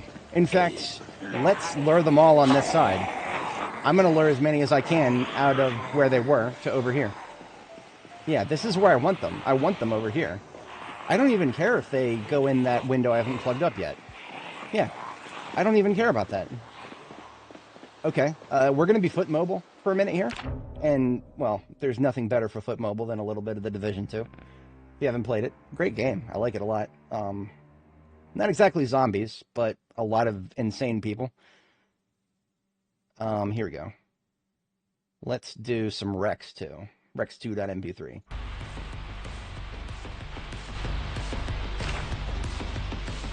Seeing as we're going to be attack, fall back, attack, fall back, attack, fall back. We're going a little fast for Korvax here. It's alright. I think he'd still approve. I'm going to fucking... By the time this run is over, I'm going to start painting a Raven Guard army. Just so I can go with the meme.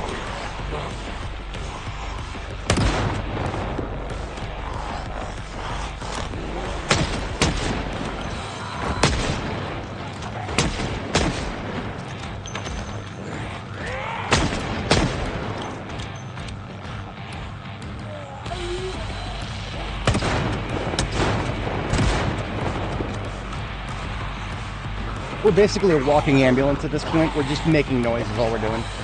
That's all we're doing right now. And my back is to the Expo Center. That is the Expo Center right here.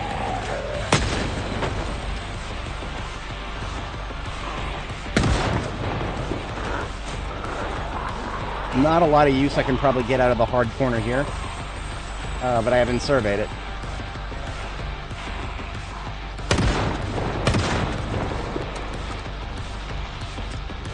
Hello. Again, I have a firebomb in the ambulance. There's nowhere I would feel comfortable throwing it and not instantly think that I would be burning everything around here.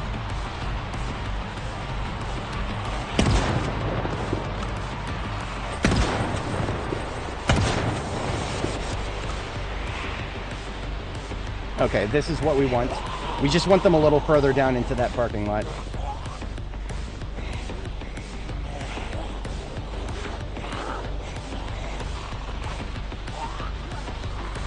Trying to eat here, guys. We're a little bit I'm in danger. Better eat a stir fry. The shit we get up to here. Alright, we're looping back and pulling them in this direction.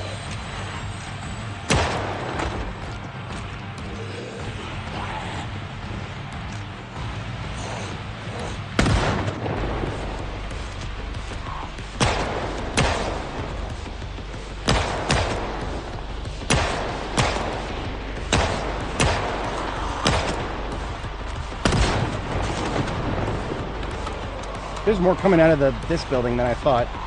We might be getting action from the other side of the street.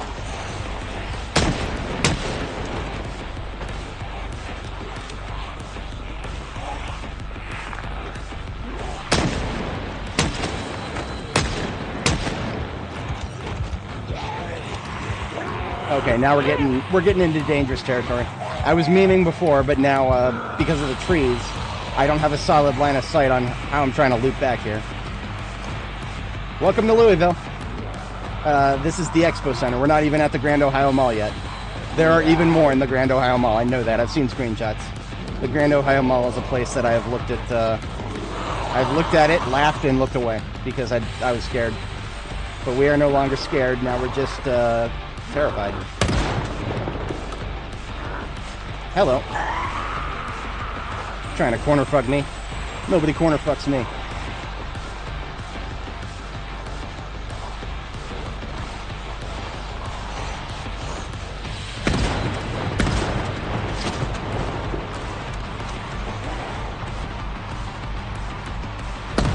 Okay, this is dangerous. This is actually really dangerous because what I'm doing now is luring a lot of them into the buildings to the north, and that's going to mess up. That's messing up my strategy. I don't want them in those buildings. I want them out here in the parking lot.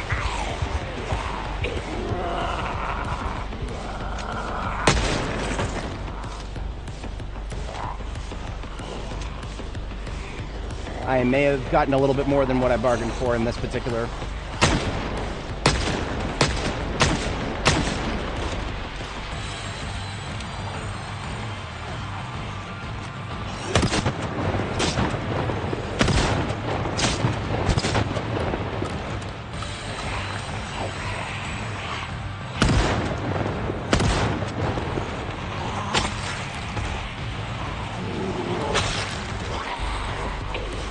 Okay, I still know what I'm doing, sort of.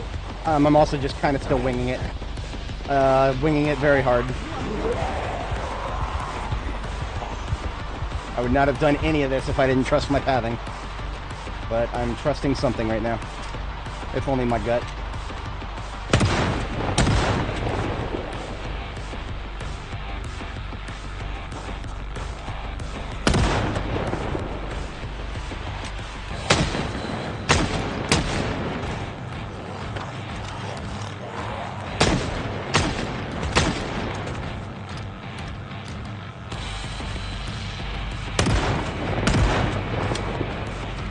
We're going to run out of shotguns soon. Glorious as it is. That was an empty bandolier. I think I'm actually starting to be able to tell whether I'm reloading from the bandolier or from the backpack. But we've accomplished almost what I want here. And what I want is them coming up flush with this wall right here. How many M9 do I have left? One. No. I have one magazine of M9 left.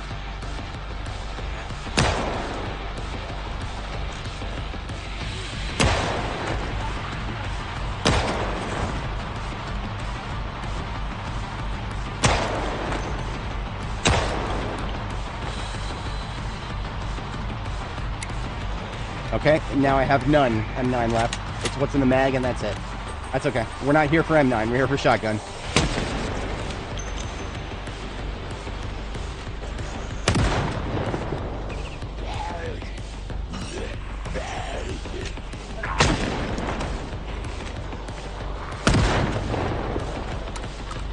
So now, because they have no way through this building, as we turn this corner, they are all going to be around.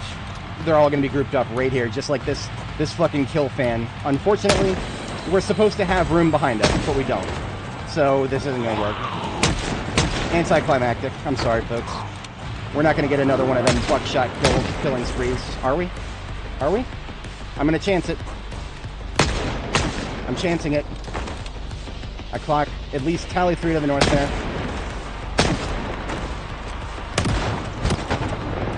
One. Didn't want to shotgun him.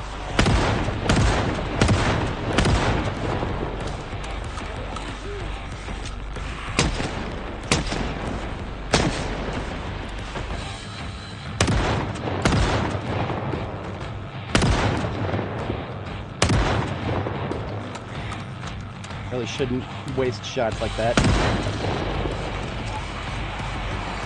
I'm out of 45 auto.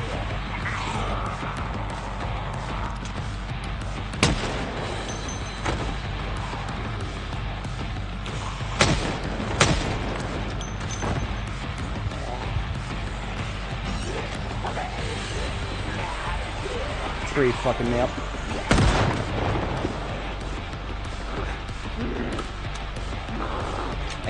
I'm going for the 45 auto, but it's empty. I think we're falling back. I just need to remember where I parked. Where did I park? I've been foot mobile for too long. Where did I park? Remember where the car is. I bought all this so you can survive when law is lawless.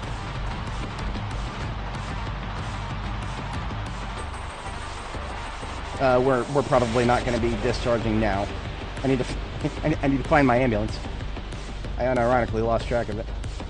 I think I actually left it all the way up, like closer to Pilot Creek. This is not a bad opportunity to survey. See if I can get a sense of how much of the Expo Center, have I actually pulled outside already? Wow, look at that! They're still moving north. That's not my ambulance up there. That's just one that was there. I have the key to it, but there's no battery power.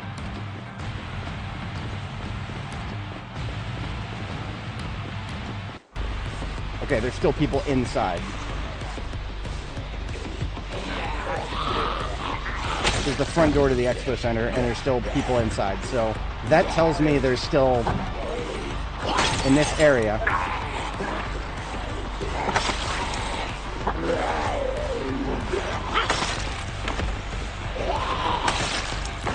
Valley 2 north. Yeah. I saw the tree shake. That's all I needed. Another very nice hard corner right here. Yeah, but I'm way outside of my comfort zone this far away. Pretty buildings. It's a damn shame I won't be able to see what they look like while perfectly intact, because they're about to be broken up into a billion pieces.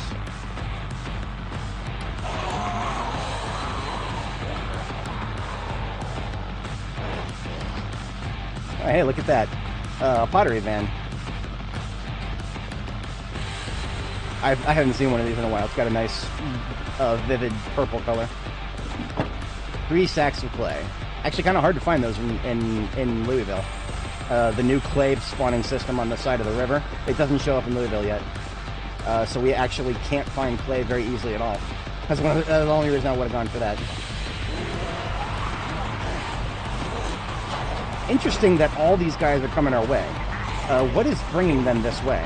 We didn't shoot just now. Did they hear me picking up the clay? Like, I got nothing.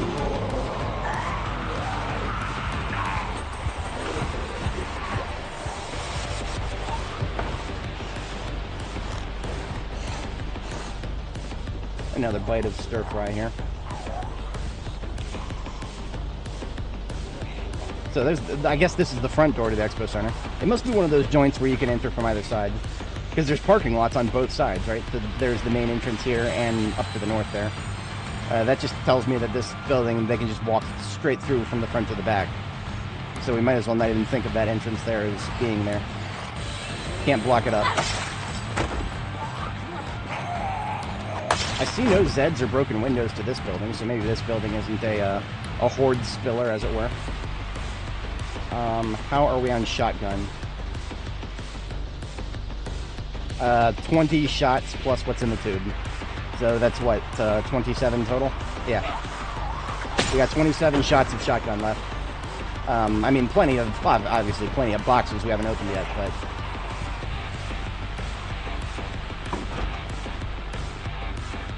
Knox Distillery, Black Cat Tavern, looted and trashed. This whole row is looted and trashed. Might as well not even exist. The Real Sweat. What is that? Interesting. I literally have no idea what this is. A gym, maybe? I don't know.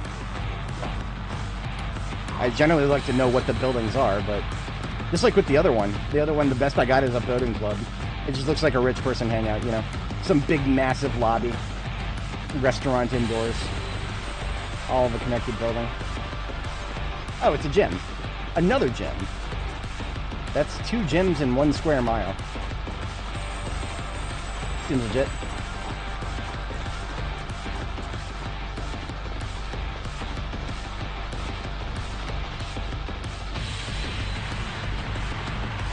Alright, that's the cathedral right there. I actually think we pulled most of that area. And now here we are back at Eden's Aces, whatever that is. Again, it seems like a club. This guy's got some shotgun on him. Who's to say that we don't get a little bit of return on our investments?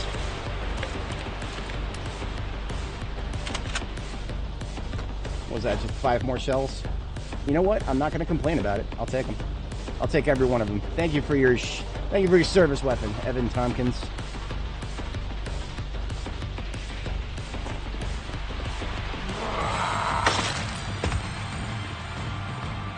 Oh yeah, look at all that. There's still a ton of them flush with this corner. Oh, you know what? I can't say no to it. I gotta learn how to say no, guys. My impulse control is not being helped by this game right now.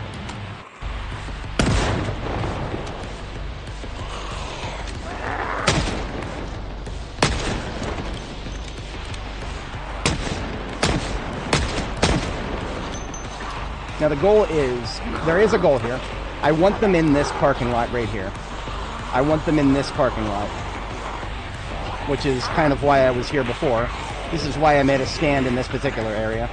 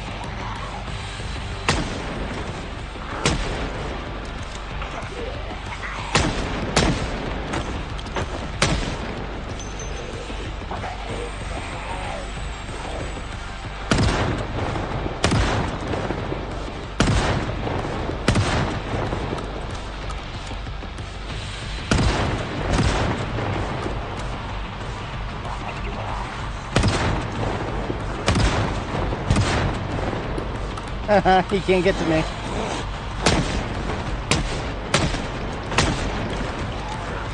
Okay, I know I still have an unknown amount of 38 special, so I don't mind going nuts with that. What are we at? Oh, I got 9 rounds left of 38 special. Okay. We're literally taking myself broke on firearms right now. That's okay. The ambulance is actually really low on both 45 and 38. And soon it's going to be low on shotgun at this rate. Not like any of that's a bad thing.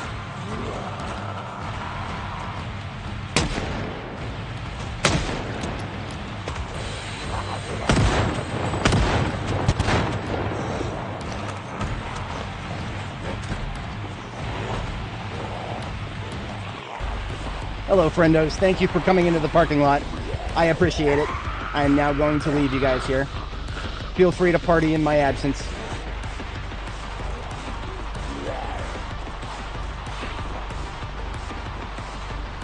I kind of want these guys out of the street if I can swing it. I'm not going to put too much skin in that game, though. I'm surrounded.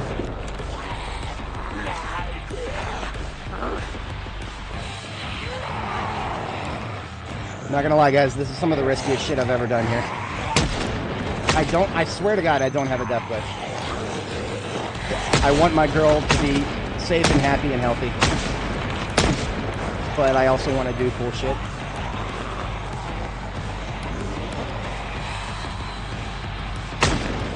That was a mistake. I shouldn't have discharged anymore.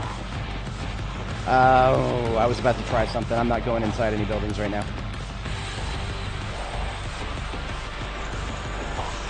This street is a close second to that parking lot. I'm not going inside that building.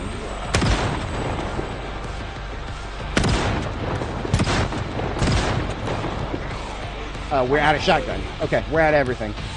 We are now an official... We're losing them now. I do still want to lure them over here somehow.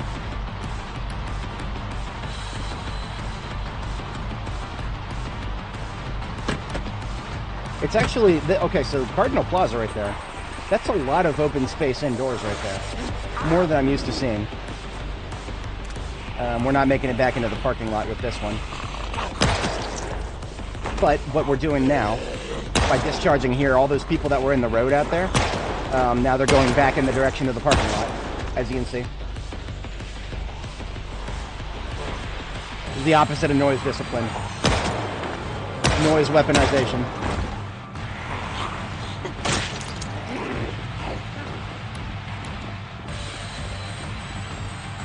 Okay, is this locked? I need to check before anyone's close to me. Nope.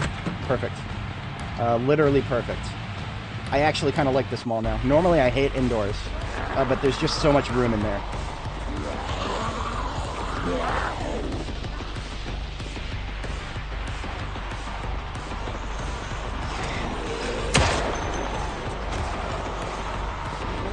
And that's the list.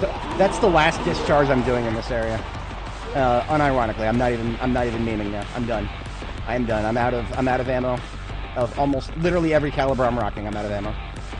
Here's the barber salon. This is the hair salon that I thought I saw earlier. I gaslit myself into... I saw another one that was looted and trashed, and I was like, wait a minute. Wait, that wasn't... No. Just like gyms, there's multiple salons within 1 square mile.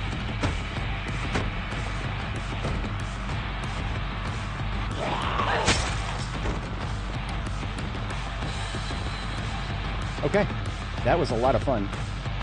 Extremely dangerous at certain moments, but I was never that scared, to be honest. Just a little. Always a little bit scared. We're never not scared here. Be scared, just not of anything in particular. Let the fear guide you, because without it, you won't move as fast.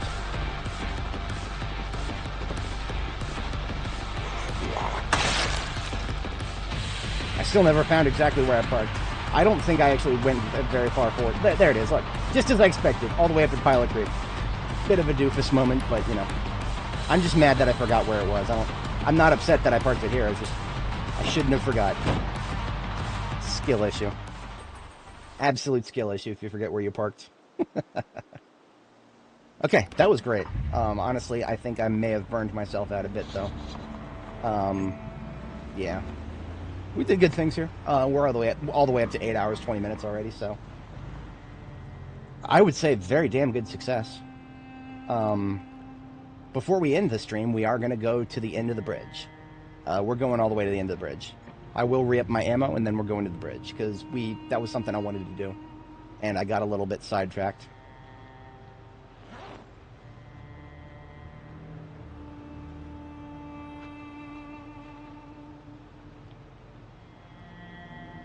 We didn't actually have to get rid of the sword.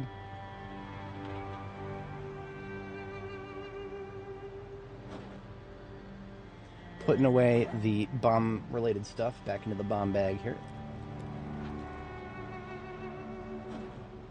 Establishing a garbage bag for loot purposes. Put that straight into the trunk and the variety stuff we picked up.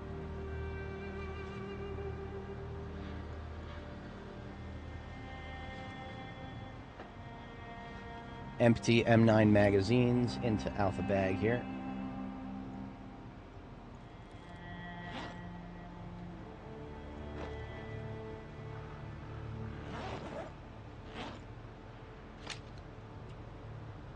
Current magazine to be ejected and reloaded. I do have loose rounds. Yeah, I got loose rounds. Top up the current one.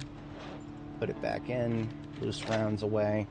I have a bunch more preloaded mags to replace the ones in my Alice kit there. And with that, we just want to open a couple boxes. We don't have any more 38 special. We are basically 100% out of 38 special now. We open these 2 boxes of 45 auto, and one of our revolvers gets reloaded.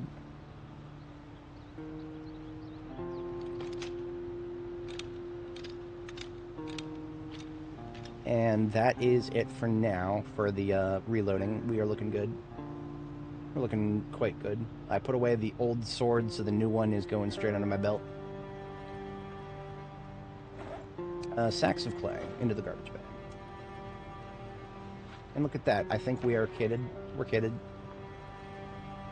Wait a minute. Shotgun, of course. We're just opening all 3 of the boxes that I have left on me. It's been a while since I've completely emptied the ambulance of shotgun. And, okay, 2 calibers, basically. We are now 12 gauge and 38 special. We have completely emptied of our stockpile in the ambulance.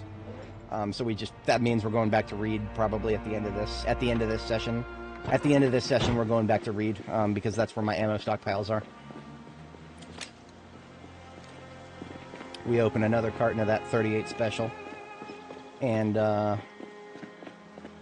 we'll take 2 cartons of shotgun with us next time. When I first broke into Louisville, at the military checkpoints, I used so much shotgun, and I regret every bit of it. Not that I knew at the time, but that was in 42.10. And it was 42.11. It was 42.12, which dropped right after we broke into Louisville and made our beachhead at Foxtrot. 42.12 added multi-hit back to shotgun, which is why we're getting so many glorious double kills and triple kills and pentakills with the shotgun right now. I blew at least 2 cartons of shotgun before they added that back. And, I mean, I'm sad about it, but there's no way I could have known.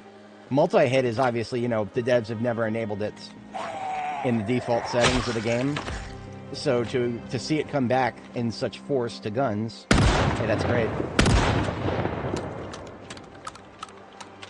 That's more than I was expecting up here. Oh, and we're out of water because I'm a doofus. I am falling back and drinking some water, and I may need to drink some coffee too. Except I don't have any. I don't have any coffee because I'm a doofus who has been drinking coffee and not remaking it at a commensurate rate. It's alright, I have a backup coffee. It's just in the ambulance. Yeah, there was never any hope to clearing all of this roadblock. It's nice to see that there's infinite cars to dismantle with metalworking, but no. Welding, rather.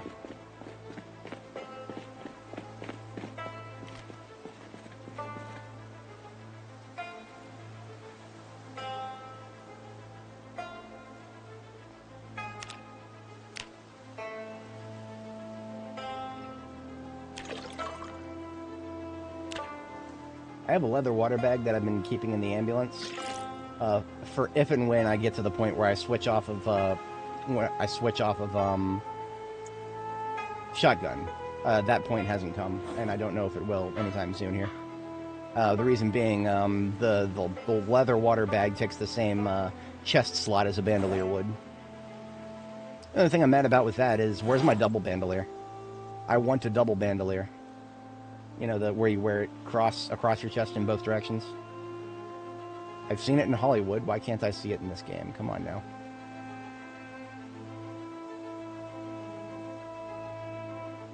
Actually, right now, the caliber I have most of, I have 88 shots of DE. No, we have more. We have more 45 auto. So we're doing 45 auto primarily right now. I need to hit up one of these buildings, get water. Coffee is in ETC bag right here. So now I need to keep in mind I'm making another cup of coffee, two for myself and 2 for the backup. We have now drank all of the coffee that I've made at any point recently. Not a problem, I just need to keep in mind. We've got our task list ahead of us. And we're stopping by the coffee shop here for, isn't that ironic? We go to the ambulance for water. We go to the ambulance for coffee, and we go to the coffee shop for water. Okay. Welcome to Project Zomboid in the current year.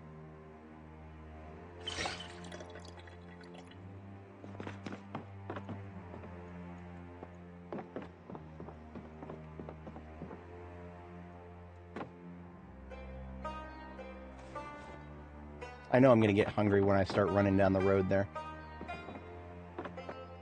Like I said, I've looked at it on the map before, but on the map, you don't see the burned wrecks. Those are randomly generated every different run. Okay. Wasn't that much in here to begin with.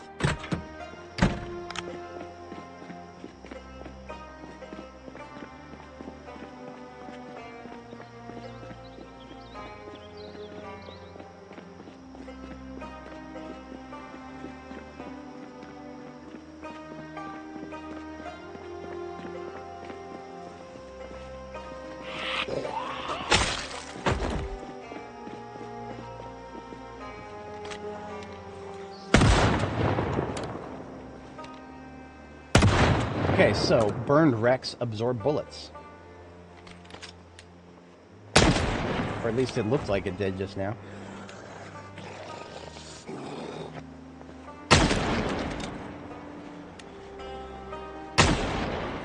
Yeah, look at that. Look at that. Okay, good to know.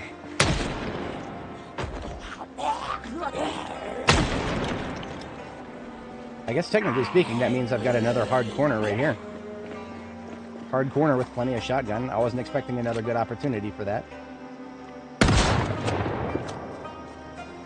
Hell, this is a hard corner that I can shoot. I can shoot all the way around the corner itself. Oh, and the zombies don't even know how to go around it. That actually feels bad if I exploit that too much.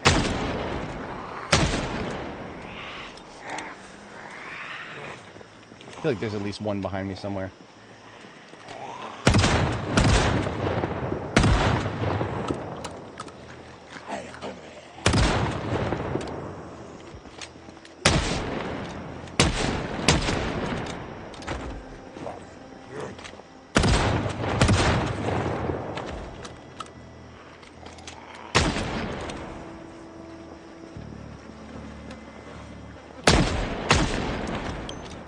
I never really knew exactly how much we're up against here, but I feel like it's not that there's like a hard limit to how many there could be, but there's like it's so hard for them to pass to me. I have a lot more.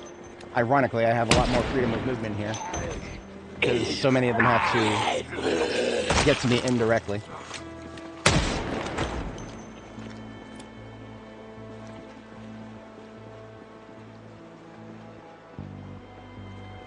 Open question is how many there actually are.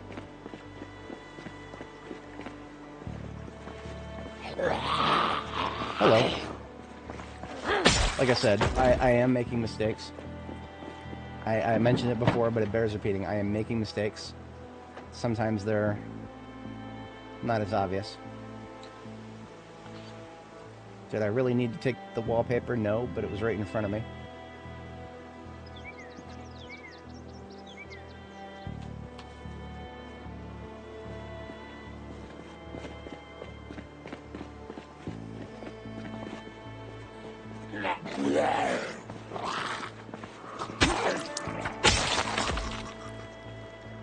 And here we go. We're getting closer to the end here. Oh, would you look at that. That, ladies and gentlemen, is the end of Project Zomboid. There's even zombies on the other side of it. Poetic, I suppose.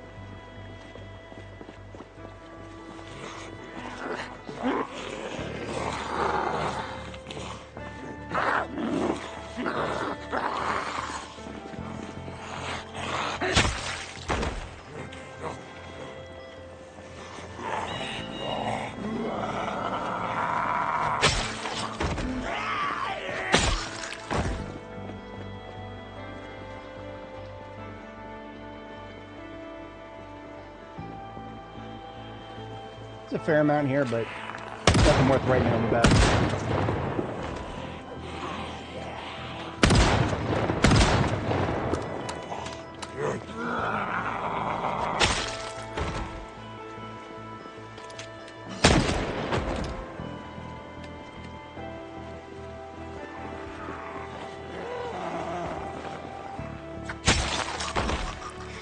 Guess it's a good thing I don't have to think about drivable space.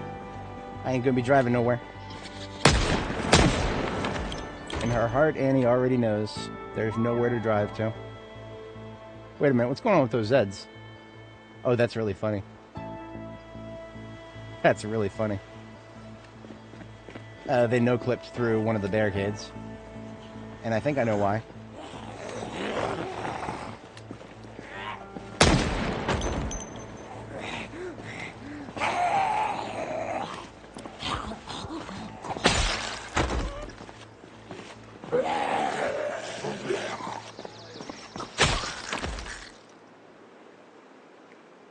Canonically, the characters in Project Zomboid don't necessarily know that they're the last people on the planet. There's no proof of it until we, well, I don't think it's canon to be able to build a dirt bridge across the Ohio River, which is what we did earlier. But if we didn't do that, let's just say that that's just a fever dream we had. Seeing this, and just the other side of this barricade, because all we knew before the radios went silent, and radios, TV, all media went silent, all we knew before that point was that it had spread all over the place, but they were trying to contain it here. And just getting to this point and seeing that it has never been contained, that's probably a moment that would be very impactful. But why were zombies able to get over this? Why are we able to walk right through this barricade right here? This wall right here is a low wall. And the devs added a low wall. A thing where you can't block low walls. They're treated like windows. To prevent players exploiting things. Which is kind of funny. Bit of a cell phone there.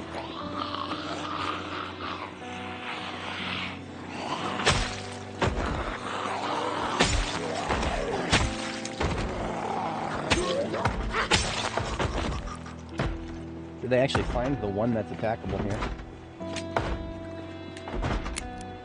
Oh, I am completely out of 38 special. What? Hold on, what?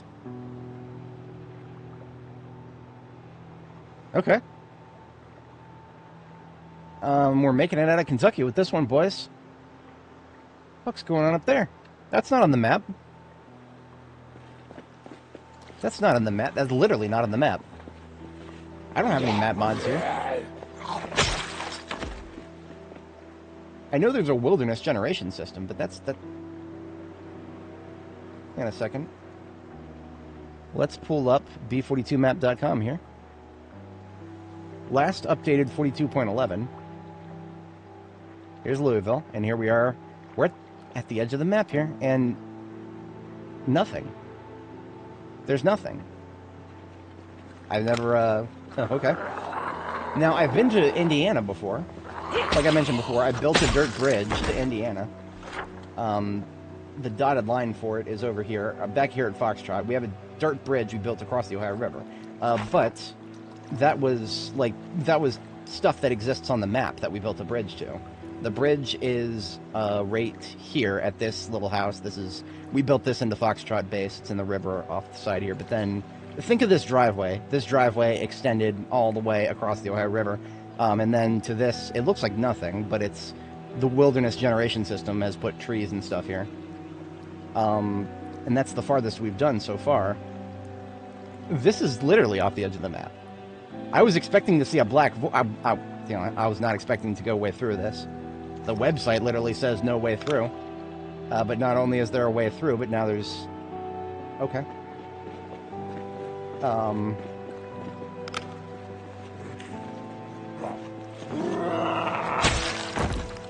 You be off the edge of the map here, matey.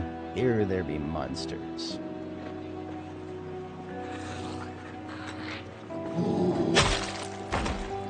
I just want to go a little further in and see what it looks like. I'm pretty sure it will generate... Okay, so if there is a wilderness generation system, it'll generate trees. What does the road look like when you stop? Does the road just keep going?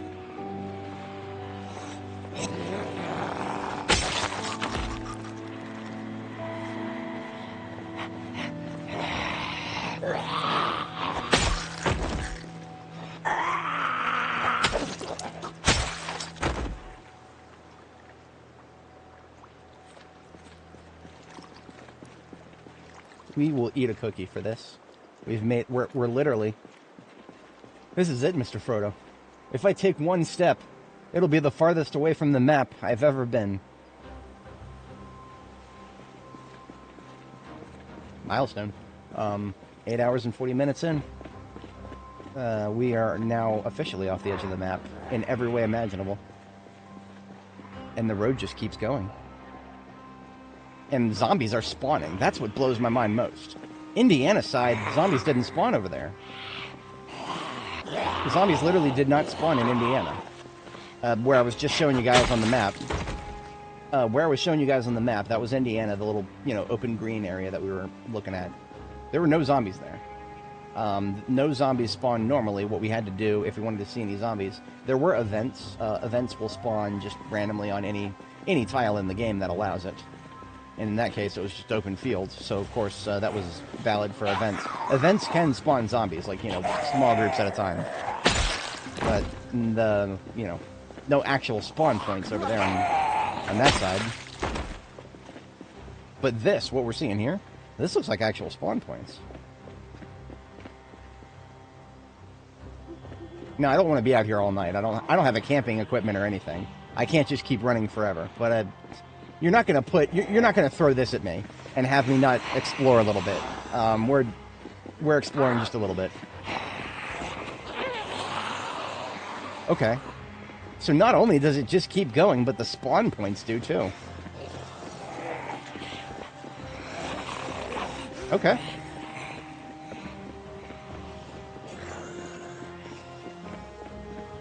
We've re-entered a forest so thick that my frame rates are dropping a little bit. It really does just keep going. Bro.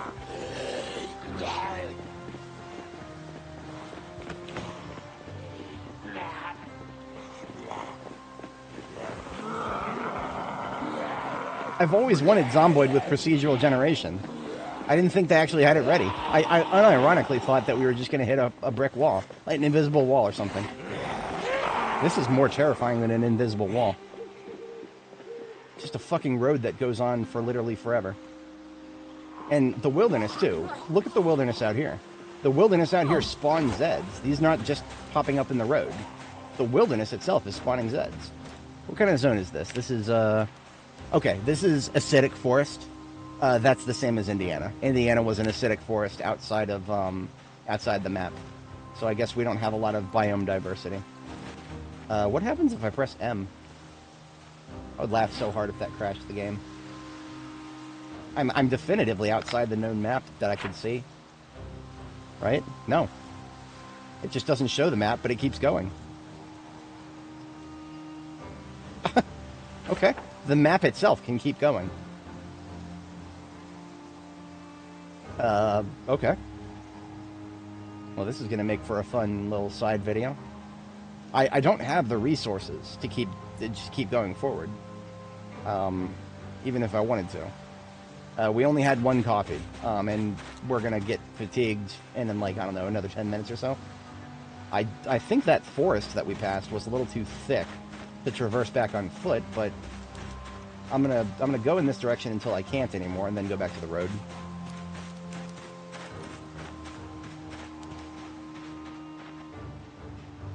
This is fascinating.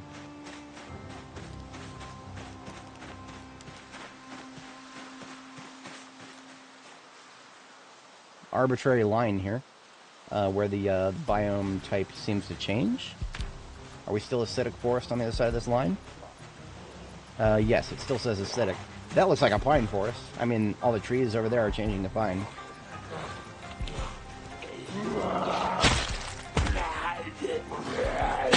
Now, what's blowing my gourd is that we're getting huge trees. The randomness, the randomly generated terrain that we saw in Indiana did not generate anything larger than small trees. And the reason for that is the small trees are the most you'll get from the current system that fills in, that just causes trees to grow randomly, starting August. Okay, I was correct. We don't have a lot of traversal room in this forest. I'm not going into this forest. Now that I've seen that zombies... Look at this. They're all over the place out here. I'm not going into that forest. Hell no. Hell no. I don't care what kind of ground war I gotta fight on this road to get back. We're not going anywhere near that forest. I feel like we've already taken more of a risk than I wanted to just by going in this slightly more open forest over here.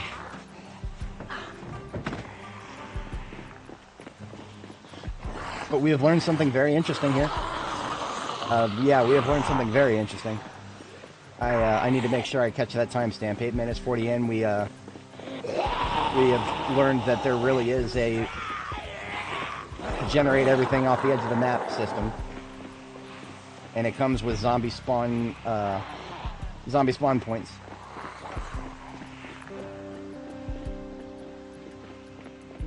See, now I'm genuinely curious if this actually goes all the way down the Ohio River and connects with Indiana where we built our bridge. Fuck, I had other things to do today. I wasn't expecting to play Zomboid all day, but okay. You can't throw something at that. You can't throw something like this at me. Damn, that's cool. Sorry, hold on. Really, really, really loud noise. It's just somebody doing one of the dumpster emptyings. It's so loud it sounds like somebody's almost like a traffic collision. Now, if we stay flush with the Ohio River, I'm curious what it looks like in this direction. Unfortunately, no clay deposits. Zombies all the way up to the Ohio River. That's good to know. We're definitely not going to try to make it to Indiana from here. Hell no. If my memory serves, there's like a hard bend to the Ohio River at the corner of Louisville here. So we would have to go very, very, very far to actually link up with where we built our bridge. I ain't doing none of that shit.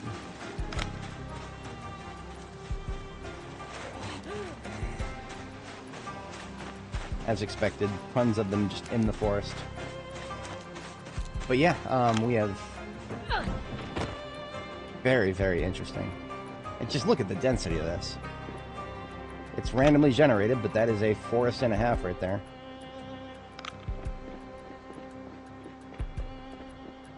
I have a feeling I would get a lot of updates if I posted a video about that to Reddit. I've seen a lot of videos on Reddit. I don't think I've ever seen somebody make it this far.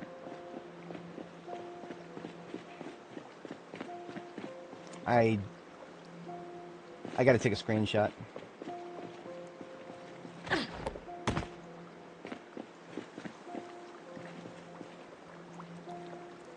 Even though it's kind of hard to see.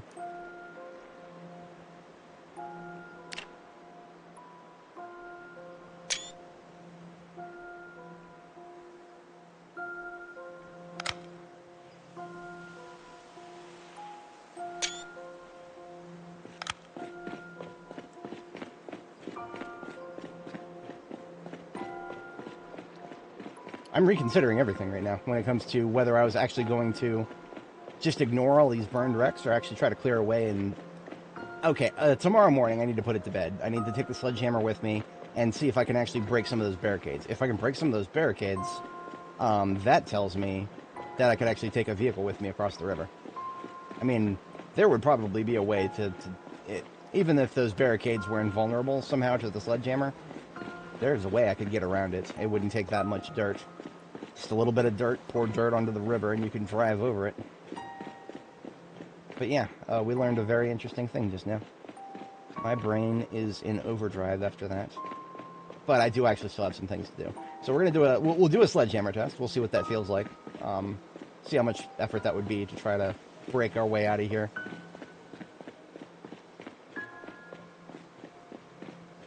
We're still well supplied, so we don't actually have to... Yeah, we don't have to resupply. We didn't burn that much ammo. More than I was expecting, but not that much.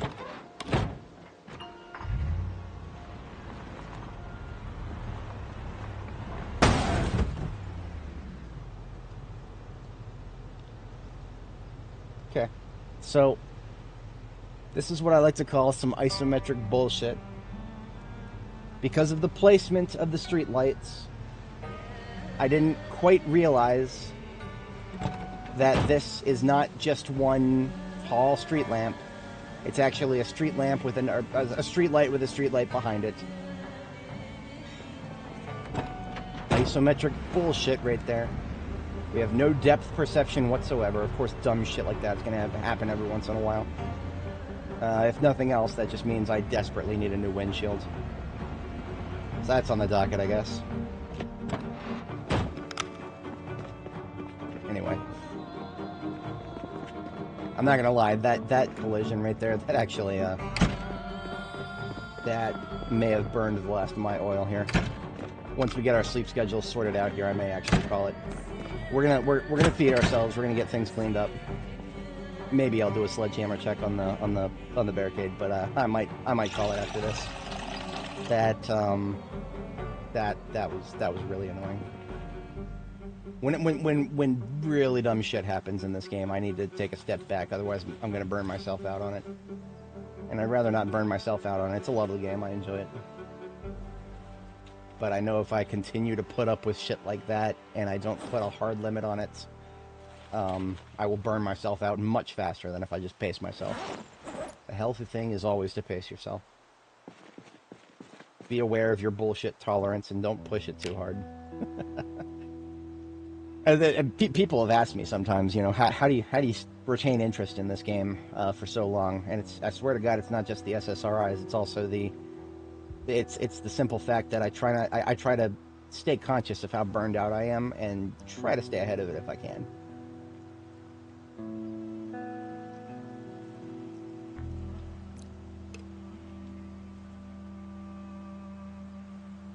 Speaking of bullshit, instant nightmare. Thankfully, I got reading material.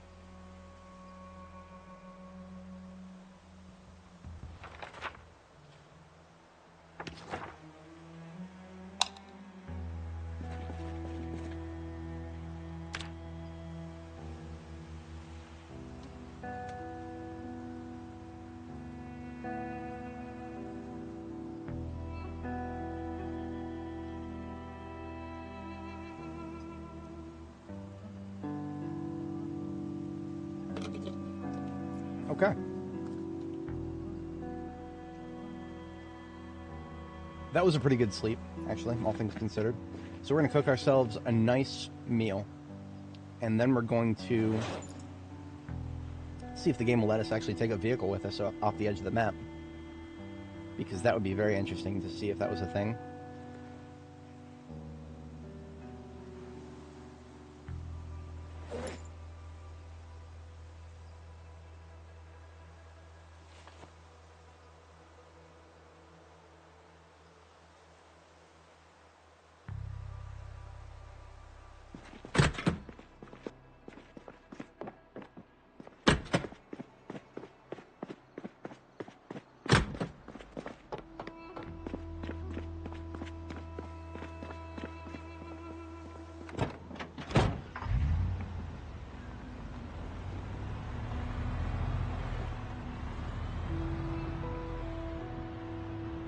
Sure, one of these vehicles out here has a new windshield I could yank out of it.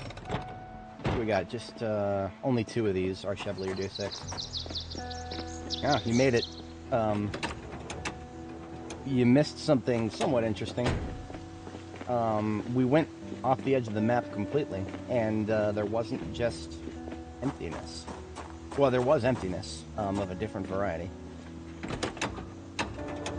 So, we also took a collision on the windshield that I didn't really want to take, and I need to replace it now, but of course, the only heavy-duty vehicles in the region are shit. Alright, you know what? We're not going to give the ambulance any more abuse. The ambulance is going to remain as is. We're just going to back up a little ways and then take the sledgehammer with us.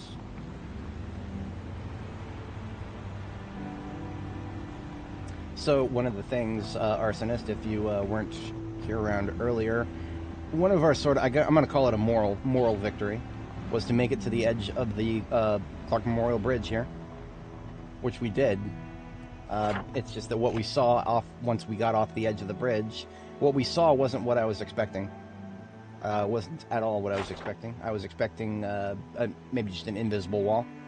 No, we're seeing a little bit more than that.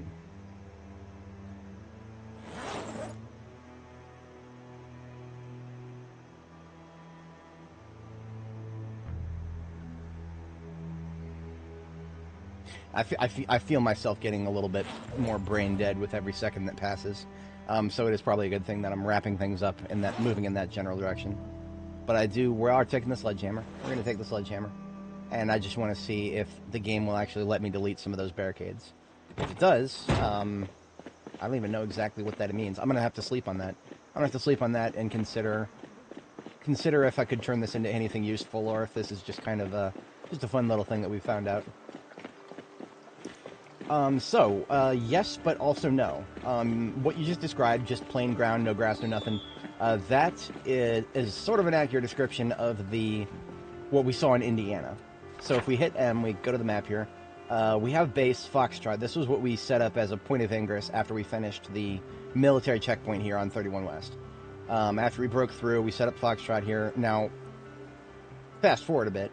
Eventually, we made a dirt bridge. We built our own dirt bridge across the Ohio River from Foxtrot into Indiana.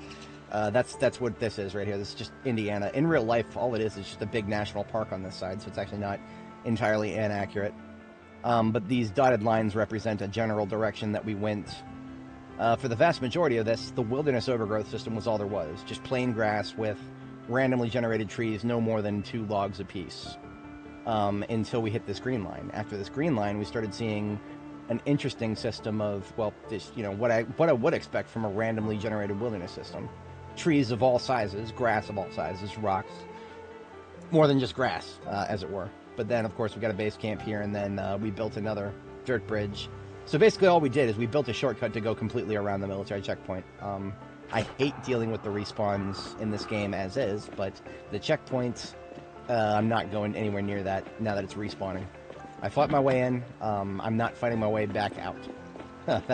We're done fighting at that checkpoint. We broke our way through once. But anyway, this is what I expected this to just be a invisible barrier here. And then I just saw a zombie no-clip through this side.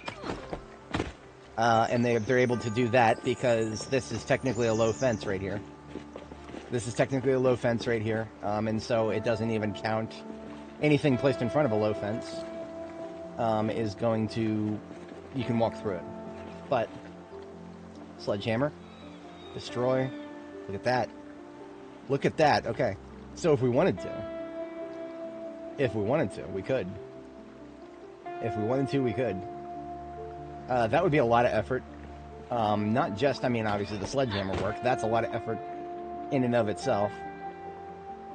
But then, of course, beyond that, all these burned wrecks to clear.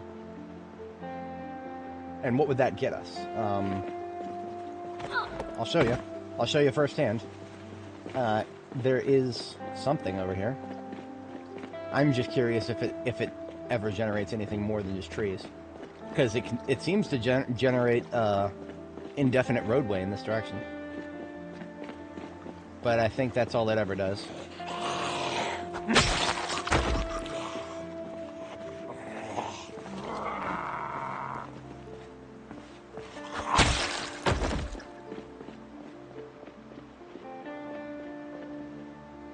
interestingly. We see a little bit more during the day now. It was coming up on nightfall when we came back here last night.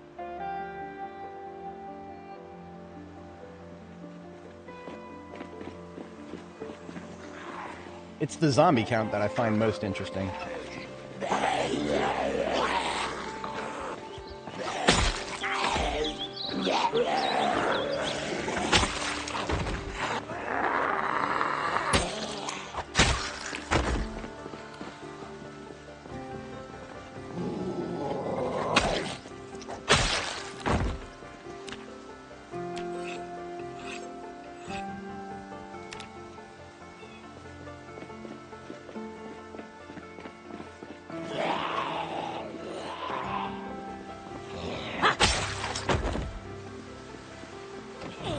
I explored the other side already, but why not?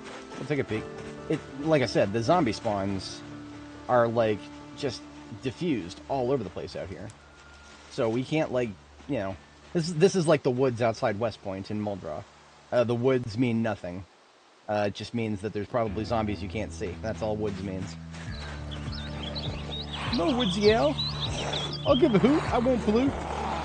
Please, Woodsy Owl, don't touch my pee-pee.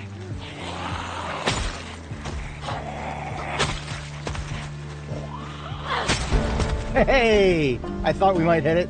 Long blade level 9 without reading the book. Oh, that was painful.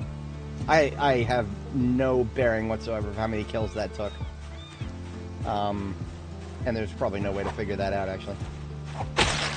Not without, like, a mod of some kind that actually helps you count. I didn't even look at my kill count recently. We are up to... We crested 40,000. We were in the high 30s for a while there. We're now at 40,000 kills. We have gotten more kill... Well, we would have to get, like, I don't know, 42,000 for me to make the 40k joke. More kills than there are years in the millennia of the Space Kings story. Space Kings prequel.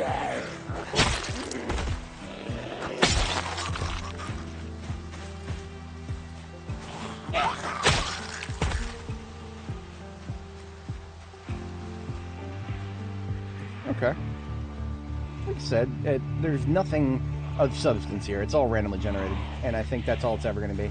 The only thing I really wanted to find out was, will the random generation ever generate anything other than an infinite roadway on that road there, along with infinite wilderness? And my brain meat is telling me probably not. And even if it did, how far would we have to push it? Like, okay. We have another highway here that goes all the way across the Ohio River. Esther Kinsella Memorial Bridge. That was actually that area right there at the Brandenburg military checkpoint. That was one of the first places we hit in this game. We did a lot of work here. We looted the entire checkpoint. So would I actually be able to connect the infinite road that's being generated in front of us here for the Clark Memorial Bridge? Would I actually be able to run far enough in this direction and actually spot the Brandenburg, whatever the hell, Esther Kinsella Memorial Bridge? Questions.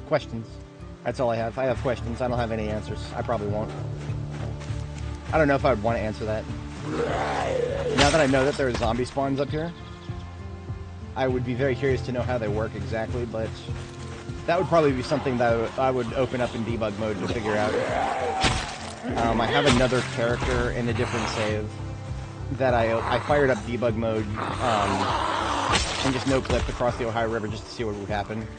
I did that long before I built the Indiana Bridge on stream.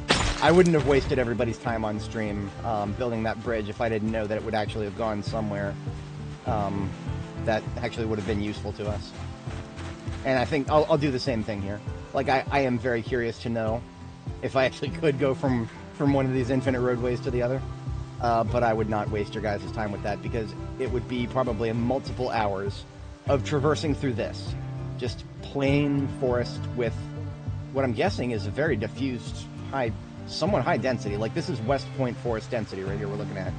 And that's some pretty high density for a forest. There's a lot of forestry in this game that won't have anything close to this.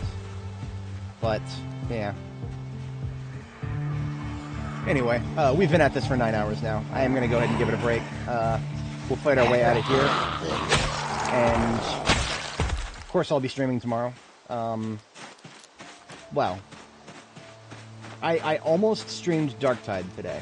I almost streamed Darktide, and then I started not using my time very efficiently this morning, and I realized it would actually take me too much time to get Darktide set up.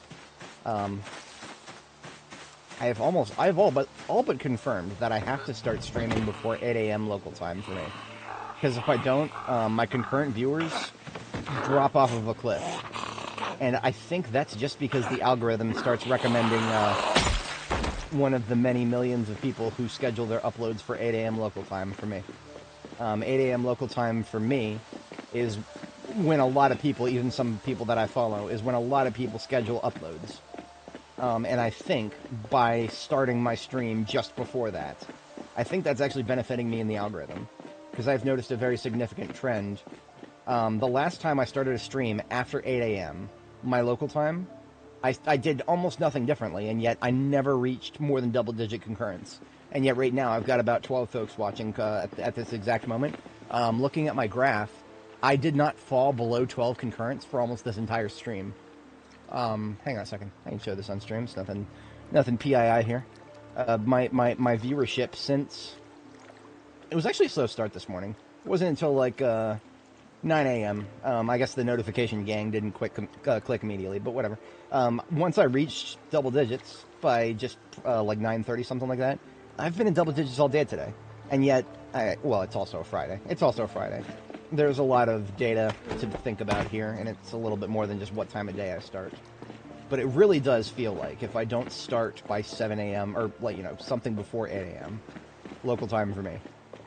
And, I bring that up because, of course, I didn't have time to set up Darktide before streaming. I have streamlined Zomboid so much that it's like 2 minutes, tops. Well, depending on how much effort I put... My workflow is to create a thumbnail for the previous stream before starting the next one. I didn't put a lot of effort into the last stream's thumbnail. So if I had put a little more effort into it, that would have been better. But at this point, I can do it in almost 5 minutes. So that's a thing. I don't want to be that guy who just, like, doesn't even change the title, description, and thumbnail of a video after he does a live stream. I've seen a lot of people do that. Like, even news companies will do that. They'll still have the word live in the title, weeks after it's been streamed. Me, at least for myself, okay, no, I don't immediately change the title after the stream has ended, but what I do is I try to make sure that I never have more than one video on my channel with the, how should I say, I don't want to go as far as to call it clickbait, because I do tell you guys what we're doing here. Louisville shenanigans. It's continuing. I am being perfectly honest with what's going on in this stream. But we actually need to go back. Maybe not all the way to Jericho. We need to at least go back to Reed right now. We should not be staying here too much longer, because we're out of multiple calibers of ammo. We've opened all boxes of shotgun. We have opened all boxes of 38 special. We only have a couple boxes of 45 auto left, so we definitely need to go back and restock ammo and restock my windshield too. So what we're going to do is we're going to fill the trailer with iron pipes and steel sheets and steel rods. Yeah. Rods if I want to bar up windows in a future sleep house of some sort. I don't know if it'll be this one. And broken iron pipes. So I want to make sure I get all the iron pipes and all the broken iron pipes that I get from anything I dismantle. Those two things are things I cannot make, and are materials to make more of them lovely, lovely pipe bombs. So I absolutely want as many of those I can get. Just inject those directly into my veins. All the rest of the stuff that I'm picking up is stuff that I will deprioritize if I run out of room. A lot of the rest of the stuff can just stay there. I mean, all this steel and iron, I'm swimming in it back at my forges. My forges are eating well. It's just the stuff that I can't make that I'm concerned about.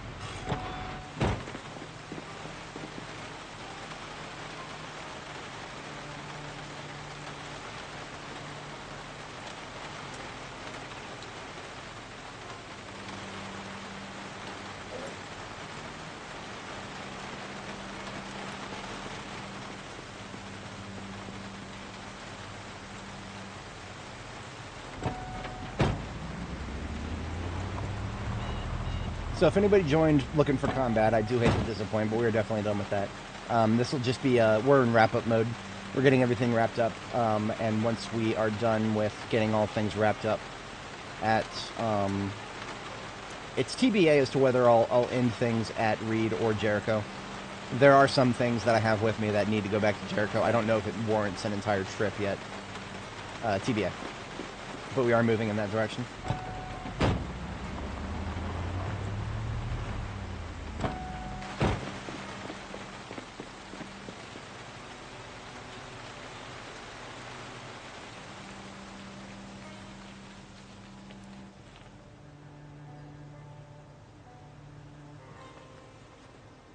Okay, so we actually still have about 30 encumbrance of free space. I'm going to spend that on YOLO. I'm just going to take everything from this pile, and whatever will fit, can fit. This is a welding vehicle, so it's fine. Off we go. I can't wait to see how many respawns there are on 1st Street, even though we've finally gotten 1st Street all the way through Louisville cleared. When I say cleared, I mean, I haven't backtracked in a couple days, so there could be plenty of respawns here. It is all subject to, thankfully, some of these kills we got in the middle of the street when we were falling back from the art gallery are finally desiccating. When those are gone, I will be very happy.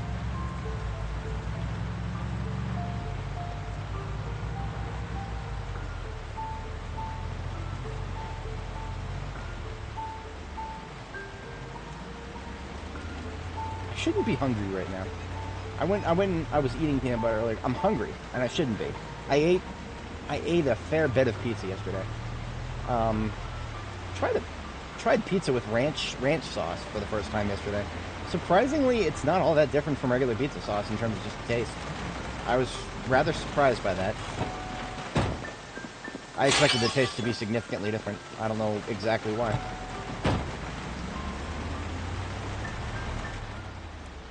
Okay, since this trailer is so full, I'm actually going to empty some of the stuff from it in the back here. Just some of it.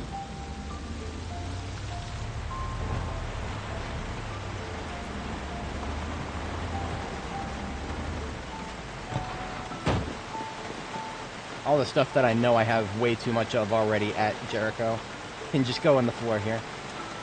This is not a forge base, but worse things have happened than just having a bunch of spare stuff right here. Perfect. Now the steel rods, I'm not going to need back at Jericho necessarily. The steel rods, I picked those up specifically because they're the most useful thing to hold on to if you want to build metal barricades now.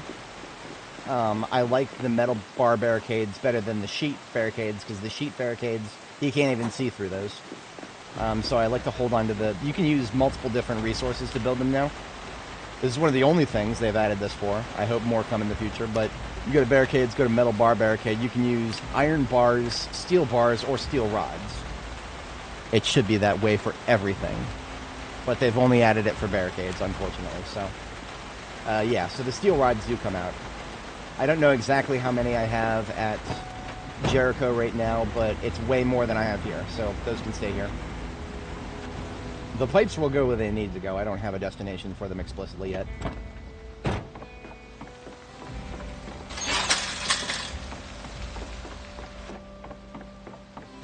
So, something that I'm also going to think about off-stream, just kind of parse and mull over as I sleep on the fact that we've got infinite terrain generation in Project Zomboid now. I didn't know that. I knew the devs were talking about it, and I've seen them post the blog posts about it. I didn't know it was actually in the game already. If it was, I scrolled right past that patch note. But this fire truck right here, it's kind of been repurposed into a vehicle recovery vehicle. Cans of gas, replacement batteries, generator to charge more replacement batteries. A little bit of everything I would ever want to fix up vehicles with. And what that's relevant for right now is it would be really difficult to tow everything off of the Clark Memorial Bridge. It would be a lot easier to take the recovery vehicle with us with some spare batteries and gas and just power up the ones that can still be moved, and use them to move them out of the way instead of having to tow everything. And then just, of course, weld apart what we need to weld apart. But we'll progress with that as we see fit. I have a garbage bag here with RTB. I have a duffel on the floor that has already been started for RTB, so everything goes in there.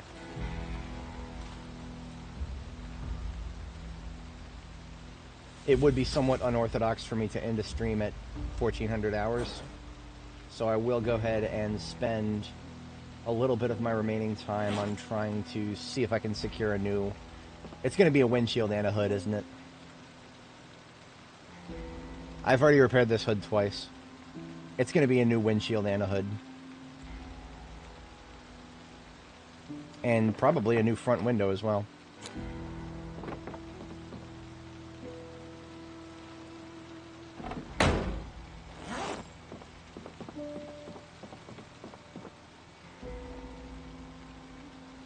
I hate how it clips into the floor, actually. I always put those down when move them a little bit.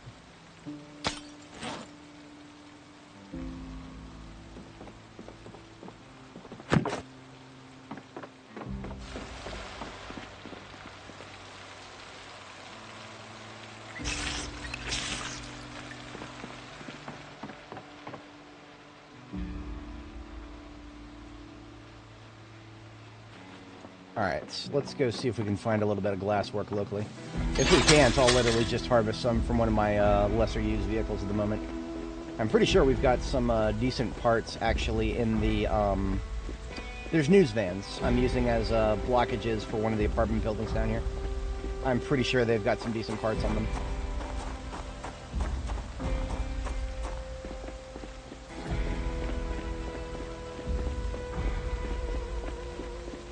These bad boys right here. Look at that. Look at that. That pretty glass work on that. Give me that. I'm going to take that. Actually, the hood and the windows on this are pretty bad. I'll take the windshield. But then I'm going to check the other one.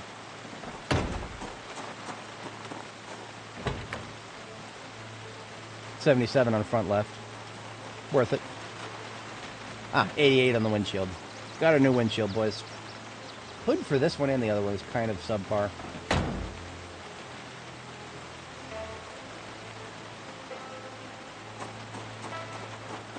I'm going to check the truck over here before I commit to one of those two. 68 over here. Yeah, everything in this one is shit. We'll take this hood right here. I was hoping for something a little bit better, but whatever. Oh, it's 62. 74 over here. Even without a hood, these things will still drive, so we don't actually need to, if we need to move them again, we can still do so.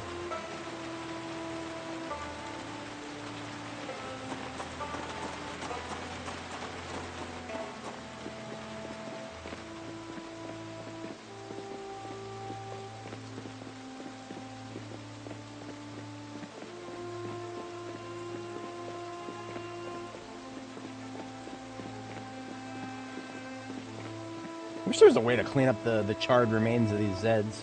I don't think it ever goes away. We used a little bit of fire here to kill some Zeds, and, well, the consequences of that are permanent, it appears.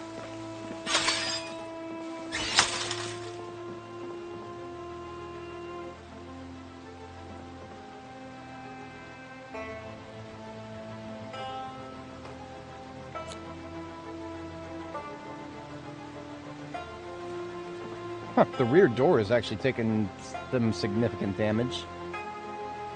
I've never repaired that before. Yeah, I've never repaired that before. I'll go ahead and repair it. All I need is a steel sheet and a welding torch. Plenty of those.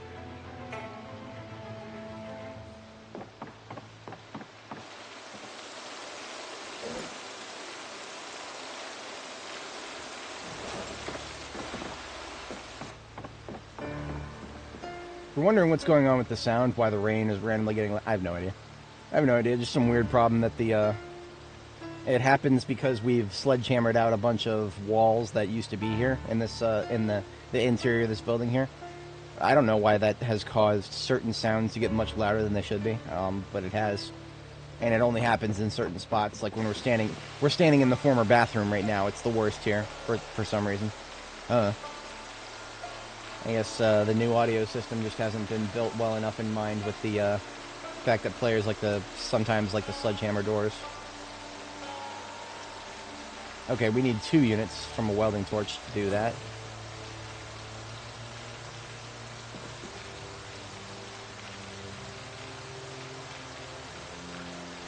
And I can't repair it because I can't pick it up. Now I can. 100%.